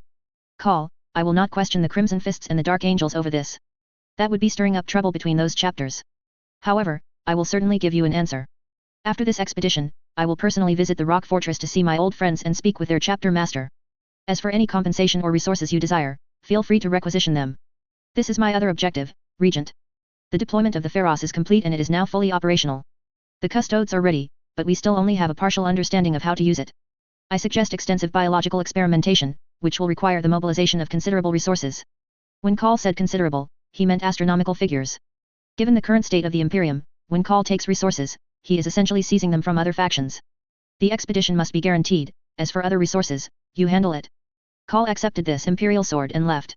On the surging waves, a roughly carved iceberg was cutting through the water. The sky was dim, perpetually covered by dark clouds, and only a few days a year would the brilliant sun be seen. The local people lived very difficult lives. There was only one landmass on the entire world, inhabited by terrifying giant beasts, making human life extremely arduous. Many abandoned fighting the giant beasts on land, turning instead to the relatively calmer sea. It wasn't that the sea monsters were inferior to those on land, but rather that the great terrors mostly lurked beneath the deep sea, rarely venturing to the surface. A sailor was laboriously carving ice with a snow-white long knife. The eternally frozen ice was easily shattered. He quickly fashioned a wild-looking ice plug and swiftly ran downwards, jamming it into a breach in the ice ship. Glaciers are mostly fresh water, freezing at 0 degrees, but the seawater here is rich in various salt ions, freezing at about -1 degree Celsius. The ocean temperature of this planet is constantly maintained between these 2 points. The brother below, wearing thick fur gloves, took the ice plug and pushed it with all his might into the hole in the iceberg ship. This hole was originally quite high, and some crew members would use it as a window in the room, but as more and more heavy prey was captured, the iceberg ship drew deeper and deeper, and waves often crashed in through this opening. Plug it up, brother, push hard, light the fire. Here, fire was an exceptionally precious commodity. Animal fat, placed on a large bone, was ignited by sparks from striking flints, quickly burning a circle around the ice plug. The points of intense flame soon vanished, and traces of water flowed over the plug's surface. Now. 3, 2, 1, go. The plug was inserted into the hole. The old crewman pushed hard, and the water traces refroze, making this ice ship patch incredibly secure. Great carver, well done. In this world, ice carvers were very important positions, they could create many useful items for humanity. Thank the divine wood, it remains incredibly sharp. The divine wood the carver spoke of was the snow-white wooden knife used to cleave the hard ice. This world was too cold for most plants to grow. The divine wood was one of the few terrestrial plants that could grow. Its fruits nourished many large animals, and the lichens and mosses beneath its canopy were an important food source for small animals. Divine wood carvers were also superior to ice carvers, the dream of every carver, only 3 could be selected each generation. The harsh natural environment made the surrounding giant beasts increasingly powerful, and the strength of the divine wood also grew. To this day, humanity struggles to advance to the next technological era. Due to a lack of fuel, humans not only find it difficult to smelt metal but have also failed to develop gunpowder technology. Furthermore, the strength of the divine wood surpasses most metals, thus eliminating the widespread demand for metal smelting. Metal was used for ceremonial purposes, to display one's strength to other tribes. A tribe possessing metal would surely be one with many hunted animal bones and fats, and thus undoubtedly very powerful. The divine wood was not incombustible, it was simply that the temperature required to ignite it could not be achieved on this planet. The one in the carver's hand was an old knife, years in the making. Thank the divine wood, and thank the god of the sea. We have passed its trial, and this time we return fully laden. Indeed, I almost never thought to plug this hole too. The amount of prey this time is unimaginable. Right, it's as if they all deliberately floated to the surface for us to catch. The two laughed heartily. The hunt was far from as pleasant as they made it sound. Death was commonplace. For them, life was merely a stake. If the sacrifice of a strong man could bring in more food than it took to raise him, then it was worthwhile. Their deeds would be carved onto the bones of the prey they themselves hunted in life. The prey they hunted throughout their lives would be the standard by which they were judged. It was generally believed that a hunter needed to support 4 people, including himself. If, after death, the food they hunted exceeded this amount, they would be honored as heroes, their skulls preserved, if the body could be recovered. If no skull was available, a suitable skull from their hunted prey would be used as a substitute, and they would receive ancestral offerings from later generations. Of course, if they failed, they might be reviled. This was the moral standard of this planet's society. Those who guarded the village, cultivated and maintained the divine wood, various professions had similar standards. The ice ship could already see home in the distance. The towering divine wood was a symbol of status. This warship belonged to a powerful tribe, the honored clan with the tallest divine wood among the surrounding tribes. Great Carver, your resume is about to gain another entry. Without you this time, none of us would have made it back. My duty calls. A huge wave crashed over, and the old crewman grunted, almost being pushed out by the ice plug. Don't keep talking about duty, come help me. The two held the ice plug together for a long time, until someone on the ship gasped in surprise. Steel. A steel ship. This was an unimaginable sight on this planet. How excellent a hunter would one have to be to support a group of non-hunting strongmen, to dig through unyielding permafrost to obtain minerals, and how much specially concentrated fat and processed bones would be consumed to burn and smelt them. When the two first heard the gasp, they thought someone was dreaming, talking in their sleep, but footsteps constantly echoed from above, and more people rushed to the bow, threatening to capsize the entire ship. The great carver heard the captain's rough roar and the screams of sailors as the whip lashed them. Everyone back, return to your positions. Full speed ahead. What on earth happened at home? The two exchanged glances, deciding to go up and find the captain. When they went up, the lookout was handing a telescope carved from solid ice to the captain. The captain looked and looked in disbelief, even wiping the lens, then took out a bone flask from his waist and took a swig. Captain, what's going on? Our tribe, look, over there, there's a small dot. It was no longer a small dot, a pitch-black warship was visible to the naked eye. At the port, a lively martial arts contest was underway. The residents were not scared, they rushed out with weapons, ready to fight the monster that had descended from the gods. Then, the giant, heavily furred steel giant removed his helmet and declared that he too was human, from a super powerful tribe. It's hard to imagine how Rogier communicated seamlessly with these barbarians. It was unimaginable, the clan leader's 60 years of experience were shattered in a single day. The local residents fully displayed their traditional culture, friends from afar, greeted with fists. They only welcomed powerful humans. Dozens of staunch proponents of the uselessness of metal went home to retrieve their family heirloom divine wood weapons. Divine wood grew too slowly, and tribal rules stipulated that only when the divine wood grew side branches could it be cut and trimmed. This meant that many families' weapons were ancestral, or from the neighbors of deceased family members. Would Rogier indulge them? He took a swig of Colon wine. All of you, one by one, come at me. When the carver arrived at the port, the clan guards were lax, everyone was gathered there, and the giant steel ship was actually docked on a flat ice surface. The crew members had no time to unload, rushing towards the combat area. Rogier swung his left arm and waved his right. Spinning in a circle, the tribal warriors were all thrown outwards. The divine wood's blows were useless against his metal armor. The old clan leader held a divine wood spear, a very precious item, often disassembled into several long swords. Humph, mere equipment. Martial skill is what truly matters. Up to this point, the giant had not displayed any high-level martial arts. The old clan leader thrust his spear directly at the exposed head of his opponent. Chapter 327 As long as I don't go back, this trip won't be a loss. How can you be a clan leader without some skill? The old clan leader was also a renowned hero, a brave man past 60, whose spear became more demonic with each use. His arms seemed to vibrate slightly, but in reality, his parries, grabs, and stabs were seamless, with feints and real thrusts aimed directly at Rogier's brow. Rogier merely laughed heartily and dodged by tilting his head. The old clan leader flipped his spearhead, intending to attack Rogier's covered eye. Rogier shivered. Although his power armor was high-tech, its surface looked as smooth and rough as iron armor. But if the coarse cloth patch covering his mechanical eye were to be knocked off, these people would surely cry out about the arrival of a demon. The old wolf stretched out a hand, pushed away a young man, and gripped the incoming spear with one hand.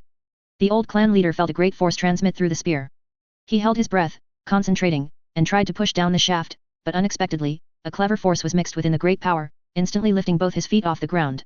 The old clan leader tumbled through the air as if riding on clouds. He was hit hard in the back, rolled twice on the ground, then used the spear shaft to brace himself and stop his retreat. He sprang up with a carp-like maneuver, facing Rogier directly. Hero, excellent kung fu. Barbarian language. The old clan leader was secretly impressed.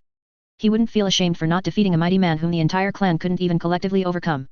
However, when his eyes looked at Rogier's hand, and when the muscles in his arm recovered from their numbness, conveying the sensation of what he held, anger instantly consumed him.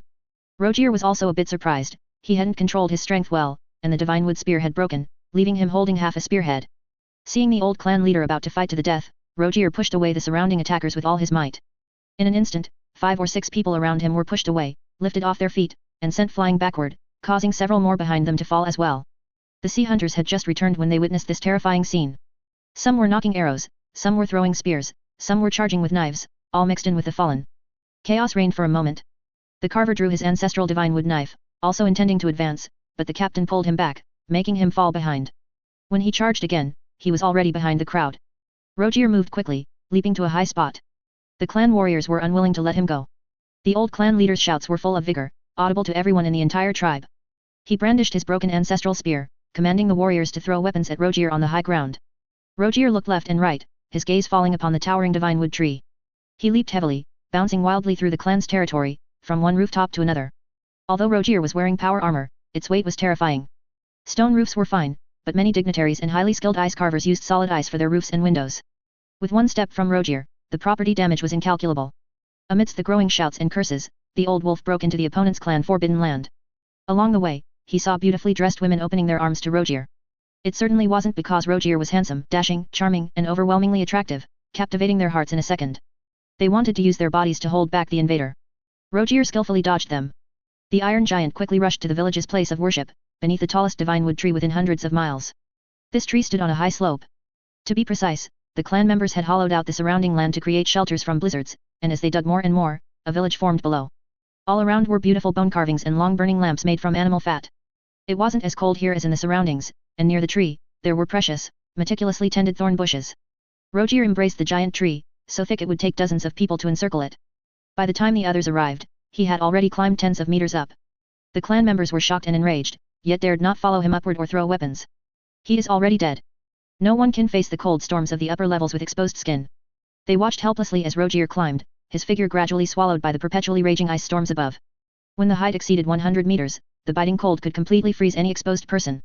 Below, the old clan leader methodically organized the warriors to spread out protective cloths. It wasn't to save Rogier if he fell, but if he crashed down, he might damage the precious plants, which would be a disaster that would take thousands of years to recover from. Only gods can survive in the sky. The storm god will kill anyone who dares to challenge his authority. Rogier climbed on, and gradually, the branches became thinner. He felt he was high enough. He planned to stick the broken spear into the tree as a standard for future recruit assessments. For instance, anyone who could climb this high without technological aid would be chosen by a wolf priest to become a recruit. Then, his keen ears caught some unusual sounds. Above. Rogier thought for a moment, then, holding the broken spear, continued to climb upward. But after climbing less than 30 meters, which was only a few pushes for him, the surrounding visibility had visibly decreased. The old wolf's mechanical eyes were severely interfered with, but his naked eye could still make out a blurry black shadow above. Quick, quick! Get that scaffolding up quickly. Where's the fish skin? Hurry and spread it out. There were many ferocious beasts in the sea, producing a large amount of incredibly strong biological materials. Fish skin and bones were made into simple shelters, attempting to block the falling corpses from the sky. But this time, they failed.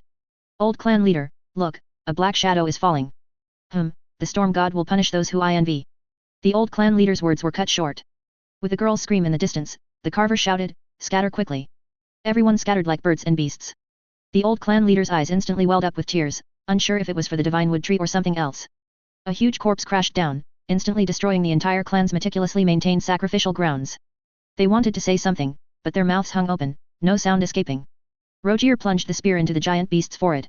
He stood proudly, pressing the spear tip deeper with one foot. The prostrate giant beast's wings convulsed. They were black, like a bat's, but incredibly hard, capable of rapid flight on the near-ground storms. To put it bluntly, although your wings resemble a daemon's, your combat power is far inferior. You only have a crocodile-like maw and sharp bone blades on the leading edge of your wings for offense, not even claws. A legless bird? Rogier let out a sky-shattering wolf howl. The stunned clan members, their legs weak, those closest to him all fell to their knees. The storm god was killed. The god's lair. The old clan leader's eyes were blank as he muttered. He is the mightiest warrior, the god's lair. No, only a god can kill a god. He is the son of God. All sorts of rumors spread. All the strong men of the clan tried to find a reason to comfort themselves and explain this impossible sight. The old wolf pursed his lips. Is that all? Although this beast would be tough enough on Fenris, you people are truly not as good as us Fenrisians. When I was 11, I killed a beast similar to this thing. My old man took my prey out, traded it for a lot of good wine and roasted meat, and also my much desired Fenrisian mammoth belt. Then, drunk, he was taken away by a wolf priest in his sleep. Rogier's second wolf howl stopped the whispers of those around him. Everyone bowed their heads, willing to honor him as their new leader. The old clan leader, with both hands, presented the remaining divine wood spear, which in past years symbolized the clan's highest authority. Rogier took the broken spear and slowly walked to stand before the carver. He was the only one around who hadn't knelt. Do you wish to challenge me? Fenrisian language. I wish to obtain your power. Barbarian language. There was a slight miscommunication between them. Rogier looked at the divine wood sword he had drawn, a tool used for carving solid ice, incapable of inflicting even the slightest injury on the Emperor's angels. Yet, the carver stood straight, his eyes showing no fear. Rogier decided to demonstrate his power once more, an action he wasn't entirely confident about. He snatched the carver's divine wood knife and struck it against the broken divine wood spear. A terrifying gash appeared on the divine wood knife, while one end of the spear was sharpened to an unparalleled edge. Rogier raised the spear high, slowly leaning back, his eyes fixed on the storm-shrouded peak of the divine wood tree. Whoosh! The spear flashed silver, disappearing into the storm, followed by a loud crash. Everyone could even see the divine wood tree shake. I will recruit the strongest individuals to join my clan. They will also gain power as mighty as mine. I will only recruit children who can climb the divine wood tree, all the way to where the spear is located. Rogier felt the spot was a bit high, and many might freeze to death, but the space wolves did not want the weak. The quality of recruits here was even lower, so a more brutal selection process was necessary. Language communication would take time. Rogier had no intention of letting these people know his true identity, he even considered whether to let Brother Yifeng know about this planet. Given his mentor's usual habits, it would probably involve a burst of technological development, compulsory education, a touch of technology changing lives, establishing a prosperous pastoral world in the ice and snow. The fierce beasts would be domesticated, ruthless killing weapons would spread across the planet, and then the elite planetary defense forces, skilled in using various killing weapons against giant beasts, would be selected for the auxiliary army or to form the Qing World Second Army. That's probably how it would go. Rogier slowly walked back to the iron great ship. Then he took out many supplies and fine wine. Brother Yifeng was right about one thing, food is a good weapon, and also a good gift. No one refuses good food, unless they've had too much to drink. Rogier slapped his head. I need to leverage my advantage. I need to get Brother Yifeng to agree not to interfere here, allowing me to recruit soldiers. Then I'll drink with Brother Yifeng. I'll take out half, no, a third, a quarter, of my hidden vintage. Who cares? Let's drink. I refuse to believe a proper space wolf like me can't outdrink Jagatai Khan's bastard child. While these jumbled thoughts filled his mind, his hands were far from idle. With a group of clansmen still kneeling, unsure of the situation, Rogier skillfully set up a grand feast. The clansmen didn't know what he intended. Compared to Fenris, this planet had fewer plants, and bonfires were only used in times of life or death peril. Rogier effortlessly pulled a large crate from the ship. It was filled with the usual fuel for their space bonfires, there was no wood in space. Tech Marines compressed high-energy blocks into wood-like strips, mixed with Fenris wood powder to enhance the smoky aroma. The important thing was that they burned for a long time, even if everyone got tipsy and passed out, it would still be burning when they woke up. Initially, the clansmen had stood up, some beginning to run home. For instance, the captain was rushing towards his fishing boat to offer the best catch to the gods. But then, the warmth from the soaring flames was brighter and more comforting than the few days of sunlight they received all year. They had never seen such lovely flames, dancing in the bonfire pit, the fire spirits danced so enchanting. They all knelt again, the elders with tears in their eyes, the young ones utterly astonished. Rogier spoke some incomprehensible words to the carver, then used his divine wooden knife to cut a piece of storm god's flesh, stuck it by the fire, and began to roast it. When the old wolf opened the fine wine, suitable for mortals, its rich aroma made everyone understand his intention. Cheers. Songs and dances. It was feast time. Meanwhile, Yifeng was truly not in the mood for a celebratory feast. No matter how he calculated, it was all a loss. Sanguinius, replica, beloved by all, adored by flowers, and even Slaanesh wouldn't want to abort him, was finally captured. Can you imagine how many facilities were destroyed, how many stasis bombs and gravity weapons were used, how many factories ceased operation, and how much production stalled? Hansu, taking advantage of the commotion inside our warship and the flagship's halted movement, forcibly initiated a warp jump.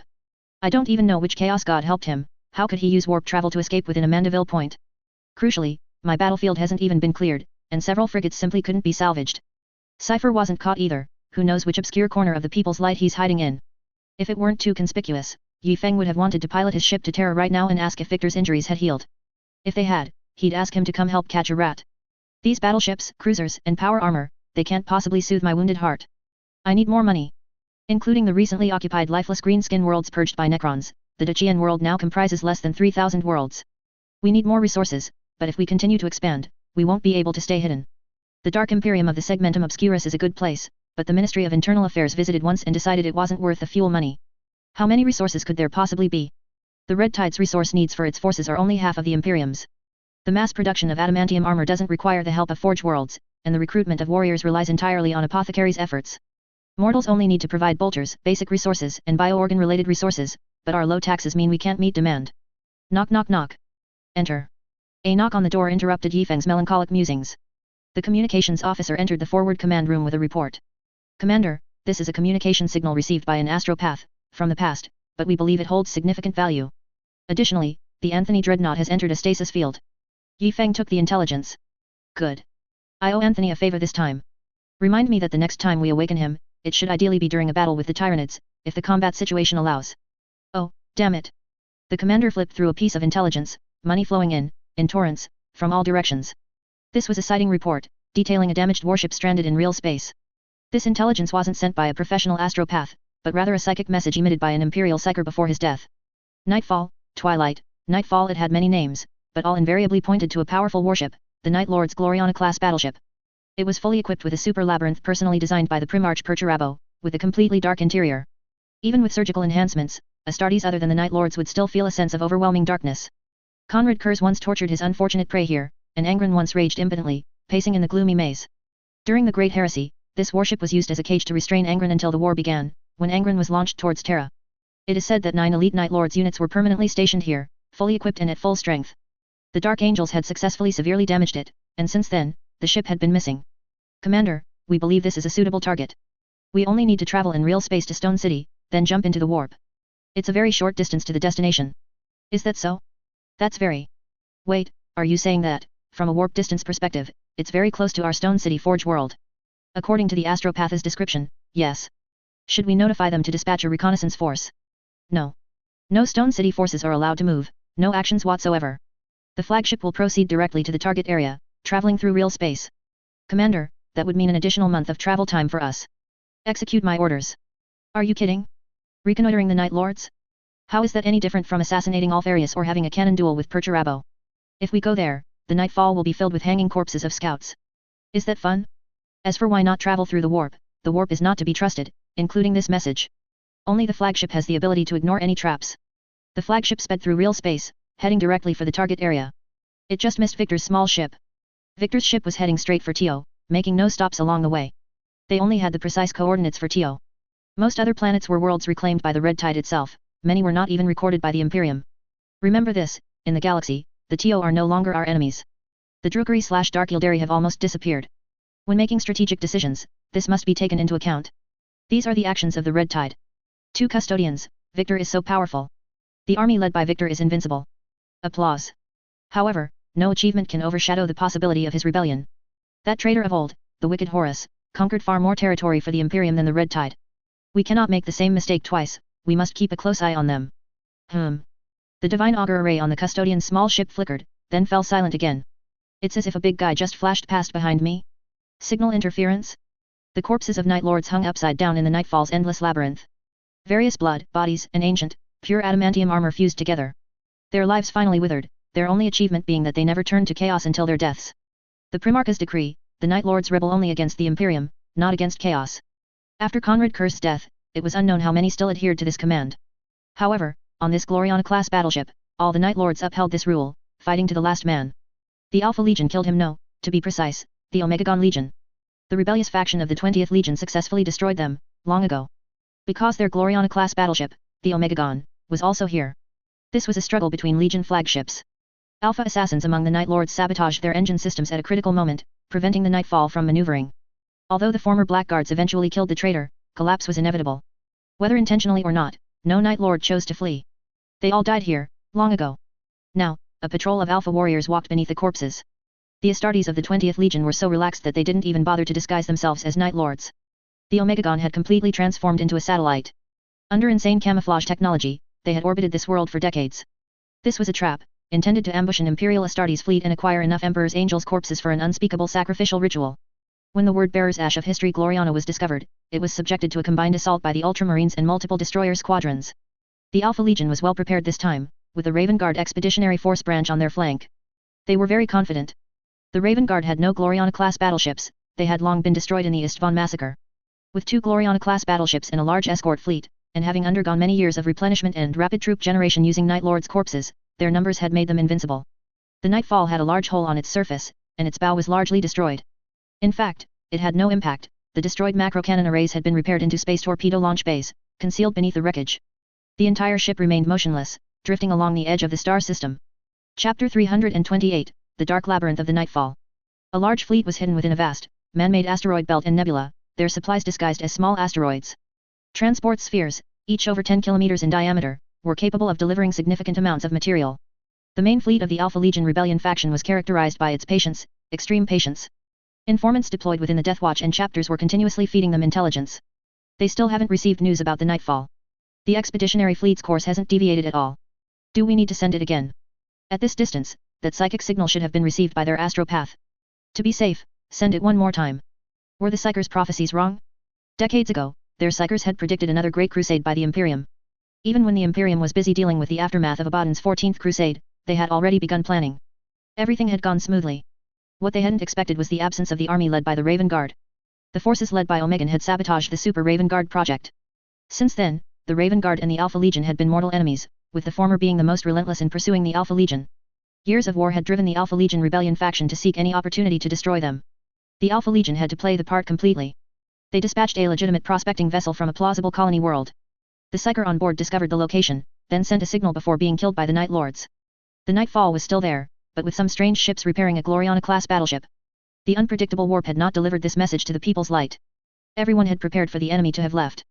The Night Lords chapter was, in fact, the chapter Yi Feng despised the most, not because of their perversion and madness, but simply because their greatest weapon was fear.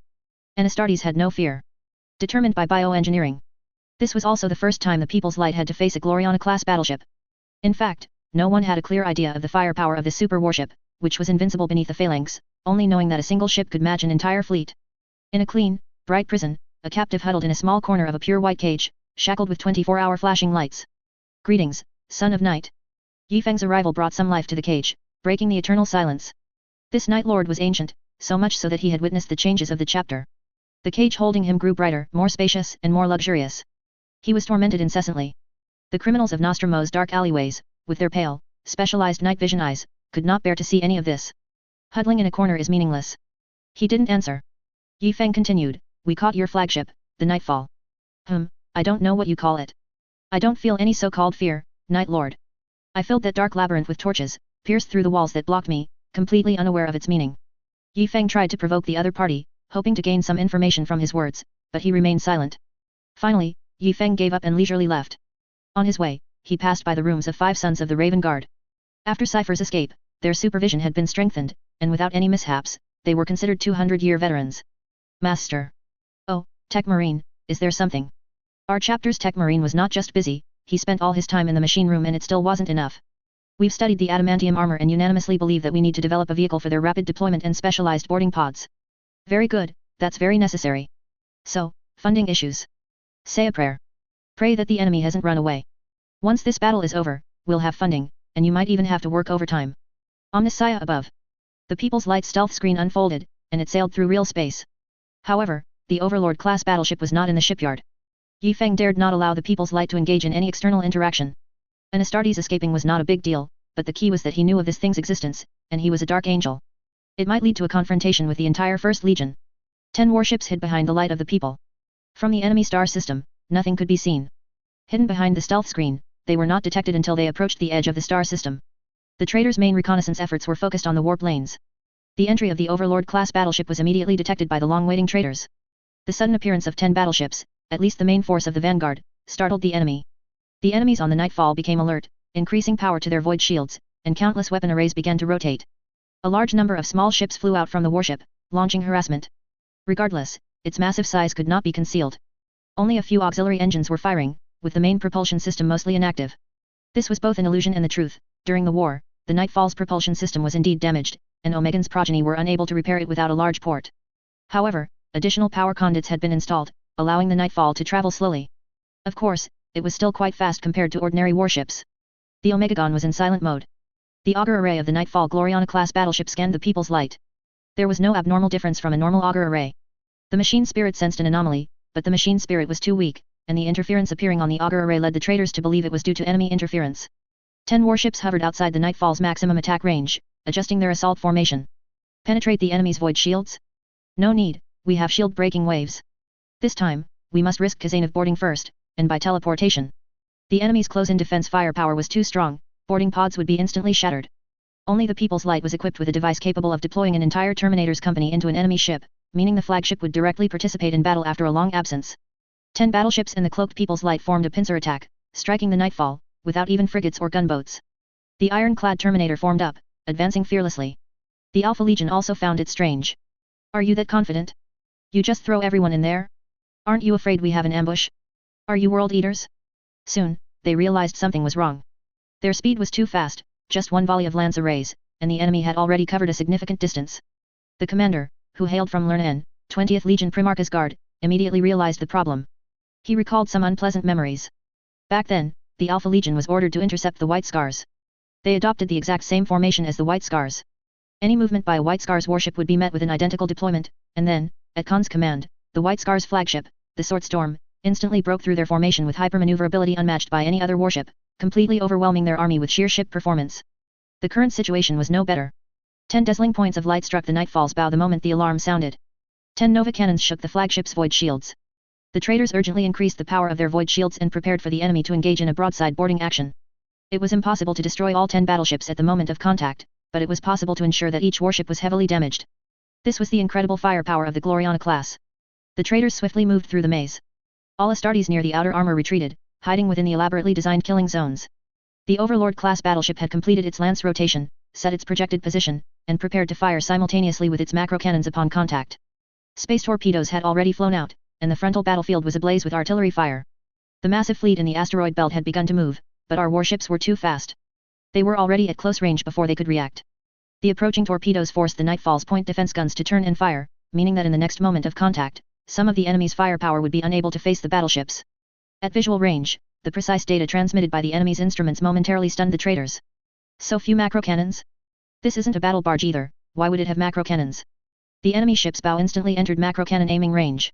The distance between them was not close, and the void shields flickered. The enemy's void shields were close to overloading. Now, fire. Shield breaking impact activated. Both commanders issued attack orders almost simultaneously. The Nightfall's void shields shattered with a wail, and the macro cannons and lances instantly tore through its outer armor, severely damaging at least 10 areas. Meanwhile, our warship's void shields also buckled under the strain, overloading amidst the absurd density of macro cannons. One side of the armor was completely ripped apart. Although the damaged area was large, the extent of the damage was relatively minor and still within controllable limits. However, the traders had no time to worry about the Overlord-class battleship. Gods of the warp, what is this? If a phalanx suddenly appeared within your visual range, wouldn't you be scared? Beams of light from teleportation flared. 200 ironclad terminators were the first to breach the battlefield. Under various interferences and sorcerous disruptions, teleportation failure was quite normal. Over 100 terminators is successfully boarded, and upon landing, immediately secured a small area and placed a teleportation beacon. Indomitus pattern terminators could not teleport directly. With the assistance of the Psyker team and the guidance of the teleportation beacon, they warped into the Nightfall's completely dark trap world. Fierce fighting began. The battleships had already moved away, and the Nightfall and the People's Light floated relatively stationary in space, exchanging insane amounts of firepower. However, the People's Light's shields remained intact. The octagonal Gloriana-class battleship slowly rotated, its turrets on each side facing the enemy in turn. By the time a full rotation was complete, the second round of ammunition was already reloaded. Fierce gunfire tore through layer after layer of armor, and the space torpedoes fired by the Nightfall were completely blocked by the light of the People's shields. The esoteric battleship we use doesn't rely on void shields, so there are no issues with slow-moving weapons penetrating, only the problem of overload. The Nightfall's counterattack was so weak. The Chaos Sorcerer wanted to initiate a boarding action but couldn't find a boarding target in the warp. The Omegagon swiftly moved to reinforce the Nightfall. The 20th Legion's first reaction: has the phalanx arrived? 2 Gloriana-class battleships attacked from front and back, and the ships in the asteroid belt launched a full assault. Regardless, the battle had begun, whether to fight or retreat would only be known after engagement. The enemy's large fleet appeared, immediately heading towards 10 Overlord-class battleships. One must pick the softest persimmon to squeeze. Their macro cannons had already fired once, so now they must be. Boom. Our macro cannons and Nova cannons reload slower than other warships. The advantage is that we have an automatic 3-round burst reload. There was a cost: one warship, whether due to a machine spirit or sorcery, had its automatic reload jam, failing to fire. After taking a round of artillery, it sped away into the distance. The light of the people happily spun for a while, then suddenly realized it was surrounded. Division Commander, should we activate the main guns? The slaughter line hasn't been established yet, but those savage Eldar can still be used. Yi Feng casually pulled out a document and threw it at the Alpha Warrior who spoke. You prodigal son, why would you burn money that's delivered to your doorstep? Are we surrounded by enemies? We are surrounded by wealth. Yi Feng's imposing figure trembled. Hear my command, 1st Combat Department, according to the predetermined combat plan, board the Nightfall and support the 1st Company. 2nd Combat Department, prepare to board and head directly for the enemy's warship cluster. Ignore the other Gloriana-class battleship, plunge into the enemy cluster. The Omegagon is very mysterious, so mysterious that at first no one recognized it. Its complete close-in defenses would completely shred boarding pods, and most of our Terminators had already boarded the Nightfall. Division Commander, what if the Nightfall is a trap? What if the enemy concentrates fire to destroy the Nightfall, or if there are bombs planted inside? Am I Mortarian? No. I'm not even a Primarch. Is Guilliman heading this way? If this trap isn't for Guilliman, who else is worthy enough to have a Gloriana-class battleship as his funeral pyre? The goal was to make the Omegagon approach the Nightfall, so that the traders on the Omegagon would also board the Nightfall and engage our Alpha Warriors in close combat. Once the battle lines were drawn, fighting in areas beyond the reach of artillery, our advantage would be unparalleled. The Nightfall's thick armor was significantly thinned, its side completely damaged. Boarding pods almost effortlessly surged into the enemy's ship compartments, and meltaguns blasted open the lower areas. The bulk of the Terminator's army was concentrated in the upper levels, staggered away from the artillery bombardment and boarding zones. Only such a massive warship could conduct boarding actions while simultaneously engaging in a firefight. Any other ship would have already turned into a fireball and vanished. Kazanov plunged into the enemy's dark trap formation. The traps, personally designed by Perturabo to aid the 8th Legion, fully displayed their brutal nature. After a few steps, hidden meltaguns and plasma weapons appeared, and dense heavy bolter fire suppressed the Terminators, leaving them gasping for breath. The entire warship descended into chaos. The Mad Wolf, while running, killed an enemy performing a tactical maneuver, followed by endless assassinations and ambushes. The Lerna and Terminator veteran hid in a dark ceiling recess. He should have been hanging upside down, but he wasn't. In front of him was a twin-linked bolter turret, designed for close combat. The two bolters were loaded with armor-piercing and explosive ammunition, capable of tearing apart anything in front of them within half a second of an enemy appearing. Portable weapons for close-quarters assault, equipped nearby, had already been exhausted during the Night Lord's resistance. A flash of gold appeared in the Lerna and Terminator veteran's eyes. Intense bolter flames illuminated the small space, revealing inverted corpses and terrifying torture devices, half hidden and half visible. A hint of fear appeared in the Alpha assassin's eyes. The opponent didn't disappear instantly. In the rapid strobe intervals of the bolter muzzle flash, a delicate gray appeared. The tip of the spear pierced his tactical helmet and entered his brain, then instantly vanished. Li Anjun hid behind Kazanov. The tip of Eternity's Lament returned to its shaft, his battle robe sweeping over his face. Other squads were similar. Iron-clad Terminators used their sturdy shields to block enemy fire, while Indomitus-patterned Terminators provided support to decisively eliminate the enemy. The Alpha Legion was not to be underestimated.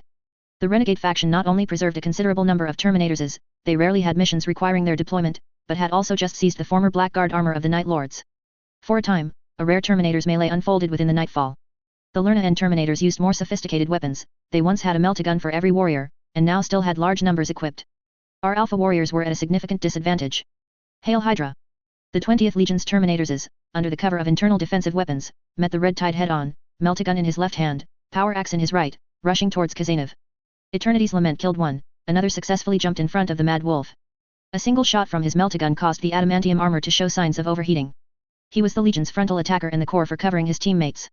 An Alpha sniper aimed at the Mad Wolf's head. The wall above Li Anjun slowly moved, silently revealing a small opening. An Alpha assassin, disguised as a Night Lord, suddenly dropped down, his glowing lightning claw striking directly at Li Anjun's exposed head. Li Anjun was a librarian, and the flash of the lightning claw instantly alerted him as the enemy appeared. His physical body didn't have time to react, but surging psychic energy blasted towards the Alpha assassin, disrupting his posture in midair. The Alpha assassin kicked off the wall, activating his magnetic locks to stabilize himself. The long spear was already before his eyes.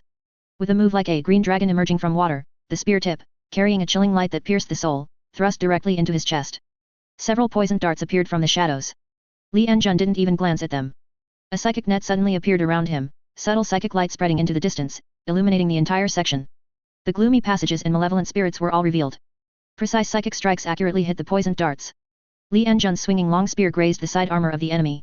The Alpha assassin had expected the curved side armor to deflect the long spear, but to his surprise, the long spear directly tore through the power armor, exposing his flesh. The foul smell of metallic vapor and the lingering stench of blood rushed into his nostrils through the gaps in his power armor. The lightning claw was parried by the rapidly raised spear shaft, sliding along the smooth shaft, forcing Li Anjun to release one hand. The unbalanced Eternity's Lament flickered, and the spear tip pierced the Alpha assassin's skull from the back of his head. They are more elite than I imagined. Li Anjun had originally only intended to assassinate Terminators, but he hadn't expected a power armor-clad Alpha assassin to force him to use his psychic abilities. Sparks flew from Kazanov. Lerna and Terminators were torn open in several places by his power claw, and power axes repeatedly struck the Mad Wolf's chest. The clash of the two behemoths wreaked havoc on their surroundings. The Nightfall's reinforced walls did not shatter, but scattered torture devices and inverted Night Lord's corpses were smashed to pieces. Using the impact of a falling corpse, the Lerna and Terminator executed a wide, sweeping horizontal strike the instant the Mad Wolf's vision was obscured. The moment the power axe reappeared in the light, the Lerna and Terminator's heart stopped. He saw an ion pistol slowly emerge from the Mad Wolf's golden shoulder plate. Bang! Times have changed, traitor. An ion pistol and a close combat weapon are standard issue for our chapter librarians. Li Anjun spread his arms, holding the spear with one hand to impale a head, and with the other hand holding a gun. He headshot an enemy, killing 2 people instantly. At the same time, his psychic abilities expanded, giving him the appearance of a warrior capable of facing 1,000 men. A crimson power claw plunged into the armor joint of the Lerna and Terminator. Kazanov's attack was a step late, commonly known as, his kill was stolen. How could this be? The lone Alpha warrior providing fire support ahead suddenly felt a chill down his spine. The direction was wrong. A thunderous explosion erupted directly beneath him, blasting the entire turret into the sky. If Terminators are the pinnacle of individual urban combat, then the City Breaker adamantium armor, a paragon of martial virtue, would ask. Urban combat? Where's the urban? A casual smash with a city breaker power hammer, a blast from a meltagun. Some things can't be penetrated, but others can. Just go with brute force. Basically, the Nightfall's original walls remained intact, but all the walls rebuilt by the Alpha traders after they seized the warship were shattered. The anti-psyker Alpha warriors followed the path the Alpha had breached earlier, slaughtering their way towards the core. A massive fleet cluster, a place surrounded by wolves, was charged by a mammoth. The light of the people rampaged through the fleet cluster, its shield-breaking impact combined with fierce close-in defenses, and boarding torpedoes landing in one swift, seamless motion. Except for omitting the Great Devourer Anno's segment, everything else was executed with immense skill. A detachment of landing transport craft launched from the Omegagon, heading towards the Nightfall, while the Omegagon itself sailed towards the fleet cluster. Both sides' decisive point was the same, whether they could eliminate all of the enemy's Astartes. The Lerna and Terminator veteran clutched the vessel containing the Primarch's blood. The Hydra emblem was proudly emblazoned on his breastplate. For Omegon Race. Chapter 329 Omegong. The People's Light charged into the fray like a tiger among sheep, and in a flash, the surrounding warships were subjected to fierce attacks and powerful boarding actions. Yi Feng felt some regret, he had brought too few men this time. If I had brought 10,000 men, these fleets wouldn't be enough for me to devour. The density of Alpha warriors was very high. According to feedback from the boarding parties, there were countless assassins within those warships, attempting to assassinate the Adamantium warriors in various unforeseen ways. The 20th Legion was most adept at killing someone and then replacing them, but, how difficult it was to kill an Adamantium warrior. Alpha assassins had to destroy the Adamantium armor to kill an enemy and then take their place. It was certain that they lacked the ability to repair our armor, and we would not trust any warrior whose armor was damaged. Even if Yi Feng returned with a large hole in his chest, he would still undergo strict interrogation. It was a consensus that a warrior would certainly die before their armor was shattered. A large number of assassins vanished during their sneak attacks. They could only interfere with communications between warriors, attempting to lure enemies into traps with false intelligence. The 20th Legion's hidden reserves were brought out. Ancient bombs, sealed away since the Great Heresy, began to be deployed onto the battlefield. Gravity weapons were indeed effective, but call-pattern gravity guns were not to be outdone. In one warship, multiple stasis bombs deployed by both sides nearly sent the entire strike cruiser into a state of stasis. Suddenly, the intensity of the war surpassed that of typical naval battles. Every weapon that roared out of the dark muzzles was unknown and deadly. The enemy also launched boarding actions, but the inability to warp transmit was clearly a major blow to them. In terms of speed and flexibility, they could not compare to the elite warriors of the Drukari/Dark Yildari. Their boarding craft were torn to shreds by the dense firepower of the point defense cannons. Division Commander, high-energy signals are coming in. The observer reports it looks like an entire satellite, but the signal indicates it's a warship. What battle moon? I don't care. Bombard it with artillery. All fighter jets are forbidden from launching. Wait for my command. Not launching was the best strategy. In the endless offensive and defensive battles, we would use our solid defenses to wear down the enemy's living forces. The moment to counterattack would be when the enemy's morale was blunted and their boarding parties were annihilated by the Angels. Dust flew, and rocks continuously exploded. The material on the satellite was blasted away by megaton-level nuclear bombs. Explosive macro cannons quickly reduced the 20-kilometer diameter rock sphere. The enemy was still accelerating, apparently on a suicidal meteor impact course. Secondary radar detected the warship's hull during deep scans of the enemy. In the first scan, they had believed the metal readings were satellite-grade engines, but the second scan raised everyone's alarm. The Omegagon was also adept at stealth. Its concealment capabilities were on par with the Gloriana class of the Raven Guard. Both sides closed to an extremely close range in terms of naval combat. The entire satellite exploded, and countless meteorites rained down on the People's Light. The Omegagon revealed its true form, its void shield activated, and the entire vessel began to rotate. With its bow tilted, the Omegagon intended to use the ancient macro cannon arrays lining its broadside to destroy the behemoth before it. Macro cannon was merely a general term. Ancient Hector pattern plasma macro cannons and gravity propulsion macro cannons were terrifying existences even in the history of the Imperium. Hydra-class assassination torpedoes were already in position. Their function, like weapons made from the ashes of untouchables, was specifically to breach void shields, but they were high-density energy overload weapons, useful against most shields. The sudden appearance of the Omegagon, using an unknown weapon to tear open our flagship's shields, surprised Yi Feng somewhat. The cannon fire from both sides struck their respective armors. The first round of attacks caused no substantial damage, merely stripping off several layers of the warship's outer armor and point defense cannons. The Omegagon struck and retreated. They also didn't understand why their void shield had overloaded the moment it was activated. However, the breach in the People's Light's shield healed slowly, and the point defense firepower in that area was also quite weak. The enemy ship immediately steered towards it, and boarding pods rained down like there was no tomorrow. The flagship's alarm sounded once more, almost as if Yi Feng had intended it. The Angels were eager to clash with the enemy's elite forces. The People's Light opened its section blockades. During the long pursuit of Cypher, the Astartes had become intimately familiar with every pipe and conduit on the flagship that allowed them passage, even employing some TOAI methods. The Angels of Dawn completed their prayers before the false Sanguinius statue, then rose to meet the enemy. The Nightfall received reinforcements from an elite unit aboard the Omegagon. Upon arrival, a group of these warriors immediately activated the Nightfall's unique labyrinth transformation devices, trapping the enraged warriors. The scions of Omegan gathered, inscribing mysterious symbols on the ground, using sorcery to transform the surrounding environment into a semblance of the world where Primarch Omegan once lived. Powerful, chosen veterans drank the Primarch's blood in a secret ritual. His skin turned to pure bronze, his eyes gleamed with ice blue light, his eyebrows were thick, and his physique became slightly more robust, making him appear less like a regular Astartes and more like a tall Primaris warrior. The two Primarches, Alpha and Omegan, were unique. They were indeed only slightly taller than Astartes, which often allowed them to infiltrate by impersonating regular Astartes. Now, impersonating a Primaris warrior was completely seamless. The veteran who had gained the Primarch's power had undergone a complete transformation internally. His power was unparalleled, and he even gained a portion of the Primarch's memories. He had obtained a part of the Primarch's power, allowing him to pass for the real thing for a short time. The other warriors saluted him with the most honorable etiquette, greeting the Lord of the Hydra. At least for now, he was truly Omegan.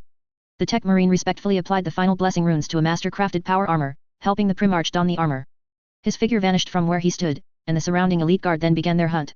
Their first target was an adamantium warrior, who was operating in conjunction with several Indomitus pattern terminators.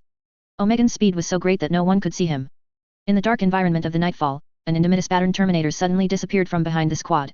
The adamantium warrior looked back, a brother missing. At this moment, the Red Tide's drawback of not allowing external honor decorations became apparent. At first glance, he didn't know which one had disappeared. Alert. Report code name. The remaining two brothers did not respond.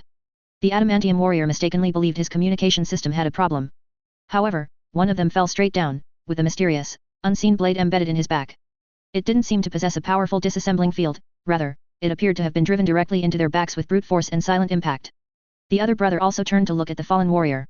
Just as the adamantium warrior thought only the two of them were left, that Indomitus pattern terminator suddenly raised his blade and attacked his head. The adamantium warrior was also a veteran of 100 battles, he was very familiar with this armor. He thrust his chest forward, and the combat blade struck the bulging chest plate, bouncing off. His counterattack was swift and fierce, the cannons on his chest fired in unison, and he raised his hand, ready to hammer the traitor. Suddenly, he felt something was wrong, this was a feint.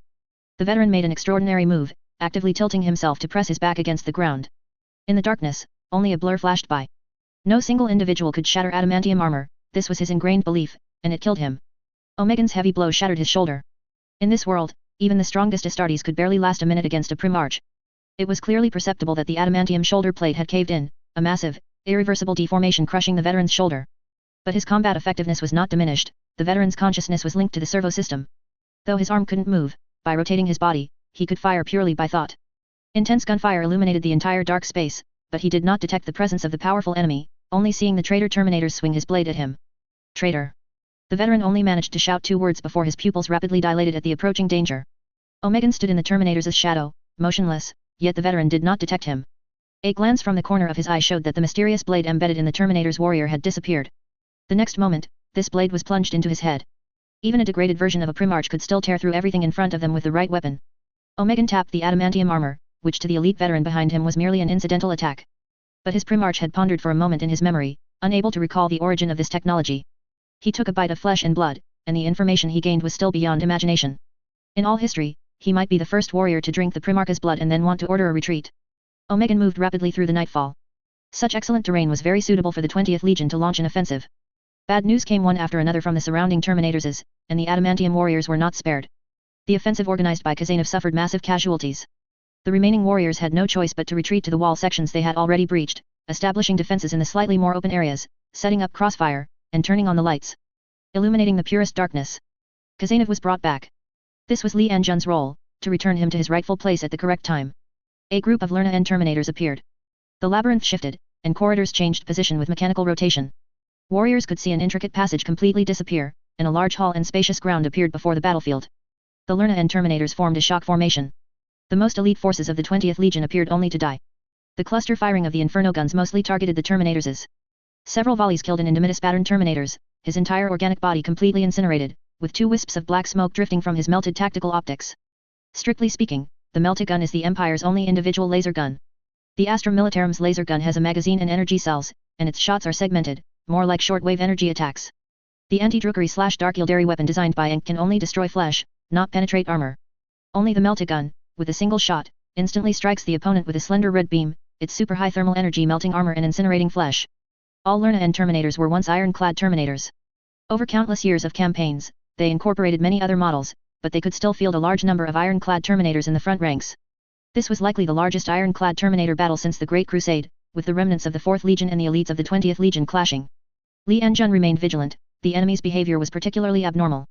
His brain rapidly calculated the enemy's intentions, and the psychic retribution lightning in his hand never ceased, continuously blasting the opponents. Khazanov still charged at the enemy, leading from the front. He had to admit that even the heavily armed adamantium warriors, facing rows of shields deployed by the ironclad Terminators, still had to rely on close combat to win. Just as he was about to engage the enemy, a fatal warning sign lit up in his mind. His adamantium armor was torn. Mad Wolf felt a violent psychic lightning strike something on his left side, and then the pain in his ribs arrived. Blocking agents numbed the pain at the wound. A large number of sparks appeared out of thin air before Mad Wolf's eyes. These were sparks generated by the collision of the spearhead of Eternity's Lament with an unknown weapon. Mad Wolf hadn't even clearly seen what that dark mass was. Omegan flashed into the Terminator's group and disappeared. Facing a chief librarian with surging psychic power, he chose to pick a suitable angle for a surprise attack. Even the Primarch's guard couldn't keep up with his extreme charge. Omegan seemed to merge with the nightfall, circling, jumping, and lurking, utilizing every shadow perfectly.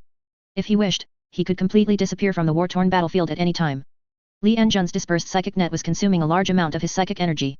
Several previous attacks had already brought his body to the brink of collapse. His psychic energy hadn't run out, but his brain was about to overheat and cook. The battle situation here was quickly known to Yi Feng. We never would have imagined that a Terminator's company, even with Adamantium Warriors' support, could still make a librarian send out a distress signal.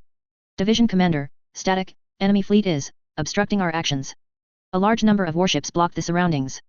The People's Light attempting a forced assault on the flank would suffer unimaginable damage. Can the psychic teleportation array be used? Reduce the number of personnel, increase the teleportation range. Yi Feng cleaved an alpha assassin in half. He had already killed 16, and enemies were still coming relentlessly. No way, the enemy is already beyond teleportation range. I'll ask the Tech Marine. The communication abruptly cut off. The Byway Army's formation advanced savagely. Although military formations were a common fighting method, the White Scars, carrying shields, still ran incredibly fast. The shield was emblazoned with the Eagle of Kogaris. The Alpha quickly grasped the specific layout within a 1 kilometer radius of the landing zone, but they were still somewhat at a loss when they saw the fierce artillery fire and the advancing Eagle insignia. It was as if they were the attackers. The internal defense turrets deployed at 19 key nodes caused them immense trouble. Gravity traps and ripple weapons easily destroyed their bodies. This warship was even more terrifying than the Nightfall. Yi Feng always saw enemy armor flash by from various places, but there was no opportunity to shoot. The ultimate battle still required close-range assassination and being assassinated. Division Commander. The communication was much more stable this time. The Tech Marine said the Grand Librarian can perform a second-stage teleportation, but if the Grand Librarian is to be teleported, very few accompanying troops can go. As if many of my troops can use warp teleportation. Let the Grand Librarian take a few Librarians and Tech Marines to assist. An enemy that even adamantium armor couldn't handle probably required a desperate gamble on psychic mysticism. Yi Feng was instantly sent flying backward. It was another weapon only heard of in history books. The Byway Army threw several instant detonation grenades, and the shield formation protected Yi Feng behind them. Division Commander, are you alright? No, I'm angry. How many people has the other side sent out? Are they targeting me specifically? Even if an entire legion comes today, I'll flatten them. My order, kill 15 enemies, get promoted to squad leader, kill 30, get promoted to captain, kill 100, and I'll award them the company champion. As he spoke, Yi Feng flipped over, raised his sword, and struck the armor plate above. Key of Helic cut through the hard deck like tofu. An alpha assassin seized the opportunity to drop down. While his combat dagger's cold glint hadn't faded, the poison dart launcher hanging under his arm had already sprayed a large cloud of poison darts, aimed directly at Yi Feng's eyes. What the hell is hidden in my deck? Either wine or alpha. Are you sick? Why do you insist on coming here? The Tech Marine's welding torch was smoking. Clang. Yi Feng's fist struck the opponent's head, knocking him unconscious, then he plunged his sword into his chest, slicing through one of his hearts. The second heart beat violently, trying to awaken its owner. There's no place for you under the Golden Throne, traitor. A Byway Army warrior delivered another blow, adding a head to his tally right in front of Yi Feng. Being in the Byway Army is so boring. I can't race ships. I want to be a captain. I want to command an Overlord-class battleship. Yi Feng tacitly approved his brother's actions, waved his large hand, and continued to press forward, pushing to the edge of the enemy's bombing radius. Chief Librarian Maroris, I, a Tech Marine from the Red Tide, call for your return. Omnissiah above, the glory of the Omnissiah. Aang spread his large hand, chanting the litany, feeling incredibly relaxed. The body the Grand Librarian assembled himself before going to sleep couldn't possibly hit me. To put it nicely, the Grand Librarian is now a transformer, a metal giant, the dream of all Tech Marines. To put it bluntly, he just crammed all technology, including Space Manta and XV-149 technology, onto himself. The Grand Librarian's left hand was the Manta's mouth, spewing an ion storm that could melt adamantium. His right hand was a dark matter railgun, still using TO technology, but the projectiles launched were Drukari/Dark Eldari Darklands technology. The Wraithbone armor he wore was plundered from an Eldar craft world we annihilated. Connected by a homunculus's instruments, it could greatly enhance psychic power. Adamantium armor combined with Knight-class Void Shield protection to call him a Warhound-class Titan would truly be overpraising the Warhound. The Grand Librarian used his personal experience to tell us that a Knight is the largest war machine controlled by a single person, but it is not the limit of a Primaris warrior. Ankh, what enemy requires my deployment? It's the Alpha. Bang, the unprepared Ankh was sent flying again. The chapter's traditions were preserved in their original flavor. Who are they to warrant my deployment? Am I cheap? Am I idle? The Grand Librarian almost activated the Manta mouth to spray Ankh in the face. To Gloriana class. Take me there. Waik. The Grand Librarian happily waved his dark matter railgun, caressing Ankh's head with its barrel, which was thicker than Ankh's head. You did well, but your defensive awareness is still insufficient. I'll help you train. Next time you encounter other dreadnoughts, it will be much safer. Ankh, thank you, you're such a good person who deserves to be struck by lightning. The Grand Librarian slowly floated up. His massive body couldn't move through the narrow corridors of the People's Light. Warp teleportation chamber. Alright, sometimes I really miss the old days. Finding some scrap metal while cleaning the battlefield would make me happy for half a day.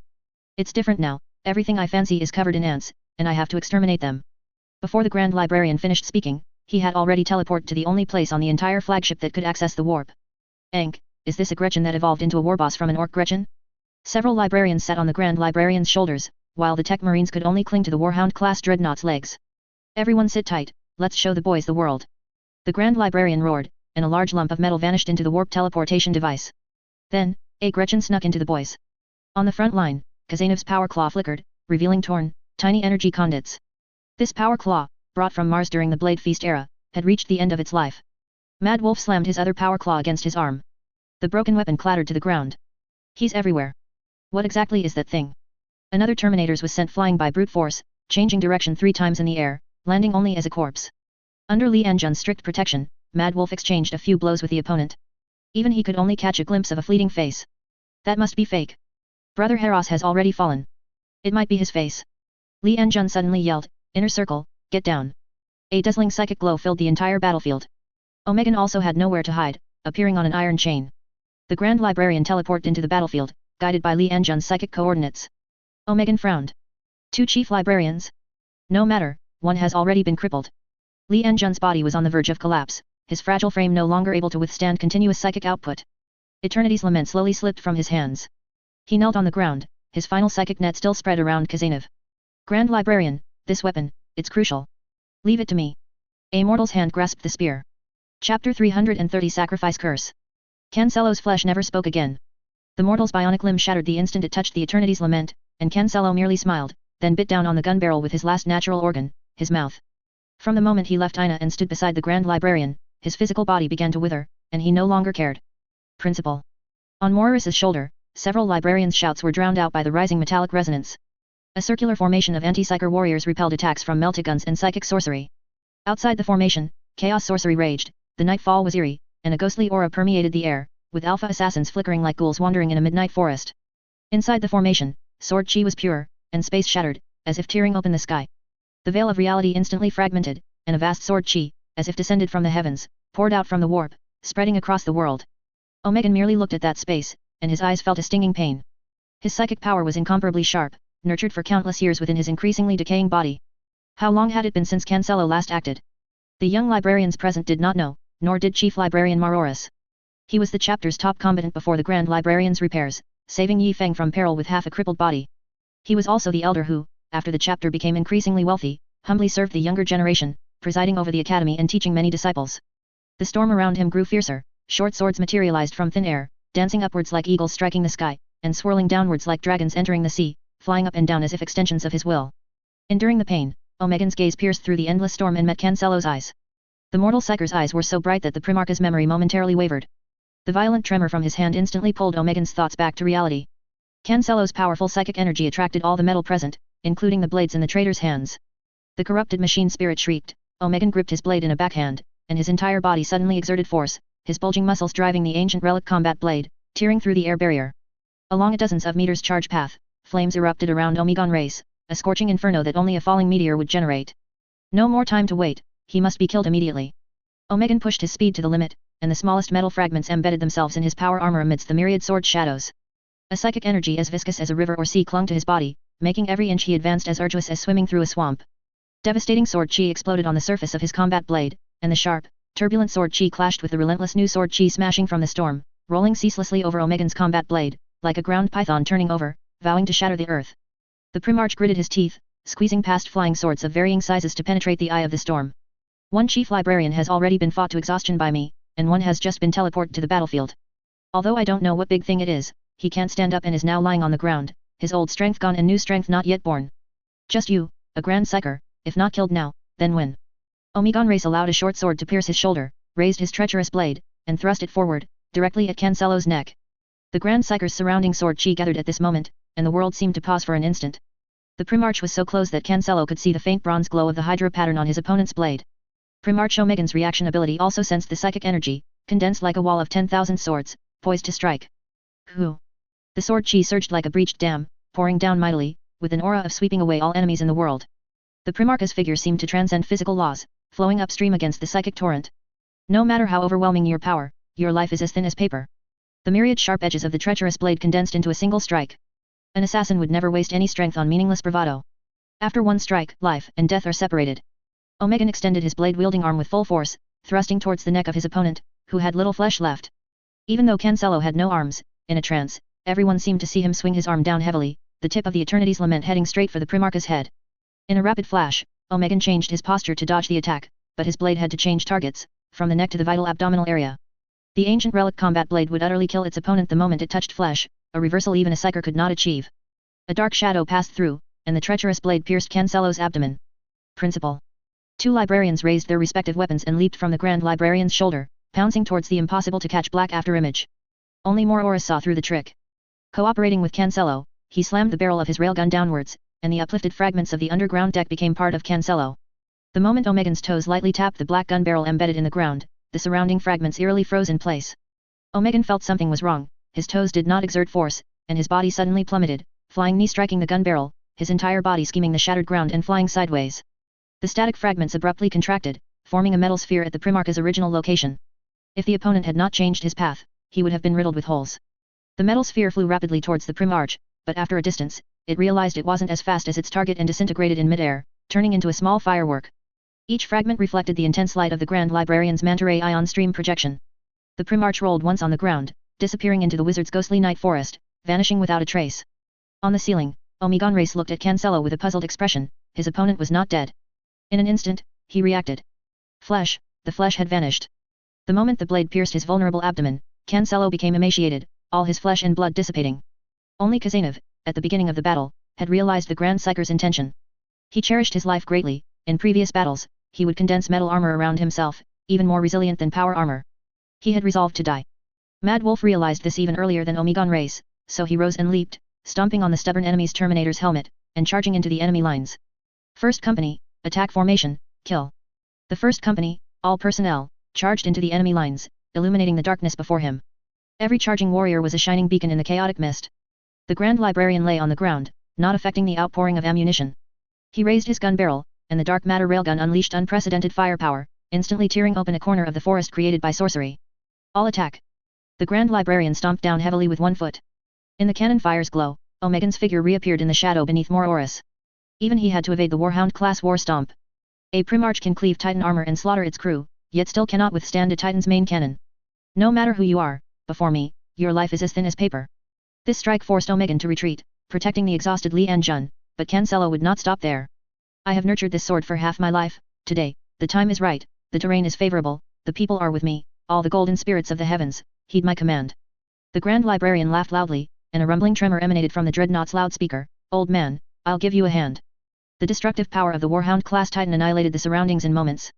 Amidst armor-piercing bolters and dark matter annihilations, countless armor fragments obscured the sky and sun, the ceiling above suddenly shattered, and cracks connected the steaming shell craters, the entire armored ceiling collapsing with a roar. Huge metal blocks rolled down the wandering walls, creating a metal avalanche churned out by the Grand Librarian. Carrying countless Alpha Assassin corpses hidden above and the terrifying torture implements hung by the Night Lords, this horrifying collapse on the Nightfall brutally shattered the assassin environment meticulously created by the Alpha Wizards. If that were all, it would be fine, but after the metal mudslide destroyed the surrounding enemies, it actually began to float. Cancelo's bones also began to disappear, his internal organs long gone. Yet his mind grew clearer, what he thought, he did, with a single thought, psychic energy followed. Of course, what is thought, is, of course, so. The Grand Librarian took a fresh breath, condensing his newly recovered psychic energy. Beneath the nightfall, a massive bolt of lightning, several people thick, struck straight down, a shining pillar of light splitting the air and plunging into the floating colossal metal blocks.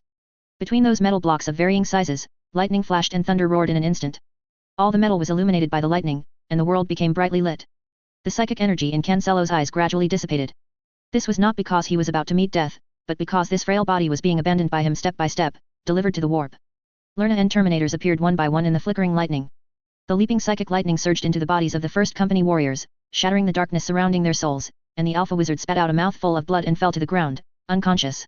Or it directly struck the enemy's body, and corrupted servo systems wailed and died before the thunder, causing some uncontrollable malfunctions in enemy armor. Morris's psychic energy skillfully drew power from Cancelo. Each time the thunder plunged into the floating metal blocks, it gained the enhancement of Cancelo's power, becoming even more potent when it leaped out again. The Grand Psyker's head also began to disappear. On the white, smooth skull, there seemed to be a spirited young man, directly facing the menacing evil spirits of the warp, standing with a drawn blade, his gaze like a sword, staring into the abyss. Omegon Race could no longer conceal himself. The absolute darkness on the nightfall was completely broken, and light illuminated every inch of the battlefield. Who is he? This question lingered in Omegon Race's mind. There was no such powerful entity in the memories brought by the flesh and blood of the enemies he had consumed. At this moment, the fear in his heart was magnified infinitely. What assassins feared most were people who couldn't be killed. How do you kill someone who is already dead? Retreat. Omegon almost squeezed the phrase through his teeth, and then he heard the wailing of the machine spirit, the wailing of the Nightfall's machine spirit. Powerful psychic energy twisted the metal moving rods, and the unpredictable maze was forcibly rotated by Cancelo, turning into a cage to trap the Alpha assassins. For hundreds of meters around, every metal particle was under Cancelo's perception, and endless killing intent permeated the battlefield. Boom. The Grand Librarian, who had been lying down, finally stood up as the ceiling shattered. His chest, shoulders, and head, each weapon array condensed with the power of death. Omegon Race had no retreat. While running at high speed, he turned to look at the spear suspended in the air, and the teeth still biting it. Seize it, and there is still a chance to live. Omegon moved like lightning. This time, he passed through countless Lerna and Terminator corpses, danced among the flying needles shot by leaping assassins, and plunged into the dangerous thunder metal zone. He feigned a second attack on Li Anjun. The Grand Librarian snorted coldly, and a stream of plasma swept in front of Omegon Race, forcing him to fall towards the Grand Librarian's feet. The plasma stream churned with brilliant fire in the air, and a gust of wind blew, making the plasma stream hang high like a cloud. No one paid attention to the scene. In a flash, in the interval when the Grand Librarian lifted his foot, Omegon nimbly slipped through the gap, lightly tapped on a swinging railgun barrel, and swiftly darted towards the Eternity's Lament. Boom. Omegon Race was heavily smashed into the ground, and the entire metal floor was gouged out with a massive, strip-shaped trench. On this battlefield, a presence even taller than the Grand Librarian appeared. Cancelo's soul roared in this world, and his completely unfettered soul condensed into a vague psychic manifestation in the real world. All the surrounding metal gathered towards it, much like 100 birds flocking to a phoenix. The Eternity's Lament flashed, and spear shadows filled the sky. Although there was only one constantly shifting spear tip, above Omegon Race's head, spear shadows flickered, and thousands of short swords hung overhead. The previous heavy blow had cracked the Primarch's power armor. The armor, having lost its power system, became a restraint for the Primarch, and his get-up was delayed by a moment. I, Cancelo, with my body as an offering, my soul as a guide, and my spirit as a blade, invite the departed souls of all realms to take their seats. An invisible fine line extended from the Eternity's Lament spear towards the Grand Librarian's feet, merging with Li Anjun. The 100-cloth robe stretched its body, and piece by piece of coarse cloth remnants, string by string of shoelaces and hemp ropes, the loyal souls condensed within them roared. If there is flesh, I die for it. If there is a soul, I die for it. If I know everything, everything perishes for it. The expanded body of the 100-cloth robe extended unbelievably, with hundreds of millions of soul powers converging on it, covering the sky and obscuring the sun, shaking and awing the sun. I, in the name of humanity, answer every warrior who fights for humanity. You are not alone. Behind you are mighty armies. Since the establishment of the Red Tide, the heroic spirits who fought and died for my path roared, and the charge horn, imprinted in the hearts of the people, echoed loudly and tragically in the warp, resounding eternally. At this moment, the 100-cloth robe truly achieved the vision in the heart of his chosen one, Valus. The heroic spirits who had died in battle over the past 300 years surged into every short sword with boundless fury. Li Anjun's remaining psychic energy in the Eternity's Lament sent every soul into the blade of vengeance. Hundreds of millions of souls locked onto Omegon Race. At that moment, all was silent. Cancelo's manifestation moved without wind. At that moment, everyone on the battlefield, even the warriors encased in anti-psychic power armor, heard a clear breath. Who? Kill. The sea of souls churned with monstrous waves, thousands of troops galloped, a silent, deafening roar. Omegon gritted his teeth and activated a function of this power armor that had never been used since its forging. Each module connection of the power armor separated, and the Primarch flashed out naked from the power armor, dashing frantically around. The Alpha Arch Sorcerer stood stunned. He had no idea what kind of psychic spell this was. His connection with the warp was forcibly severed, and after spitting out a mouthful of blood, he fell to the ground, looking desolate. Omegan dodged everywhere, hiding beside anti-psyker warriors. The flying swords ignored them, passing straight through the anti-psyker power armor as if not existing in the physical dimension, only reducing in power, not diminishing in fury. He was dashing, he was fleeing, he had nowhere to run. The first blade pierced his thigh, the second short sword penetrated his shoulder, then the third, the fourth, the thousandth. Everyone witnessed countless flying swords piercing the enemy's body from every inch of the battlefield. Some Terminators among us fell, those were Alpha spies. Some among the enemy stood firm, those were the loyal descendants of Alfarius. The last flying sword plunged into Omegan's body, his soul shattered, his flesh riddled with holes. The Grand Librarian delivered the final shot, and the ultimate pressure from the Sea of Souls finally dissipated from the hearts of every warrior. The Eternity's Lament spear naturally fell, sticking into the ground. Principal. Several librarians staggered, stepping over enemy corpses, and knelt beside the spear. Principal, don't die. The words of the soul went straight to everyone's heart. The next time you see me, my students, do not hesitate, banish me with all your might. Cancelo owed the warp too much, it was impossible for his soul to scatter, that would be too easy. His soul would be imprisoned by the Sea of Souls, steeped in endless madness, and under the illumination of the eerie warp light, he would become a great daemon of chaos, perhaps an ancient and powerful enslaver, or something else. He had borrowed too much power from the warp, and he would have to return it to the warp many times over. Becoming a daemon to slaughter billions of lives was an inevitable outcome. In short, the next time they met, they would be enemies. Sorrow lingered in the heart of every warrior. Death was inevitable, the final curtain call of a hero. The voice resounding in the souls gradually weakened until it was inaudible. On this battlefield where all were grieving, a tech marine howled, kicked away the surrounding librarians, swung a mechanical wrench, and knocked a gathering librarian flying with a single blow. Get out, all of you get out, don't hinder me from saving him. The tech marine crashed through the librarians at an extremely fast speed, then knelt sideways. Before his body had even stopped, the rapidly chanted Omnissiah hymn had already been broadcast to the outside world from his loudspeaker, and several heads heavily knocked against the sliding ground. The Grand Librarian sensed something. With a thought, the librarians gathered around the Eternity's Lament were teleported to a farther place. The tech marine's figure barely stopped, he threw a stasis bomb towards the spear, then turned and ran, his action seamless. Everyone could only vaguely see a barrier unfolding. This was just an ordinary stasis bomb. Have you forgotten, brothers? The tech marine occasionally spouted a few binary words, interspersed with low Gothic. The final hatred cabal binds souls to objects, allowing the Drukari/Dark Yildari to resurrect through the power armor they wear. Yes, Victor had done that once, possessing a fool who was bold enough to wear clothes he had worn. I ate a lot back then, the tech marine said calmly, a putrid homunculus taste seemingly rising in his mouth. Brother, then what? The range of the stasis field was shrinking, the non-flowing air barrier sphere slowly diminished. The tech marine paused for a moment, frantically rummaging through his mechanical backpack. Finally, he looked at the Grand Librarian. I can do nothing, child, this depends on his own will.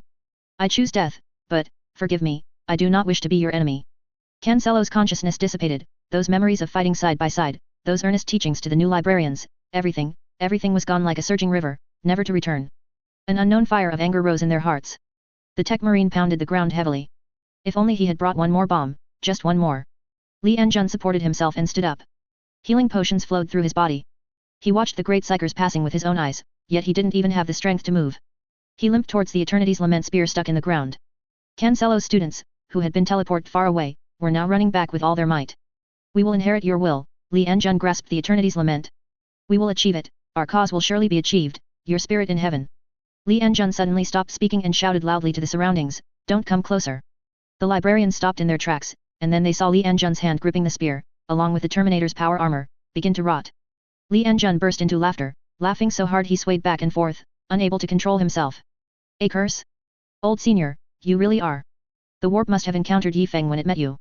Cancelo's consciousness had dissipated, completely and utterly dissipated, but his soul, using the Drukari/Dark Yildari's ability to bind objects, unleashed a curse on the Eternity's Lament spear. His soul shell would forever remain on this spear, and the warp would not gain a terrifying sword immortal archdemon. The power of the spear would double. The user's psychic energy sent into the spear would be equivalent to having a spirit artifact assisting in battle. However, as a price, the loan Cancelo borrowed from the warp would be borne by the successors of the Eternity's Lament, borne many times over. Li Enjun paid no mind to the disintegration of his own flesh. He raised the spear high and shouted, as I vow, I inherit your legacy, I will sacrifice my life and forget death, I will never regret it for all eternity. Every librarian also responded to Li Enjun's fervent cry. Cancelo passed away. His spirit represented sacrifice, represented dedication.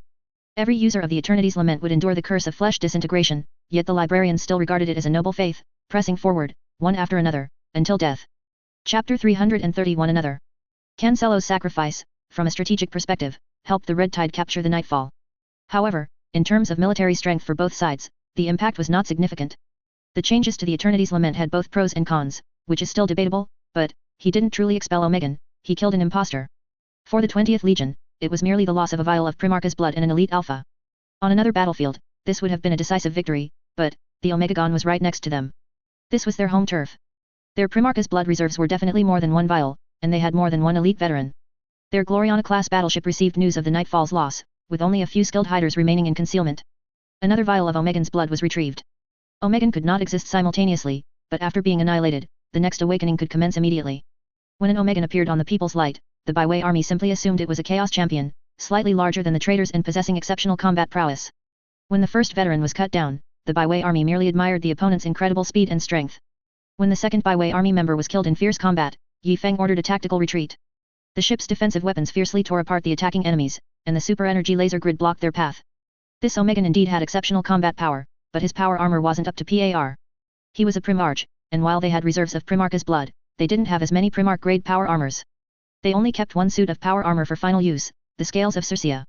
This power armor belonged to Alfarius. At least during the last meeting of the two Primarches, Omegan publicly played the role of Alpha, so this power armor remained with him. The dense, crawling reptile-like carapace patterns made it unique. Such a sight was rare in the Alpha Legion, few warriors would draw such attention to themselves. The traders on the Omegagon were not determined to have this power armor appear on the Inner Circle's flagship. The current Omegan, wearing only an oversized power armor, seeing that he couldn't withstand the laser grid's defense, turned and left, searching for the next breakthrough point. Yi Feng looked at the battle brother with a shattered chest, feeling a little dazed. How many years had it been since something like this happened? This didn't seem like a Daemon Prince either, at least, there was no sign of weakening on his face. This Omegan fellow hid in a shadowy spot. Our librarian found him. This guy, by sheer coincidence, hid directly above a gravity trap. So, the most dangerous place is truly the safest? Hey? Omegan did not order the main force to attack here. He figured the trap wouldn't be activated here. He intended to infiltrate deeper by himself, but he needed to gather a lot of intelligence. Opening his tactical helmet, he ate the flesh he held in his hand, and memories began to flood his mind. Killing Yi Feng, useless, they were too independent, with many successors. Killing Tech Marines, most weren't here? Sanguinius? Omegan felt his vision go black. What in the warp was all this? The war had been going on for so long, and several alphas had consumed flesh, but they couldn't share memories. The People's Light's communication gemming and warp anchoring weren't just for show. Omegan had no idea what information his teammates on the Nightfall had already acquired. The Primarch's exposed head heard some subtle movements. He flashed back, and the gravity trap suddenly activated, tiny gravity particles covering half of his body. The Tech Marine rotated the surrounding ion storm turrets, aiming at Omegan's head. The Primarch exerted himself fiercely, his power armor groaning, but he managed to pull his body free before the turret could turn, disappearing in a flash. Master, I've only seen the Archangel move in a gravity trap. Then what do we do? Call out Sanguinius to fight him. Yi Feng was troubled. Cypher hadn't been caught yet, and now an Alpha Primarch had infiltrated. He didn't even know if it was Alfarius or Omegan. He was hiding inside, where was Yi Feng supposed to find him? Omegan was also panicking. He had a time limit, it was impossible to destroy so many threatening things in a short period. So, his first plan was to assassinate Sanguinius. The Angels of Dawn, 27 of them, guarded the false Great Angel. This false angel had killed 6 of their battle brothers during its last awakening, yet the Angels of Dawn still placed their false hope in him. Not only Omegan was rushing towards this area, but also Yi Feng and several Byway army members. They needed to choose a suitable method to bring the Archangel out. Kazanov and most of the Luna Wolves warriors had jumped aboard. At least between Omegan and us, the Archangel should choose to hammer Omegan, right? Yi Feng sprinted through the corridor, occasionally ordering his warriors to change formations. He couldn't even guarantee that there wasn't an Omegan among the Byway army, he was too terrifying. I'm going to die, I'm going to die, I'm going to die. Is the rumor that alphas can transform into Primarches true? Then why was the war so difficult back then? If they saw a loyalist Primarch, a dozen alphas would transform into Primarches. Even if they were minor Primarches, they could still overwhelm the opponent, right? Yi Feng's mind was already overwhelmed. After prolonged exposure to anti-psychic forces, his reaction speed was not what it used to be. Soon, his identity unlocked several defensive weapons, and he arrived at the last large door. Yi Feng turned to confirm the correct number of Byway army members, ensuring no extra battle brother was present. After confirming, he opened the door. Chaos erupted behind it, with ion bolts flying everywhere. Omegan, coming to assassinate the Primarch, couldn't bypass these angelic guards who protected the Primarch without blind spots. Omegan couldn't guarantee killing them with a single strike. Now, 3 of the Angels of Dawn had fallen, and 6 had taken a hit. Although they avoided vital areas, they were severely wounded. They were angels, angels. 2 had triggered the Black Rage, shouting and yelling, brandishing their combat blades and cursing at the Primarch who was leaping around in the air. Yi Feng, squinting from a distance, found it difficult to catch the details of the opponent's movements, but the mere sight of him was wrong. It wasn't the real one. The real one wasn't this weak. Yi Feng gritted his teeth. Everyone, provide covering fire. Prepare to release stasis bombs. The first step of the strategy was to restrict the enemy. Seeing enemy reinforcements arrive, Omegan abandoned the warriors attempting to break through from above and landed among the angels. His body was considerably smaller than the Primaris angels in their adamantium armor. He weaved and dodged among several warriors. Unexpectedly, Yi Feng completely disregarded the angels of Dawn's cover, even ignoring the other angels, and unleashed a volley of fire towards that area. Omegan needed to immediately deactivate the stasis field and kill the false great angel before he recovered from the effects of the altered time flow. At the same time, his final order to his other Omegan progeny was that if he did not return, they were to escape here at all costs, and the Omegagon was to begin its withdrawal immediately. Yi Feng stared intently at the stasis field area. Several important cables in the core control zone were located in the same position. The stasis field in the hands of the Byway army was ready to be thrown at any moment, even if it caused some injuries to the Angels of Dawn. Omegan ran amidst the splashing bolter rounds. These bolter rounds appeared very slow in his eyes, but their density was overwhelming. The Primarch twisted himself into a grotesque angle, not like a dancer on the battlefield, but rather like a drunken brute, every action unpredictable. An adamantium warrior slowly turned in his eyes, and he spread his 5 fingers, grabbing the opponent's head. With a slight squeeze, the adamantium armor had not yet shattered, but the power armor gauntlet had already begun to crack. Only the warrior's optical sensor suddenly shattered, and tiny fragments pierced the Angel of Dawn's eyes. The angel was slowly forced onto his back by brute force. Everything was in slow motion in the Primarch's eyes, and in this slow world, he clearly heard a phrase, "Witness this." What? The angel's blade swept towards Omegan. The Primarch leaped, his feet landing on the blade, intending to use its force to spring up. At this moment, the veteran angel gritted his teeth and issued an order. Tank-level energy was injected into the reinforced kinetic drive arm. The moment Omegan leaped from his blade, the veteran released his grip on the combat blade and brought his palm towards his own head. Omegan smiled slightly, thinking, I overreacted. He just realized his head was pressed by me. The Primarch retracted his arms, flying over him, and was met by the shining glow of several plasma orbs. Will of the Night Watch. Omegan was startled by the sudden plasma. He violently exerted his arms, forcefully grabbing the veteran's shoulder plate, and flipped back over him. The veteran's back was subjected to a fierce plasma attack. The Primarch's skin, exposed through the shattered power armor gauntlet, directly touched the scorching adamantium battlesuit. In an instant, he realized that the grabbing arm had been waiting for him there. The Primarch wielded a gift from a general of a dark forge world, a master-crafted lightning combat blade. He struck the opponent's arm with full force. In that instant, he could see the adamantium armor violently vibrating, and the exposed flesh after it was severed was incinerated by the lightning. Tapping his toes several times to slow his momentum, the Primarch saw a man of fire. He personally witnessed the veteran's tactical optical sensor gradually ignite with flames. The incinerating effect of the lightning weapon caused crimson flames to swirl in the shattered sensor. The veteran's movements did not falter. Using the impact of the plasma weapon, he leaped up, spreading his arms to embrace Omegon Race. Omegon Race took another step back. The veteran had already died completely in midair, but he still dared not gamble at this moment. The adamantium armor fell heavily to the ground. Its only purpose was to force Omegan back 3 meters. The Angels of Dawn's Honor Guard the Night Watch did not retreat an inch. They treated their enemies and even their own battle brothers with even greater ruthlessness. When they joined the Night Watch, they had already sacrificed their lives, everything served victory. For Sanguinius. Several warriors rushed towards Omegan from different directions, almost blocking all of Omegan's escape routes. He was betting his life. Omegan's combat blade pierced another suit of adamantium armor, but his body was forced back down from the air, the tank-like self-weight of the adamantium armor crashing onto him, forcing him to retreat.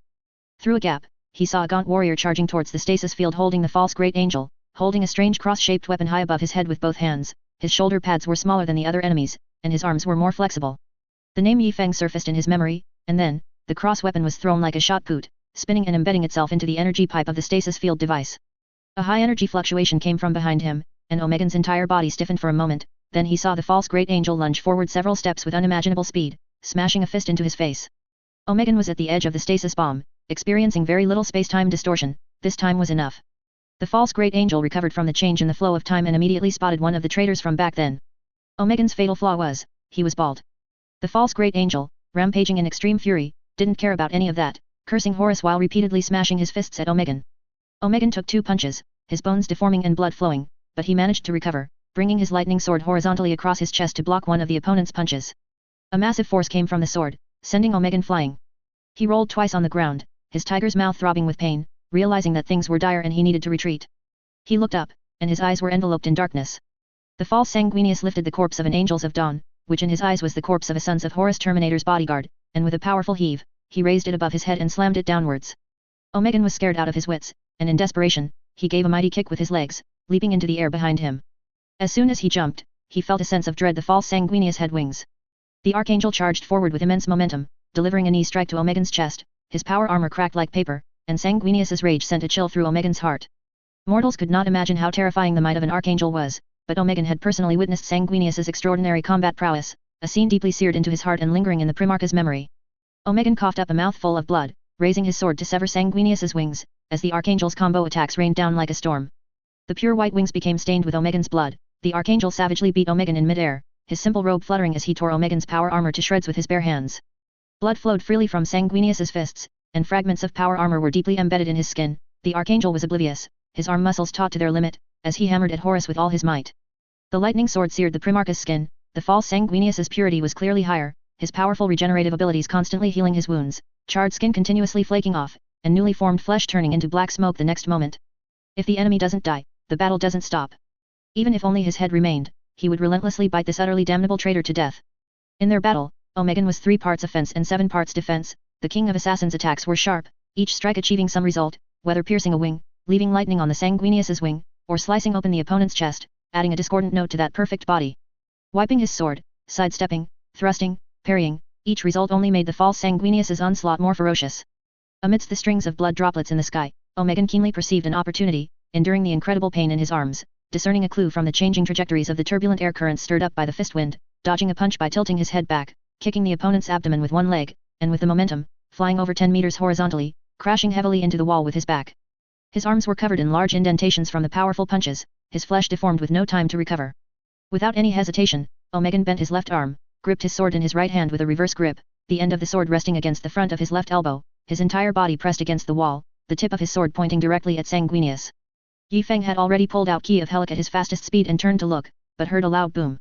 As the wall, already riddled with holes from bolter and plasma fire, was violently breached, and the 2 Primarchs crashed into the adjacent area. Another stasis field vault. Yi Feng felt that this was intentional on Anos's part. The remains of that brother had not originally been placed next to the Archangel. The battle between the 2 Primarchs quickly destroyed the stasis field. The Archangel saw a statue, casually picked it up, and slammed it onto Omegan's body. His body was pierced by Omegan's lightning sword, and the powerful immolation energy wounded a part of his flesh, preventing him from exerting his full strength. Omegan saw a snow-white statue smashing towards him and did not resist it directly, dodging the attack with agile footwork. This Archangel's sanity seems off. He can be dealt with in the same way as Angren. Omegan thought this. The statue shattered on the ground, and the flying fragments embedded themselves in his body, chilling to the bone. Omegan's entire body seemed to freeze, especially the struck areas, which were covered with a thin but unmelting layer of frost.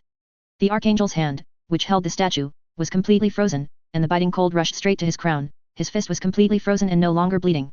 Both Primarchs' movements paused for a moment, and even the madness in the Archangel's eyes diminished slightly. The false Sanguinius picked up a dagger from the shattered pile of ice. To him, the glaive of Sivandra was merely the size of a dagger. Lakshan's ice-sculpted hand was gripped in the Archangel's palm, and with a slight exertion of the Primarch's strength, it crumbled like June snow, falling through his fingers. Traitor. This was the clearest statement made by either side in the battle so far. The ice dagger instantly appeared before Omegan's face. The Primarch of the 20th Legion's physical reaction capabilities were diminished by the cold, while the Archangel's pure white wings showed no trace of frost, a slight flutter, and his form was like lightning, completely knocking the opponent away with a single sword strike.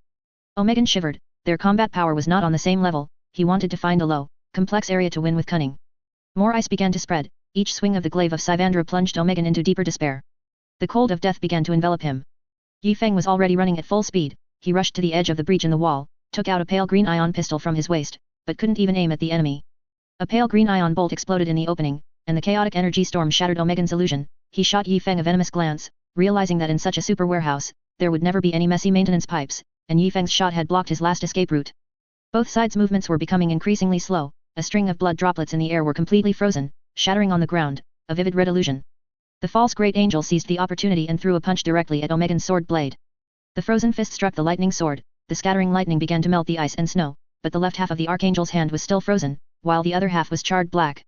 Omegan cried out in pain. The opponent descended from the sky, using the momentum to deliver a punch that shattered his arm. In an instant, a cold glint flashed. The lightning sword was easily knocked away by the ice dagger, still carrying Omegan's right hand, cleanly severed and completely frozen. Omegan knew that the tide had turned. He was certain to die today.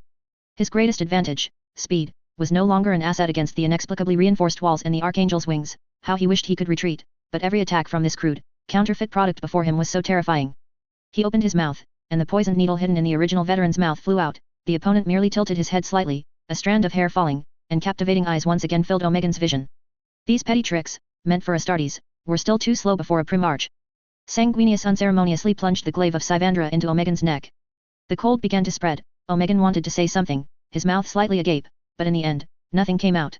His body began to transform, but before that, death had already arrived. The false great angel raised his hand, the cold emanating from the short sword was diminishing, and endless rage was about to reclaim his mind. He finally looked around, confirming that this was not the vengeful spirit. He saw a custodian pointing an ion pistol at him. He still wanted to say something.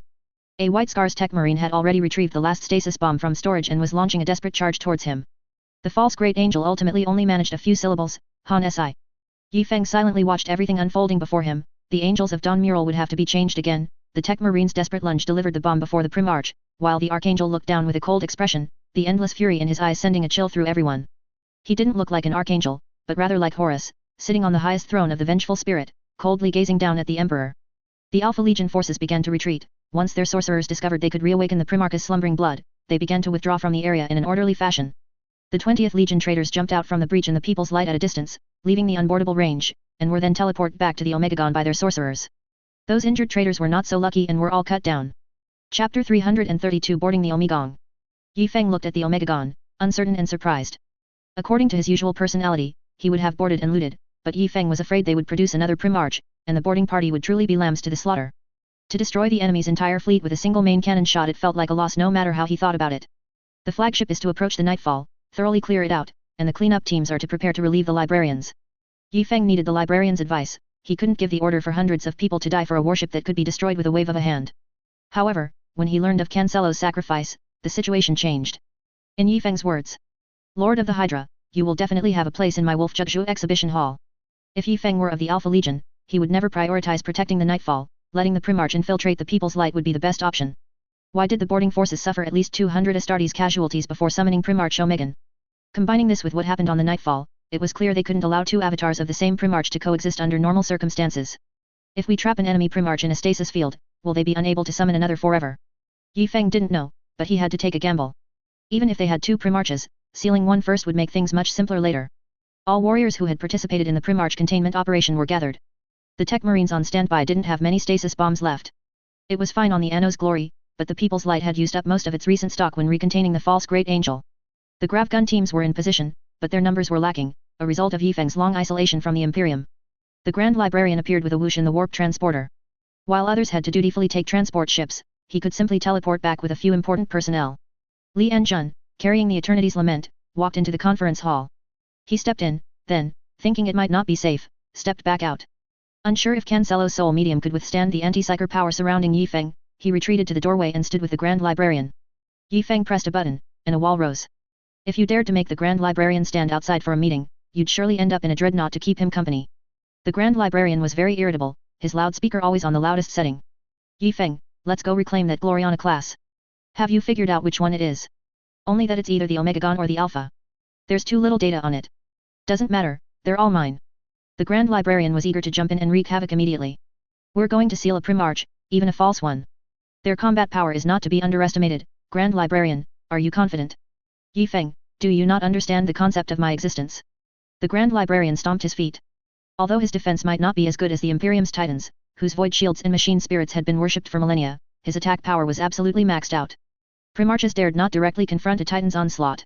The direction of the Grand Librarian's suppressive fire was equivalent to a forbidden zone for a Primarch's movements. Given the personality of an Alpha assassin, he would likely choose to avoid the points of heavy fire and then assassinate the Grand Librarian's remaining physical body. The problem was, Maroris was a librarian. He could use psychic powers to form a quick defensive shield, or directly teleport something else over to block Omegan. Except for a certain stubborn brute, all Primarch's choice when dealing with Titans was to first destroy the crew, whether by crushing them with psychic power or slicing through the cockpit. The thing was, the Grand Librarian and other librarians working together meant that even if the enemy immediately destroyed him, there would at least be time to react. Li Anjun leaned against his spear. The loss of one arm symbolized the Eternity's Lament's acceptance. The tech marine had installed a bionic arm for him, which was troublesome. It couldn't move with his thoughts like a regular bionic arm, only through physical control modes. We need to confirm their location. I suggest we first board their hangar. It's high enough for the Grand Librarian to unleash his firepower, and we can use the Librarian's surge capabilities to conduct a full advance. Boom! The people's light shuddered. An alpha assassin had destroyed some equipment near the conference room. The tip of the Eternity's Lament spear vanished instantly, and the librarian lost sensation in some of his flesh. Calm down, Li Anjun, you don't have to use that spear. Time is victory. The spear tip returned to the spear, without any dazzling light or explosive whoosh, simply appearing abruptly on the shaft, as if it had never left. We are ready, the tech marine said, strapping the last few stasis bombs to his back. The enemy won't be too weak. I'm looking forward to it. Yi Feng gave Li Anjun a task, or rather, an insurance policy. The Omegagon was bombarding the People's Light with full force, while other warships were quietly retreating. 3 of the 10 Overlord-class battleships had been destroyed. The enemy had laid a hidden space minefield around them, cleverly deployed in the void next to the asteroid belt. Originally, the traitors ambushing in the asteroid belt had planned a surprise attack on the Raven Guard's expeditionary vanguard fleet. They expected the attacked ships to frantically retreat into open space, hence the minefield. Instead, the traitors charged out first. When the Overlord-class battleships rapidly advanced, they plunged into the minefield, suffering heavy losses. However, the subsequent boarding parties had been slow to take the Overlord-class battleships, even though their defenses seemed so weak to Yi Feng. The enemy is consolidating forces. The ships floating motionless in space are those we successfully boarded, our warriors are clearing out the remaining enemies on board. Bring the flagship closer. Don't worry about the Gloriana, if it doesn't retreat, ram it. Yi Feng officially gave the order, all forces on the flagship prepare for a mass boarding. Have the warriors brought over from other warships take over defensive positions. Lift the Dark Angel's prohibition, allowing the shipyard to consume. In the chaos, there was no longer any force to search for cipher. Yi Feng had assembled almost a chapter's worth of troops, preparing to directly board the Omegagon. The secrets on the Omegagon were equally unimaginable. After a fierce confrontation with the People's Light, they seemed to believe their fleet had retreated far enough and began an emergency warp jump. Chaos sorcerers began to pray around the altar. The blessings of the Chaos Gods made the entire warship's warp engineering. Tearing open a warp rift within a Mandeville point was an extremely dangerous act. The Chaos sorcerers dripped a small amount of liquid onto the ground. They also had dealings with Vashtor, and soul-collecting devices were placed haphazardly on stands. Wailing souls, like liquid, slowly flowed within the grand array. The entire warship was as eerie as Kamarak. The lower decks were filled with countless assassinations, disguises, and deaths. That was their training ground for recruits. Mortal agents and recruits would fight and survive there for 10 years before returning to the upper levels. Poisons, blades, killing implements disguised as anything here, you had to realize that only you were real, nothing else was. A seemingly solid wall might be a full holographic projection, and a simple table could be an important passageway, because beneath the surrounding floor lay deadly traps. The vault was piled high with important relics stripped from the corpses of dignitaries across the galaxy, and wicked artifacts plundered from the chaos domains. Everything was changing under the Red Tide's relentless assault. After several bombardments, an area of the People's Light's weaponry was utterly destroyed, and the Omegagon's broadside point defense guns were also heavily damaged. At this point, the long patient flight formations began a full-scale attack. Our space fighters were few, almost all old models, but concentrating their attack on one warship still had a very good effect. This time, the traitors held nothing back. The moment the fighter swarm launched its attack, Omegan was summoned again. A Chaos Sorcerer died instantly, no one had ever tried to summon a Primarch 3 times in a row. The breaching pod immediately tore through the hangar door. When the heavy adamantium armor landed, it crushed several Thunderhawks. Yi Feng climbed out of a Thunderhawk's cockpit. On it, he simultaneously found the Hydra motif, the Imperial Fist's emblem, and the Silver Skull's skull decoration, making its origin truly complex. Before he could even steady himself in the hangar, a red figure flashed overhead. A warrior was violently thrown, crashing into the hangar door, half his body wedged in the door, unable to move. Omegan's surprise attack was extremely fast, and this time, the surroundings were no longer Lerna and Terminators. Very rarely, 9 Alpha Legion Contemptor dreadnoughts launched a fierce attack from various angles. The 20th Legion could infiltrate other chapters' dreadnoughts, but there were almost no precedents of them returning. Their Legion's dreadnought numbers were constantly decreasing. Execute Article 13. This was the bloodiest article, a combat protocol warriors enacted when an utterly insurmountable enemy appeared on the battlefield. Completely ignore Omegan, focus on killing the enemy Astartes, kill everything that could be killed.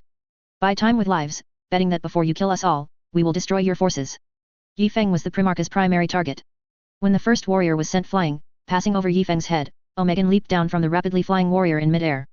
The pale spear shot directly towards Yi Feng's head. The scales of Circea armor's blue scale patterns became increasingly clear in Yi Feng's eyes. Yi Feng only felt chaotic and unpredictable noise coming from his helmet, and instinctively brought his great sword above his head.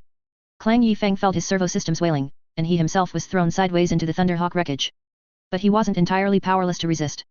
Using his weight advantage, he swung the great sword. The pale spear easily blocked Key of Helic.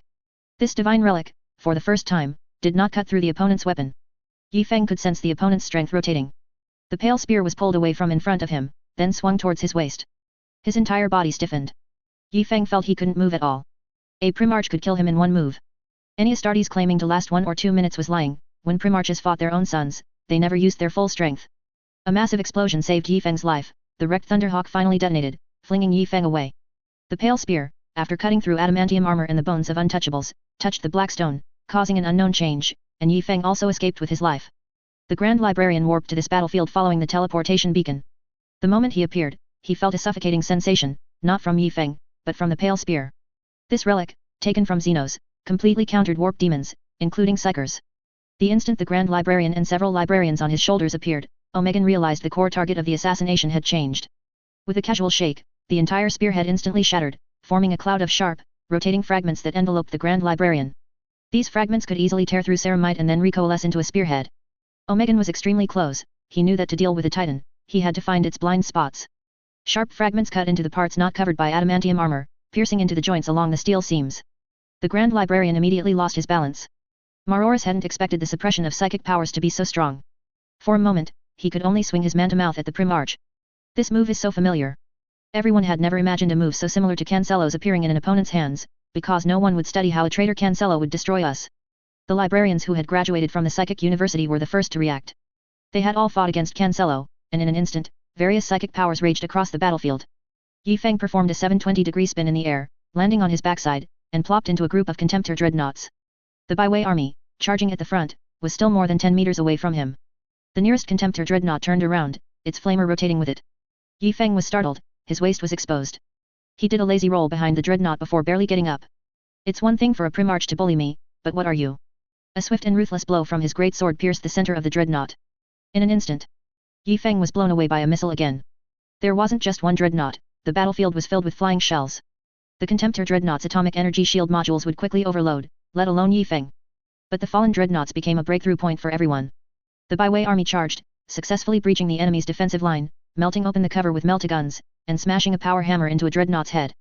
Serious injury was inevitable.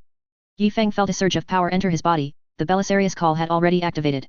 Lying on the ground, Yi Feng didn't know what was happening. The blockers and sedatives prevented him from perceiving where he was injured. Above, several poisoned needles fell, clanging against the golden armor. Taking a deep breath, Yi Feng suddenly exerted force and stood up. Several wires were broken at the armor's breach, and emergency foam filled the gap. Several alpha assassins around him launched attacks from multiple dimensions. Omegan watched the Grand Librarian hovering in the air, his mouth twitching.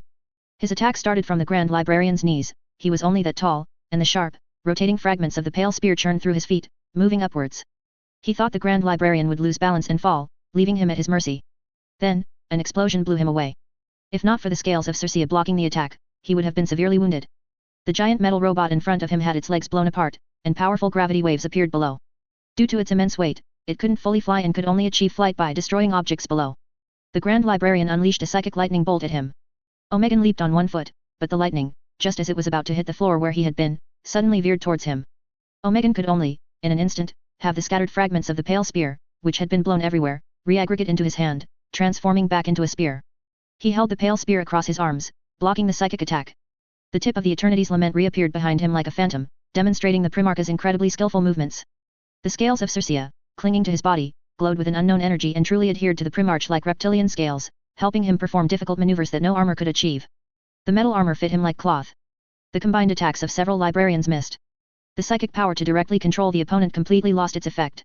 The scales of Circea were too slippery to grasp on a psychic level, smooth as a loach, slipping out of the librarian's psychic grasp. Li Enjun's consciousness hadn't even reacted when the blood of his librarian brother splattered on his face. If it were an ordinary adamantium warriors, they would have been entangled for a few more seconds. But a helmetless librarian? What's the difference from a target? The Grand Librarian began to indiscriminately sweep the surroundings. Dark matter railguns pulverized the terrain, and the spewing ion stream scorched the air. The gravity waves below would severely delay Omegan. The Primarch could only attack from above and behind him.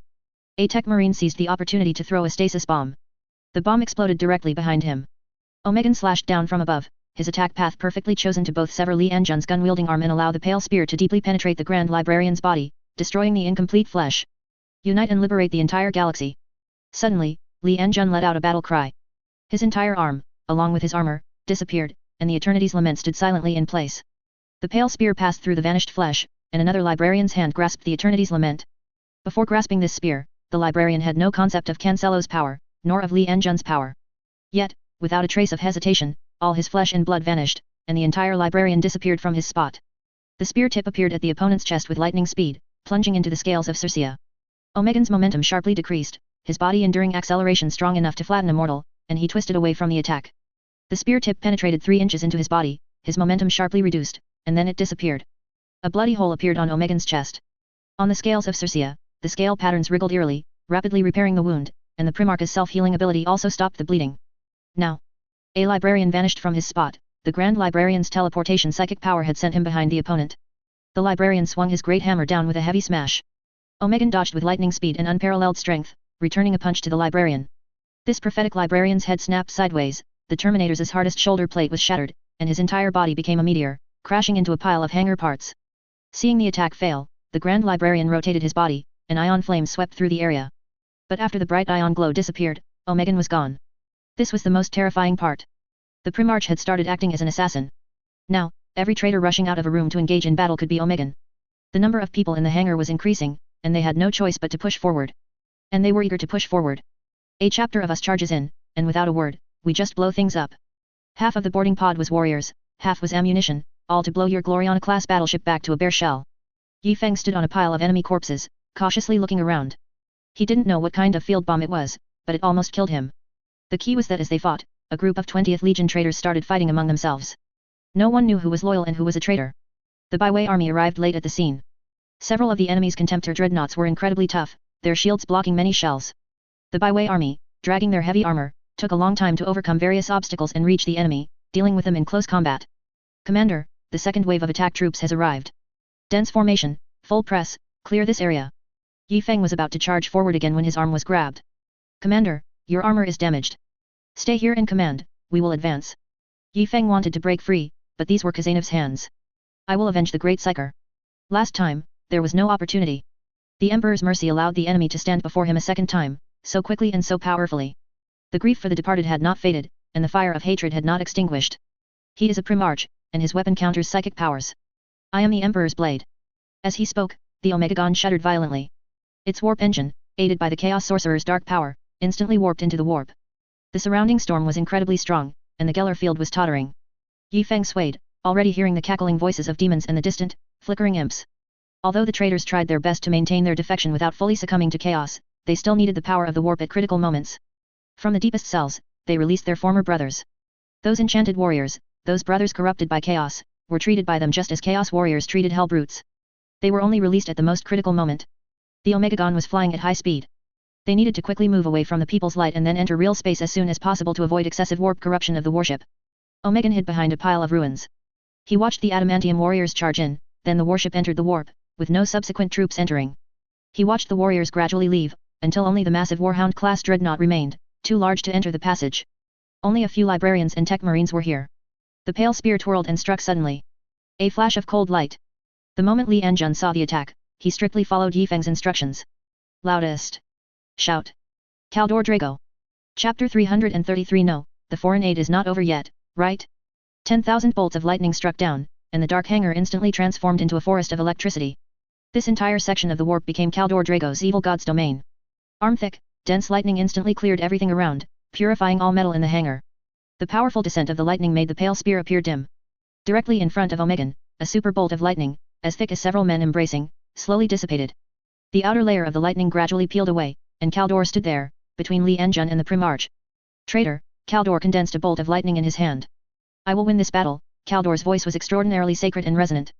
This section of the warp vibrated with his voice, as if this statement were an oath. Facing a Primarch, Caldor's mind was intensely focused. He had become one with his domain, and Omegan's every move was within his perception. The pale spear cleaved through the warp, and the lightning domain suppressed Omegan, with both sides vying for dominance. An unspeakable sense of suffocation enveloped the Grand Librarian and Li Anjun. Their perception of the warp was even thinner than their perception of the real world. Fortunately, the Grand Librarian was still a dreadnought of the Warhound class. The dark matter railgun slowly rotated. The floating Grand Librarian found it even harder to mitigate recoil, and aiming at a Primarch was extremely difficult. We will send him to an eternal prison.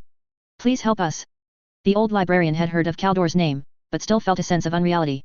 Caldor responded by condensing a spear of thunder in his hand.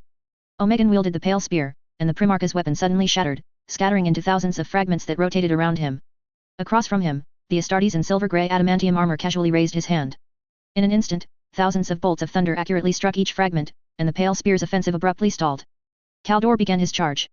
Sacred prayers no longer needed to be uttered, the will of the Emperor's blade drove surging psychic energy. The flow of time in this section of the warp changed according to Kaldor's will. He slowly gripped the solidified lightning with both hands and swung it from his left side towards the traitor before him. Initially, the lightning was only the size of an ordinary weapon. After a few swings, the silver electric light began to spread, and more flickering electric sparks, appearing out of thin air, merged into this attack. When the lightning finally landed an inch in front of the Primarch, the thunderous glow stretched for tens of meters, exploding and roaring wildly in this world. Omegan felt a surge of psychic energy enveloping him. The opponent's speed instantly became incredibly fast. He immediately bent down and moved closer to the scattered fragments of the pale spear. These fragments still emitted anti-psychic power, but they themselves had become scorching hot, as if they would turn into a ball of molten lava in the next second. After approaching these fragments, the flow of time slightly returned to normal, and Omegan could clearly see the incoming attack. Rolling to the side, the scales of Circea were covered in tiny indentations. Fragments of the pale spear clung to his adamantium armor, forming a layer of protection. The Primarch dodged an attack. But the warp has no time or space. A flash of thunder appeared from the void, heavily striking the Primarch. The scales of Circea dispersed the concentrated attack, distributing some of the pressure to every part of the Primarch, but Omegan's condition worsened further. Dark matter projectiles formed a destructive current that tore through everything, and a surging torrent of destructive power rushed towards the Primarch. Facing such an onslaught, Omegan dodged everywhere, but this was Kaldor Drago's domain, there was no possibility of hiding. An alpha assassin who cannot hide. Omegan could only act as an Iverson alpha assassin, due to the extremely violent alpha assassin who mixed blood into stimulants, usually kept in a stasis field, and once released, became a humanoid hell brute, destroying all enemies in the most explosive way. The Primarch looked around one last time, then smiled. Everything around was changing in a chaotic manner. This was the domain of the Grey Knights. You will never succeed. The false Emperor has failed. You are merely his dying dream. Omegan's legs pushed off with a fierce force. The anti-psychic power on his body tore open a nearly pure path of reality in place. Lightning flickered, gradually eroding this dark path. At the same time, the Eternity's Lament's furious thrust instantly launched. The spear tip tore open the Primarch's adamantium armor. If Omegan hadn't reacted quickly, a single thrust would have pierced his chest. Kaldor recited a eulogy for his enemies. His language was sacred and grand, a sacred book seemed to emerge from his mouth. Grey Knight's precepts were interspersed within it, and a sacred book condensed from lightning slowly appeared from his broken shoulder plate. Slay the traitors, in the name of the Lord of Mankind. Mankind has perished, destroyed by the betrayal of the false Emperor. He betrayed mankind. We will never follow a mistaken Emperor. Omegan's attack arrived even before his own voice.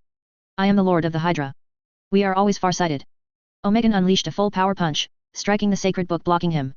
The pages shattered, and the lightning condensed paper danced wildly around him, incinerated under the suppression of the pale spear. Li Enjun noticed that there seemed to be some differences between the two Omegans earlier, possibly due to the old librarian's own memories or different parts of the Primarch's memories. He had been leaning on the Eternity's Lament for a long time, searching for the best opportunity. Omegan shattered the book with a punch, and his forward rushing right hand loosely gripped. The scales of Circe arrived at high frequency, and the patterns continuously moved the fragments of the pale spear attached to them into the Primarch's hand. Even if Omegan made no other movements, the weapon gradually condensed in his hand. After the sacred book was shattered, Kaldor showed no signs of injury, instead, his psychic energy was further unleashed. As stated before, it was his will suppressing the psychic energy, not calling it from the warp. A thin layer of blue psychic energy flickered in the eyes of the Grey Knight's Grand Master. Omegan was startled, he seemed to see the Emperor. The distance between them grew smaller and smaller. Omegan's speed became increasingly elusive. Finally, he suddenly vanished from his original position. The pale spear plunged into the Grey Knight's heart. Omegan's face contorted, and he roared with the most brutal and wild cry, "False Emperor, die!" The pale spear churned in the Grey Knight's chest. Kaldor also took this opportunity to return a heavy punch. This punch sent Omegan's entire body flying. The evil patterns on the scales of Circe receded. Starting from the struck helmet, this ancient adamantium armor gradually began to degenerate into a common hard adamantium armor. The strange movements of the reptilian scales began to slow down, eventually coming to a standstill. Omegan got up and looked at the Grand Master in the distance. His chest was enveloped in lightning, emitting a dazzling white light that even the Primarch's eyes could not penetrate. It was as if the fellow in front of him was a mass of pure lightning energy. Every explosive thrust by the Primarch had no effect. After 10 rounds of continuous engagement, the Primarch severely wounded Kaldor's physical body, then turned and, while the lightning energy was focused on repairing the Grand Master's body, charged towards Li Enjun. That rat was always trying to assassinate him from the side. The Primarch ran to the edge of the Thunder Domain at maximum speed, and Li Enjun also retreated to the edge. The lightning curtain was already behind him. Omegan looked at the slightly distorted world ahead, filled with nostalgia. Crimson enveloped that place. In his ears, it was as if a kunpeng struck the great sea and soared upward. The spear struck like a dragon. Omegan retreated rapidly. Li Enjun's footsteps followed like a shadow. The illusory psychic arm wielded the long spear, and the librarian's body was crumbling inch by inch. It wasn't the kind of disappearance from enduring a curse's backlash, but rather a collapse caused by the injection of overwhelming power. 100 cloth robe, is the warp not my home turf? I'll join the fight. This time, the power it injected far exceeded all previous blessings.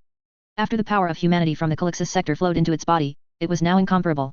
The 100 cloth robe fought on two fronts, battling the daemon engines and chaos forces rushing towards the Omegagon in the warp, while also controlling Li Anjun, erupting with a speed nearly equal to a Primarch's.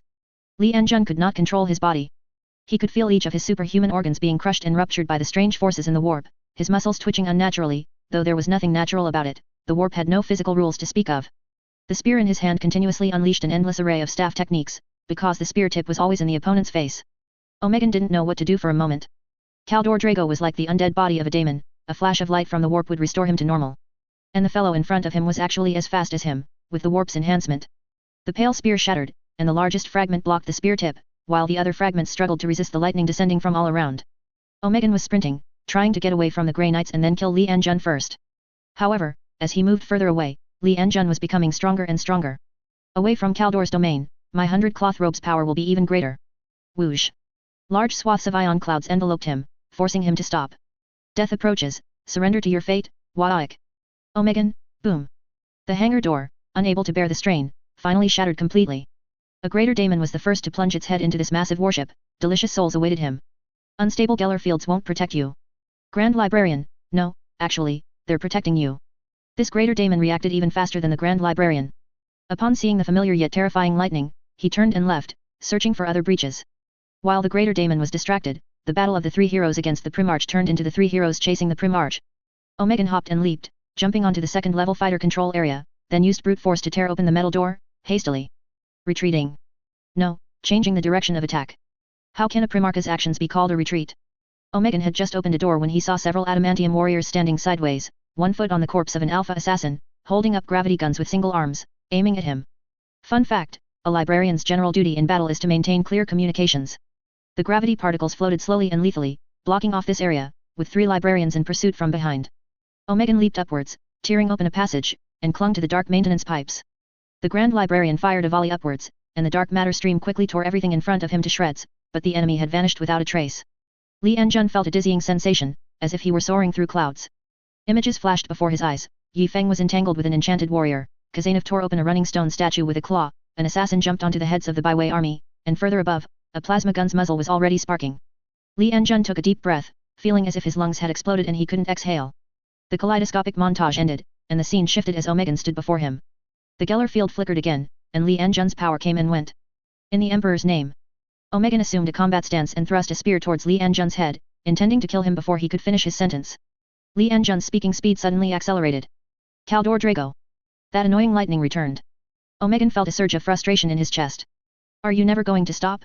While Kaldor had just stabilized, the Primarch plunged a spear into his body. Kaldor didn't seem to think he would die. To be precise, his thought was always to deal with his injuries after the battle was over. As long as he was alive, he would continue to attack. Unfortunately, his battle would never end.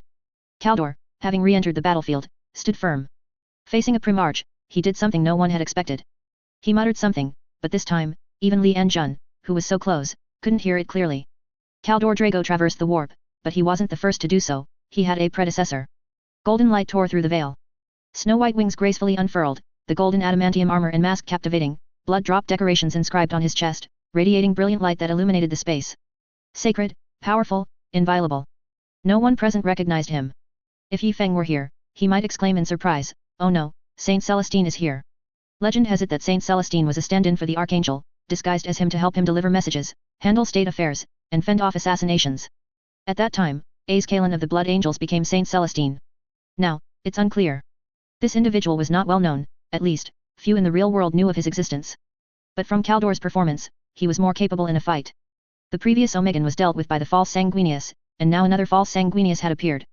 The sacred power sword swung swiftly, instantly piercing the scales of Circea's defenses and truly wounding Omegan. Sacred golden light and that faint glow intertwined in a deadly struggle. As the saying goes, a speck of golden light turns the universe, a giant python struggles to be human, a ghost ship in a sea of thunder is no mere guest, and 3 heroes act as ferrymen. Kaldor. Clear an area. A lightning storm swept through this world, and even the core area near the Geller field became empty at this moment.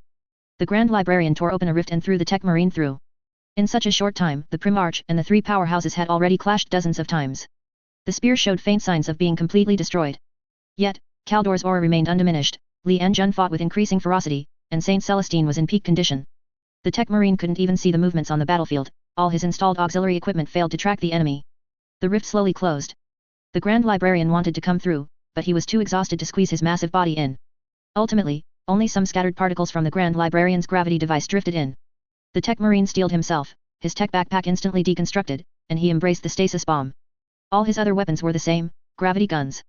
All the gravity guns fired at one area, creating a gravity field so intense it was nearly impassable. Saint Celestine glanced there and understood his intention. Kaldor, divine retribution will utterly purify you. Saint Celestine, 3, 2, 1, go. Seizing the brief moment Kaldor paralyzed the Primarch, Saint Celestine flew forward and kicked him into the gravity field. Immediately after, the stasis bomb froze this space-time at that moment. Li Anjun tried to say something, but as soon as he opened his mouth, he collapsed.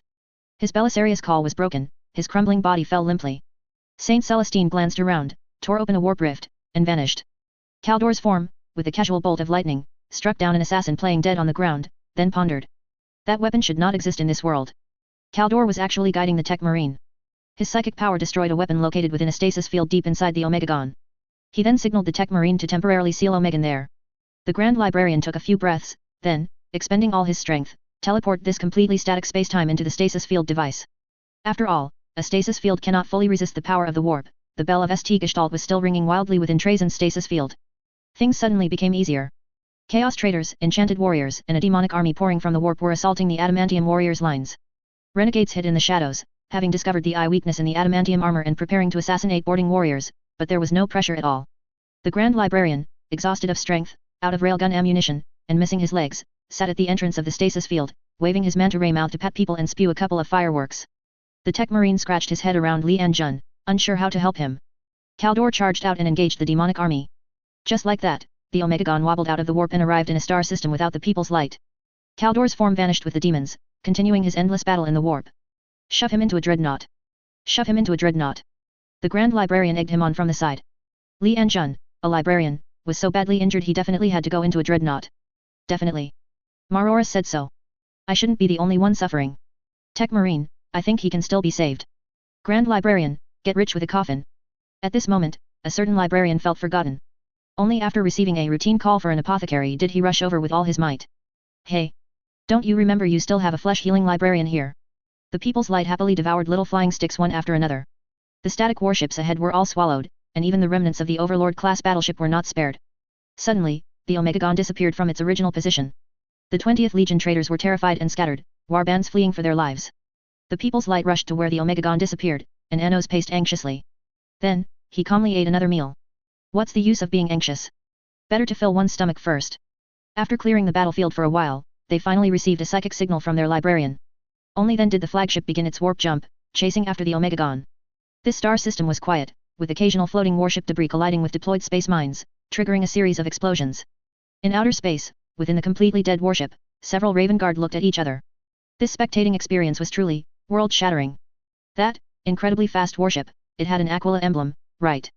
And that flying hive city that launched the warship, what was that? The Raven Guard's minds were in a mess. They had, of course, received news from the Nightfall. These guys didn't trust their expeditionary force. The more people, the more likely for leaks. The Raven Guard, being a chapter skilled in reconnaissance, had secretly gone to investigate themselves. Now, the scouts were trying their best to retrace events, ensuring they weren't corrupted by chaos and seeing illusions. The leader prepared to write an urgent letter to the regent, but after holding his pen for a long time, he didn't know where to begin. At this time, within the expeditionary force, in the Golden Glory chapter, a silent confrontation was taking place. This chapter was a successor chapter of the Blood Angels.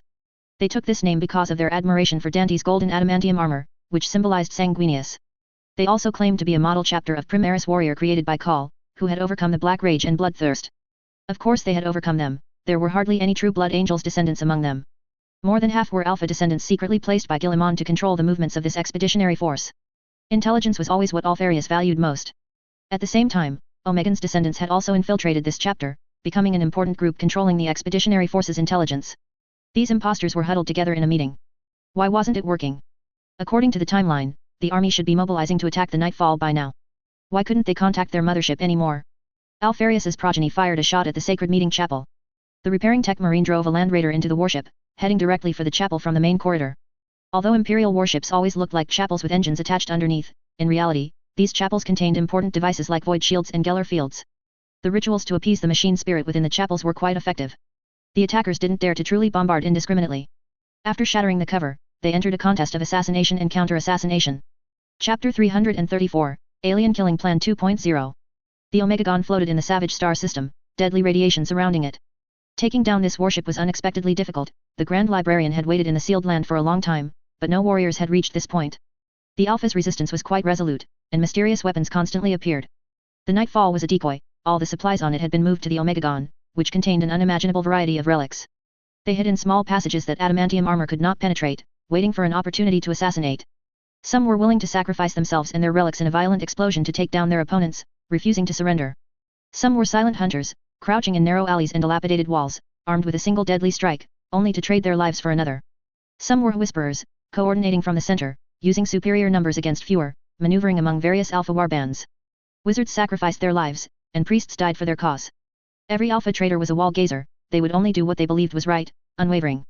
In Omegan's words, they were always farsighted. Those who wished to leave had not remained on the Gloriana-class battleship, choosing any unremarkable warship to seek their opportunities amidst the naval chaos. Those who remained were staunch defenders of the flagship, determined to fight to the death. The casualties of the adamantium warriors were unexpectedly high. Void-class bombs created massive craters that took an entire squad of warriors with them. Precious gravity guns, inherited from the Age of Strife, suppressed the adamantium warriors' movements, and melted guns fired at tactical visors. Potent psychic acid was poured onto the warriors as if it were free. One warrior failed to close his adamantium eyelids in time and was completely corroded. Fallen librarians summoned demons to besiege the warriors. Everything slowly advanced amidst blood and sacrifice. After Yifeng issued the order to destroy everything, it took the lives of 500 warriors and the shattering of most of the internal structure to gain a foothold within the Omegagon. The librarian remained calm. Everyone moved towards the void shield and engine areas. They had to secure them first to prevent the enemy from overloading the void shield and taking them down with it. Master, it is estimated that taking down the entire warship will require another 400 warriors' lives. In fact, this estimate was even low. Yifeng had a headache. Now only 500 people were left. He couldn't possibly throw them all in. Back when I fought the 4th Legion, I didn't board the ironclad. Oh, sorry, I forgot.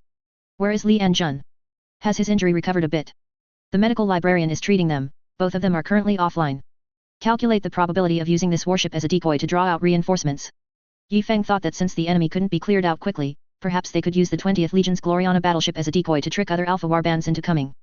Imperial forces might arrive before the remaining Alpha warbands. Then forget it. Hold the void shield and engine modules. If necessary, even give the Geller field to the enemy. Order all units to begin a slow advance and landing zone clearing operation. Due to the Grand Librarian's deeply entrenched and solitary position, the enemy could only control the armory command console and the bow area. Those traitors who rushed out from the engine area further back were annihilated by the Grand Librarian. Yifeng walked through the empty warship. Most of the walls had been blasted flat. They had no choice but to do this, as the Geller field flickered too frequently during the Omegagon's short journey through the warp, causing corruption issues on many decks. The floor was uneven. Yifeng slowly sat down by a pillar, the gap in his waist armor conspicuously prominent. Not acting yet. Alfarius wins, the Emperor wins. An Alpha, feigning death on the ground, ended his own life with a knife. Strange people. Yifeng did not know that this loyal veteran of the Hydra had damaged many weapon systems on the Omegagon, otherwise the boarding party's losses would have been even more severe. The Nameless Ones never had any intention of leaving. As previously stated, only the death-defying faction remained on board, no matter for whom. The Wild Star system's volatile star constantly emitted intense radiation. It was blocked. The People's Light finally appeared. After disabling the weapon arrays, a large number of troops began to enter, while also dragging the warship away in the real world. Both the flagship and the Gloriana-class battleship would require a thorough cleansing, which would take 10 years or even longer. Yifeng could finally breathe a sigh of relief. The subsequent systematic dragnet search could gradually begin. Returning to the Duchian world, with the support of the Wolf brothers, their extraordinary instinctual sense of smell would allow them to ferret out the Alpha assassins one by one. Then, clang! Yifeng was sent flying 3 zhang away. The Grand Librarian, huffing and puffing, floated back to the stasis field, casually knocking Yifeng, who was passing by. He did it on purpose. He usually teleports home. My roommate is gone, my subordinate is gone. Li Anjun, why can't you just obediently become a librarian dreadnought? The flesh controller librarian forcibly sealed the collapsing flesh state until Situare arrived. Situare was not polite, directly implanting a new set of biochemical organs. Whether you live or die depends on your fortune. Yifeng returned to the forward command post, picked up the intelligence, and was startled. The People's Light's radar had continuously detected a Necron spaceship during its transitions between the warp and the real world. It was the spaceship General Zaykduk had sent to monitor them earlier. Situare and William did not issue random orders. After a brief exchange, they ignored them and rendezvoused with Yifeng. Upon hearing this news, Yifeng cried out that it was bad. The old general gave me the method for building pyramid tombs, and if I don't build them, won't I be exposed? When he finishes killing the Tyranids and comes home, won't I get a beating? Suddenly, Yi Feng had a flash of inspiration. A 2.0 version of alien infighting appeared in Yi Feng's mind. TO working, dying, cerebrospinal fluid and canned food, providing soul food for the Drukari/Dark Yildari as main cannon energy. This production line was almost established. Now, a new production line could be set up.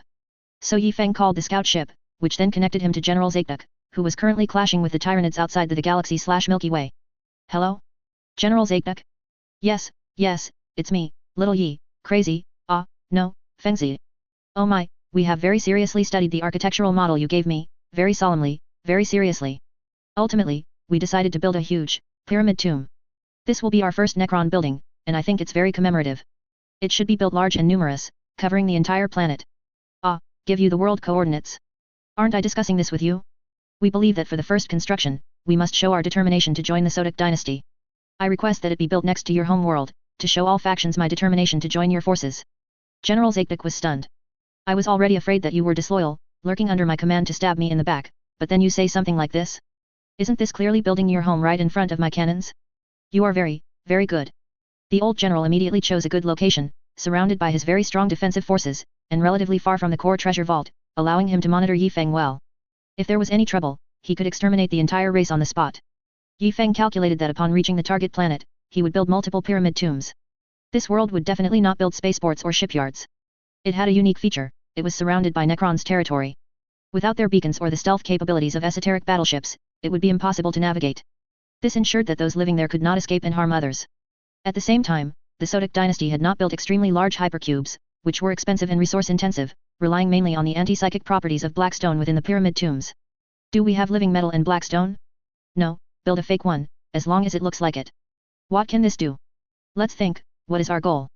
The Stormlord's forces must not return, otherwise the Ultramarines' 500 worlds and Ardichian world will suffer.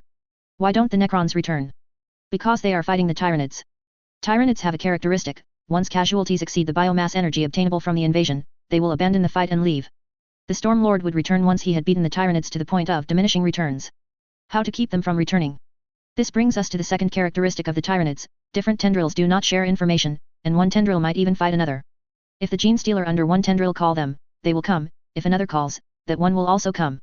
So, if we establish a gene stealer world next to General Zaitduk, wouldn't the Tyranid/Tyranid tendrils attack this area? One tendril would launch attacks from different directions. If it's blocked by the Necrons here, it will attack from another direction, but the target destination is always the same. Then the Stormlord's forces would have to fight them and repel them, otherwise their home would be gone. What if one tendril gives up? Who said I could only deploy one gene stealer force?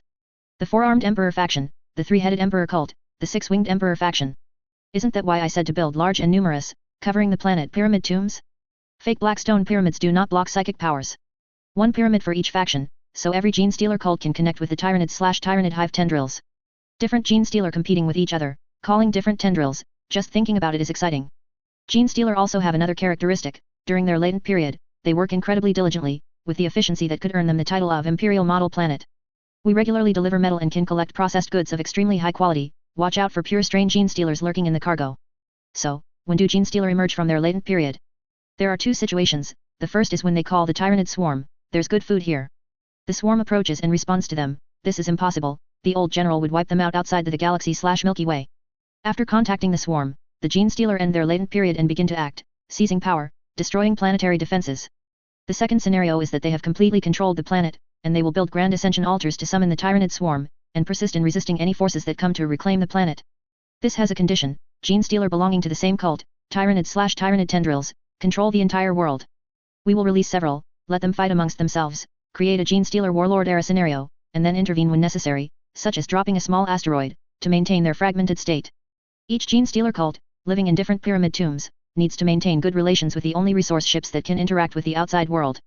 We will give them metal, they will produce products, and in order to obtain more weapons to conquer the entire world, they can only secretly save more metal by improving product quality and increasing the rate of high-quality products, to assemble weapons themselves. If they turn hostile towards us, we will support their rival cults and give them more metal.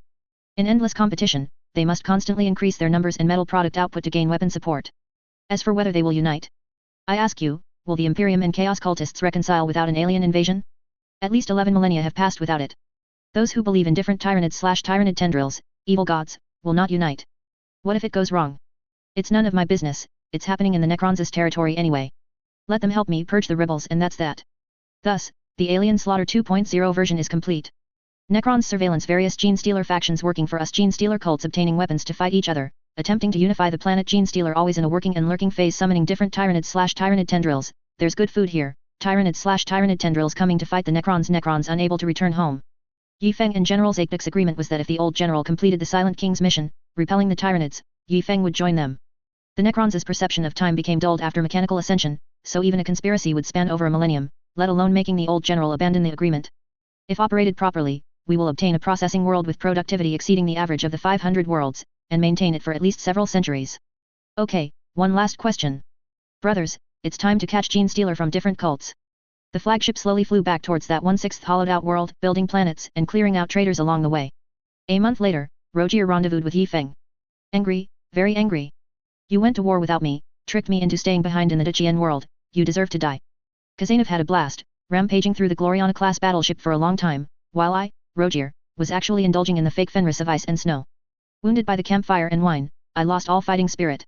With such a great enemy before me, indulging in ice and snow, what face do I have to honor the martyrs of my wolf guard? No, I'll punish myself with a drink. Where's my wine? Where's the wine I hid in the ceiling? No, why was the ceiling blown off? Alpha, you deserve to die. Yi Feng was behind Rogier, enjoying the show. They lit the fire, I added fuel, they drew swords, I handed armor. It was all about fanning the flames. Just as he was vigorously instigating the Wolf brothers to charge, a cold gaze swept over his body. Yi Feng's hair stood on end, and he got goosebumps all over. His face tingled with pain. Welcome back, Victor, and the two new big shots. Victor was not in a black robe this time, but in proper adamantium armor and his own exclusive power sword, appearing majestic, sacred, and inviolable. On either side stood a custodian, expressionless, with a hint of killing intent in their cold demeanor. Victor had already done his best to describe the grandeur of the People's Light to them, but they could not imagine the terror of the People's Light based solely on the Phalanx's largely dysfunctional state. The Custodes once wanted to destroy the Phalanx because they believed that if a traitor controlled the Phalanx and crashed it into the Imperial Palace from Terra's orbit, they would not be able to stop it. They waited quietly in the warship, the auger array showed no movement, then suddenly the stealth curtain before them lifted, and a supermassive warship appeared right in front of them.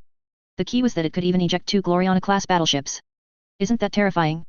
With their current forces, if they suddenly appeared above Terra, they could probably smash through the Imperial Palace.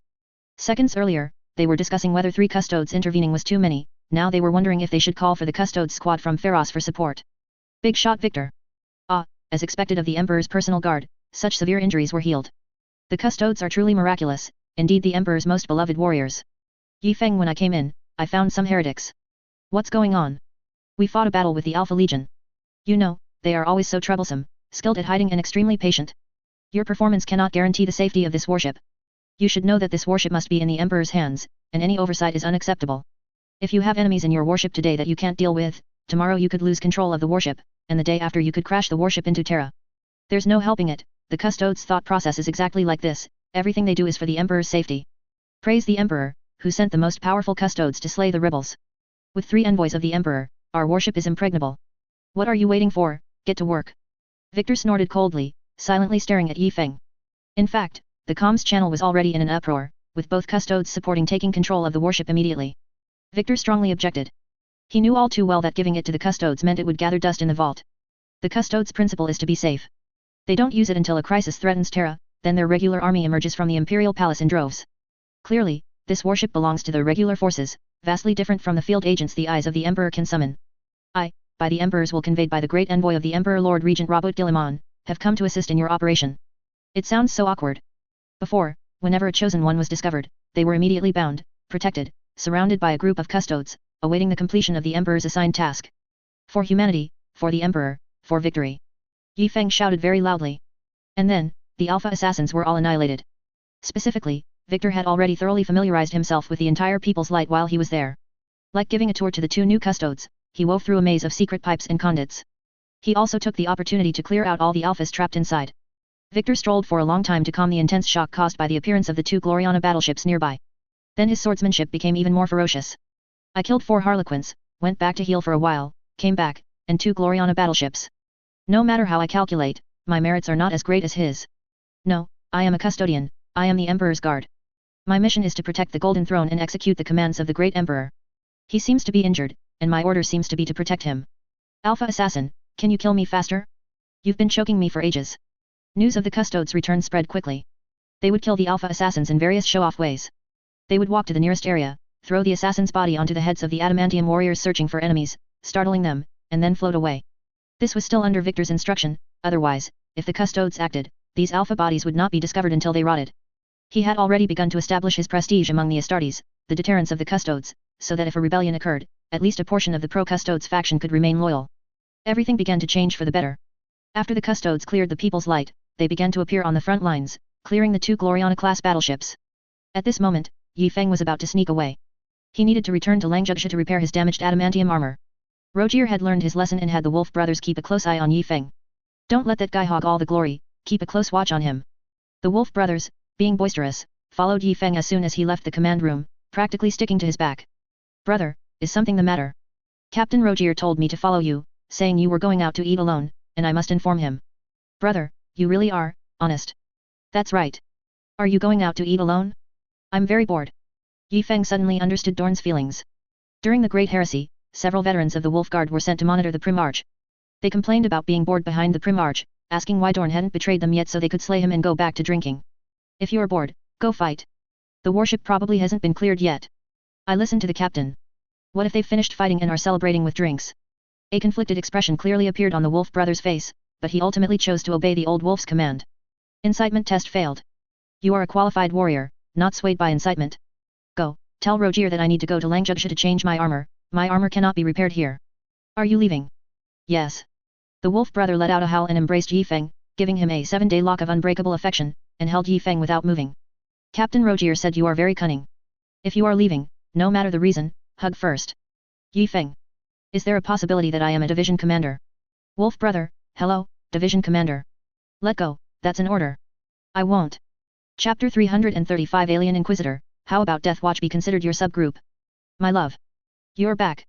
Christina's body had grown larger again. A massive machine monster, made up of gears, cables, energy pipes, and a pile of other metallic creations, was bouncing around. Its arched back kept hitting the ceiling, making a very crisp sound. Still well, my most esteemed and reliable Mechanicus Archmagos. What? You have other Mechanicus Archmagos? My heart is broken, it hurts so much. Yi Feng squinted at the massive mechanical creation. You're talking about your heart, or your engine. It must be engine-driven, right? My armor is damaged, can you help me repair it? Yi Feng habitually walked into the old changing room. He couldn't take off this armor by himself. He casually pulled open the iron door, then almost crashed headfirst into a steel wall. This is... Look, isn't this door cute? I've put it on the wall as a decoration. Doesn't it look good, Chew me? Yi Feng looked at the large iron door, which was taller than him, and then at Christina, who was almost touching the ceiling. Your Mechanicus Archmagos' aesthetic is truly unique. Then, my Mechanicus Archmagos thumped as she jumped, spun 180 degrees in place and landed with her back to Yi Feng. You used to call me Christina, but now that you have other Mechanicus Archmagos, you call me esteemed Mechanicus Archmagos. This servant has waited here for decades, only to await a heartless man like you. Yi Feng looked at this mass of metal monster, emitting frantic mechanical noise and occasionally bouncing around, and suddenly realized that this might be her only pastime. Aside from the exhibits in the Langjugshi Museum, Christina indeed spent every day bored, researching machinery and materials, just like the tech marines who immerse themselves daily in their laboratories, analyzing Xeno's technology. The difference was that battle brothers often sought out the tech marines to discuss problems they encountered in battle and their wild ideas. These ideas were very rough, the combat personnel just thought it would be better to install some plug-in on this weapon or some device on a motorcycle. A few days later, the tech marines would produce the technology like Doraemon. However, Christina didn't even have these. Even Sage Heichuo, with whom she occasionally argued, had been transferred to Stone City to serve as a supervisor. Christina, do you still have your emotional module? The Mechanicus Archmagos in front of him suddenly became happy. Haha, I tricked you. Her body swayed wildly, causing the surrounding pipelines to shift significantly. Yi Feng still stared at her. This lady was a latecomer to the Mechanicus, he really didn't know if her emotional module had been removed back then. Yi Feng's tone suddenly became serious and earnest, the first supreme Mechanicus Archmagos of the Red Tide, the keeper of unattainable knowledge, the sole designated seeker of technological truth, the core founder of the great cause, Christina. This long string of titles awed her. She reined in her wildly flailing mechanical arms, quietly waiting for Yi Feng's next words. In the name of Yi Feng, the supreme leader of the Red Tide, I make a request. Yi Feng looked up, directly into her high eyes. Unarm me. A burst of hurried laughter, accompanied by the sound of irregular mechanical friction and collision, echoed throughout the Necron structure. Hey ha ha ha ha, oh my, Yi Feng, is this your humor? I suppose so. Christina was finally appeased. She pulled Yi Feng into her body. Yes, this is the feeling. Choking engine oil and undissipated metallic vapor freely roamed this confined space. The arbitrary rotations and vibrations, purely out of mischief, pulled at every inch of Yifeng's skin with powerful, changing acceleration. This time, it took an exceptionally long time, so long that the Wolf brothers waiting outside asked the Mechanicu's Archmagos if Yifeng had been killed. Is our commander that hard to kill? The Wolf brothers explicitly told the Mechanicu's Archmagos, if Yifeng dies, I'll dismantle you and let Sage Heichuo clean up your remains. Christina danced for a while and then threw Yifeng out. The exit was on her back, and Yifeng crashed into the nearby ceiling at hundreds of yards per second. Meanwhile, Yifeng's entire body, flesh, and meridians were greedily absorbing the air, which carried a hint of earthy scent. It had been a long time, truly a long time, beautiful world. His coral pituitary, dulled by prolonged suppression, was now instantly released. Every muscle fiber in Yifeng's body trembled irregularly, his skin violently stretched, becoming thinner, fairer, and more translucent. Dong! In a flash, Yifeng reacted, completing a swift turn and shift of force in midair, kicking off the ceiling. His entire body was like a rocket launching. Yifeng, completely unfettered, was the fastest man in this world. He descended at a terrifying speed. The Wolf brothers, chatting idly, turned their heads, their eyes momentarily blurring, as if they saw something, yet saw nothing at all. He asked Christina in confusion, Mechanicu's Archmagos, is it done? I think I heard the commander shouting. But the Mechanicu's Archmagos shouted, my love. Don't go so fast, let this servant mend your clothes. Then the mechanical arm closest to the Wolf brothers pointed in Yifeng's direction. The Wolf brothers turned to look, but even with their sharp wolf eyes, they could only see a small dot flickering in the distance. Yifeng rushed to the main entrance at an incredibly terrifying speed, then ran several laps around the entire Necron facility. The long conveyor belts and mechanical pipes were like his racetrack. Yifeng weaved through countless machines, more agile than an ape, faster than a cheetah, and cooler than having menthol applied and being blown by the wind. Hey, brother, is the commander not wearing clothes? I don't know, I can't see clearly. Both Wolf brothers were stunned. All they saw was a yellow figure streaking past, various parts of his body appearing and disappearing in the gaps of the mechanical equipment, and then he was gone. By this time, Christina had already started working, and no one paid attention to these few Wolf brothers anymore, as long as they didn't dismantle the place. The chapter's ethos still slightly influenced warriors with different gene seeds. Surrounded by priceless devices, the Wolf brothers didn't dare to act rashly. After a long while, Yifeng's speed finally slowed down. He played with a few Wolf brothers for a bit, then turned and leaped onto Christina's back. How is it? Is it difficult? Of course not, my love. This servant's hands are quite nimble, mending clothes is simple. That's good. My love, this wound, it's on your kidney, your kidney. Next question, I want to domesticate Gene Stealer. Any ideas? How dare this servant comment on military affairs? I am but a mere woman. Switch to Mechanicu's Archmagos mode. I didn't expect that, did you? Even in Mechanicu's Archmagos mode, it's still this servant. Yifeng, what about your language mode when we first met? Christina, it was too embarrassing, I deleted it all long ago. Yifeng, how dare you bring up embarrassment here? Christina, why do you bring up our first meeting, you bad man? The two Wolf brothers listened for a few sentences and quickly reached a correct, pertinent, objective, incisive, hitting the nail on the head and highly conclusive conclusion. The Mechanicu's Archmagos is crazy, and the commander is uncertain. In fact, the two Wolf brothers spoke frankly in front of them both. Brother, has the commander's mind always been like this? That armor must be what's keeping him normal. That makes sense. I'll report it to Captain Rogel later. Christina finally became serious and asked Yifeng, did you also not remove your emotional module? Do you take me for a robot? An emotional module. My love, you should know that Gene Stealer need a large population, and they will destroy that society. People will die, many people will die. When did I say I had to use humans? Aren't TO society and the crude acceptable? Then how will you control their order when you're not around? Create a false god. This world is under General Zakedek's watchful eye, so can you shout for the Emperor? Of course, it's Surik is victorious in 100 battles, and the Silent King lives for 10,000 years. The old general often considered the TO to be malnourished Necron. It fits my persona as an exile better. The TO can quickly detect Gene Stealer because of their genetic detection technology. It's not that their detection technology is advanced, but rather that their biochemical technology is too backward. After tens of thousands of years of biochemical modification, human genes have long become a mess. Countless technologies and modifications are hidden within human genes, and you never know when they might erupt. For example, Fenris, why couldn't the Space Wolves recruit from other worlds before the Primaris warrior emerged? Because the genes of the Fenricians are special. In the Golden Age, it was a Norse mythology theme park, where insane mythical beasts were genetically engineered and released. After the Age of Strife began, the people there, to survive, modified the genes of monsters into their own bodies. Can you say they are not human? No, they merely strengthened their resistance to various environments at the genetic level, including resistance to the wolf mutation. Call's greatest contribution was expanding the recruit pool for the Wolf Guard, allowing people from other planets to also be transformed into Primaris warriors of the Wolf Guard. The genetic invasion of Gene Stealer is truly insignificant and difficult to identify compared to the various flashy invisible genes of humans. If that counts as Xenos, then Fenris is a Xenos planet, and most of the colonized worlds in the galaxy are not inhabited by what could be considered humans. You plan to create a vast Teo society that believes in Saruk. It's Saruk, the leader of the Necrons. Make a note of it, it might be useful at a critical moment. My love, you are always so thoughtful. Do you have any technological inspiration for this?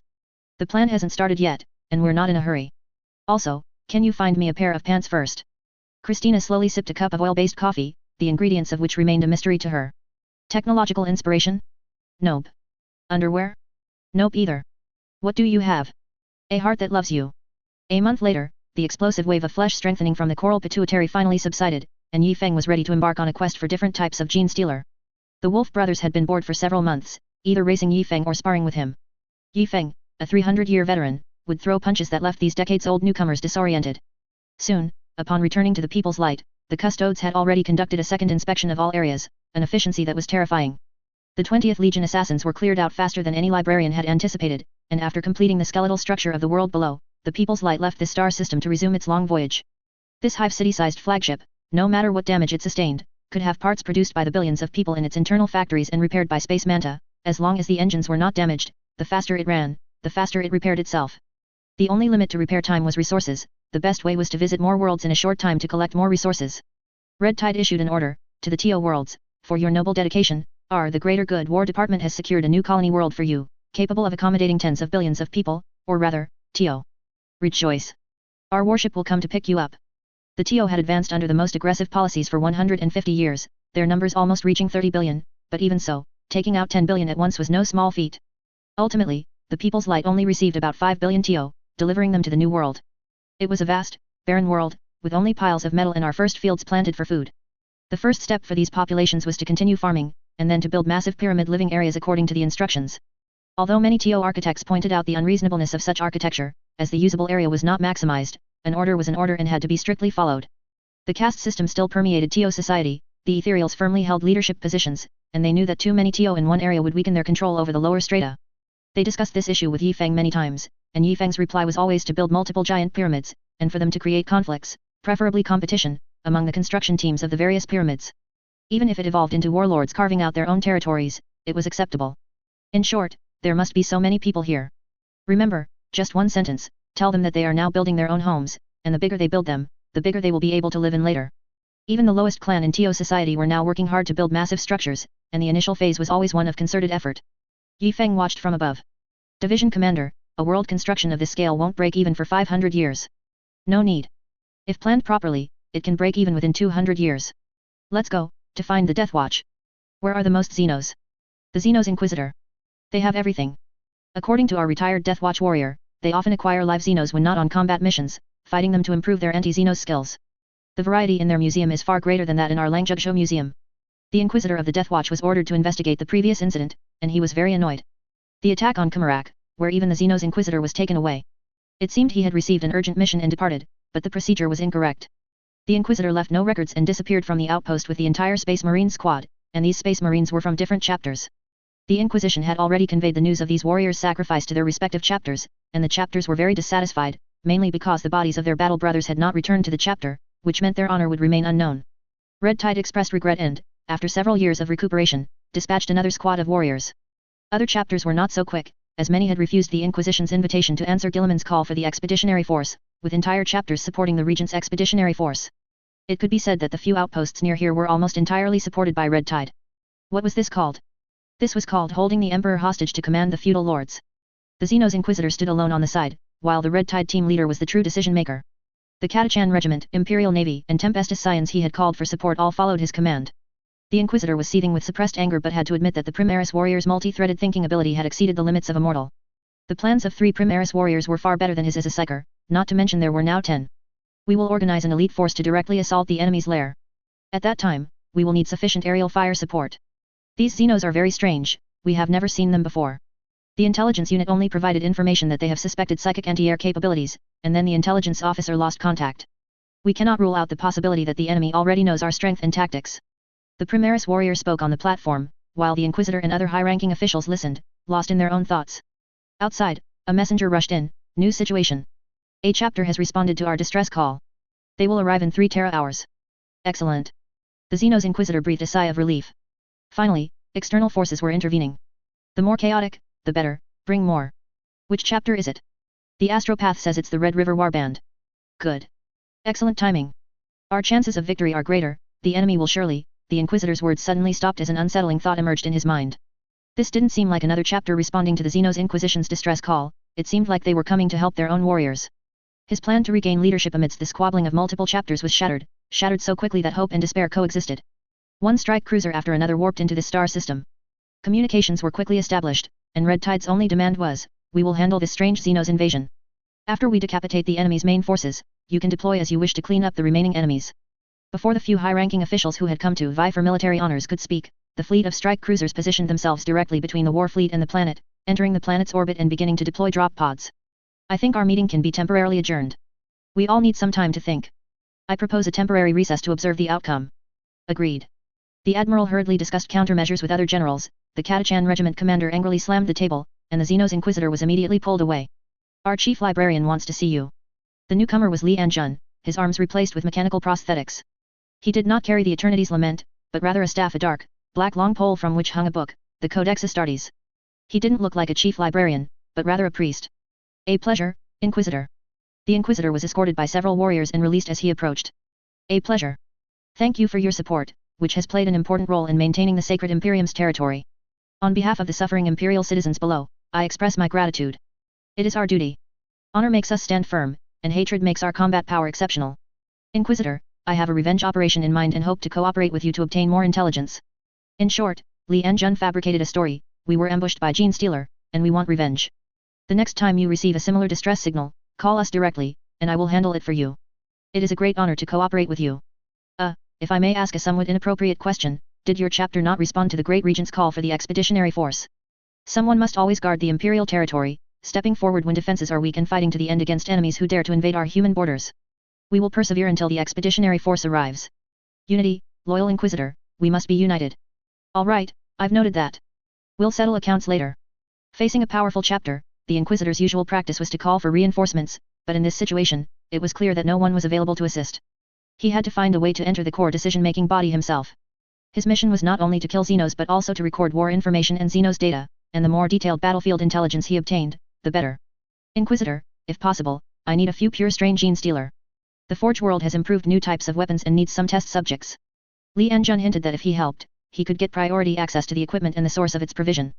The first trade fleet traveled back and forth within various Forge worlds, and it was not difficult to get a tech priest to put on a show. That priest was clearly very excited now. It was his first time getting his hands on this never-before-seen technology from a Red Tide Tech Marine. I will discuss this matter with other departments after this battle is over. Good. I suggest you contact them as soon as possible now. Didn't you understand? I said, after this war is over. Yes, the war is already over. Chapter 336, Thief, here I come. I went the wrong way, you didn't see me, right? The Xenos Inquisitor took a deep breath, confirming that he had not misheard. Please do not underestimate them. The strength of your chapter is undeniable, but according to our intelligence, the opponent's mastery of witchcraft is far from simple. Li Anjun indicated that, as he knew, it was hard to suppress his laughter. Psychers? He specialized in fighting psychers. Yes, our transports are bringing back the spoils. I believe these witchcraft-related items need to be entrusted to the most professional members of the Inquisition for safekeeping. I believe you are qualified for this. Subsequently, the Xenos Inquisitor was thrown into a warehouse full of Xenos psychic equipment. Hey? Why throw the Inquisitor, you ask? Because if they threw the equipment, it would bury the Inquisitor alive. In a daze, the Xenos Inquisitor was invited by Li Anjun, with much pulling and dragging, to the bridge, and explicitly asked to return to the Inquisition's outpost. An Inquisitor and a few deputies, taking so many transports back, wouldn't that be unsafe? We'll escort you. Incidentally, you can help us check if there's any intelligence we need at the outpost.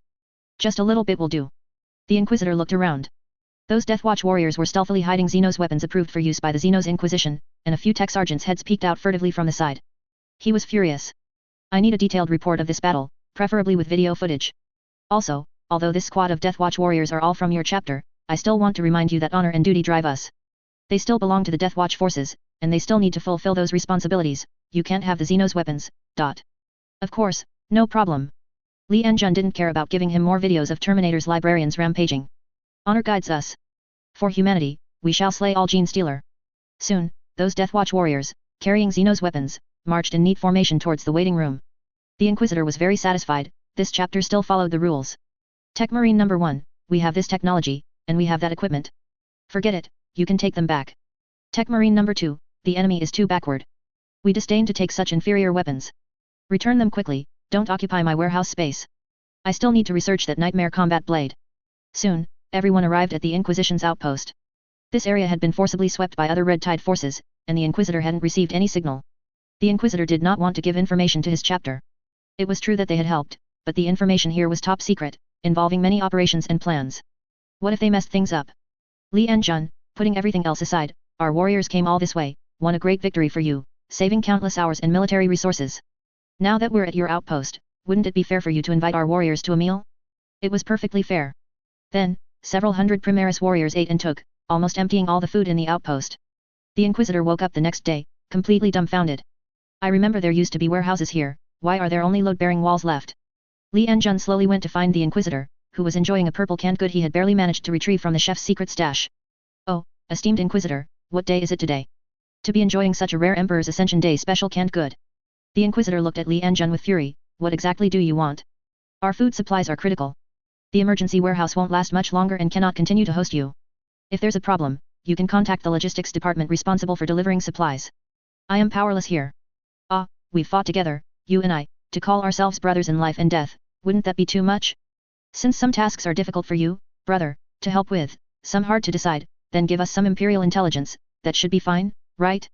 Our chapter is constantly campaigning abroad and is not very familiar with the current situation of the Imperium. Today is a clear, cloudless day, why don't you and I go to the library together?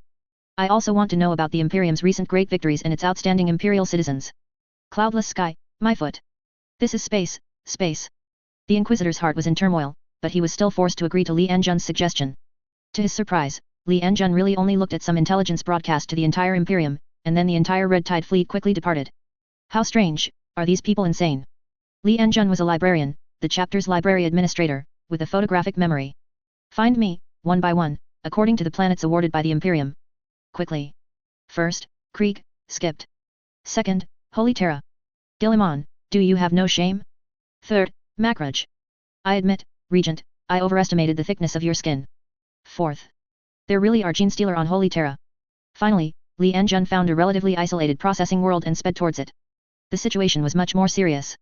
A processing world would definitely have raw material input and product output, so why was it called isolated? Because it specifically served a night house, and this night house had recently achieved great military feats, after which it nominated this planet. The problem was that this night house had already disappeared for some time, citing excessive war attrition and the need to return for recuperation. The Red Tide fleet surged towards that world.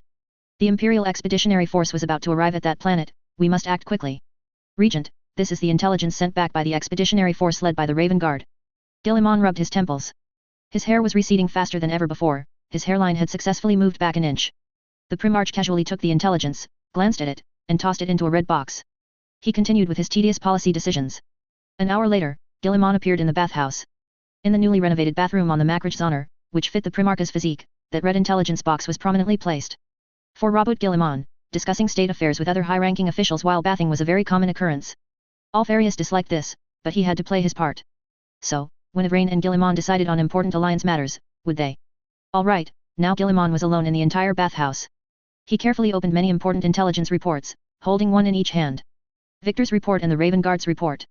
Alfarius sighed with emotion. The Omegagon, how he missed his old flagship, how he missed the days of impersonating Omegan and leading squads. Furthermore, that warship. Victor knew about the light of the people, but he believed Guilliman already knew, which was why he sent him.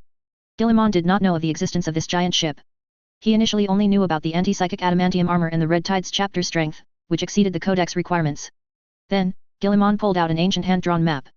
This was a drawing of a huge warship, sketched by his bodyguards after they consumed the flesh of the locals on the Red Tide's home world. He held the two pictures high, overlapping them. Projection? Ha ha ha, a trick to surprise the opponent. Yifeng, where did you get this fierce thing? Alfarius hated intelligence he didn't possess, hated it deeply. But he also liked such people, liked intelligence he couldn't find, it was very interesting. He slightly opened his mouth and gently removed the landmine model from between his teeth. Malkador's token. Landmine, Malkador the Sigil Light, what exactly are you trying to tell me and father? Is Yifeng a hidden danger among humanity? Or is he a hidden danger for our enemies, lurking in the shadows? Two fingers gently rubbed, softly caressing. After a long time, Alfarius rose from the hated warm water. The intelligence in the small red box completely vanished from the world. He put on the armor of hope again, bearing the heavy wings of despair. Guilliman strolled into the command room. How much longer until we reach the destination? 3 Terra-hours of ship time until the Orc Empire. Maintain course. The Red Tide's ships floated above the planet. The massive spaceport could not accommodate so many strike cruisers. These warships, each capable of destroying an entire world, now disregarded air defense warnings and forcibly entered the planet's orbit. Drop pods and orbital bombardment cannons hung high above the planet. The planetary governor unhesitatingly activated the void shield. The situation was tense. The Red Tide made no secret of its purpose in coming here. The warships forcefully entered the spaceport and notified the local governor that they intended to land on the planet, to land in the Hive City. The planetary defense forces gathered urgently. The governor hastily discussed the current situation with his generals. It's impossible for us to withstand their attack. There are too many of them, it seems to be an entire chapter. The number of frigates and strike cruisers floating in the sky exceeded their imagination. It could be said that in all his years as governor, he had never seen so many Emperor's angels at once. They don't seem to be here to annihilate us. To put it bluntly, we don't have that qualification. Gentlemen, we have no choice now. I suggest using biochemical avatars for reception, it's time to seize the opportunity to leave. The spaceport is controlled. Our small flight equipment does not support warp travel. Gentlemen, things are not that bad. The governor slammed the table. He had thought for a long time, his actions wouldn't be punishable by death, he was a noble. Tell them that we are absolutely loyal and do not trust them, and demand other chapters come to officiate. The entire planet sounded war alarms. They called the Inquisition, called other chapters, called every force they could, to muddy the waters. Yi Feng felt that the Gene Stealer had not yet fully gained control of this planet. Because they're not that bad. If the Department of Defense was controlled by Gene Stealer, they would form defensive formations much faster than they do now. Xiao Lan has already taken people down. Commander, we've deployed too many troops, haven't we scared them? It doesn't matter, we have the means. The planetary governor's message seemed a bit amusing to Yi Feng. They used clever language to classify this incident as an inability to confirm the identity of the attackers. They judged it to be an attack by Chaos traders disguised as loyal Space Marine chapters. This was a prelude to their attack. As soon as we moved, they wanted to open fire and destroy us. What are they hiding? I don't know, but I always ignore deterrence. All forces, begin landing. The Astartes chose an area that Xiao Lan had completely infiltrated. Drop pods densely fell onto the planet, delivering deterrence to the planetary governor's side. Open fire? To open fire would mean death, he could never hold out until friendly forces arrived. If he didn't open fire, his options were very limited. I was prepared long ago. Most of the governor's wealth was not on this planet. The Red Tide blockaded the planet, no ships could enter or leave. The mining ships from the nearby mining planet stopped outside the Red Tide's blockade, not daring to move, while a sudden flash of teleportation light illuminated the entire aft compartment. The governor touched the ultra-precious teleportation ring on his hand. It's a shame those incompetent Adeptus Mechanicus can't make this thing, otherwise I'd get one for all my concubines and children. He regretted it for a second, then set off for his wonderful life ahead. Let's go, back to the mining planet. Under the guise of developing a mining planet, the governor undertook massive construction on that world, building an emergency ship carrying vast wealth and a hidden guard absolutely loyal to him. Off I go, my second half of life, I'll live it up in a paradise world. The governor's biosynthetic clone gave the order to attack without hesitation. Innumerable artillery fires began sweeping the landing zone. The strike cruisers and planetary defense cannons began to bombard each other. Xiao Lan had tried her best to disrupt the defense systems, but many weapons suddenly appeared in the planet's desolate mountains and wilderness. The enemy forces opened fire. Their faces were hidden beneath thick clothing and body armor, operating logging guns in combat. Xiao Lan was the first to notice something amiss. These weapons were astonishingly powerful. After she destroyed a position, she discovered a shattered logging gun. More precisely, the metal casing of a logging gun. These aren't Imperial technology. Damn it, they're Xenos weapons. No one knew which race the troops wrapped in thick protection belonged to. People in the mid-hive and upper hive screamed, hiding in their homes, trembling. What surged up from the lower hive was not a human army at all. Mutants, Xenos, abhumans, various races. They didn't know each other, and many even attacked each other on sight. The people of the mid-hive mistakenly thought these were the enemies invading their planet, and successfully placed the adamantium warriors in the opposing camp. The mobilized citizens of the mid-hive were desperate, the entire hive city was in chaos.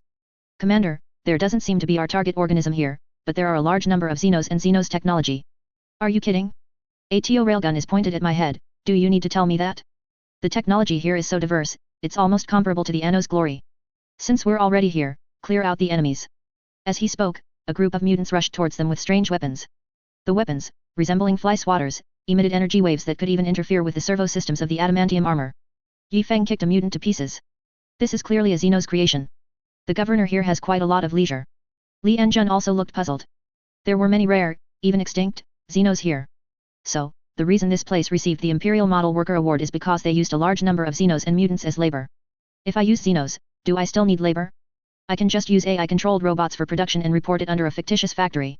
The lower hive of this world's hive city must be in utter chaos. However, this planetary governor's capabilities were much stronger than Yi Feng had estimated. Each huge factory in the lower hive was a settlement, and a Xenos race was taken in by the governor as wanderers. These Xenos were not recorded at all, and naturally, all their output was attributed to other factories. Those factories only had able-bodied workers to pass Inquisitor inspections, all cultivated with great resources. The governor harbored Xenos, and the Xenos fought for him, provided he was present and human military power could defeat the Xenos. When the Space Marines' unstoppable advance slaughtered rows of elite Xenos troops before them, the Xenos from those chemical plant tribes and assembly line clan immediately scattered. The midhive plunged into utter chaos. Xenos robbed everywhere, and in the desolate mountains and wilderness, bandits carrying treasures and supplies were often seen, preparing to hide until the world returned to peace.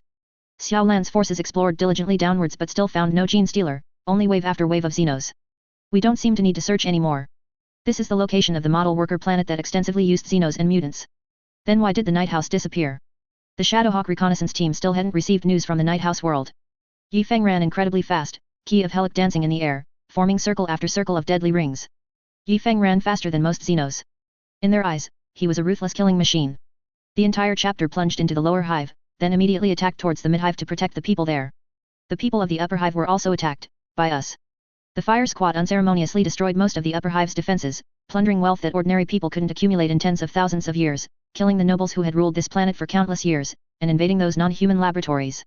In the biosynthetic clone base, there were many more surrogates for various leaders. Commander, we request to bomb the laboratories and destroy all biosynthetic surrogates. Leave one, Yi Feng fought back a muscular monster with effort. Its tank-like body resisted the great sword with its sheer thickness. Yi Feng struggled to control the great sword, beginning to draw a big picture with heartfelt sincerity. Who knows what's real and what's fake? Just hang their bodies on lampposts. Even if those people come back, no one will believe they are real. It doesn't matter if they believe it. Our auxiliary forces have already infiltrated this world. Even if those governors return with their retinues, they can still put up a fight. Yi Feng made another large circle, cutting off a huge chunk of the Xenos flesh. It finally couldn't hold on and collapsed. Commander, I think the planetary governor of this world wasn't wrong. A byway army veteran next to him couldn't help but call out to Yi Feng. We also enslave Xenos and make them work for us. So? Let me correct you, we are in animal husbandry. Animals, they haven't harmed humans. Yi Feng stood at a connection point between the midhive and the lower hive, but in his eyes, the scenes in front and behind him were no different. Everywhere there were Xenos and dilapidated streets, towns destroyed by various Xenos creations, and human severed limbs. They tried to control powers they couldn't handle. Yi Feng's production line was not on the people's light, the Astartes' neighbors were in the Necrons' home. How could you put such problematic things in your own home, under your own backside? Another group of Xenos flew towards them. These appeared to be biosynthetic hybrids of mutants and Xenos. The Xenos' dry and sharp wings were forcibly stitched onto the mutants' bodies. They held specialized firing weapons, half firearm, half arc-shaped melee blade. I'm reminded of the Drukari/Dark Ildari. Do you think there might be a homunculus here? Several bolter rounds from the byway army shattered two enemies. If homunculus creations were this weak, they wouldn't have been able to harass the Imperium for so long. It doesn't matter, they are all defeated foes. The chapter was drawn into this meaningless battle, and time was short, the task heavy. The Great Crusade forces were about to arrive, and there were still many wilderness areas on this planet, with countless Xenos remaining. Amidst the screams of countless humans, the Xenos who had once brought their planet countless false accolades and basic industrial products returned all the suffering and oppression they had endured to humanity. Yi Feng walked, his orders were to destroy all enemies, but what he saw more of were Xenos aimlessly wandering the streets. They carried weapons, ate food, sat on the ground, or slowly strolled in the rare green parks of the midhive. This brief, precious rest, how many years had they not rested? No, they had never rested since birth. They were unresponsive to Yi Feng's arrival, numbly watching the adamantium warriors arrive, taking him for another companion.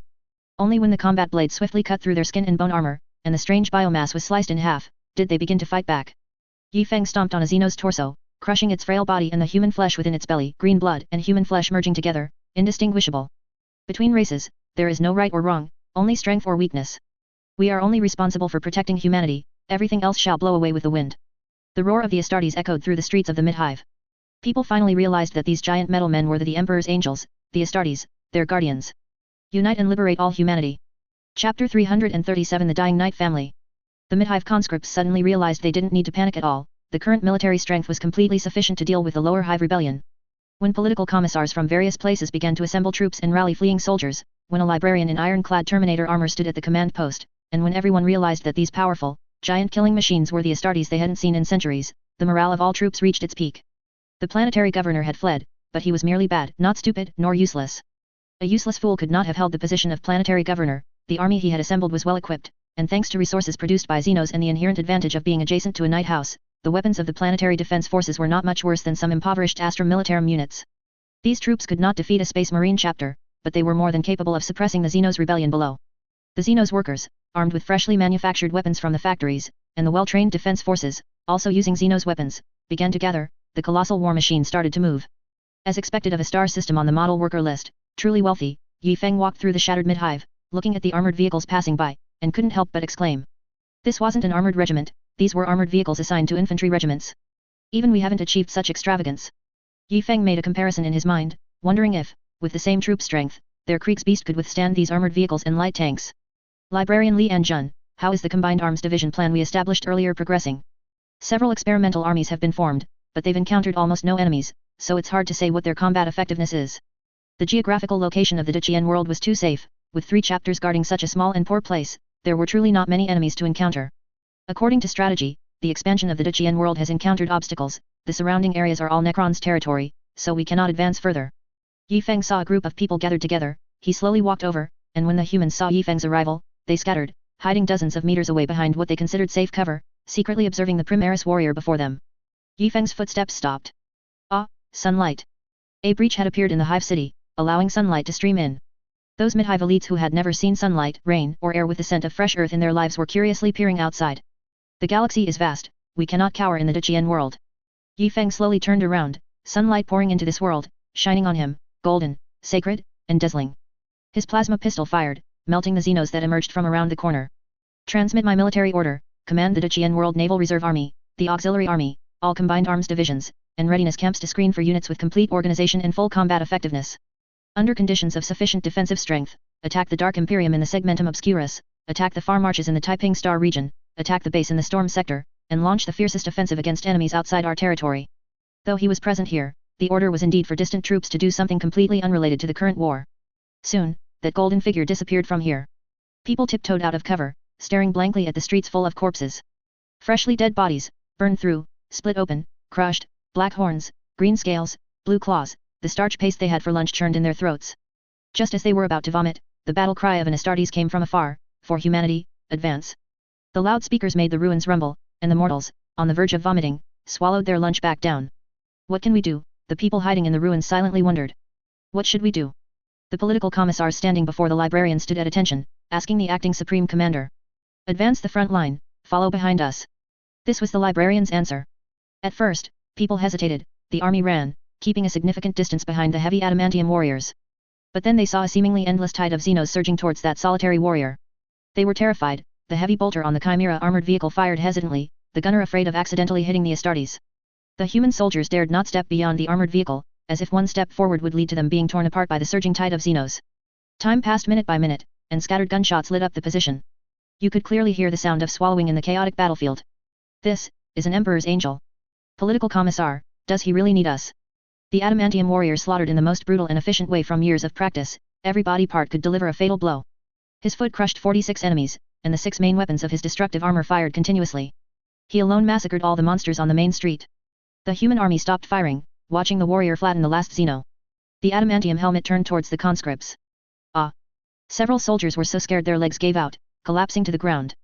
The political commissar, leaning against the armored vehicle, struck the head of the fallen soldier with the butt of his last pistol. Get up, don't disgrace the 36th Regiment, the political commissar cursed loudly, while thinking, why is he turning his gun?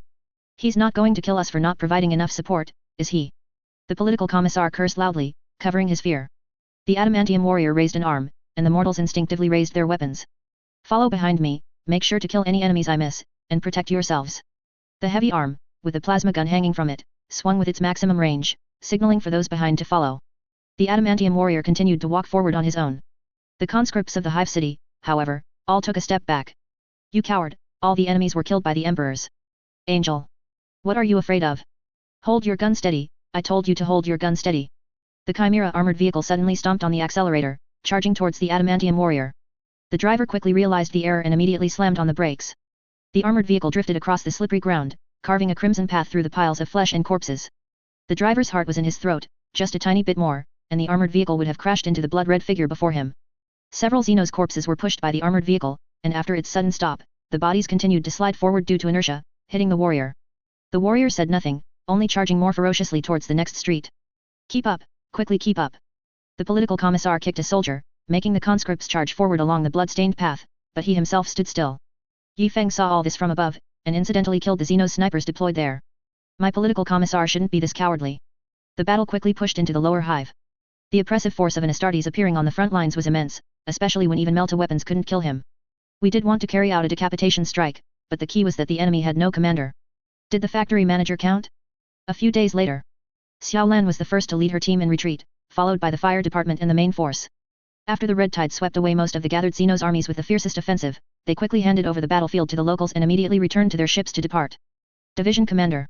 The fleet had already set sail, leaving this star system at full speed, heading towards the next model worker world. Are we destroying the Imperium's productivity this way? Why do you say that? If we hadn't arrived, the governor here should have been able to suppress the Xenos and continue the highly efficient factory output. But our arrival has almost destroyed the productivity of the entire world, at least for several decades. It won't be able to provide military supplies as before. That is true, and we will be heading to the next world, which is also very likely to have problems, and we are very likely to destroy that place as well. Does the Inquisition truly lack the ability to discover such things? No, perhaps the force preventing them from investigating further is very powerful. The chains of interest are many and long.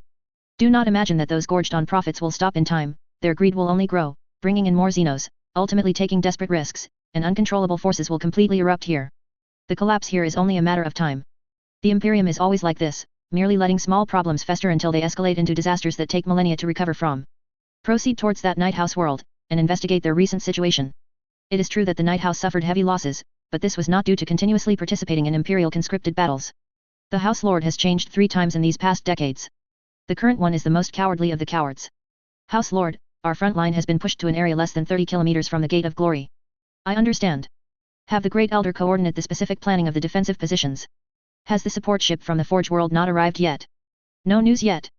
Night worlds are different from ordinary worlds. They provide the Adeptus Mechanicus with population, food, and supplies, and the Adeptus Mechanicus provides them with protection, most importantly Night Titans. Many night worlds have more than one Night House, and competition is what the Forge world wants to see most. Factions with Night Titans can easily destroy other factions, so every faction on a Night world must dedicate everything to providing materials to the Forge world in exchange for Night Titans. Here, it was different. An external enemy had united all the Night Houses and was gradually dragging them into the abyss of demise. It was a very short gate. Night Titans were precisely the largest mechs that could charge through, while taller Titans could not enter. Notify the patriarchs of all houses to hold a war council here. I don't think that will be necessary. 2 burly men and a valiant woman walked in through the door. Old Hank just died in battle. His house is now under my command. There are only 4 of us left. The messenger silently withdrew from the grand hall, which symbolized the highest honor of the house. We must hold this passage, and even push forward. This is the command of the Adeptus Mechanicus, and it is our honor. Yes, you really are out of your mind, preparing to sacrifice the lives of all houses to curry favor with the Forge world. Aren't you? That instrument you got from behind the door was enough to trade for 2 brand new Paladin-class Night Titans on a Forge world. I won't sacrifice our Night House's future for this. How old is your Night House's ritual of suitability, the first connection with a Night Titan's machine spirit, now? 16? Or 15? Do you even have any young people left? That's none of your business. The 3 patriarchs were bickering loudly. The only lady present finally spoke. My sacred relic keeper, the person who repairs Night Titans, reported that my mount has been fully repaired. I don't have time to waste here with you all. Make your decisions quickly. Her Night House's patriarch had died in battle. She was now the strongest person in her Night House and she had to avenge her family. This door is beneficial. We don't need to argue about this. Before this, our entire Night world only had over 400 Night Titans. Now we have a full 700. Yes, except for the 31 Night Houses that are now just us 4, and over 400 Night Titans lying in repair base collecting dust. I suggest that all Night Houses open recruitment to other towns, allowing other candidates to attempt to pilot a Night Titan. Those who succeed will become vassals of our Night House. How can those commoners pilot the same Night Titans as our noble aristocrats? Our military strength is insufficient.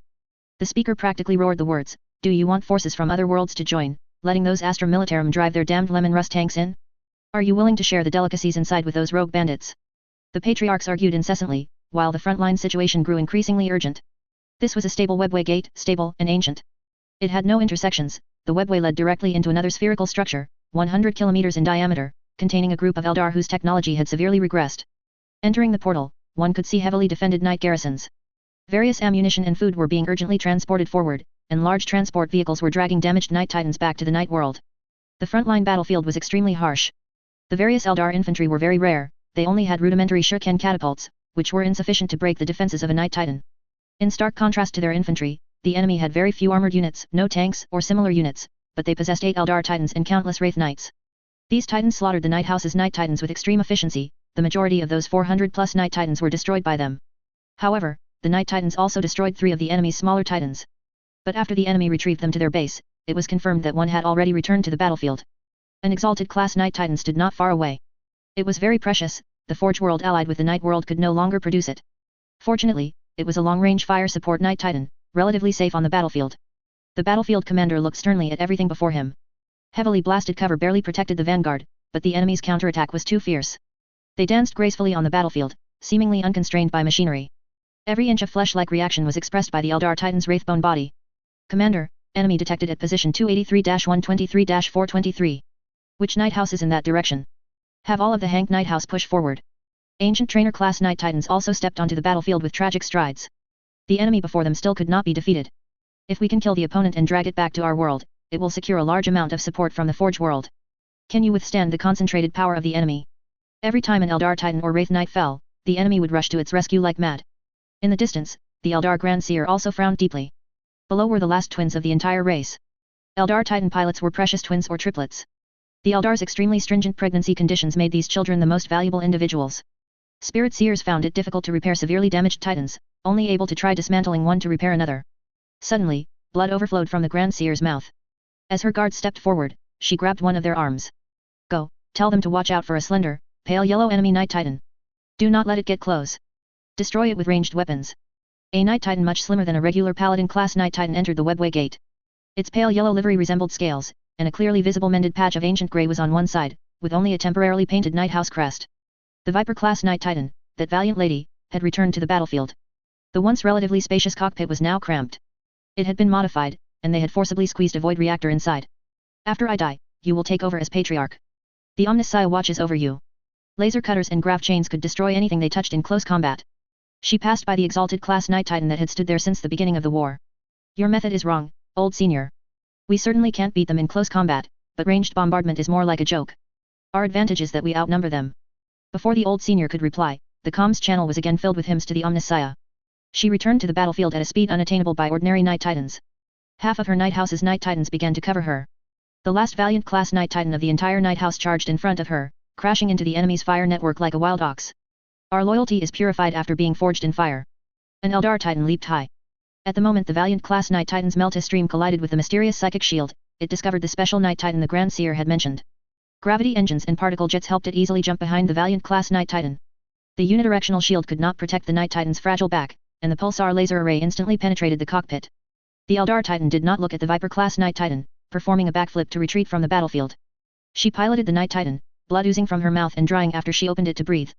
The Night Titan issued high-temperature warnings: overload, severe overload, critical overload. Her decision was different from all the hotheads. She overloaded the throne mechanicum. The machine spirit's connection with her became incredibly close. She could no longer see the surrounding readouts and data from the fire control system. She became part of the Night Titan, the machine spirit freely flowed through her brain.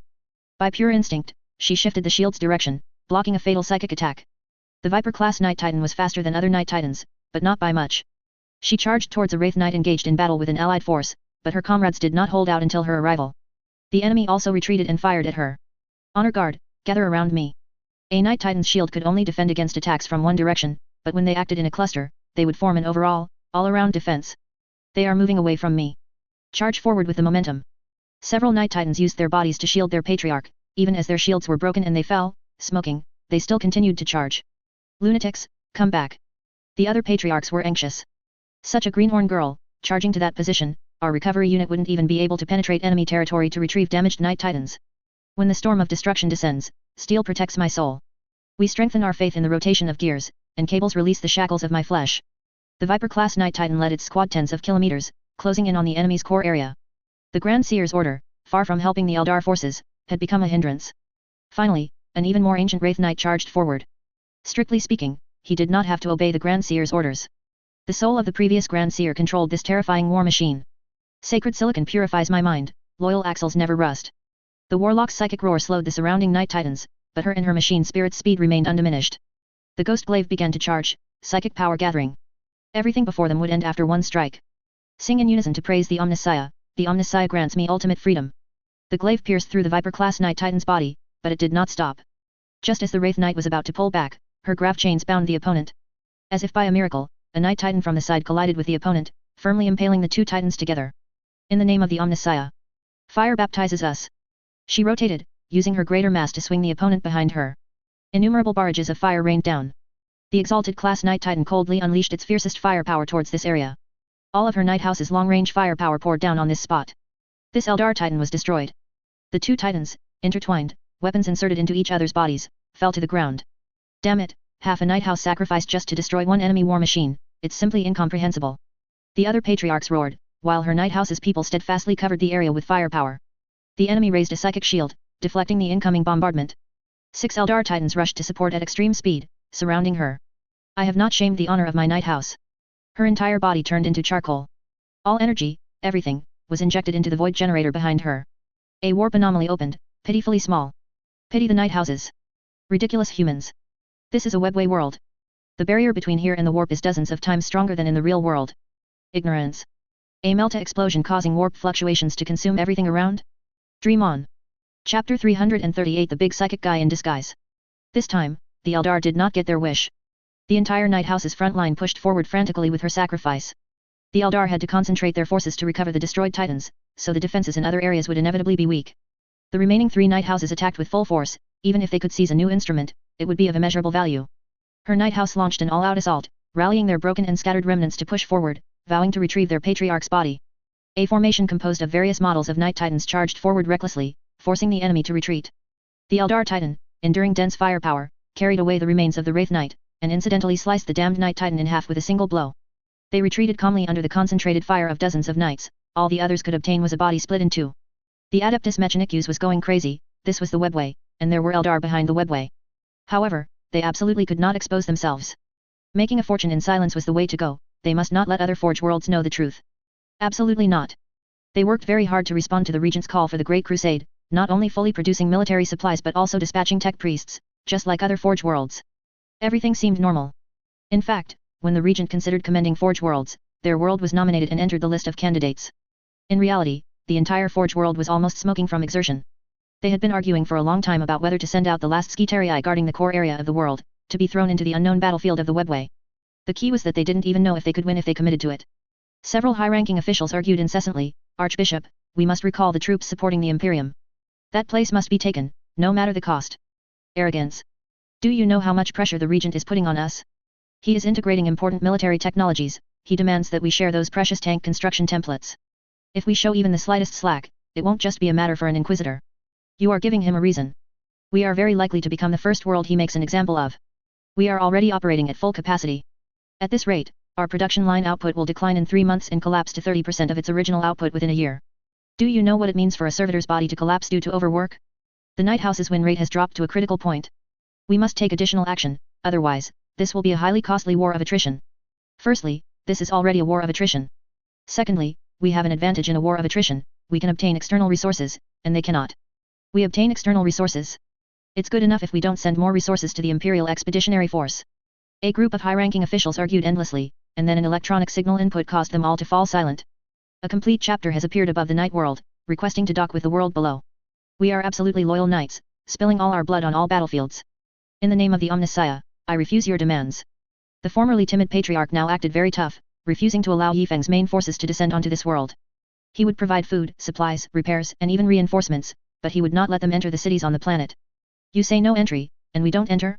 They kept a close watch on all our fleets, but Xiao Lan's forces had already begun to infiltrate. On the front, our representative was still haggling with the Night House, constantly hinting that the Imperium sent us to urge them to join the Expeditionary Forces battle as soon as possible. The other side stated that they had already reduced their forces under the Adeptus Mechanicus's instruction, and those knights had been reclaimed by the Adeptus Mechanicus and deployed to the battlefield in various ways. Now, they were just a small force guarding their home. In short, neither side spoke a word of truth. Yifeng ordered a mix of carrot and stick, and the other side responded. We were invited to visit a huge Night Titan warehouse, which was empty except for a few Night Titans, looking incredibly sacred, each an ancient relic that had seen countless years of battle. You see, the Emperor's angels, we really don't have our original troop strength anymore. They used this huge standardized warehouse to distract us. The main forces, amidst the confusion, secretly transported damaged Night Titans to the repair department. Xiao Lan's forces were lurking, but the ahead defense was extremely tight, even they couldn't infiltrate. A recruit was lying in a real pipe with terrifying industrial exhaust fumes constantly washing over his body. He was inside the pipe, tore a small opening, and then sealed it with a special filling material. This material would only fade after several years, at which point they would only consider it normal pipe damage. But now, under specific wavelengths of light, the material appeared transparent, and the Astartes' extraordinary vision could clearly see the situation below. He was the deepest scout, and after waiting a long time without seeing any secrets, he prepared to withdraw. But just as he was about to turn off his light, a group of Holy Relic Guardians, people who repaired Night Titans, hurried out, not only inspecting the surroundings but also performing a consecration ritual, consecrating as they walked. Soon, a Viper-class Night Titan, cut in half, was dragged out.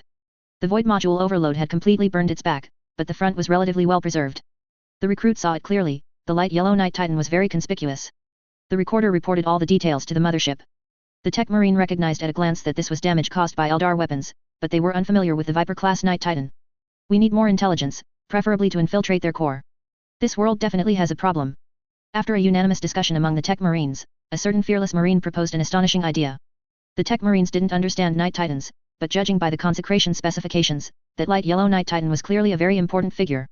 Could we disguise ourselves as it? We don't have the internal technology of a Night Titan, but disguising the shell is simple, isn't it? Everyone turned their gaze to Enk, with pity mixed with schadenfreude, their smiles growing increasingly wild.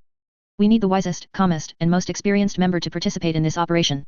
I propose that the Grand Librarian go. Agree. Agree. Agree. I object. Enk, the Grand Librarian is so insane, do you dare to let him out? All the Tech Marines, you know, the Grand Librarian becomes incredibly normal when he sees technological treasures, like during the Kamarak attack, he was very calm and wise on the battlefield. Conclusion, the more technology, the more precious, the more normal the Grand Librarian, inversely proportional to his rational intelligence. Enk, that statement would have worked 100 years ago, but what hasn't the Grand Librarian seen now? He won't be interested in these. What if he goes crazy? All the Tech Marines, he can teleport away. Which other candidate can? And so, the Grand Librarian, covered in light yellow and significantly smaller, appeared. The chapter spent a month forging this stripped-down Viper-class knight. The materials weren't particularly bad, but shrinking the Grand Librarian's body took a lot of effort, and the Viper-class knight's armaments weren't the Grand Librarian's style. With thin arms and legs, it didn't even quite conform to the Imperium's usual heavy armor style. Finally, the most exciting moment of awakening arrived. The joint medical team composed of Tech Marines and an apothecary was ready, and many weapons favored by Maroris were hung around to restrict his movement. Enk carefully checked the protective measures loaded on his body and began the awakening ritual. The Grand Librarian was overjoyed. One moment he was dominating on the Omegagon, then he closed his eyes, opened them, and, hey, he could fight another battle. When Enk saw the indicator light come on, he almost exhausted all his strength and roared, Eldar. It looks like a Titan, it split a knight in half. The Grand Librarian was very happy, hearing such explosive news as soon as he woke up. And then? Where's my little brother? Why are all my machine spirit sidekicks gone? Not replaced, but gone. The Grand Librarian looked closely. What kind of girl Night Titan is this?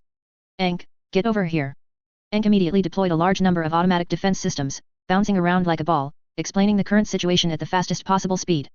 But in the Grand Librarian's ears, it was different. Night House, suspected large Eldar Titan. Adeptus Mechanicus being secretive. There must be good stuff. Disguise, right? Oh, no, I'll just swagger in. I'm a repaired, noble Night Titan. If anyone asks, I'll slap them. I'll be defiant.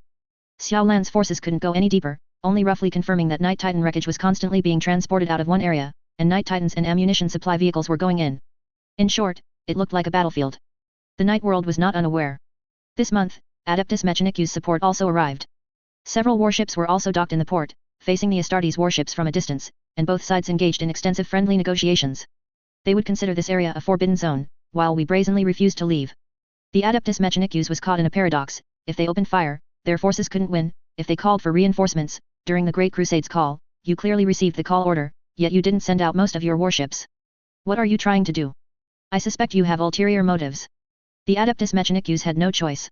While calling the Psyker to ask why the expeditionary fleet hadn't conscripted the Crimson Torrent chapter, they also dispatched a large number of mechanical scouts. Some, like small dogs, moved through the pipes, while others were bird-like reconnaissance drones, flying into the most secret areas of the city to search for clues. The chapter clashed with them dozens of times, both sides knowing full well when to stop. They knew what we knew, and if you dared to provide evidence for our invasion, we would dare to provide evidence that you had problems. As both sides played their game, the 10th Company warriors set up a teleport beacon. The Grand Librarian hid on a transport ship, approached the enemy, and then made a jump, entering the designated area. The transport ship flew erratically, and the Adeptus Mechanicus met Li Anjun once again. They thought the Crimson Torrent chapter was bringing gifts a deposit for a strategic contract. Instead, Li Enjun's subordinate pulled out a small hard drive and told them the transport ship was merely a cover, this was the valuable item. This left them somewhat bewildered. The Grand Librarian quickened his pace, following a munitions transport vehicle from a distance. The leader of that transport convoy felt a flash of light, and he looked back. Was one of the big males from the 4 clans about to make a move again? The flashing light was a signal for him to yield, to let this high-ranking Horned Viper Knight Titan pass first. Decelerate, pull over, stop, salute. The Grand Librarian was still hoping this fellow would lead the way for him, but instead, he was met with a salute. Don't panic, stay calm. The Grand Librarian strode past confidently, his weapon held a little unnaturally, but the transport team didn't pay it any mind, emergency repairs were normal. He called his superior to confirm the information, and both sides were confused. On one hand, how could they be notified of clan leader level actions? On the other hand, could a Night Titan be repaired that quickly? Not even a clan leader's personal Titan. They needed to confirm at the workshop. Within this short span, the Grand Librarian had covered a considerable distance. He encountered heavy vehicles transporting a shattered Night Titan, and following their route, he proceeded unimpeded, arriving at the webway gate. Guarding the gate was a Castellan knight. Seeing this Night Titan return, it couldn't help but lament that the person was gone, but the clan members continued to press forward. Just as it was about to communicate with the other party for a chat, did the Grand Librarian even have that function? He didn't have a Night House communicator at all. Maroris calmly gestured to the massive Castellan knight. He was very familiar with the Adeptus Mechanicus and could generally distinguish their factions. The Castellan knight saw that the knight performed a very ancient ritual, a salute reserved for the most respected archmagos of a forge world. While marveling at the junior's politeness, it also signaled that there was no need for such formality. After completing the salute, the Grand Librarian instantly activated war mode, his steps quickening. With the extreme speed only a Horned Viper Knight could achieve, he charged into the webway gate. Haha, Eldar, I'm back again. We can clearly see the Castellan Knight make a gesture as if to scratch its head, but its arm couldn't reach that high. The Grand Librarian entered the Eldar world like an unbridled horse, like the wind, like a madman, letting loose and charging into the battlefield. The other Night Houses were dumbfounded. The crazy girl had only just died, and now an even crazier one had arrived? Hey, that Horned Viper Knight, answer the phone. Damn it, you dare not answer the phone. By the great cog of the Omnissiah, how dare you charge into that position? Amidst the warriors' brief confusion, the Grand Librarian had charged into a very forward position. He didn't have so many encumbrances on him. Eng's packing was truly thorough, he only had a special laser cutter and a heavily reinforced heavy storm inferno cannon. Everything else was normal. Soon, an Eldar Phantom Titan came to meet him. Seeing this Titan, he was furious. Repeating the same trick, are we still trying to trade lives?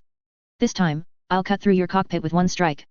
The Grand Librarian turned flexibly, as swift as an Eldar Titan, the laser cutter moving as if an extension of his arm. Eldar arrogance drove this proud brother.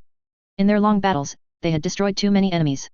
A Titan crushing a Night Titan was an overwhelming victory, especially an Eldar Titan. They had completely forgotten the High Priest's warning.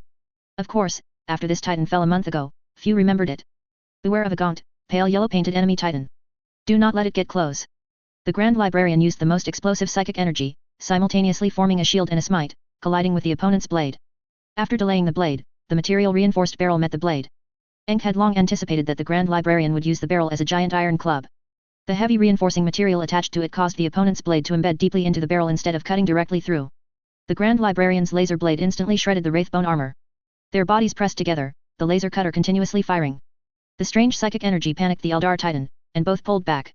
The laser cutter didn't tear open the opponent's cockpit. But, a psychic lightning bolt suddenly struck, following the cut armor, instantly piercing the cockpit, killing one pilot and severely wounding the other. This Titan was completely incapacitated, and more importantly, the Eldar no longer had twins who could serve as Titan pilots. The Grand Librarian struck and retreated, whether intentionally or not, his escape posture was very flamboyant, his long strides arrogantly fast. The long legs of the Horned Viper Knight swung with extraordinary speed. The Night House allied forces reacted quickly.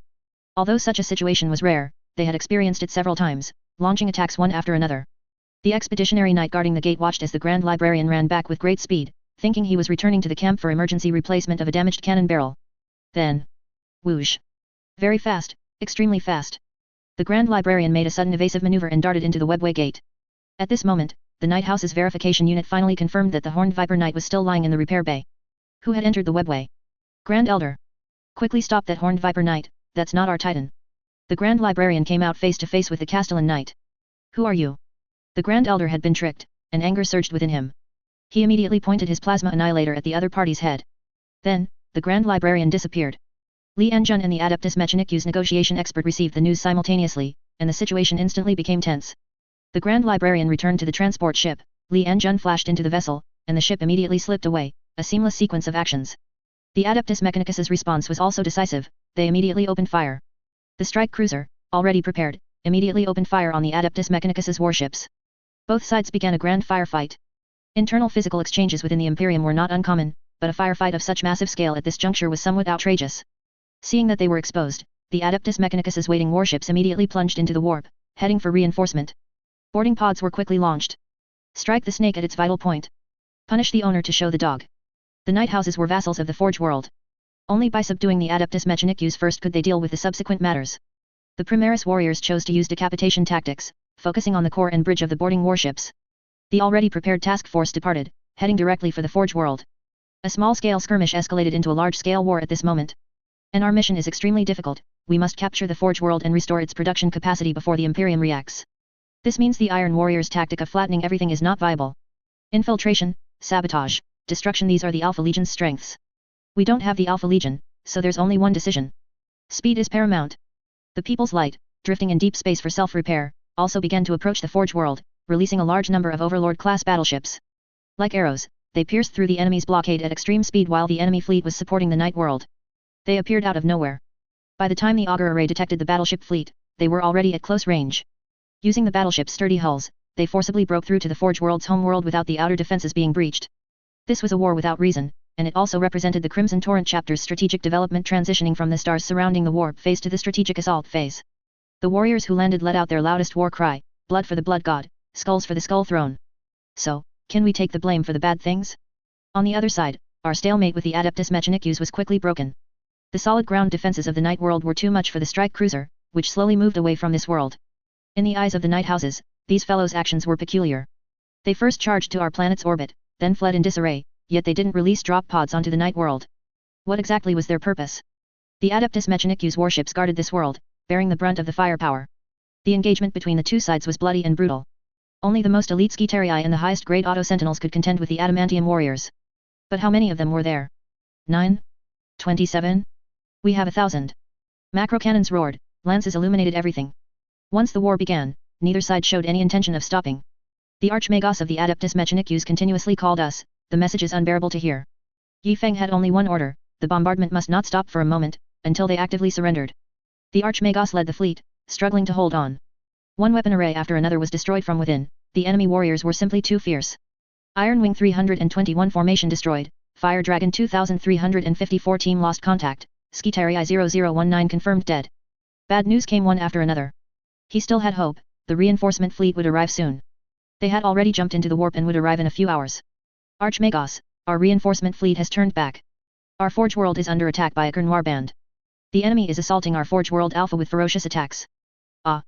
The Archmagos looked up and sighed, is heaven trying to destroy me? Moments later, Yi Feng received a message. Stop the conflict and deal with the Gurnoir band invasion first. If you agree, we'll deal with you on the Forge World. If you don't agree, you'll be suspected of colluding with chaos. Chapter 339 Kern, what a big pot. Yi Feng's strategy was a single word, stall. If they could keep this fleet here, it would be a strategic advantage, especially with the People's Light on the other side. The Adeptus Mechanicus communications were relentless, and our signals were scrambled. We pretended not to hear while demanding they provide evidence of a Kern attack. Do you take me for a fool? You say it's there, and it is? You spin a lie, and I'm supposed to meekly walk into your home base's trap field? Do you think my brain is atrophied and my cerebellum swollen? If this were a multiple-choice question, Yi Feng would decisively choose the latter, letting the Adeptus Mechanicus claim we colluded with chaos. I'd send out a custodes, and you'd see if the Inquisitor believed you or me.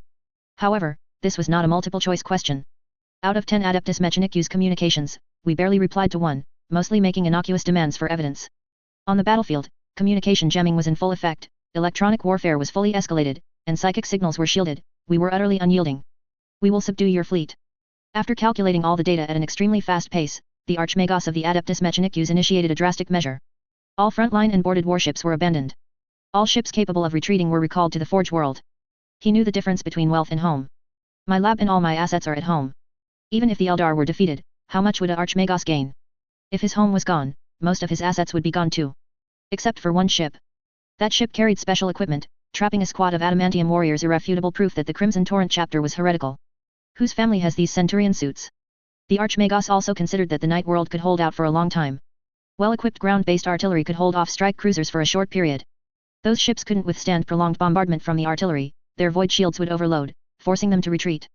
Normally, the Astartes would deploy Astartes, but even excluding the 600 plus who boarded my ship, even if you had a full complement of special anti-psychic centurions, that's only 300 men. Could you defeat 300 Night Titans? Impossible. At most, the two-sided battle would become a three-sided battle. The directive the Forge World gave the Night World was a single word: stall. Wait for us to return. Just as the Adeptus Mechanicus was about to enter the warp, the Crimson Torrent shouted, we should cooperate and first kill the Chaos Traders. Then, they began retrieving their boarding warriors from the Adeptus Mechanicus ships, slowly and deliberately gathering their forces. After this round of fighting, both sides suffered significant losses. Most of these Adeptus Mechanicus ships were left drifting in planetary orbit, stripped of their mobility. After we regrouped our forces, we advanced, setting off to pursue the enemy fleet, heading together towards the Forge World. The Forge World was in a more dire situation. Disguised figures, covered in various strange weapons, blood, and skulls, charged en masse towards the Mechanicus Archmagos' location, directly pushing deep into the complex to engage in urban warfare. These individuals were utterly reckless, which was first evident in their unrestrained disguises. Chaos could take any form, so our tech marines began the Grand Librarian's heretical transformation. They'd put a dreadnought's front plate on, attach 6 or 7 large blades to one arm, equip adamantium ramming prows, and then paint it black. Never mind if there's a psychic reaction, when an untouchable force approaches psychic instruments, the instruments automatically break down. Huge experimental jump packs were also installed. These weren't just jets, but powerful rockets welded to their backs. Skulls and inexplicable markings were very important. Flamethrowers had to be carried in abundance. The goal was a scene of flames engulfing the hills. The Skitarii of the Adeptus Mechanicus stared blankly at the super-large figures in front of them, whose heads were covered in Teo blood and whose bodies were adorned with Teo refined skulls. The speed of this attack was unprecedented. They swiftly crippled the Forge World's command hub. The Adeptus Mechanicus command system experienced a temporary delay, but they were not to be underestimated. Soon, other high-ranking personnel took over command and began a layered resistance. Precisely at this moment, another unit of the Crimson Torrent, long prepared, began its assault. The People's Light spat out a swarm of strike cruisers, heading to attack the Forge World. You thought I had 1,000 men, but in reality, Yifeng's fleet was leisurely cruising through the warp, in no hurry at all. Ah, we're all traveling through the unstable warp. We just arrived a little earlier than you. Warp travel, you know, it's quite normal. We arrived earlier than your relief fleet and first defeated the Gurnoir band. It's perfectly reasonable, isn't it?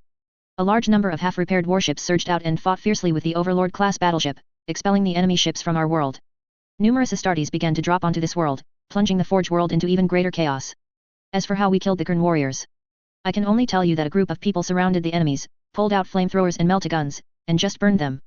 The sheer density of firepower was such that the Adeptus Mechanicus would believe the enemy was utterly annihilated. A moment later, a pristine and gleaming Crimson Torrent Adamantium warrior appeared. The Adamantium warriors grew in number with each engagement, while the Forge World became increasingly ravaged. As for the bodies, some still needed to be faked. Although not many, we did have a few captive Chaos warriors in storage. You, Night Lords, turn your head away. It's not your turn yet. Dying isn't that easy. As for whether they were Kern's warriors, I don't give a damn. Chaos traders will do. In the underground dungeons of the People's Light, the bustling army of fighting the landlord suddenly became empty. Taking control of a Forge World is very troublesome. Completely rebuilding it after destruction is the worst option. Comparatively, assassinating the Mechanicus Archmagos and high-ranking officials and replacing them with our own people is more important. The White Scar's style of precise strikes played a crucial role. This was like a war consciousness etched into the warriors' genes. They could always disrupt the enemy's formations with rapid movement, find weaknesses, and strike directly at the enemy's leader. The very Waaiak-like huge rocket jump packs instantly sent the warriors into the heart of the enemy. The landing was a bit problematic, though. Such a massive adamantium armor, along with a certain Magos' enormous body, smashed a hole in the floor, dropping directly into the level below. Not long after, when the Adeptus Mechanicus fleet returned from the warp and arrived, they found that the enemy ships had already been driven away by the Overlord-class battleship. Strike cruisers occupied orbital bombardment positions. They wouldn't bombard their own home and were content to let the Astartes and Chaos traders fight to the death. It would be best to use the Forge World's traps to kill a few more of this heretical chapter. Members of the Adeptus Mechanicus engaged in guerrilla warfare on the sidelines, monitoring both sides and occasionally deploying some large-scale weapons, hoping to destroy both forces simultaneously. However, our fighting style was quite brutal. The floors in the areas we passed through weren't guaranteed to survive, let alone traps. We didn't even use the doors, we blew up walls to assault. Another stealth unit launched an assassination attempt on the Mechanicus Archmagos. Rogier had been closely following Yifeng ever since his last solo meal. The elite units of the Wolf Brothers also dropped down in small groups. The Wolf Brothers recruits were not under Xiao Lan's command. Besides discovering certain aviation fuel factories, they also possessed an extraordinary keenness for certain important enemy figures. The Wolf Brothers' noses navigated through corridors filled with metal vapor and the smell of machine oil, meticulously distinguishing the scent of ultra-high-grade flesh-preserving fluid within the scarce meaty odors. The Wolf Brothers were charging. Their adamantium armor had undergone specialized modifications at their strong request, as their various senses required them to remove their tactical helmets to achieve optimal effect. One-eyed wolf Rogier blasted through a wall with a single shot, then took 2 deep breaths with his nose. Captain, why are we killing the Adeptus Mechanicus High Command? You go when I tell you to. Yifeng's decision is sound. A few green recruits needed time to adapt to the Wolf Brothers culture, where the line between ambition and loyalty to the chapter was blurry and required careful cultivation. Over here, tear down that wall. The moment the anti-armor bomb exploded, countless rounds of firepower erupted from behind the wall. Rogier roared, pushing forward. The skull decorations on his body were shattered, and the skin he wore was completely burned away by scorching lasers. The Qing disguise gradually faded, and Rogier charged through the wall, engaging an automated sentinel in combat. Nearby, a high-ranking Adeptus Mechanicus official was hastily fleeing, numerous weapons protruding from his back bobbing up and down with his jerky steps. Yet, his aim was precise, every shot flying towards Rogier's head. The massive automated sentinel before him was also a pinnacle of modern technology, covered entirely in adamantium armor, with giant adamantium claws larger than Rogier's front armor plate. The current situation was that neither side could penetrate the other's defenses. Rogier had a way, but he hadn't brought it. What reconnaissance unit goes out with an Eldar dark matter annihilation cannon? He glanced at the green recruits. If he wasn't on the front lines, the recruits would surely be killed by the automated sentinel. Go, tear that fellow apart. Recruit leader ANS was the first to obey. Our chapter's recruits now undergo 30 years of training and must wear Mark the 10th power armor to move. Currently, those old recruits with over 10 years of service wear power armor. ANS, as a veteran about to graduate, led his team in a swift assault towards the Mechanicus Archmagos. Rogier laughed heartily, using his body to block one of the enemy's laser gun muzzles. Melee weapons clashed for 3 rounds in an instant. Awoo! The adamantium giant claw and the master-crafted power sword clashed. Rogier's arm was twisted by a great force to the limit of his armor, while his other hand fired several rapid shots at the opponent's external sensors. Under the old wolf's cover, ANS went straight for the enemy general. First, a plasma bolt shot towards the opponent. The enemy's fire control prediction reacted instantly, and the massive mechanical body deftly shifted, the plasma hitting some less important areas. But ANS was already in close quarters. The speed and strength of the Primaris warrior, and their confrontation with the Supreme Machine, were a microcosm of the millennia-long competition between gene ascension and mechanical ascension. His firepower was insane. How could his own weapon be worse than an automatic sentinel? The black robe suddenly shattered, revealing that the crazed Mechanicus Archmagos had installed a turbo-plasma emitter within his body. This was an experimental main weapon for a Night Titan. Anos's keen eyes saw the blue metal strip slowly brightening. The enemy, instead of fleeing, extended 6 auxiliary limbs, rooted itself in place, and stabilized its body. The destructive range of a single shot would likely destroy the entire corridor. Anos stopped hiding completely, discarded the cumbersome chain axe, and galloped towards the opponent on all fours. A traitor of the Wolf Guard? Anos charged beneath one of the opponent's stabilizing legs. Without his main weapon, he could only ram his body into the opponent. The Mechanicus Archmagos was overjoyed, thinking this was truly a naive recruit who hadn't seen the world. That fixed mechanical auxiliary limb immediately unlocked, swinging like a baseball bat, striking Anos heavily.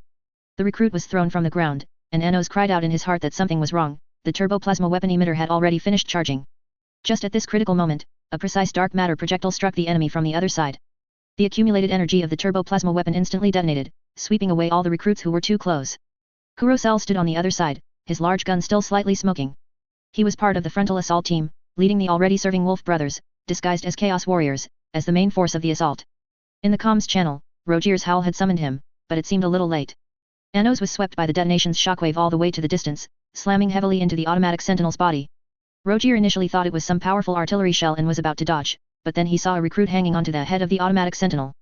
The two sides had been entangled for a long time. The sentinel wanted to attack Rogier's eyes, and Rogier wanted to attack its detection port, but he wasn't tall enough and couldn't jump high, so he could only clang at its joints.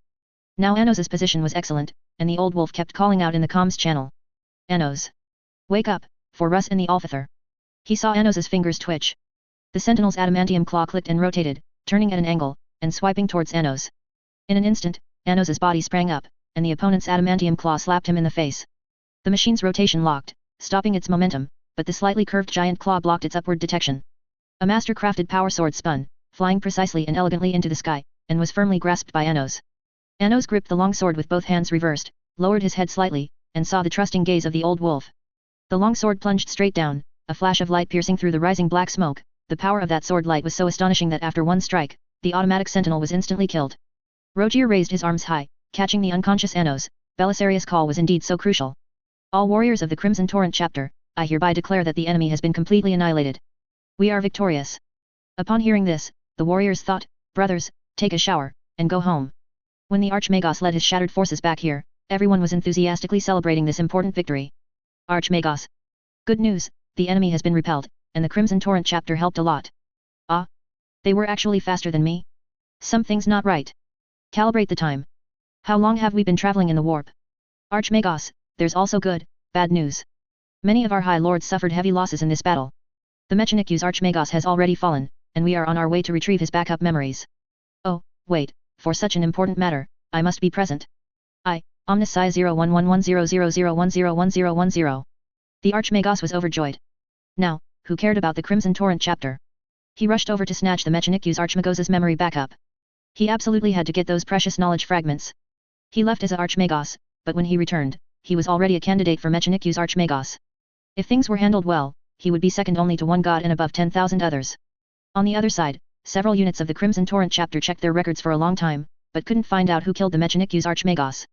The comms channel was full of deep condolences for the valiant death of the Mechanicu's Archmagos. Everyone recovered their comrades' bodies and reviewed the combat video recordings, but found no connection between the incredibly fast Mechanicu's Archmagos and themselves. Brother Bals, do you think we were used as a tool? Bals thought so too. He guessed that other ambitious Mechanicu's members had killed the Mechanicu's Archmagos during the chaos, and the noisy talk about retrieving backup memories was probably fake. The perpetrator must be analyzing the Mechanicu's Archmagos's memories. While other Archmagos were busy arguing over who the memory backup should belong to, the perpetrator would quickly absorb the memories, solidifying his position as the new Mechanicu's Archmagos before others could complete their memory upgrades. Probably, but that doesn't greatly affect our plan. I'll go meet their representative. You all go drink, but remember to hide well. Bals arrived at the communication area, where a tech priest was waiting. The tech priest was fuming. His rank wasn't high enough to get a share in this chaotic situation, so he had to do this kind of negotiation work that was of no help to the Omnisci. Greetings, Librarian Li Anjun, and you are? I am Librarian Bals. Librarian Li Anjun was severely wounded in the battle with the enemy and is currently undergoing treatment. I am temporarily taking over his duties. I believe you will see him again soon. Alright, Librarian Bals, you can call me Priest Andre. Firstly, on behalf of the Omnisci, I thank your chapter for your assistance. The enemies of chaos. Secondly, on behalf of the Forge world behind us, I formally present you with a list of compensation. Under your chapter's excessive firepower, the property of the Great Omnisci suffered the following losses. Further losses are currently being thoroughly investigated. The priest listed a long list, with countless zeros after the currency. In short, you could have fought the Blood Angels in melee, but you chose to shoot, and you are responsible for compensating for all the instruments damaged by friendly fire. The Adeptus Mechanicus was that shameless. The priest didn't think this would threaten the chapter much, it was good enough that they didn't just pack up and leave. Bals smiled slightly. Yes, your world's losses this time were very heavy, and we are deeply sorry for that. Apologies are useless, the Omnisci needs. Our chapter has decided to offer some knowledge to compensate for your losses. What's needed is something substantial, knowledge will do. The priest didn't finish his sentence and was forced to change his words. Isn't this knowledge coming now? The knowledge they give me, and the knowledge I hand over to the Forge world, is more than just one piece. By then, my knowledge commission must allow me to reach Archmagos. I need to inspect your chapter's knowledge inventory. You know, we don't need knowledge we already possess. Bals's smile was meaningful.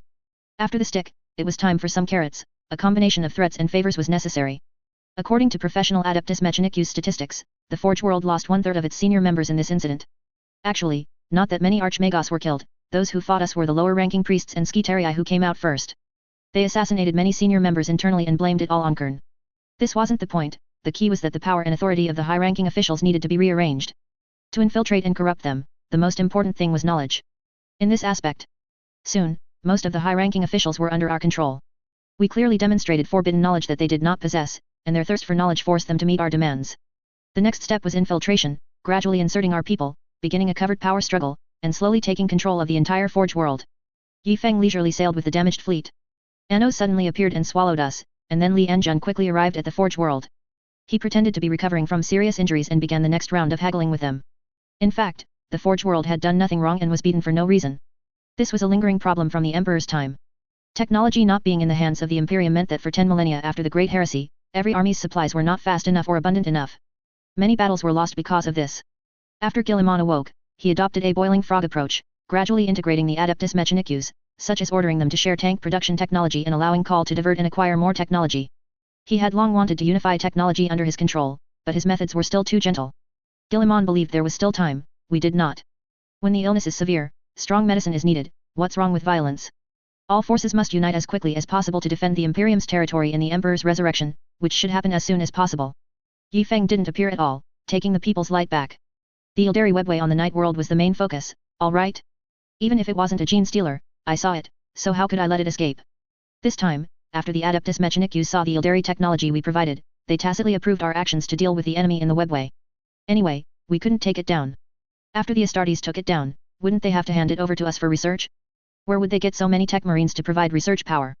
Yi Feng, when going out to do business, first show weakness to the enemy, exert 30% effort to confuse the opponent, then you can surprise them. Ha ha ha. Chapter 340 Dimensional Spider. The Adeptus Mechanicus agreed, but the night houses were dumbfounded. What? How long have we been fighting? Now you want us to hand over this battlefield? Didn't we just work for nothing? When the night houses calculated their profits, they included all the gains from completely taking over this Eldar region and then selling everything in a package deal to the Adeptus Mechanicus. Now, this is a huge loss. A Adeptus Mechanicus priest glanced over. We need to fight, we can't leave everything to the Astartes. The priest didn't care, just leave it to the Red Tide.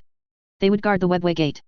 These guys had already demonstrated sufficiently powerful military strength, and what the Forge world needed to wait for, was, of course, the people who would complain. Given that the Great Crusade forces led by the Regent were not far from here, the Adeptus Mechanicus directly dispatched a priest to ask for help from Guilliman. One less priest to compete for knowledge, hehe. The night houses officially opened the area below, and what made Yi Feng curious was that, according to records, it was indeed the Eldar who opened the webway. The night houses suddenly discovered Eldar emerging from their underground, which is why the battle began. But the night houses had already pushed into the webway, so why didn't the Eldar choose to close it? Could it be that the night houses also had a way to open the webway? Yi Feng sat in a Mastodon heavy troop carrier, driving all the way into the heavily guarded core area. Along the way, he could see many Night Titans marching with firm steps towards the gate.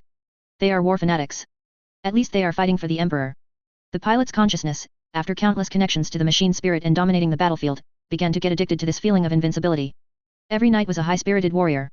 We lack experience dealing with Eldar Titans, and the People's Light cannot provide support internally. The control signals of the Space Mantle were completely cut off after entering the Webway Gate, making numerical suppression impossible.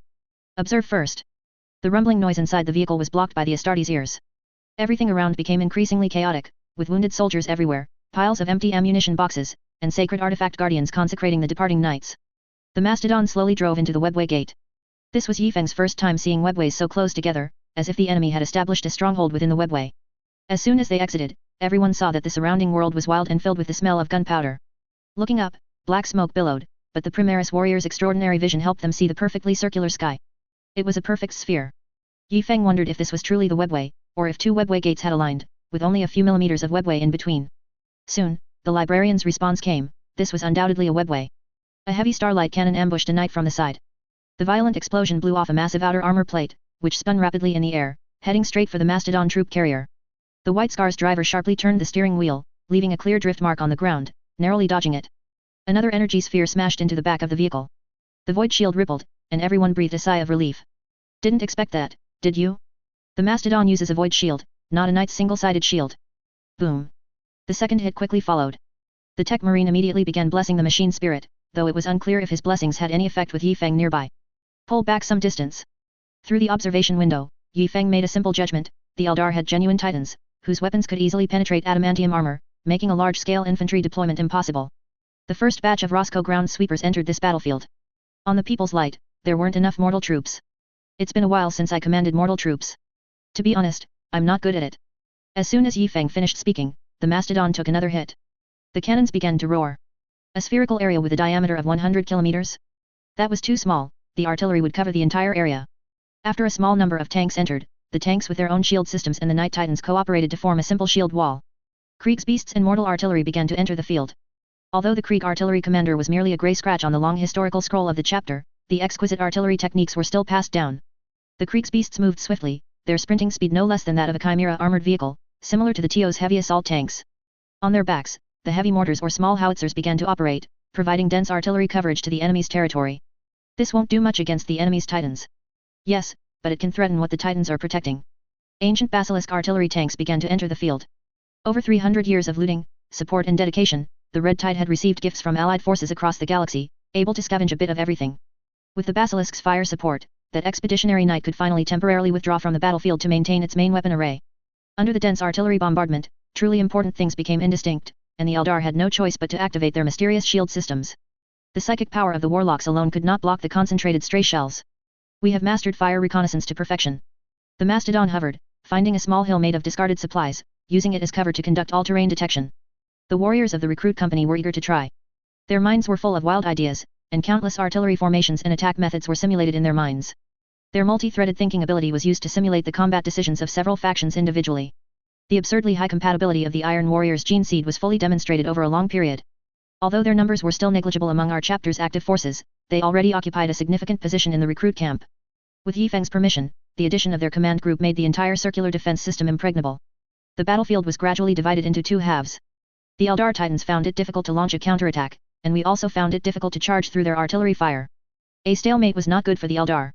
Many powerful individuals of the clan knelt before the High Priestess. High Priestess, we request to attack. Our Titans' offensive cannot penetrate their defensive wall, so there's no need to worry about accidentally harming our warriors. Let the assassins and warriors begin the battle. The High Priestess tried to see the future of this war. She saw neither failure nor success. The future was not like the common phenomenon of being obscured by mist, it was absolute nothingness. We must break out. Time is running out. I need the best of you to break out at all costs and call for reinforcements.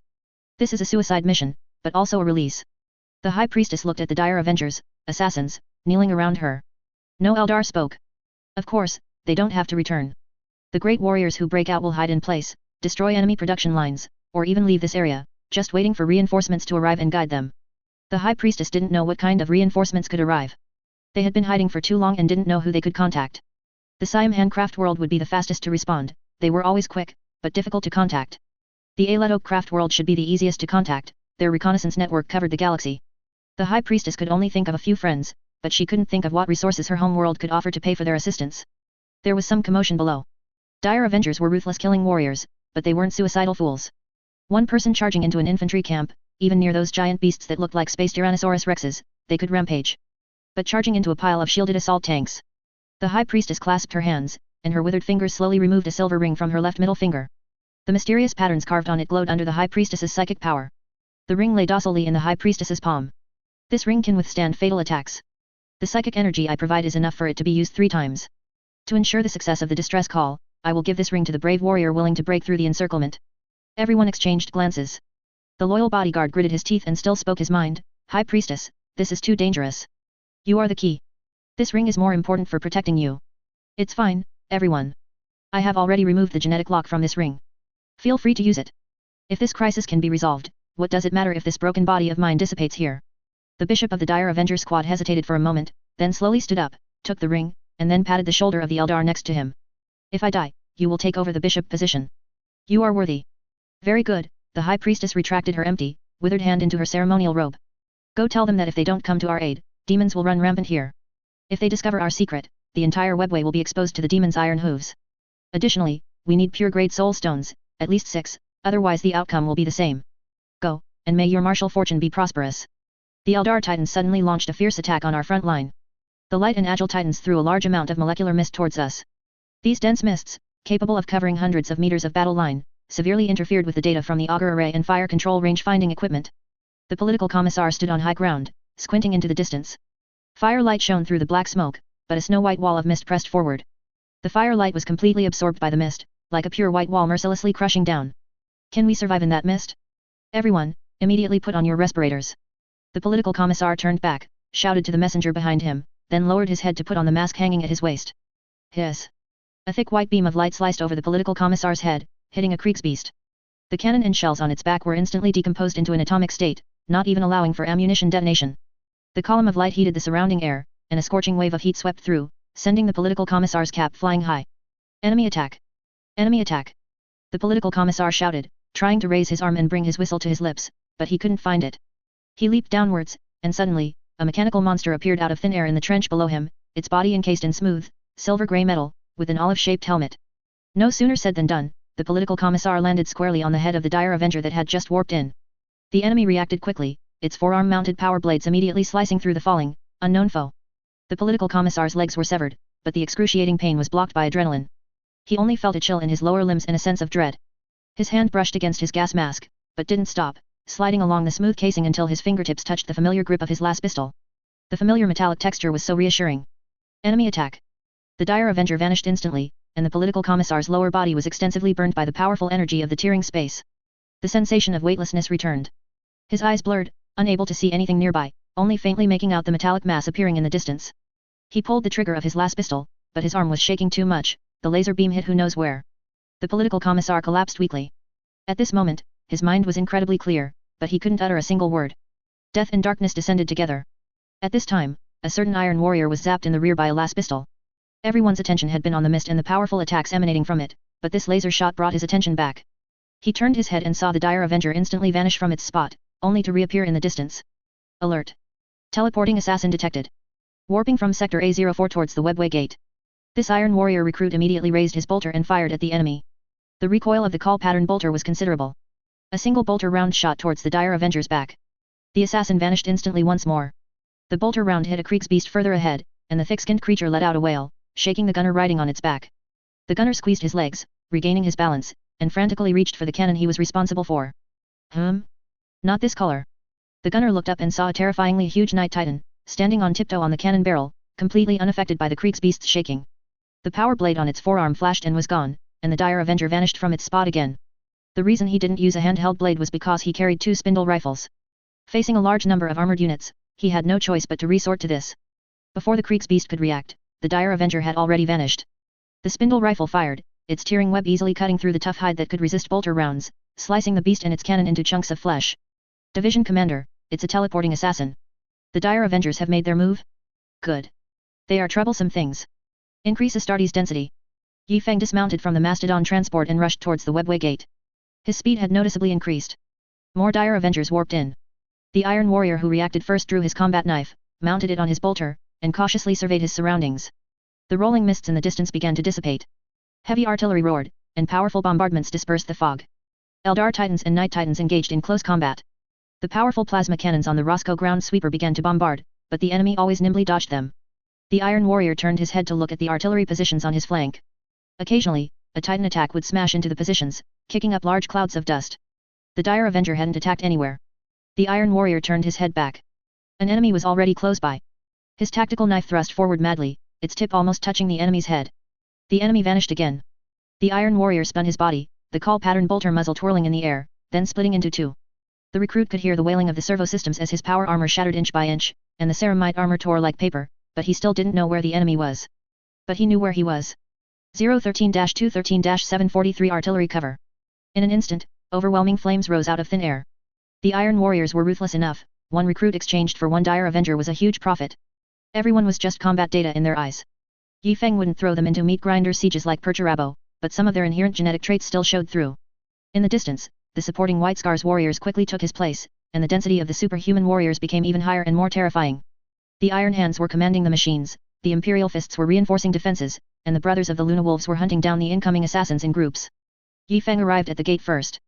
At this moment, a vehicle that could almost be called a relic also drove out and arrived at this battlefield. Yi Feng stood with his blade planted, looking at the battlefield in the distance.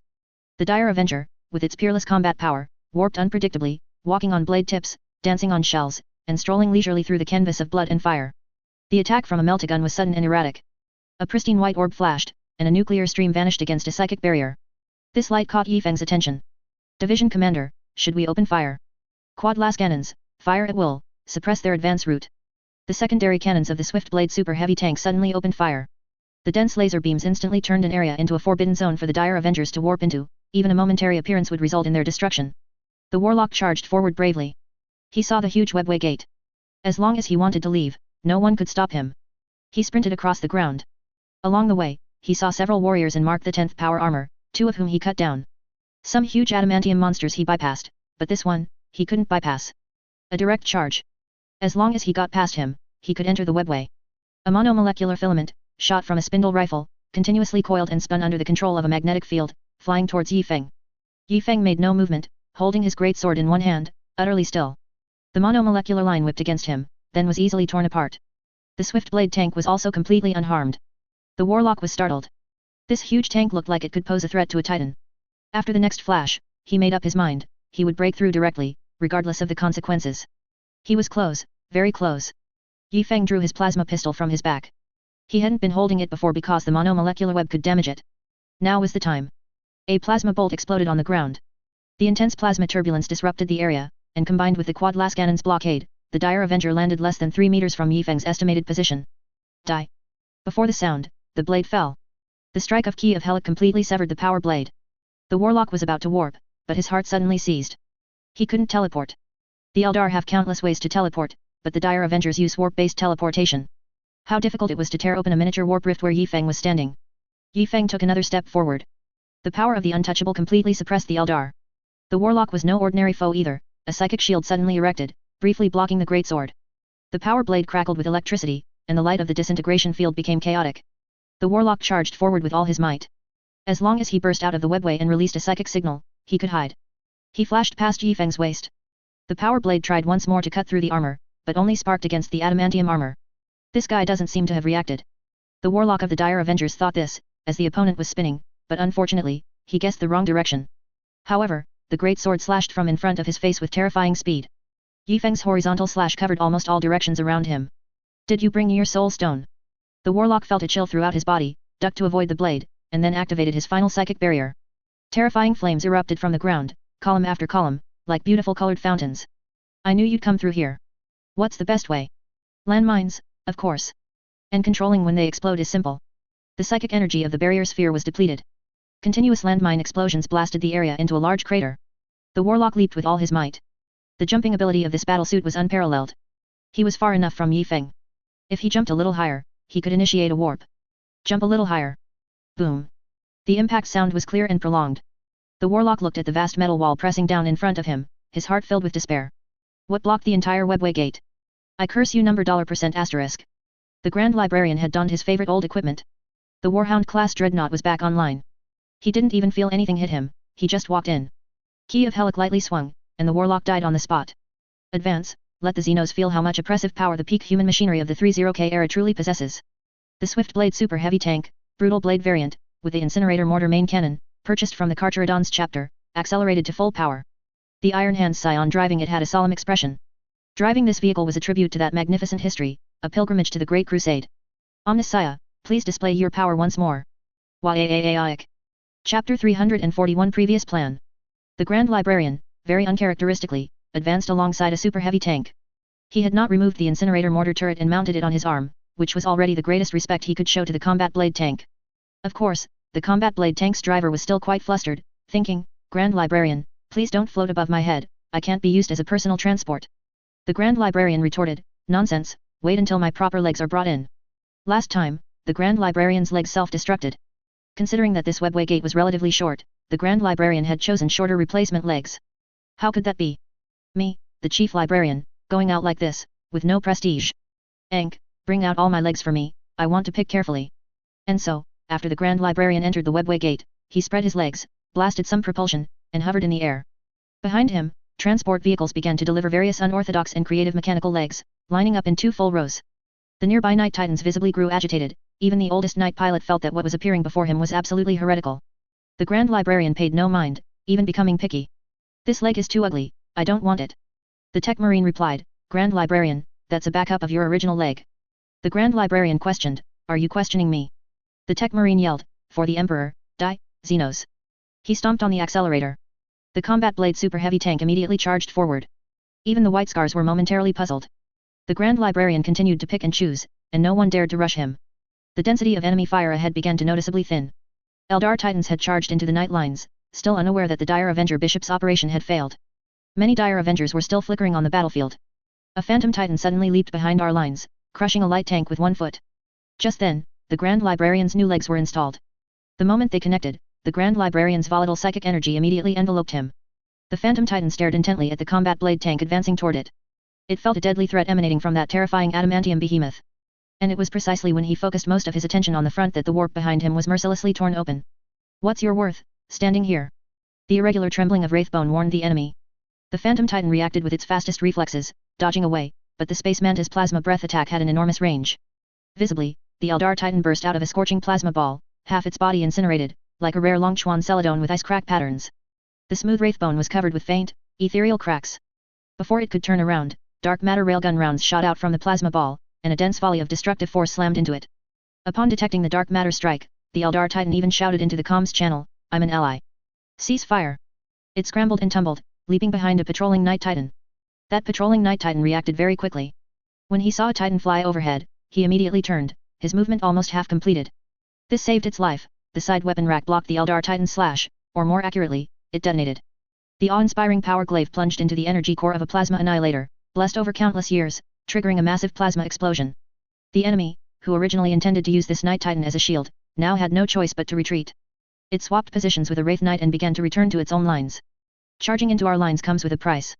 After the initial chaos, the well-trained tank crews immediately counterattacked. The Roscoe ground sweeper's greatest feature was its long-range but low-power main gun, and its short-range but high-power secondary guns. Under the coordination of the Iron Warriors, the tank crews formed a dense network of fire, blocking the enemy's retreat route. The Wraith Knight took several plasma cannon hits. Most Eldar Titans lack shields and rely on a distorted holographic field to conceal their actual position. However, the fire network established by the Iron Warriors was more sophisticated than usual. They would fire in directions where there were no enemies, simply to prevent the opponent from moving into that area. Soon, its true form was revealed, a faint outline becoming visible. The Grand Librarian illuminated its true location with a psychic strike. The Wraith Knight destroyed a Roscoe ground sweeper with one blow, then heavily stepped on another tank, activating its jump jets at full power, leaping into the air. 2 missiles flew towards it. Its movements were so graceful, twisting its body like a dancer. One missile grazed its shoulder, and the other flew close to its thigh. The Grand Librarian thought his opponent was crazy. With no shield and no heavy armor, it dared to use evasive maneuvers to dodge missiles, unaware that he could control the missile's detonation. The second missile exploded in mid-air. Its power was certainly not as high as a direct hit, but it caused some interference. In the comms channel, hymns praising the Omnissiah and reports of coordinates were intertwined. The heavy artillery units seized the opportunity to complete their turret rotations, and countless gunfire covered that area. They have warlocks guiding the Wraith Knight. It's strange, why don't they attack? The Wraith Knight only attacked up to 30 kilometers from the webway gate. They no longer charged forward, only a few Eldar Titans advanced a short distance to cover the dire Avengers. The enemy cannot move far from a certain area. As he spoke, a Titan, taking advantage of the chaos, charged towards the Grand Librarian. They also attacked in groups of 3, this was the last one. The Sonic Lance instantly destroyed the surrounding light-armored units, and was surprisingly effective against the Kriegsbeasts blocking its path. Flesh turned into putrid liquid, flowing across the ground. It charged at the Grand Librarian from the side. The Silent Killer slowly rotated its turret. The Scions of the Iron Hands chanting grew louder, their movements ceaseless. The incinerator mortar was in position.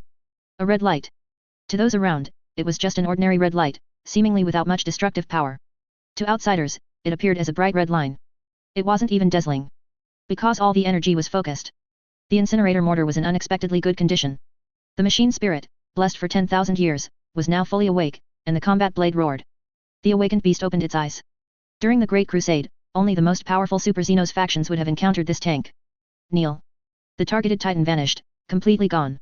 The Eldar Titan's holographic image dissolved in the scorching energy, like a reflection in a mirror, a flower in water. The auger array was too severely interfered with by the holographic field. The Primaris warrior's visual observation was also ineffective. Unless it was very close, the opponent could not be seen visually. Is it over? No, it's still early. The machine spirit was pleased. The mortar's discharge time was exceptionally long, the terrifying incinerator ray continued. The moment the holographic projection field shattered, the Grand Librarian's psychic energy instantly locked onto the opponent's position, and he used his teleportation ability on the combat blade tank. The incinerator mortar suddenly appeared in front of the Eldar Titan. The ray brought with it heat that melted everything. It was my burning heart, the Emperor's retribution is unstoppable. The second half of the attack lasted a very short time, but a large hole still appeared in the Eldar Titan's chest. A massive, flaming hole. Black and red intertwined, alternately dominating the main color of the hole. The wraith bone trembled and collapsed, and the substance of the warp began to dissipate. Its movements ceased, and it slowly toppled. A rocket followed, then more artillery fire. Whether the combat blade tank's strike had defeated this Titan or not, it was certainly dead now.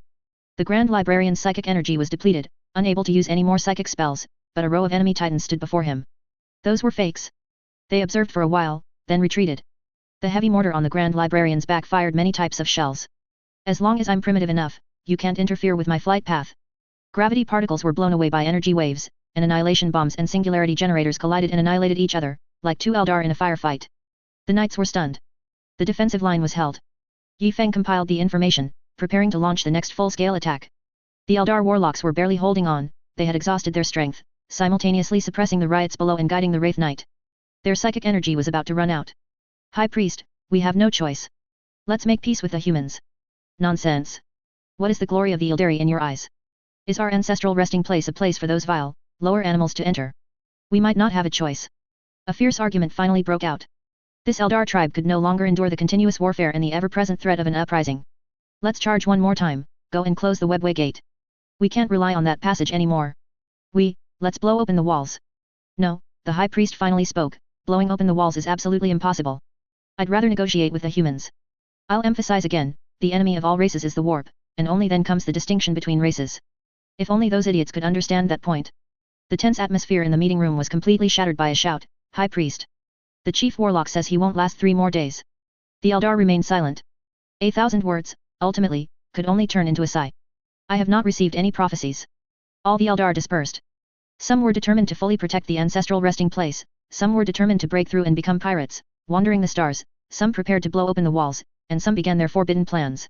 In the cage, countless demons roared, having already broken through 2 seals, with the last seal teetering on the brink. Once, an Eldar proposed an idea: are demons not the power of the Chaos Gods?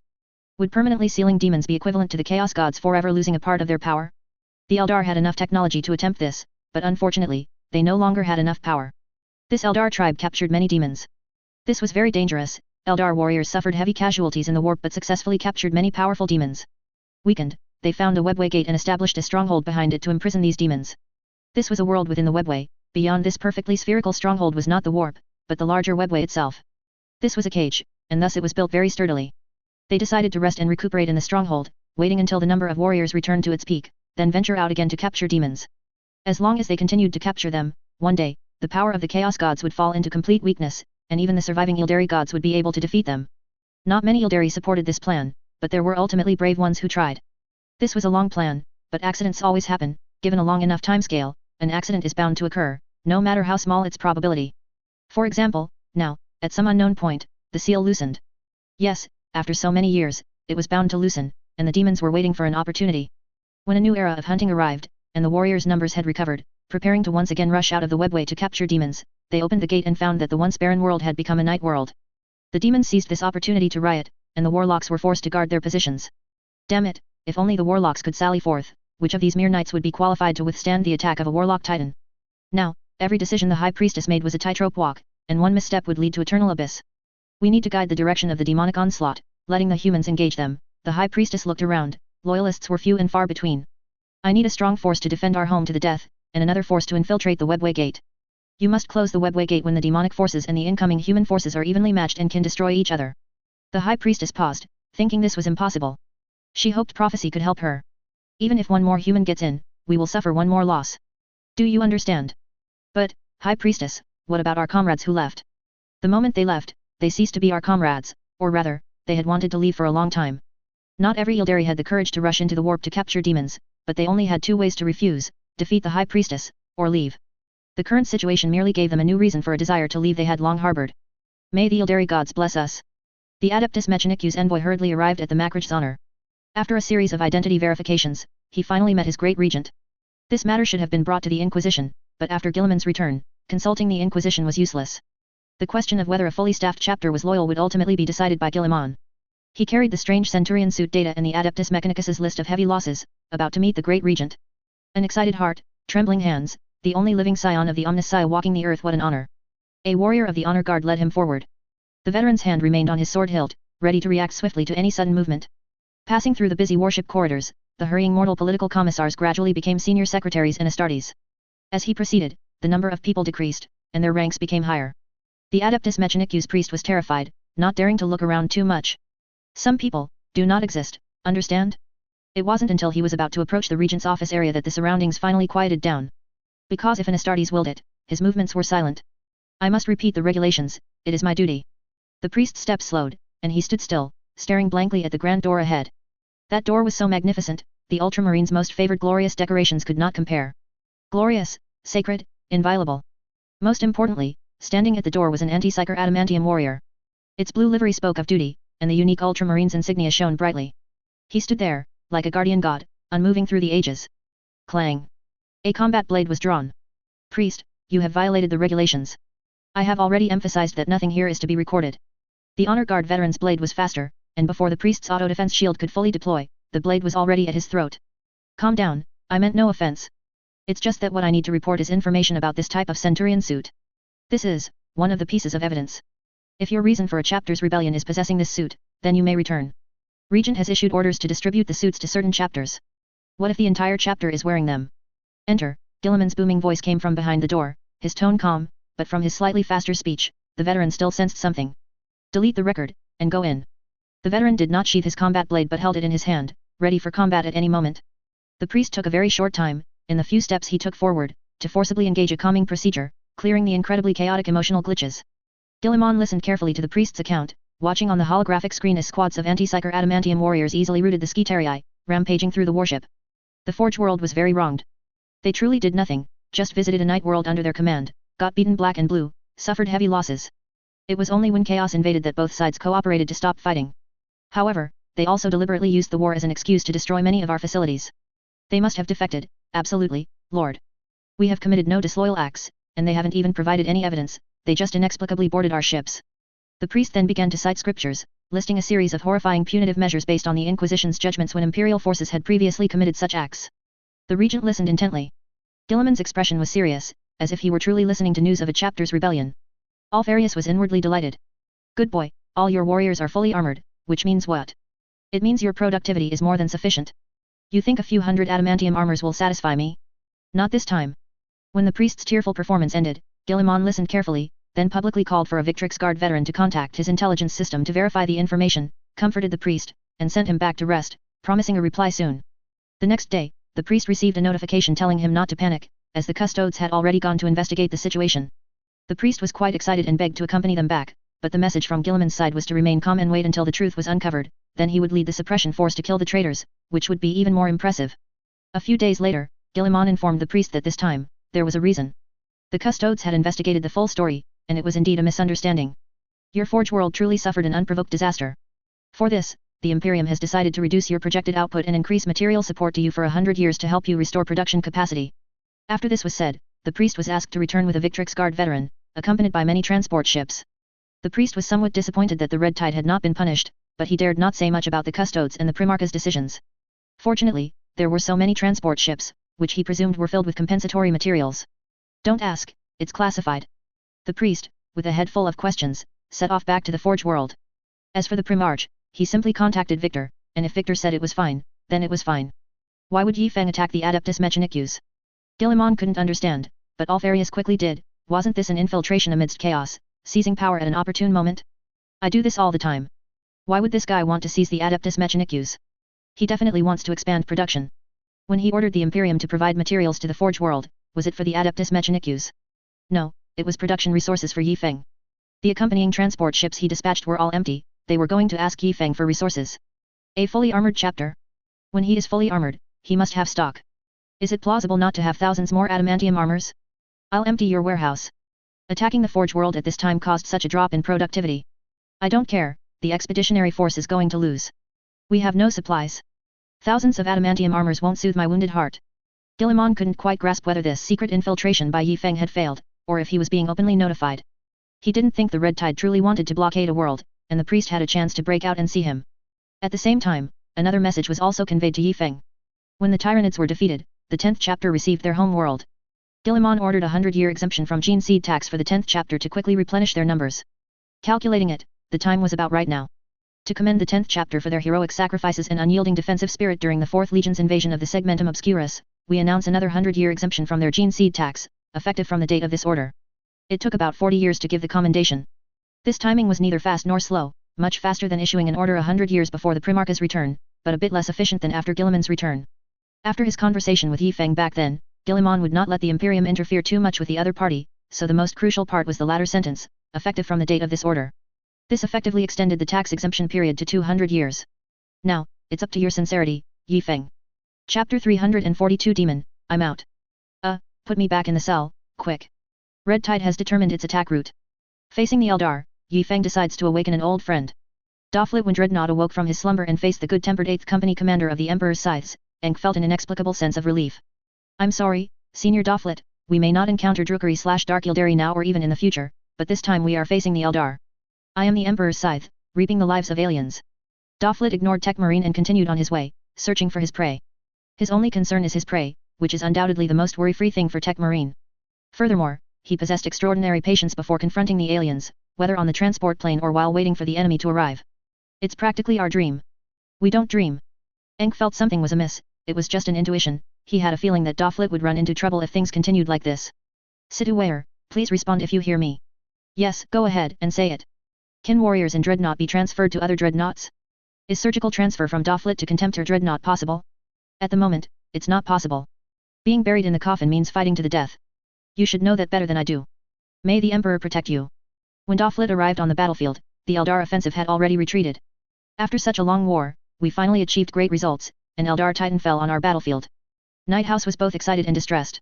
When Doflet appeared, all the Night House members slowly moved closer to him. Only his technology is considered original Imperial technology, everything else is heresy. Unexpectedly, Doflet became the force that united the Night Titan army. I will lead the attack, Grand Librarian's voice boomed, carrying directly to the enemy lines. In the communication channel, Yi Feng started rambling again, what is false can be real, and what is real can be false. Falsehood and reality are both intertwined, all conceal power within the false, and one moves with the flow. Speak like a human. It's not easy for us to fight a united enemy, so we have to find a way to get them to break out. We'll split into several feint attack teams and main attack teams, and then hide our elite troops behind the feint attack teams to form a strangulation formation and a defensive formation. Yi Feng paused for a moment, then said, actually, there is no main attack force. All the troops are decoys. The real elite troops are the Grand Librarians and Terminators. When the enemy thinks they have found a weakness and sends troops to attack our forces, we can send teleport troops into the fray, relying on the firepower of the Grand Librarians to block the enemy's front line, making it impossible for the enemy to defend both ends. The troops deployed in formation. Although the fainting army had fierce firepower, there were few people behind it. Further away were the troops that had formed a defensive formation and were ready to fight the charging Eldar Titan. The elite assault troops on the flanks even used Mastodon to create the illusion that they were the main attacking force. Then, the opposite side was deathly still. Suddenly, a barrage of chaotic attacks flew everywhere. Enemies riding anti-gravity motorcycles and small flying vehicles began to charge the front line. Eldar Titan retreated almost to the edge of the wall in the area, where a large amount of firepower was organized. Blood rained down from the sky. Yi Feng looked up at the sky, at an altitude of just tens of kilometers. The blood droplet fell and turned into a wisp of white smoke a dozen meters away from Yi Feng. Smoke billowed around Yi Feng, making it look like a sauna. Ouch, my eyes, my lungs are burning through, political commissar, save me. Yi Feng could hear screams in the distance. The exposed mortals were suffering immense pain. The blood dripped onto their skin, scalding hot and corrosive.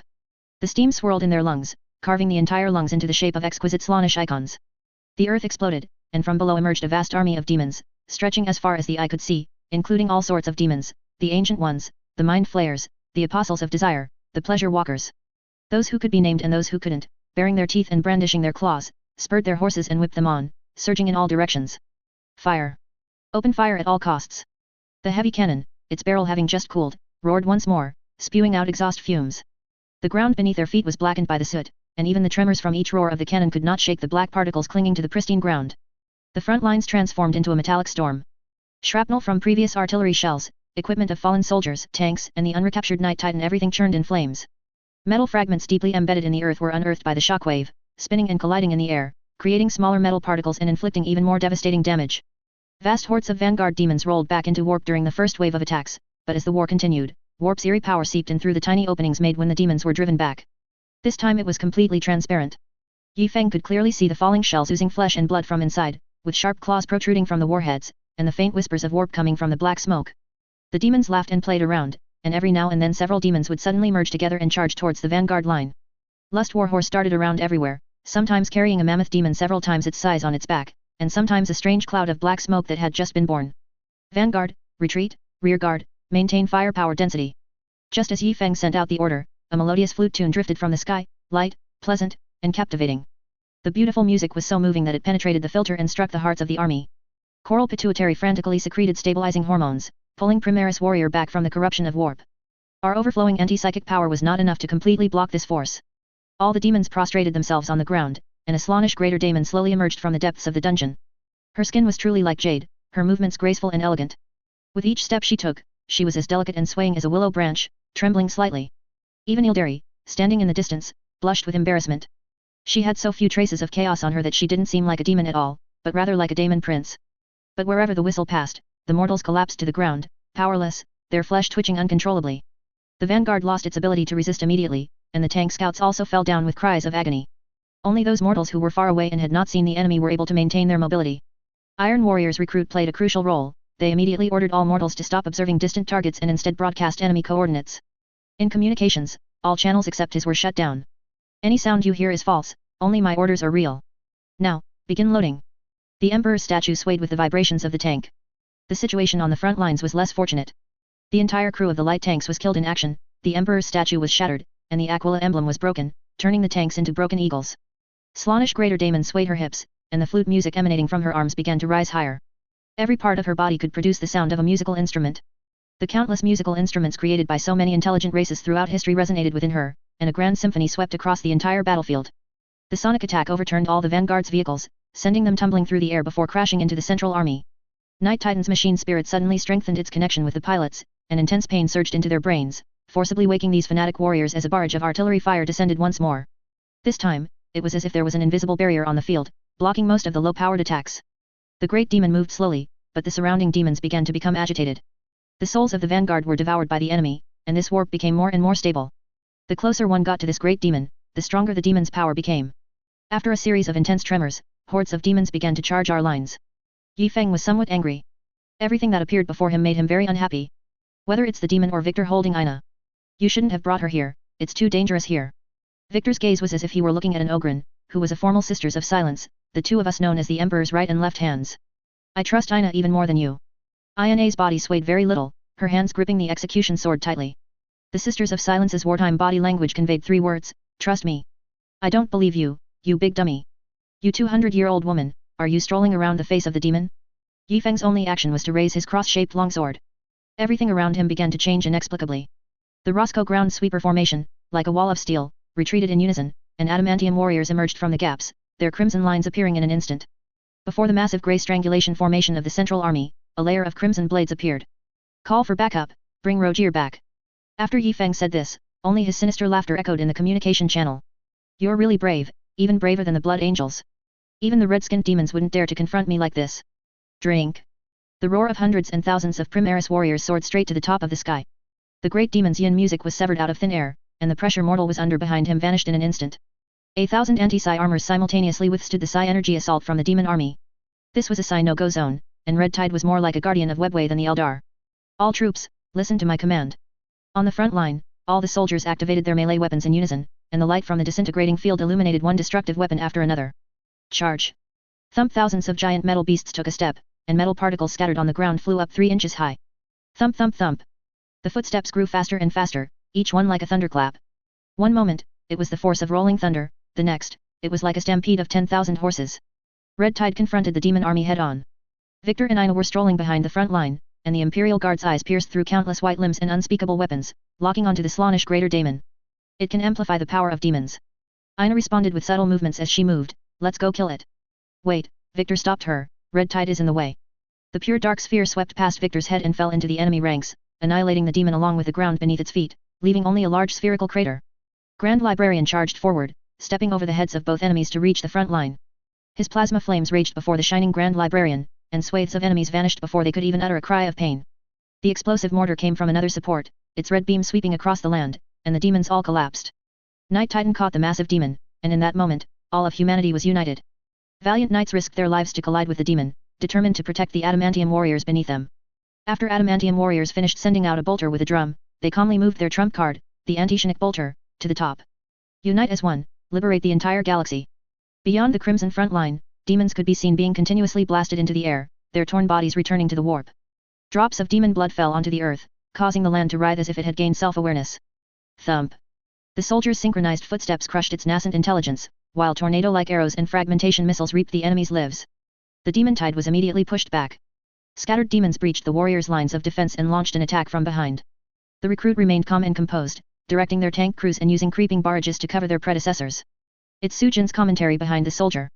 Adamantium warriors led the way, followed by barrages of bullets. In the areas traversed by the warriors, the warp power dissipated, and physical artillery fire swept across the ground behind them as the steel army pressed forward. Victor frowned, the great demon was getting stronger. Its power flowed into the surrounding demons. Victor could see with his naked eye that with each death of a ferocious demon, the Slaanesh Greater Daemon became more beautiful. Those powers sprouted like seeds among the demons, and after the demons died, they returned to the Greater Daemon, carrying the power of the lesser demons. A musical demon? No, more like a thieving demon, driven by a greed for power. Her guards are even more powerful, with more implanted power and more power recovered after death. This is a control-type great demon, and also the ultimate enemy that grows stronger the more you fight. Victor patted Aina on the shoulder. Let's go. Victor casually cleaved a demon in two. Out of the corner of his eye, he saw the Terminators Dalian and Kazanov running frantically in the distance. Those Terminators were running even faster than the usual veteran Terminators. Kazanov was furious. He had been waiting to be teleported next to the Grand Librarian, but the Grand Librarian suddenly charged into the enemy ranks, leaving his group of warriors to proceed on foot. Following Sujin's comments. What a disgrace. I am chapter champion. I led the top team, Dalian, and we came in last. Doflit Dreadnought was also moving slowly forward, its speed still limiting it. This Dawn Dreadnought didn't fire at all, the towering flames in front of it prevented it from finding the enemy. Eldar squad? Brothers, let's go. Let's get them. This force, which had painstakingly sneaked in and was preparing to shut down Webway Gate while the demons and humans were locked in a fierce battle, was met with a brutal beating by Kazanov. Doflit's power claw was activated, and he was so happy and joyful that only the death of these Ildari could give him a moment's respite. Only when the power claw pierced and churned inside Doflit's chest did he realize he was still alive, living a remarkably vibrant life. For the Emperor. Victor glanced at the barrage of bullets in the sky, each shell was crystal clear to him. The golden armor clung to the tail of the barrage of bullets. As Red Tide's advance began to slow down, Victor's strong arm grabbed Ina's waist, and they instantly rushed into the area covered by artillery fire. Ina felt like she couldn't breathe, the terrifying acceleration was pressing down on her limbs and bones, and she felt like she was being crushed. My heart skipped a beat, and my blood was flowing toward an unknown direction. Yi Feng felt a sudden darkness above him as Victor and Ina stepped over him. No. Grand Librarian, why are you stepping on my head? It wasn't me who did it. Victor disappeared into the enemy ranks, Red Tide's advance accelerated significantly, Yi Feng broke away from the main force and charged into the demon horde alone, Key of Helix soaring up and down. Faced with him, the demons almost instinctively retreated, only to be pushed and shoved by the demons behind them onto Yi Feng's blade. This group was even more terrifying than the Grey Knights. The key question was, how could there be so many of them? Slaanesh Greater Daemon smiled. The decrease in the number of demons did not significantly reduce the overall strength. The power she infused into the demons grew stronger, and the individual strength of the demon army was steadily increasing. Their combat power will reach its peak when they have 66 demons left and 6 demons left. She's like Psyker Big Mech from Orc, wherever she is, even if a large number of orcs die, the Yaaaic energy field remains intact. Faced with the two spearheads of Victor and Yi Feng, it simply waved its hand, and powerful energy was injected into the demons around them. The Lord of Pleasure doesn't need so many ugly creatures, he prefers the beautiful and the strong. Borrow your knives to cleanse me of the filth. She sat gracefully atop a lust warhorse, which had grown to the size of a mastodon heavy troop carrier. It pawed impatiently, its body heaving as if trying to charge toward the luscious flesh behind the clumps of steel, yet it was restrained by its master. She stretched lazily, and fine cracks on her body added a slight flaw to this perfect creation. Those are scales hidden under the skin. Ina rolled on the ground, and the surrounding demons tried to retreat, but Victor had already shredded the demons who had lost their will to fight. They were not the immortal Lucius, having died before the Sisters of Silence, Lord Slaanesh would not create another one of them. The execution sword plunged into the demon's body, but Victor had already torn the enemy apart, it was merely a corpse about to roll into the warp. In the real world, the Imperial Guard is second only to the Emperor, and the existence of the Sisters of Silence ensures that the Imperial Guard and its enemies are both in the real world. Rogier took a large gulp of wine, the ship floating above the Forge world. The Wolf brothers were ready to use Kern's name to destroy those Adeptus Mechanicus who still clung to independence. Archmagos. They would say, either you kill me, or you give me independence.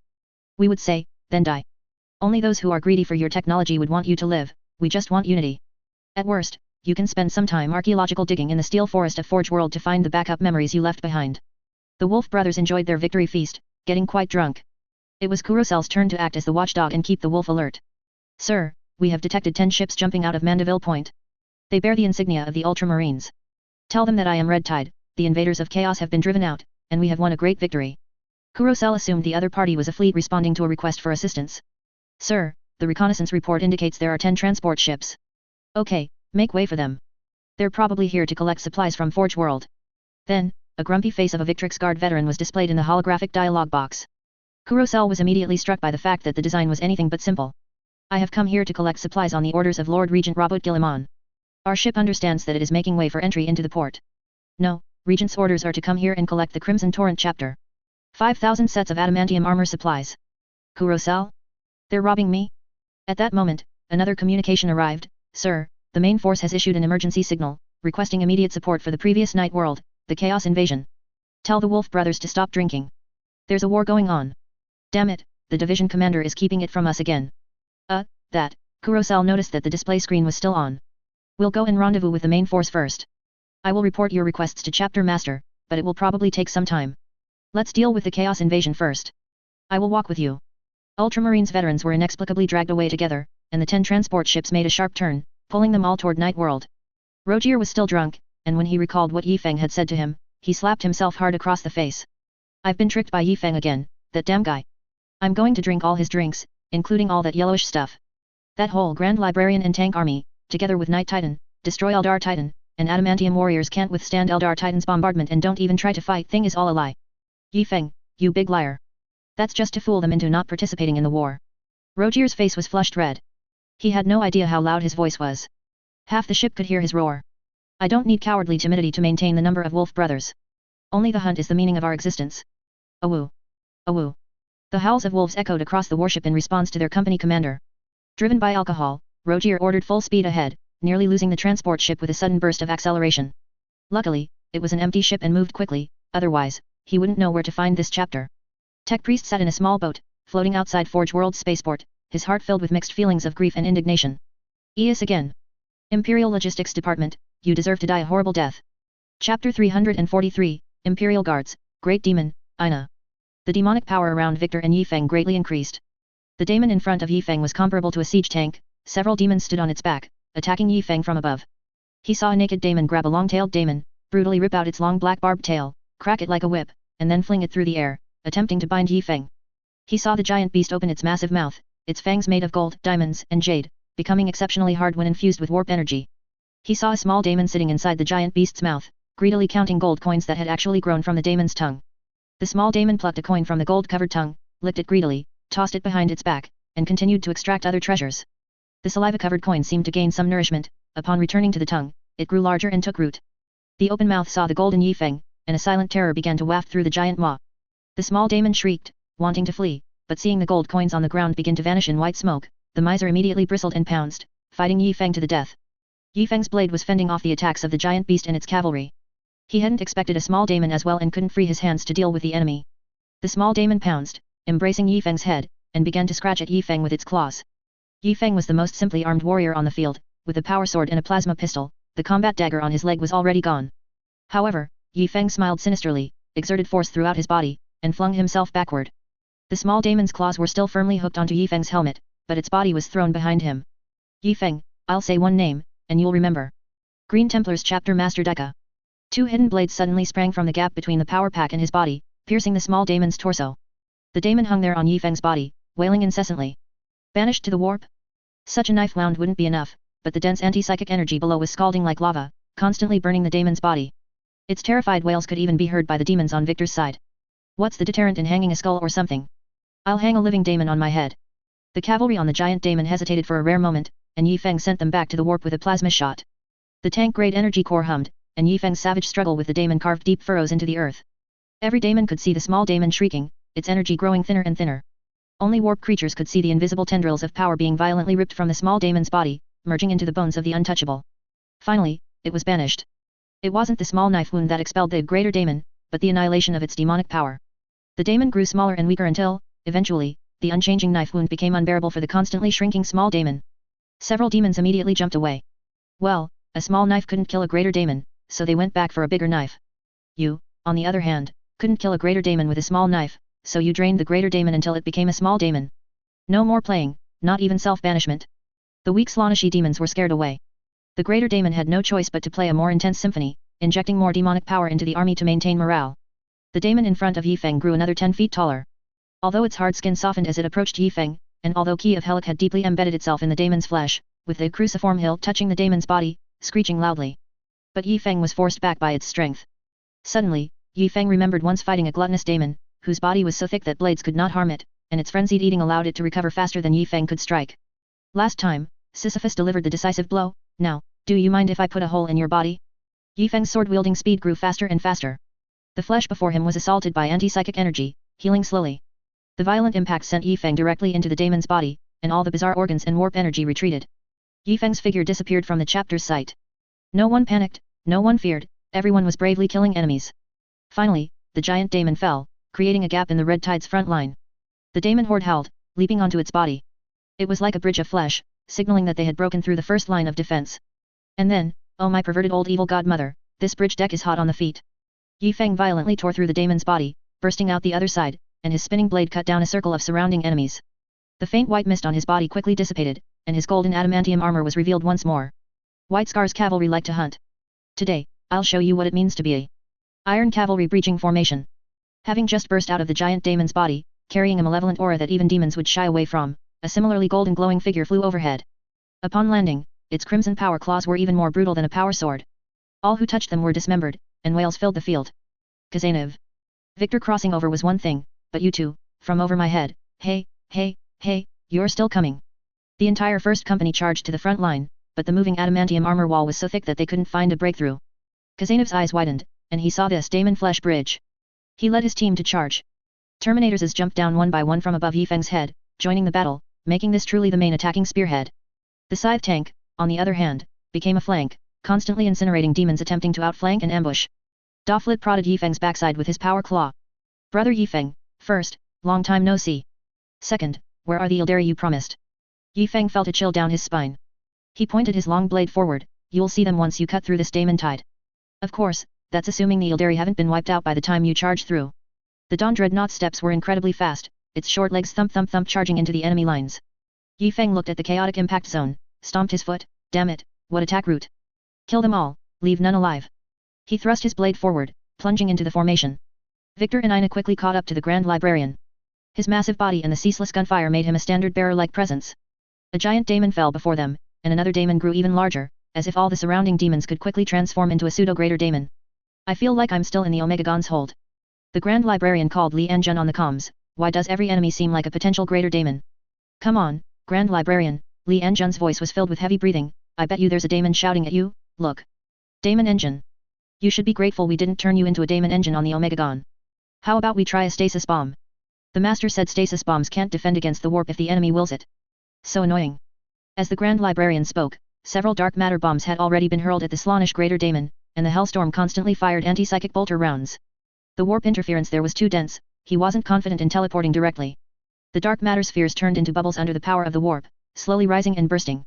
The anti-psychic bolter rounds were blocked by the suddenly enlarged daemon.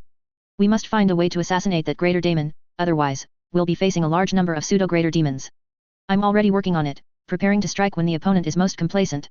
Speaking of which, Li Anjun, where did you run off to, you rascal? The Grand Librarian looked around but couldn't find Li Anjun's psychic signature. Boom, the manta ray head was cooling down, its nozzles overheating. The massive spherical device was wielded by the Grand Librarian like a battering ram, instantly flattening a giant daemon. 3 Zhang in front of the Grand Librarian, a daemon's body rapidly grew larger again. I can guarantee that you are definitely fighting a pseudo-greater daemon.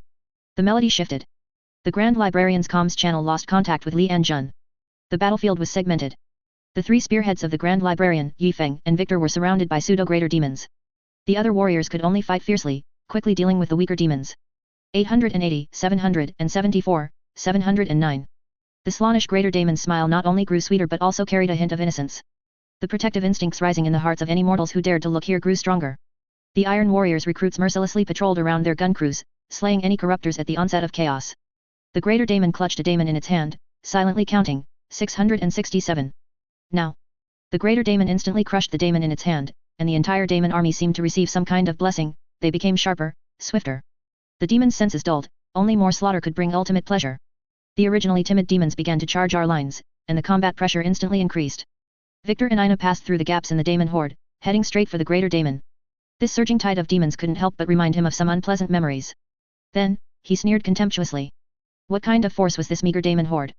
Just one Greater Daemon, daring to be so rampant here. Ina's execution greatsword finally managed to split open a daemon's body. Victor pulled her shoulder, and she flew off like an arrow from a bowstring again. This battlefield, he arrived, but not completely. Victor's speed was too fast, his movements unpredictable, flowing through the gaps between the demons. The Slaanesh Greater Daemon's power often hadn't even reached a daemon before Victor had already passed by it, leaving it alone in its madness. What disgusted the Slaanesh Greater Daemon the most was that while she could indeed make demons stronger, it meant her own power weakened, and the power would not return to her body until that blessed daemon died. No daemon would willingly return its power, none. The Slaanesh Greater Daemon dared not continue using her power, the power of her surrounding guards was becoming insufficient. With a ruthless resolve, she began to move around the battlefield, her hulking demons following her, frantically scurrying across the field. She was circumventing Victor, taking matters into her own hands, killing those demons who had suddenly gained power and entered a frenzy, but whose surroundings only contained their own kind. Demons were not like the Red Tide, they were prone to infighting. If the frenzied demons were left unchecked for too long, the daemon army would likely face self-destruction. Away from Victor, away from Yifeng, away from the Grand Librarian. She ran and ran, all the way to the front line of the super heavy tank. The destructive beam of an incinerator mortar swept across the area, evaporating a large number of demons, and she nimbly leaped. A crimson pillar of light grazed below her, and flames ignited her skin. She was somewhat annoyed. Ildari skin adornments were very precious, especially this one. The skin below her thighs was completely burned away, revealing purple scales, smooth and hard, as if capable of deflecting all sharp objects in the world. Her lizard-like scales bulged, and her speed was incredible. She had to destroy the tank first, there was no powerful psychic or anti-psychic force here. Under the power of the warp, even if you are a titan, I can tear you apart. Yes, Li Anjun also agreed with this view. He sat in the CO gunner's seat of the tank, operating the quad laser cannon. The staff stood upright beside him. On it, the Codex Astartes began to turn its pages, imbued with psychic radiance.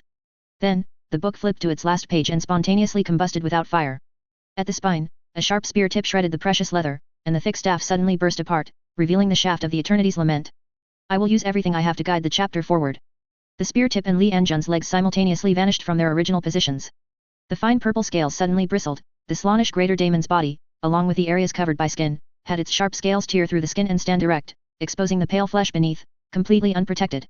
In the Slaanesh Greater Daemon's mind, the warp's warning signals pulsed so intensely that her entire body tensed up, and the surrounding space twisted and deformed. But the spear tip was unaffected. It touched the tip of a scale, and the purple scale shattered inch by inch. No one could have imagined a single scale could break into hundreds of pieces. The spear tip continued downwards, wielded by Cancelo's soul. Advance, by the command of the Golden Master. A streak of light appeared out of nowhere, then vanished just as suddenly. We could only see a bright line piercing through the Slaanesh Greater Daemon in the viscous warp. The Slaanesh Greater Daemon let out an inhuman sound, and the entire Daemon army began to fall into chaos. Her close guards started attacking each other, their minds bewildered by the chaotic, depraved music. The Daemon tide completely descended into disorder, like crashing into a dangerous seabed made of countless reefs, the entire tide filled with whirlpools, waves, and turbulence. In a single breath, the close guards suffered dozens of casualties. Vast Daemon power surged into the Slaanesh Greater Daemon's body, repairing her fatal wound. The holy power left by the Eternity's Lament fought valiantly, but unfortunately, it was deep in enemy lines, outnumbered, and ultimately vanished like a phantom. The Slaanesh Greater Daemon gasped for air, her exhalations capable of tearing through dimensional space, and she returned to the battlefield. Facing Victor, who was now within arm's reach. One breath was enough for Victor to rush before her. The fires of Syrixus burned on the holy power sword. Aina was tossed into the air, twisting and turning, her executioner's great sword making a beautiful rotation, slicing through the thin warp mist. The Emperor's hands, twin swords circling the sky, descended. I bestow upon you death, in the Emperor's name. Victor cleaved the opponent's body with one sword, and Ina's horizontal slash decapitated the opponent's head. Cross-hatch lines appeared on the Slaanesh Daemon's body. It was completely cut into 4 pieces. Violent psychic turmoil began. The power the Slaanesh Greater Daemon had bestowed upon the frontline demons became chaotic, and daemon seeds grew wildly. They inversely drew power from the Slaanesh Greater Daemon. Frontline demons could see flesh exploding, and countless energies pouring from the gaps in their bodies. Chaos cultists would completely transform into chaos spawns from this power, while the demons became even more terrifying, more Slaanesh, more warp. Except for the demons in front of Yifeng, the Slaanesh Greater Daemon's power transmission was cut off halfway by anti-psychic force. Yifeng's advance speed suddenly accelerated, placing him only tens of meters from Ina.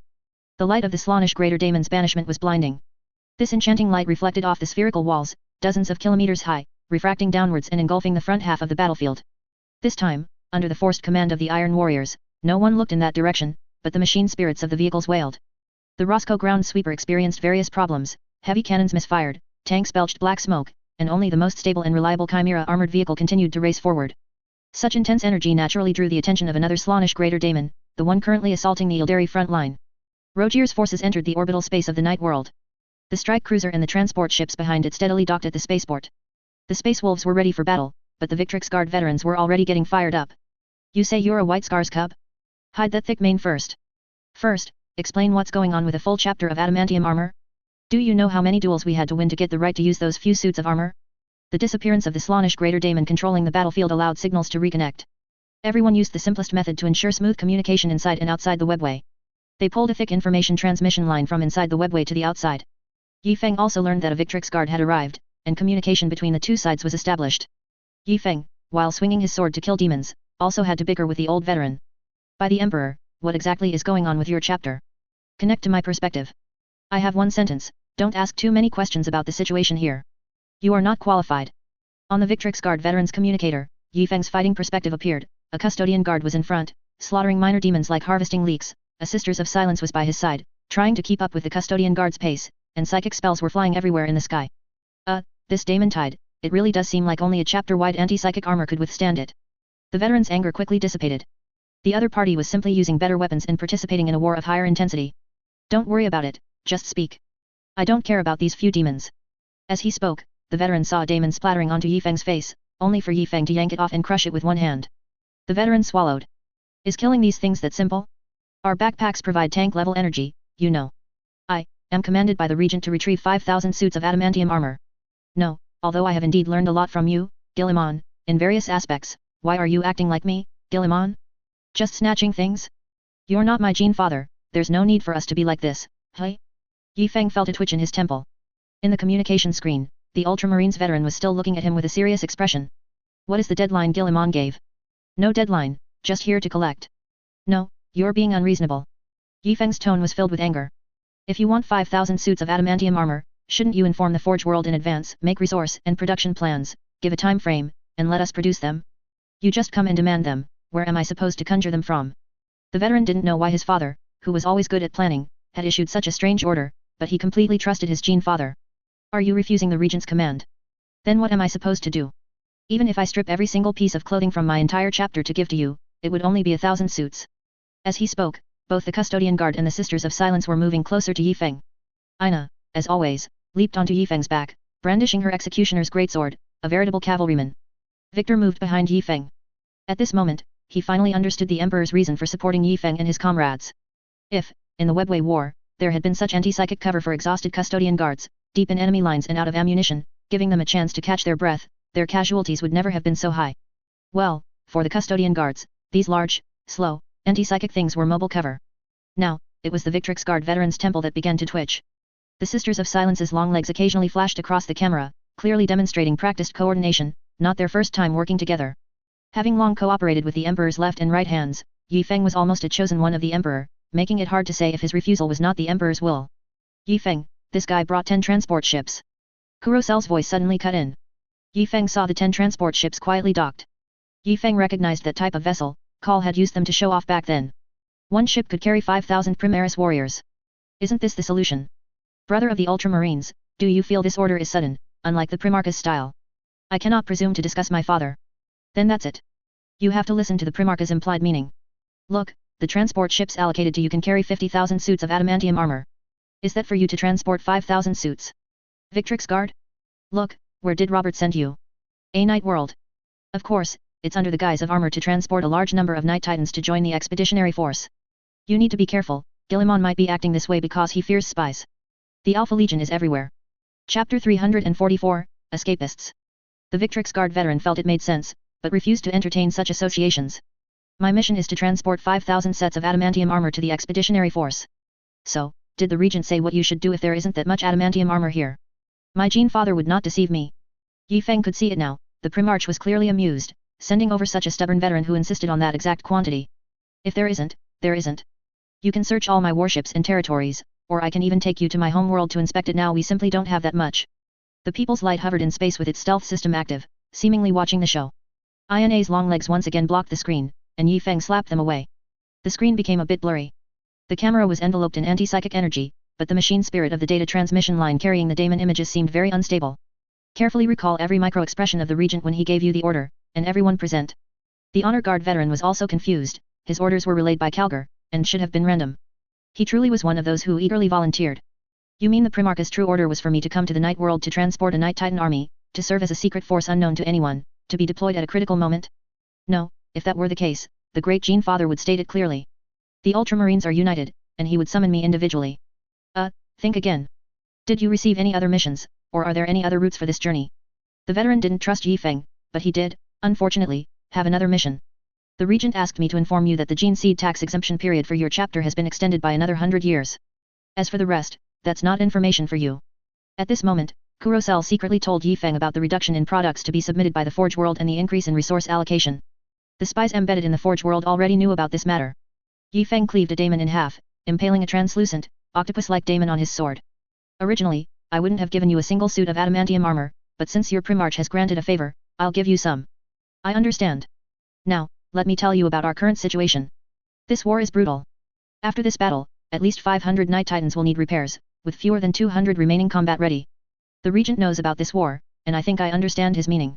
The chapter's favorite was carried away again. Victor pulled Ina from Yi Feng's back with one arm, and Yi Feng's swordsmanship visibly became more ferocious. The hidden blade on his back sprang out again, impaling a daemon straight through, leaving it writhing and howling. Your transport ships cannot be hidden. The departure of 10 large transport ships will still attract attention, Yi Feng observed as the number of demons thinned. However, you can return under the guise of transporting damaged Night Titans. You have Forge Worlds along the path of your expeditionary force, correct? I believe there are quite a few. 500 Night Titans, but damaged ones. If there are spies, they will deem the dispatch of these transport ships reasonable and will lower their guard upon seeing the genuinely damaged Night Titans, at most leaving spies on the Forge Worlds repairing the Titans. I must emphasize that we are united, there are no traitors among us.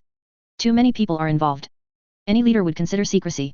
Think about it, we will hide the adamantium armor next to the damaged Night Titans. They are 9 meters tall and broken, so hiding 2 suits of adamantium armor is not an issue. Furthermore, there are 200 complete Night Titans as a second layer of concealment. Yi Feng smiled. If an agent discovers complete Night Titans mixed among the damaged ones, what would you think? You would be very happy to have uncovered another secret. You would likely relax your guard, overlooking the adamantium armor hidden within the damaged Night Titans. Whichever force is successfully concealed will play a crucial role at the critical moment. What he said made a lot of sense, and the Victrix Guard veteran also thought so, but he had to confirm one thing, that there really wasn't that much adamantium armor here. I request to fight alongside you, to descend to the world below with your brothers. He wanted to witness this battle firsthand, and then. I'm afraid you're not yet qualified. Without the protection of anti-psychic adamantium armor, facing the power of the warp directly is extremely dangerous, and even with it, it's still very dangerous. The political commissar, Chaplain, would find several brothers who had died violently after each battle. They should have been corrupted, but the Coral Pituitary preserved their final dignity. The Victrix Guard veteran felt exceptionally angry. A warrior of the Red Tide, wearing adamantium armor, stood watching him, blocking the door of the communication room. Just stay here obediently, the battle has reached a very critical moment. After the lesser demons in this area were defeated, they were all pushed towards another greater daemon, a Slaanesh greater daemon that was tearing an Eldar Titan apart with its bare hands. The Eldar Titan's holographic field was useless against the Slaanesh greater daemon, it locked onto enemies with psychic power. The fragile defenses were easily torn apart by the greater daemon. Even in terms of speed, the Eldar Titan couldn't outrun the greater daemon. But just then, the High Priest made his move. The Eldar used psychic powers and restraint, but with the Slaanesh greater daemon right in their faces, could they still expect Slaanesh not to notice them? Ancient witchcraft, passed down through generations, manifested in intricate and deadly psychic patterns. Thousands of psychic threads intertwined in the air, their ends suddenly vanishing, only to reappear from a point in space, weaving into a beautiful divine image. This was a fallen deity. Although no god answered the High Priest's call, the psychic construct still possessed extraordinary combat power. Fierce psychic collisions and advanced technological weapons erupted in the distance, illuminating the spherical fortress in a kaleidoscope of colors. The Wolf brothers arrived a step late. The most difficult period had passed. There was still a greater daemon and many demons ahead, and every Wolf brother was excited. However, Yi Feng ordered them to slow down. Everyone, form an iron wall, advance slowly, and do not let a single daemon slip through. The crimson front line transformed into an adamantium wall. The demons in front of them became scattered, not daring to charge their line. The sky-blasting artillery no longer cleared the area behind the front line but recommenced firing a barrage over the world ahead. It wasn't a creeping barrage, it was full coverage of enemy territory. Whether Eldar or daemon, the artillery blasted them all. Yi Feng's clear communication reached every warrior, the driving tigers to devour wolves strategy is over. It proves that the demons sent by the enemy weren't even enough for a single meal for us. Ha ha ha, hearty laughter filled the comms. Now, I order you to watch from the sidelines. I estimate that after 3 rounds of shelling, it will be pretty much over. The Victrix Guard veteran angrily argued with the warrior guarding the door. That warrior ignored everything, simply turning his back silently, protecting his only weak point, the tactical visor, presenting his rear to him. Initially, the Victrix Guard truly wanted to draw his sword and attack, but, he really couldn't cut through, and such an act would be no different from declaring war. He could only continue to observe the screen. The surrounding artillery fire grew fiercer. From Yi Feng's perspective, the shells were exploding normally, which was a good sign, indicating that the warp's power was very thin. Esteemed emissary of the Regent, I'm afraid I must ask you to wait a little longer. There are Eldar and demons currently engaged in battle ahead. We need some time. I understand, but please eliminate the demons as quickly as possible. Of course, the Eldar and the demons must all be eliminated, mustn't they? Having fought alongside Guilliman for years, he at least knew that Ivrain and Guilliman were allied. But then the veteran thought, if this alliance were announced, which of these chapters that don't often interact would believe it? I didn't see it, ha. I'm not on the battlefield. This was done by the Red Tide. The Ultramarines did not violate the Gene Father's strategy.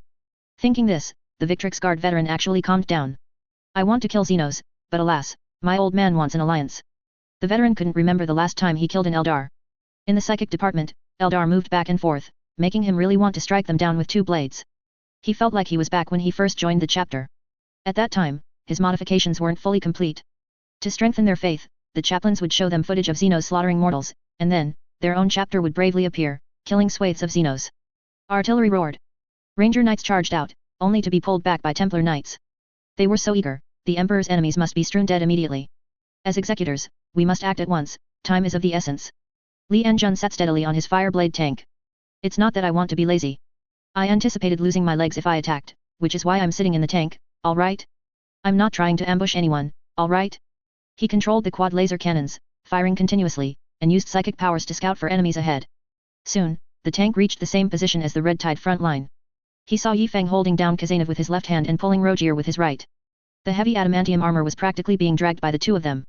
2 deep furrows were carved into the ground. Li Enjun wondered if he should help, but Yi Feng quickly called out to him. I'm fine, I can hold them both. Quickly stop the Grand Librarian. Li Enjun? Me? Stop the Grand Librarian? Yi Feng, what are you waiting for? Hurry. Li Enjun, you want me to stop the Grand Librarian? You really are. Oh, the Grand Librarian came back himself. The Grand Librarian emerged from the black smoke, walked to the rear of the line, and began berating a large group of Iron Warriors recruits. Then he started personally teaching them the specific details of directing mortal artillery support. Clearly, we don't know what the Grand Librarian experienced on the smoke-filled battlefield, but he was obviously very dissatisfied with the artillery formations supporting from behind. The tank army continuously adjusted its formation as it advanced until the Grand Librarian was satisfied, and the Eldar and demons were also pretty much done fighting. The Eldar front line had retreated to the very edge, and the demons were also on their last legs. An ancient Eldar sub-branch fought desperately in their own home, with various ancient relics appearing endlessly, forcing a greater daemon to restore its strength only by devouring other demons. We used to be able to catch you. Killing you isn't difficult, is it? What made them despair was not the daemon army, but the solid blockade of the human army behind them. Even if they won, they couldn't defeat that human army. The High Priestess was neither sad nor joyful, her psychic energy depleted, yet she felt no fear. No prophecy meant there was a way out, she kept reassuring herself. The greater daemon's arms bulged, having just devoured an unlucky daemon, bringing the total number of demons to 66. Its power greatly increased, its muscles swelled, and the image of the Lord of Pleasure solidified on its back. A massive fist slammed directly towards the High Priestess. High Priestess, look out! A nimble Eldar warrior lunged, pushing the High Priestess out of the way. With a swift motion, he injected a dose of medicine into her, and her psychic energy immediately surged. The daemon's double fists hit nothing but dirt. The last few Eldar titans seized the opportunity to counterattack, their star cannons blasting several large holes in the greater daemon's body. The greater daemon howled. The power of Slaanesh softened the bodies of the brave Eldar warriors around it. Warriors who were too close went limp, losing all strength. Praise the Lord of Pleasure. 6 slimy tentacles grabbed the titan's ankles. Its weapons had not yet cooled down, but the titan fiercely hacked at the daemon with its melee weapons. The expected psychic support did not arrive. Hey? Where's the High Priestess? The High Priestess, burning with fever, was savagely thrown into the ancestral burial ground. Her psychic energy was rampaging, her body already torn apart by the psychic maelstrom, her flesh ravaged beyond recognition. Her body temperature was nearing its limit. She tried with all her might to control her power, but it was useless, she couldn't even stand steadily. Traitor, do you mean to destroy the great work of our ancestors? Then you can ask the ancestors for me. A star diamond necklace emitted a brilliant light, opening a barrier of moderate size, perfectly enveloping the anti-gravity motorcycle, and the 6 people on it. No choice, in special circumstances, they squeezed together, displaying their special skills. 6 people on one vehicle was simple. The explosion began, a violent, unstoppable psychic explosion. All Eldar at that moment saw the soul forms of their ancestors. The next moment, the Eldar joined them, drifting everywhere, perishing, either eaten by the greater daemon or dissipating into the world. Yi Feng, let me go slay the daemon. Kazanov. Brother, if you stop me again, I'll bite you. Rogier, not fully sober. Why do you hesitate? A Victrix Guard veteran, sending a barrage of messages. The 2 zealous leaders, who were charging forward a moment ago, were now thrown into the air by a massive shockwave that hit the entire Red Tide front line. They landed in 2s and 3s on the ground. Some warriors rolled a few times after landing and could see the barrels of the tank division when they looked up. Victor was the quickest to react. He turned and used his adamantium armor to shield Ina. When the psychic shockwave arrived, Ina absorbed most of the psychic impact for him, but the material impact carried them both, the 2 at the very front, flying. The Grand Librarian reached out and caught them, shielding them behind him. Yi Feng, Mad Wolf, and Rogier were thrown back, stopping only when they crashed into Daflit, whose mechanical leg broke, sending him sprawling on the ground. Everyone had one thought in their minds. Holy moly, Commander, you predicted this too. If I had charged at the original speed, I would definitely be dead. Yi Feng's status inexplicably rose, which, of course, was partly due to his command. The Red Tide acted as if there was no possibility of peace with the Eldar, and was aggressive. The long wall formed by the adamantium warriors brought despair to some of the Eldar who wished to flee. They took a desperate gamble and chose the last resort. As the massive explosion ended, this spherical stronghold was blown open, revealing a wider webway beyond. The 6 on the motorcycle struck a graceful pose, their bodies intertwined, and with a stomp of the accelerator, they plunged into the webway. Only a gravely wounded greater daemon remained here. There was no longer an assault by 6 demons, the great explosion had killed everything. Victor was the first to react. His decision was swift, he slapped the Grand Librarian hard. The Grand Librarian's void shield was shattered, but he himself was unharmed. The dark matter railgun immediately began to operate. With his other hand, the spherical mechanical arm swung behind his body, then with a forceful throw, he flung Victor and Ina out. Ina's role in this battle was to fly around, never touching the ground, racking up assists. The two were thrown into the greater daemon's body. Perhaps, they were thrown right into the center of the greater daemon's body. Or perhaps, there was a large hole blasted through the middle of the greater daemon's body, and the two passed right through it. Victor, landing, looked at the dying greater daemon, wielding the fires of Syrinx. His exquisite swordsmanship pierced its dark purple skin, and his unpredictable footwork dodged its desperate attacks. The Emperor's left and right hands worked in concert, drawing the curtain of death to its rightful place. By the time Yi Feng arrived, the greater daemon had already been banished back to the warp. Before him was a dreamlike wall of shimmering layers, compressed hyperdimensional light shining on Ina. Behind the wall was a pure white world, a main thoroughfare of the webway. Ina suddenly collapsed to the ground, startling everyone. The combat stimulant had worn off, and the disappearance of the painkiller allowed the sensation of pain to once again assault Ina's brain. In this battle, her body had endured too much strain, countless blood vessels ruptured and recoagulated, her skin cracked like parched earth, and blood, before it could even spill, was congealed by medical agents, like the last despair of a dry season. Apothecary. Medical officer. Whoever you are, get over here. Stasis field. Calm down. A stasis field would harm a mortal far more than her current condition. All medical personnel in the chapter were mobilized. Sicherware's order of get out was sent back. For a Sisters of Silence's surgery, you mortals would get heart attacks just by getting close.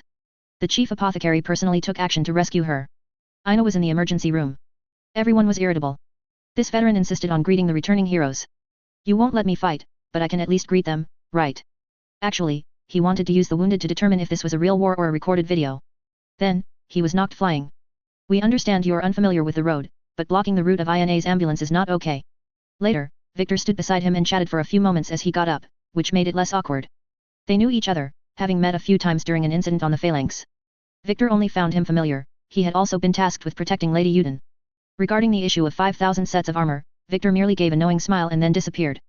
Thus, the veteran naturally assumed, there really was something fishy going on. The Primarch truly had an ulterior motive, and it was guessed with uncanny accuracy.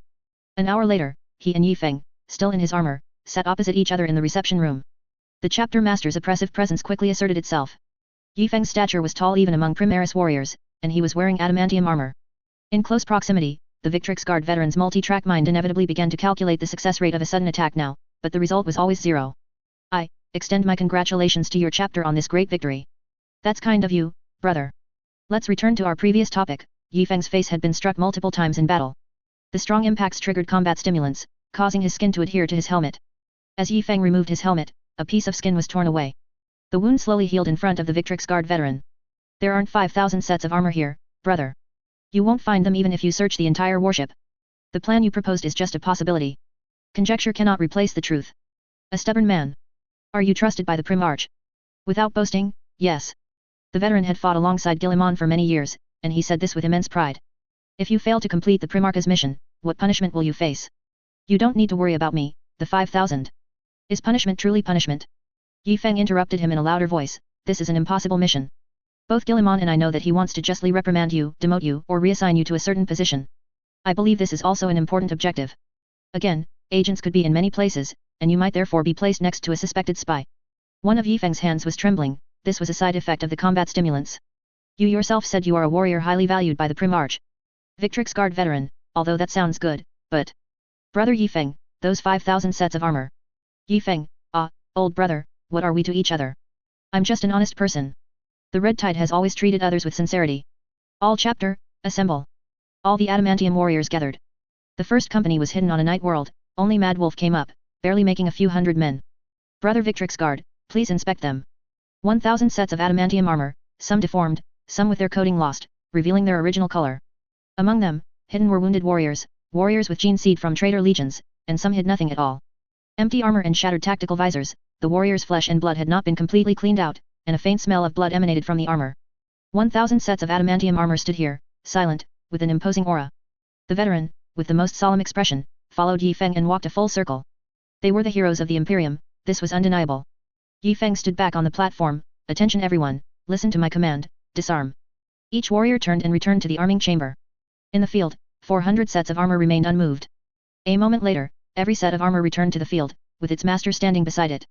Now, in the name of the chapter master of the Crimson Torrent chapter, I officially hand over 998 sets of adamantium armor to the Ultramarines chapter. The Victrix Guard was speechless.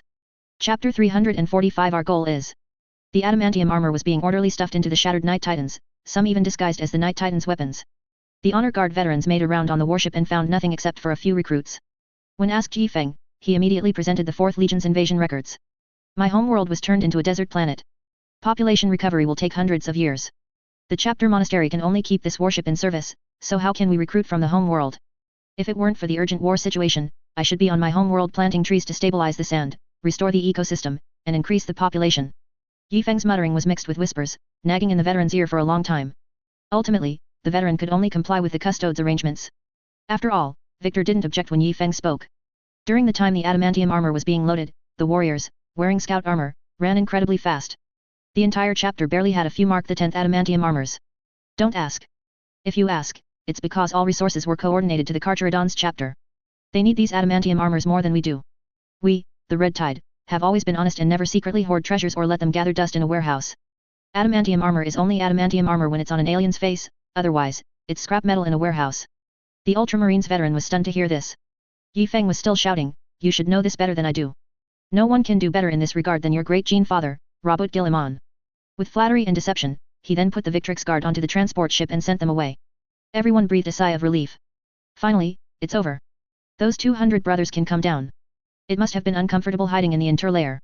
Go notify the Terminator's army of the night world, they can come back.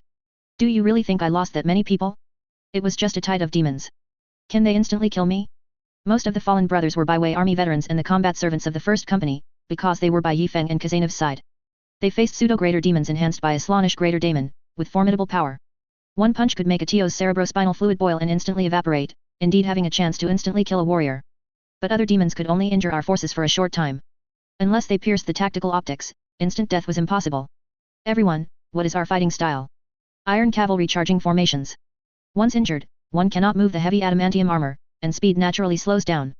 It's impossible to die from accumulated injuries after stubbornly enduring them, because once injuries reach a certain point, one simply cannot keep up with the team's advance and cannot stay on the front line. The defensive line would be taken over by the brothers next to them, and the injured would eventually rendezvous with the armored group under the cover of the tank unit's barrage. There were many injured, but truly few dead. It was just to impress the superior envoy. Alright, brothers, let's try Christina's 3rd generation adamantium armor. The old junk finally found an opportunity to gain some value. The design philosophy of the 3rd generation adamantium armor had nothing to do with the Imperium Centurion armor anymore. The bulky shapes, designed due to material shortages, had been completely abandoned, including the protruding Aquila emblem. Everything was set for 3 key points: shock absorption, weight reduction, and the ability to carry more weapons. The internal TO cerebrospinal fluid, originally separated into small compartments by metal to ensure anti-psyker power remained in other areas if one was damaged, was now replaced with a type of elastic biomaterial. This biomaterial was not as hard as metal, but if damaged, due to the internal and external pressure difference, it could rapidly seal the breach, reducing the loss of anti-psyker material. In endless combat, it has been proven that using metal components in such areas is completely unnecessary.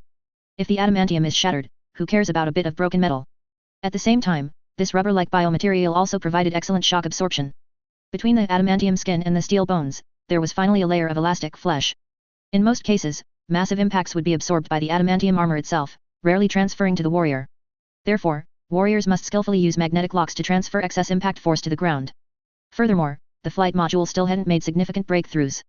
Even the Imperial Navy could only attach an oversized engine to a large flying stick, adamantium keel. The rocket propulsion backpack could still only be used once, but it would detach from the warrior before landing, becoming a true rocket. Of course, transporting Primaris warriors consumed too much energy, so the range was only a few hundred meters. It could be controlled by the warrior, but on a chaotic battlefield, whether the control signal could be transmitted to the rocket's signal system was unknown. This adamantium armor had many advantages and many disadvantages. The ancient art faction led by Yi Feng, the wild art faction led by Rogier, and the elegant art faction led by the Angels of Dawn unanimously agreed. This adamantium armor was truly ugly. Even the tech marines had to cover their faces and admit that, from Omniscia's perspective, this thing was quite hideous. Who cares? As long as it saves lives. The tech marines had to work overtime to apply a single molecule coating, not only painting the chapter emblem but also the Aquila emblem. After painting, it became even uglier. After the veterans received their brand new adamantium armor, Yi Feng's recently increased prestige plummeted again. To boost morale, Yi Feng proposed making a colossal chapter banner to hang behind the Grand Librarian. The proposal was abandoned because no one could find the Grand Librarian's back. The Grand Librarian was covered in weapons, and placing it anywhere would block a gun barrel. Several days later, Ina was out of danger and left the emergency room. Yi Feng's tense nerves finally relaxed, and he lay down peacefully. Ah, Ina is well, the Webway stronghold has been captured, the Forge world has been taken, and the Victrix Guard have been sent away. It's an indescribable relief. Wait, I think I came to find Gene Stealer. Yi Feng whooshed back to his feet.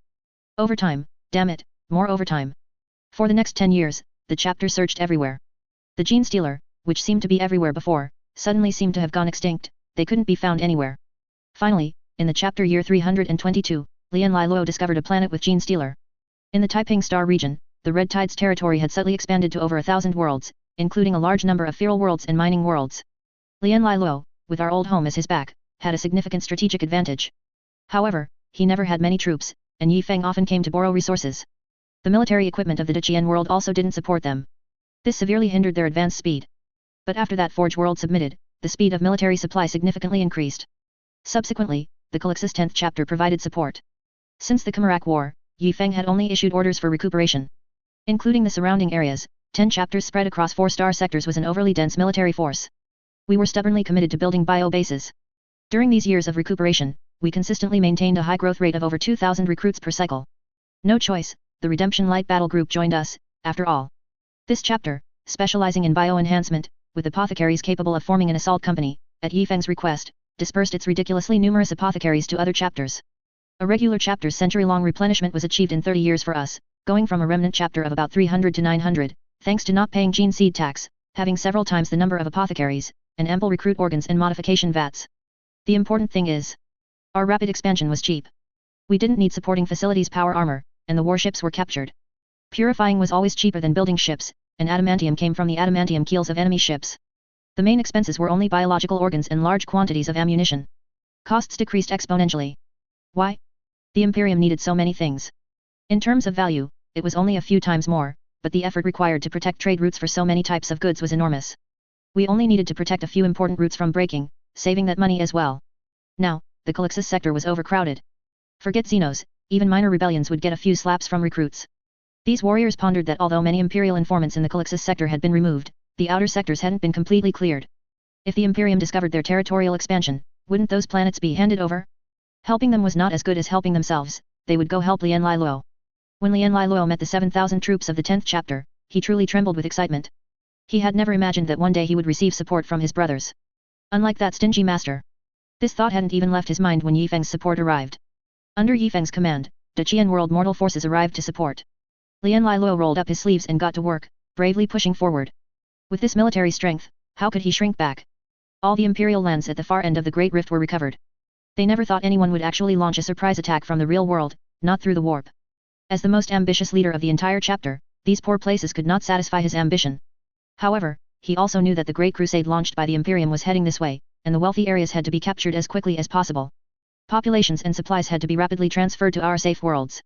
Those newly cultivated, sparsely populated worlds, often discovered relying on Overlord-class battleships, were areas extremely difficult to reach by warp travel, offering exceptionally high concealment. With this belief, Lian Lai Luo targeted several wealthy rebellious worlds. And then he found Gene Stealer. Gene Stealer don't go to sparsely populated places either. Lord Lian Lai Luo was originally sharpening his blade, preparing for a spectacular siege, but the veterans in the 10th chapter informed Yi Feng. His face fell, his hands spread out. It was over, those supplies would never reach him. Annoyed, he quickly led his forces to sweep further areas, conquering all surrounding planets. The magnificent hull of the People's Light entered the star system. Li Enjun was forcibly ordered by Yi Feng to replace Bao's in commanding the Deqian world. He couldn't always fight with the army, and if he kept misusing the Eternity's Lament, he would end up as a roommate with the Grand Librarian. With our formidable military strength, equipped with stasis bombs and gravity bombs, capturing a pure strain Gene Stealer was not a difficult task. Except for the claws of these fellows. Victor refused to disclose any information about whether Gene Stealer claws could cut through adamantium armor, which in itself was an answer. Yi Feng wasn't confident either. Sometimes, a power sword made of adamantium could block their claws, but at other times, an adamantium skeleton could be severed by them. It seemed to depend on how powerful the gene seed they had stolen was for their weapon upgrade.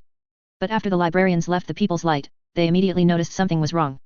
The weaker librarians suffered from splitting headaches, leaning on the anti-psyker warriors, while stronger ones, like Bao's, were also dizzy and disoriented, only stabilizing themselves with the help of the coral pituitary.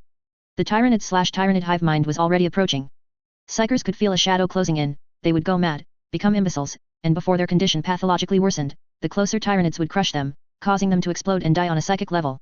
The coral pituitary activated its anti-warp corruption mode. Master, what should we do? As far as I know, the Taiping Star region should have a powerful Necron dynasty, but I'm not sure. Yi Feng looked at the leaders of the various units gathered around him. He knew that what was needed now was not discussion, but a plan of action. Gentlemen, we will not travel through the warp, giving us more time to act. Now, I want you to do what we do best, leave nothing behind. Fill the people's light to the brim, understand? Everyone smiled knowingly. It was time to see who was the great devourer. Anos opened his mouth wide, and countless warships sailed out. The requirement was simple, speed. To be safe, there were also 2 auxiliary worlds around this star system. Massive numbers of Overlord-class battleships were deployed, and even 2 unrepaired Gloriana-class battleships were brought out to serve as airborne support platforms. Gene Stealer, how am I so deserving as to receive treatment on Par with Kamarak? The world below had been completely occupied by Gene Stealer. Everyone had fallen into the Gene Stealer cult, a warm big family that supported them in manufacturing a large number of weapons to protect their glorious ascension. But no matter how powerful, they were powerless against the landing of tens of thousands of Primaris warriors. Lian Lai Luo's main force, plus the 10th chapter, already numbered nearly 10,000, not to mention Yi Feng's troops. This scene truly brought back memories of the Great Crusade. Drop pods like rain smashed through the meticulously maintained spires of the Hive City. Recruits had barely finished deploying their guiding beacons when transport ships began to land. The 10-year-old recruits, somewhat clumsily, maneuvered their adamantium armor into formation. Though slow, they were equally deadly when standing still and firing. Ah, if those 5 Raven Guard had been willing to join us, they'd probably be happier than us now. Woohoo! Yi Feng and the Baiwei army used rocket packs to fly at high speed through the sky. The surrounding air rushed past their power armor, and the fierce winds angrily greeted the unreasonable visitors. Dozens of flames, trailing exhaust, descended from the sky. Anti-aircraft guns began to spit fire, but the Baiwei army adopted a low-altitude penetration strategy, rushing through the blind spots of the high-altitude anti-aircraft guns. The Emperor's Angels landed densely in the middle of the enemy. Dozens of close-range rockets destroyed surrounding buildings and toppled the barricades between the logistics and the front lines. The fallen ruins were insufficient to protect the massive pure-strain Gene Stealers.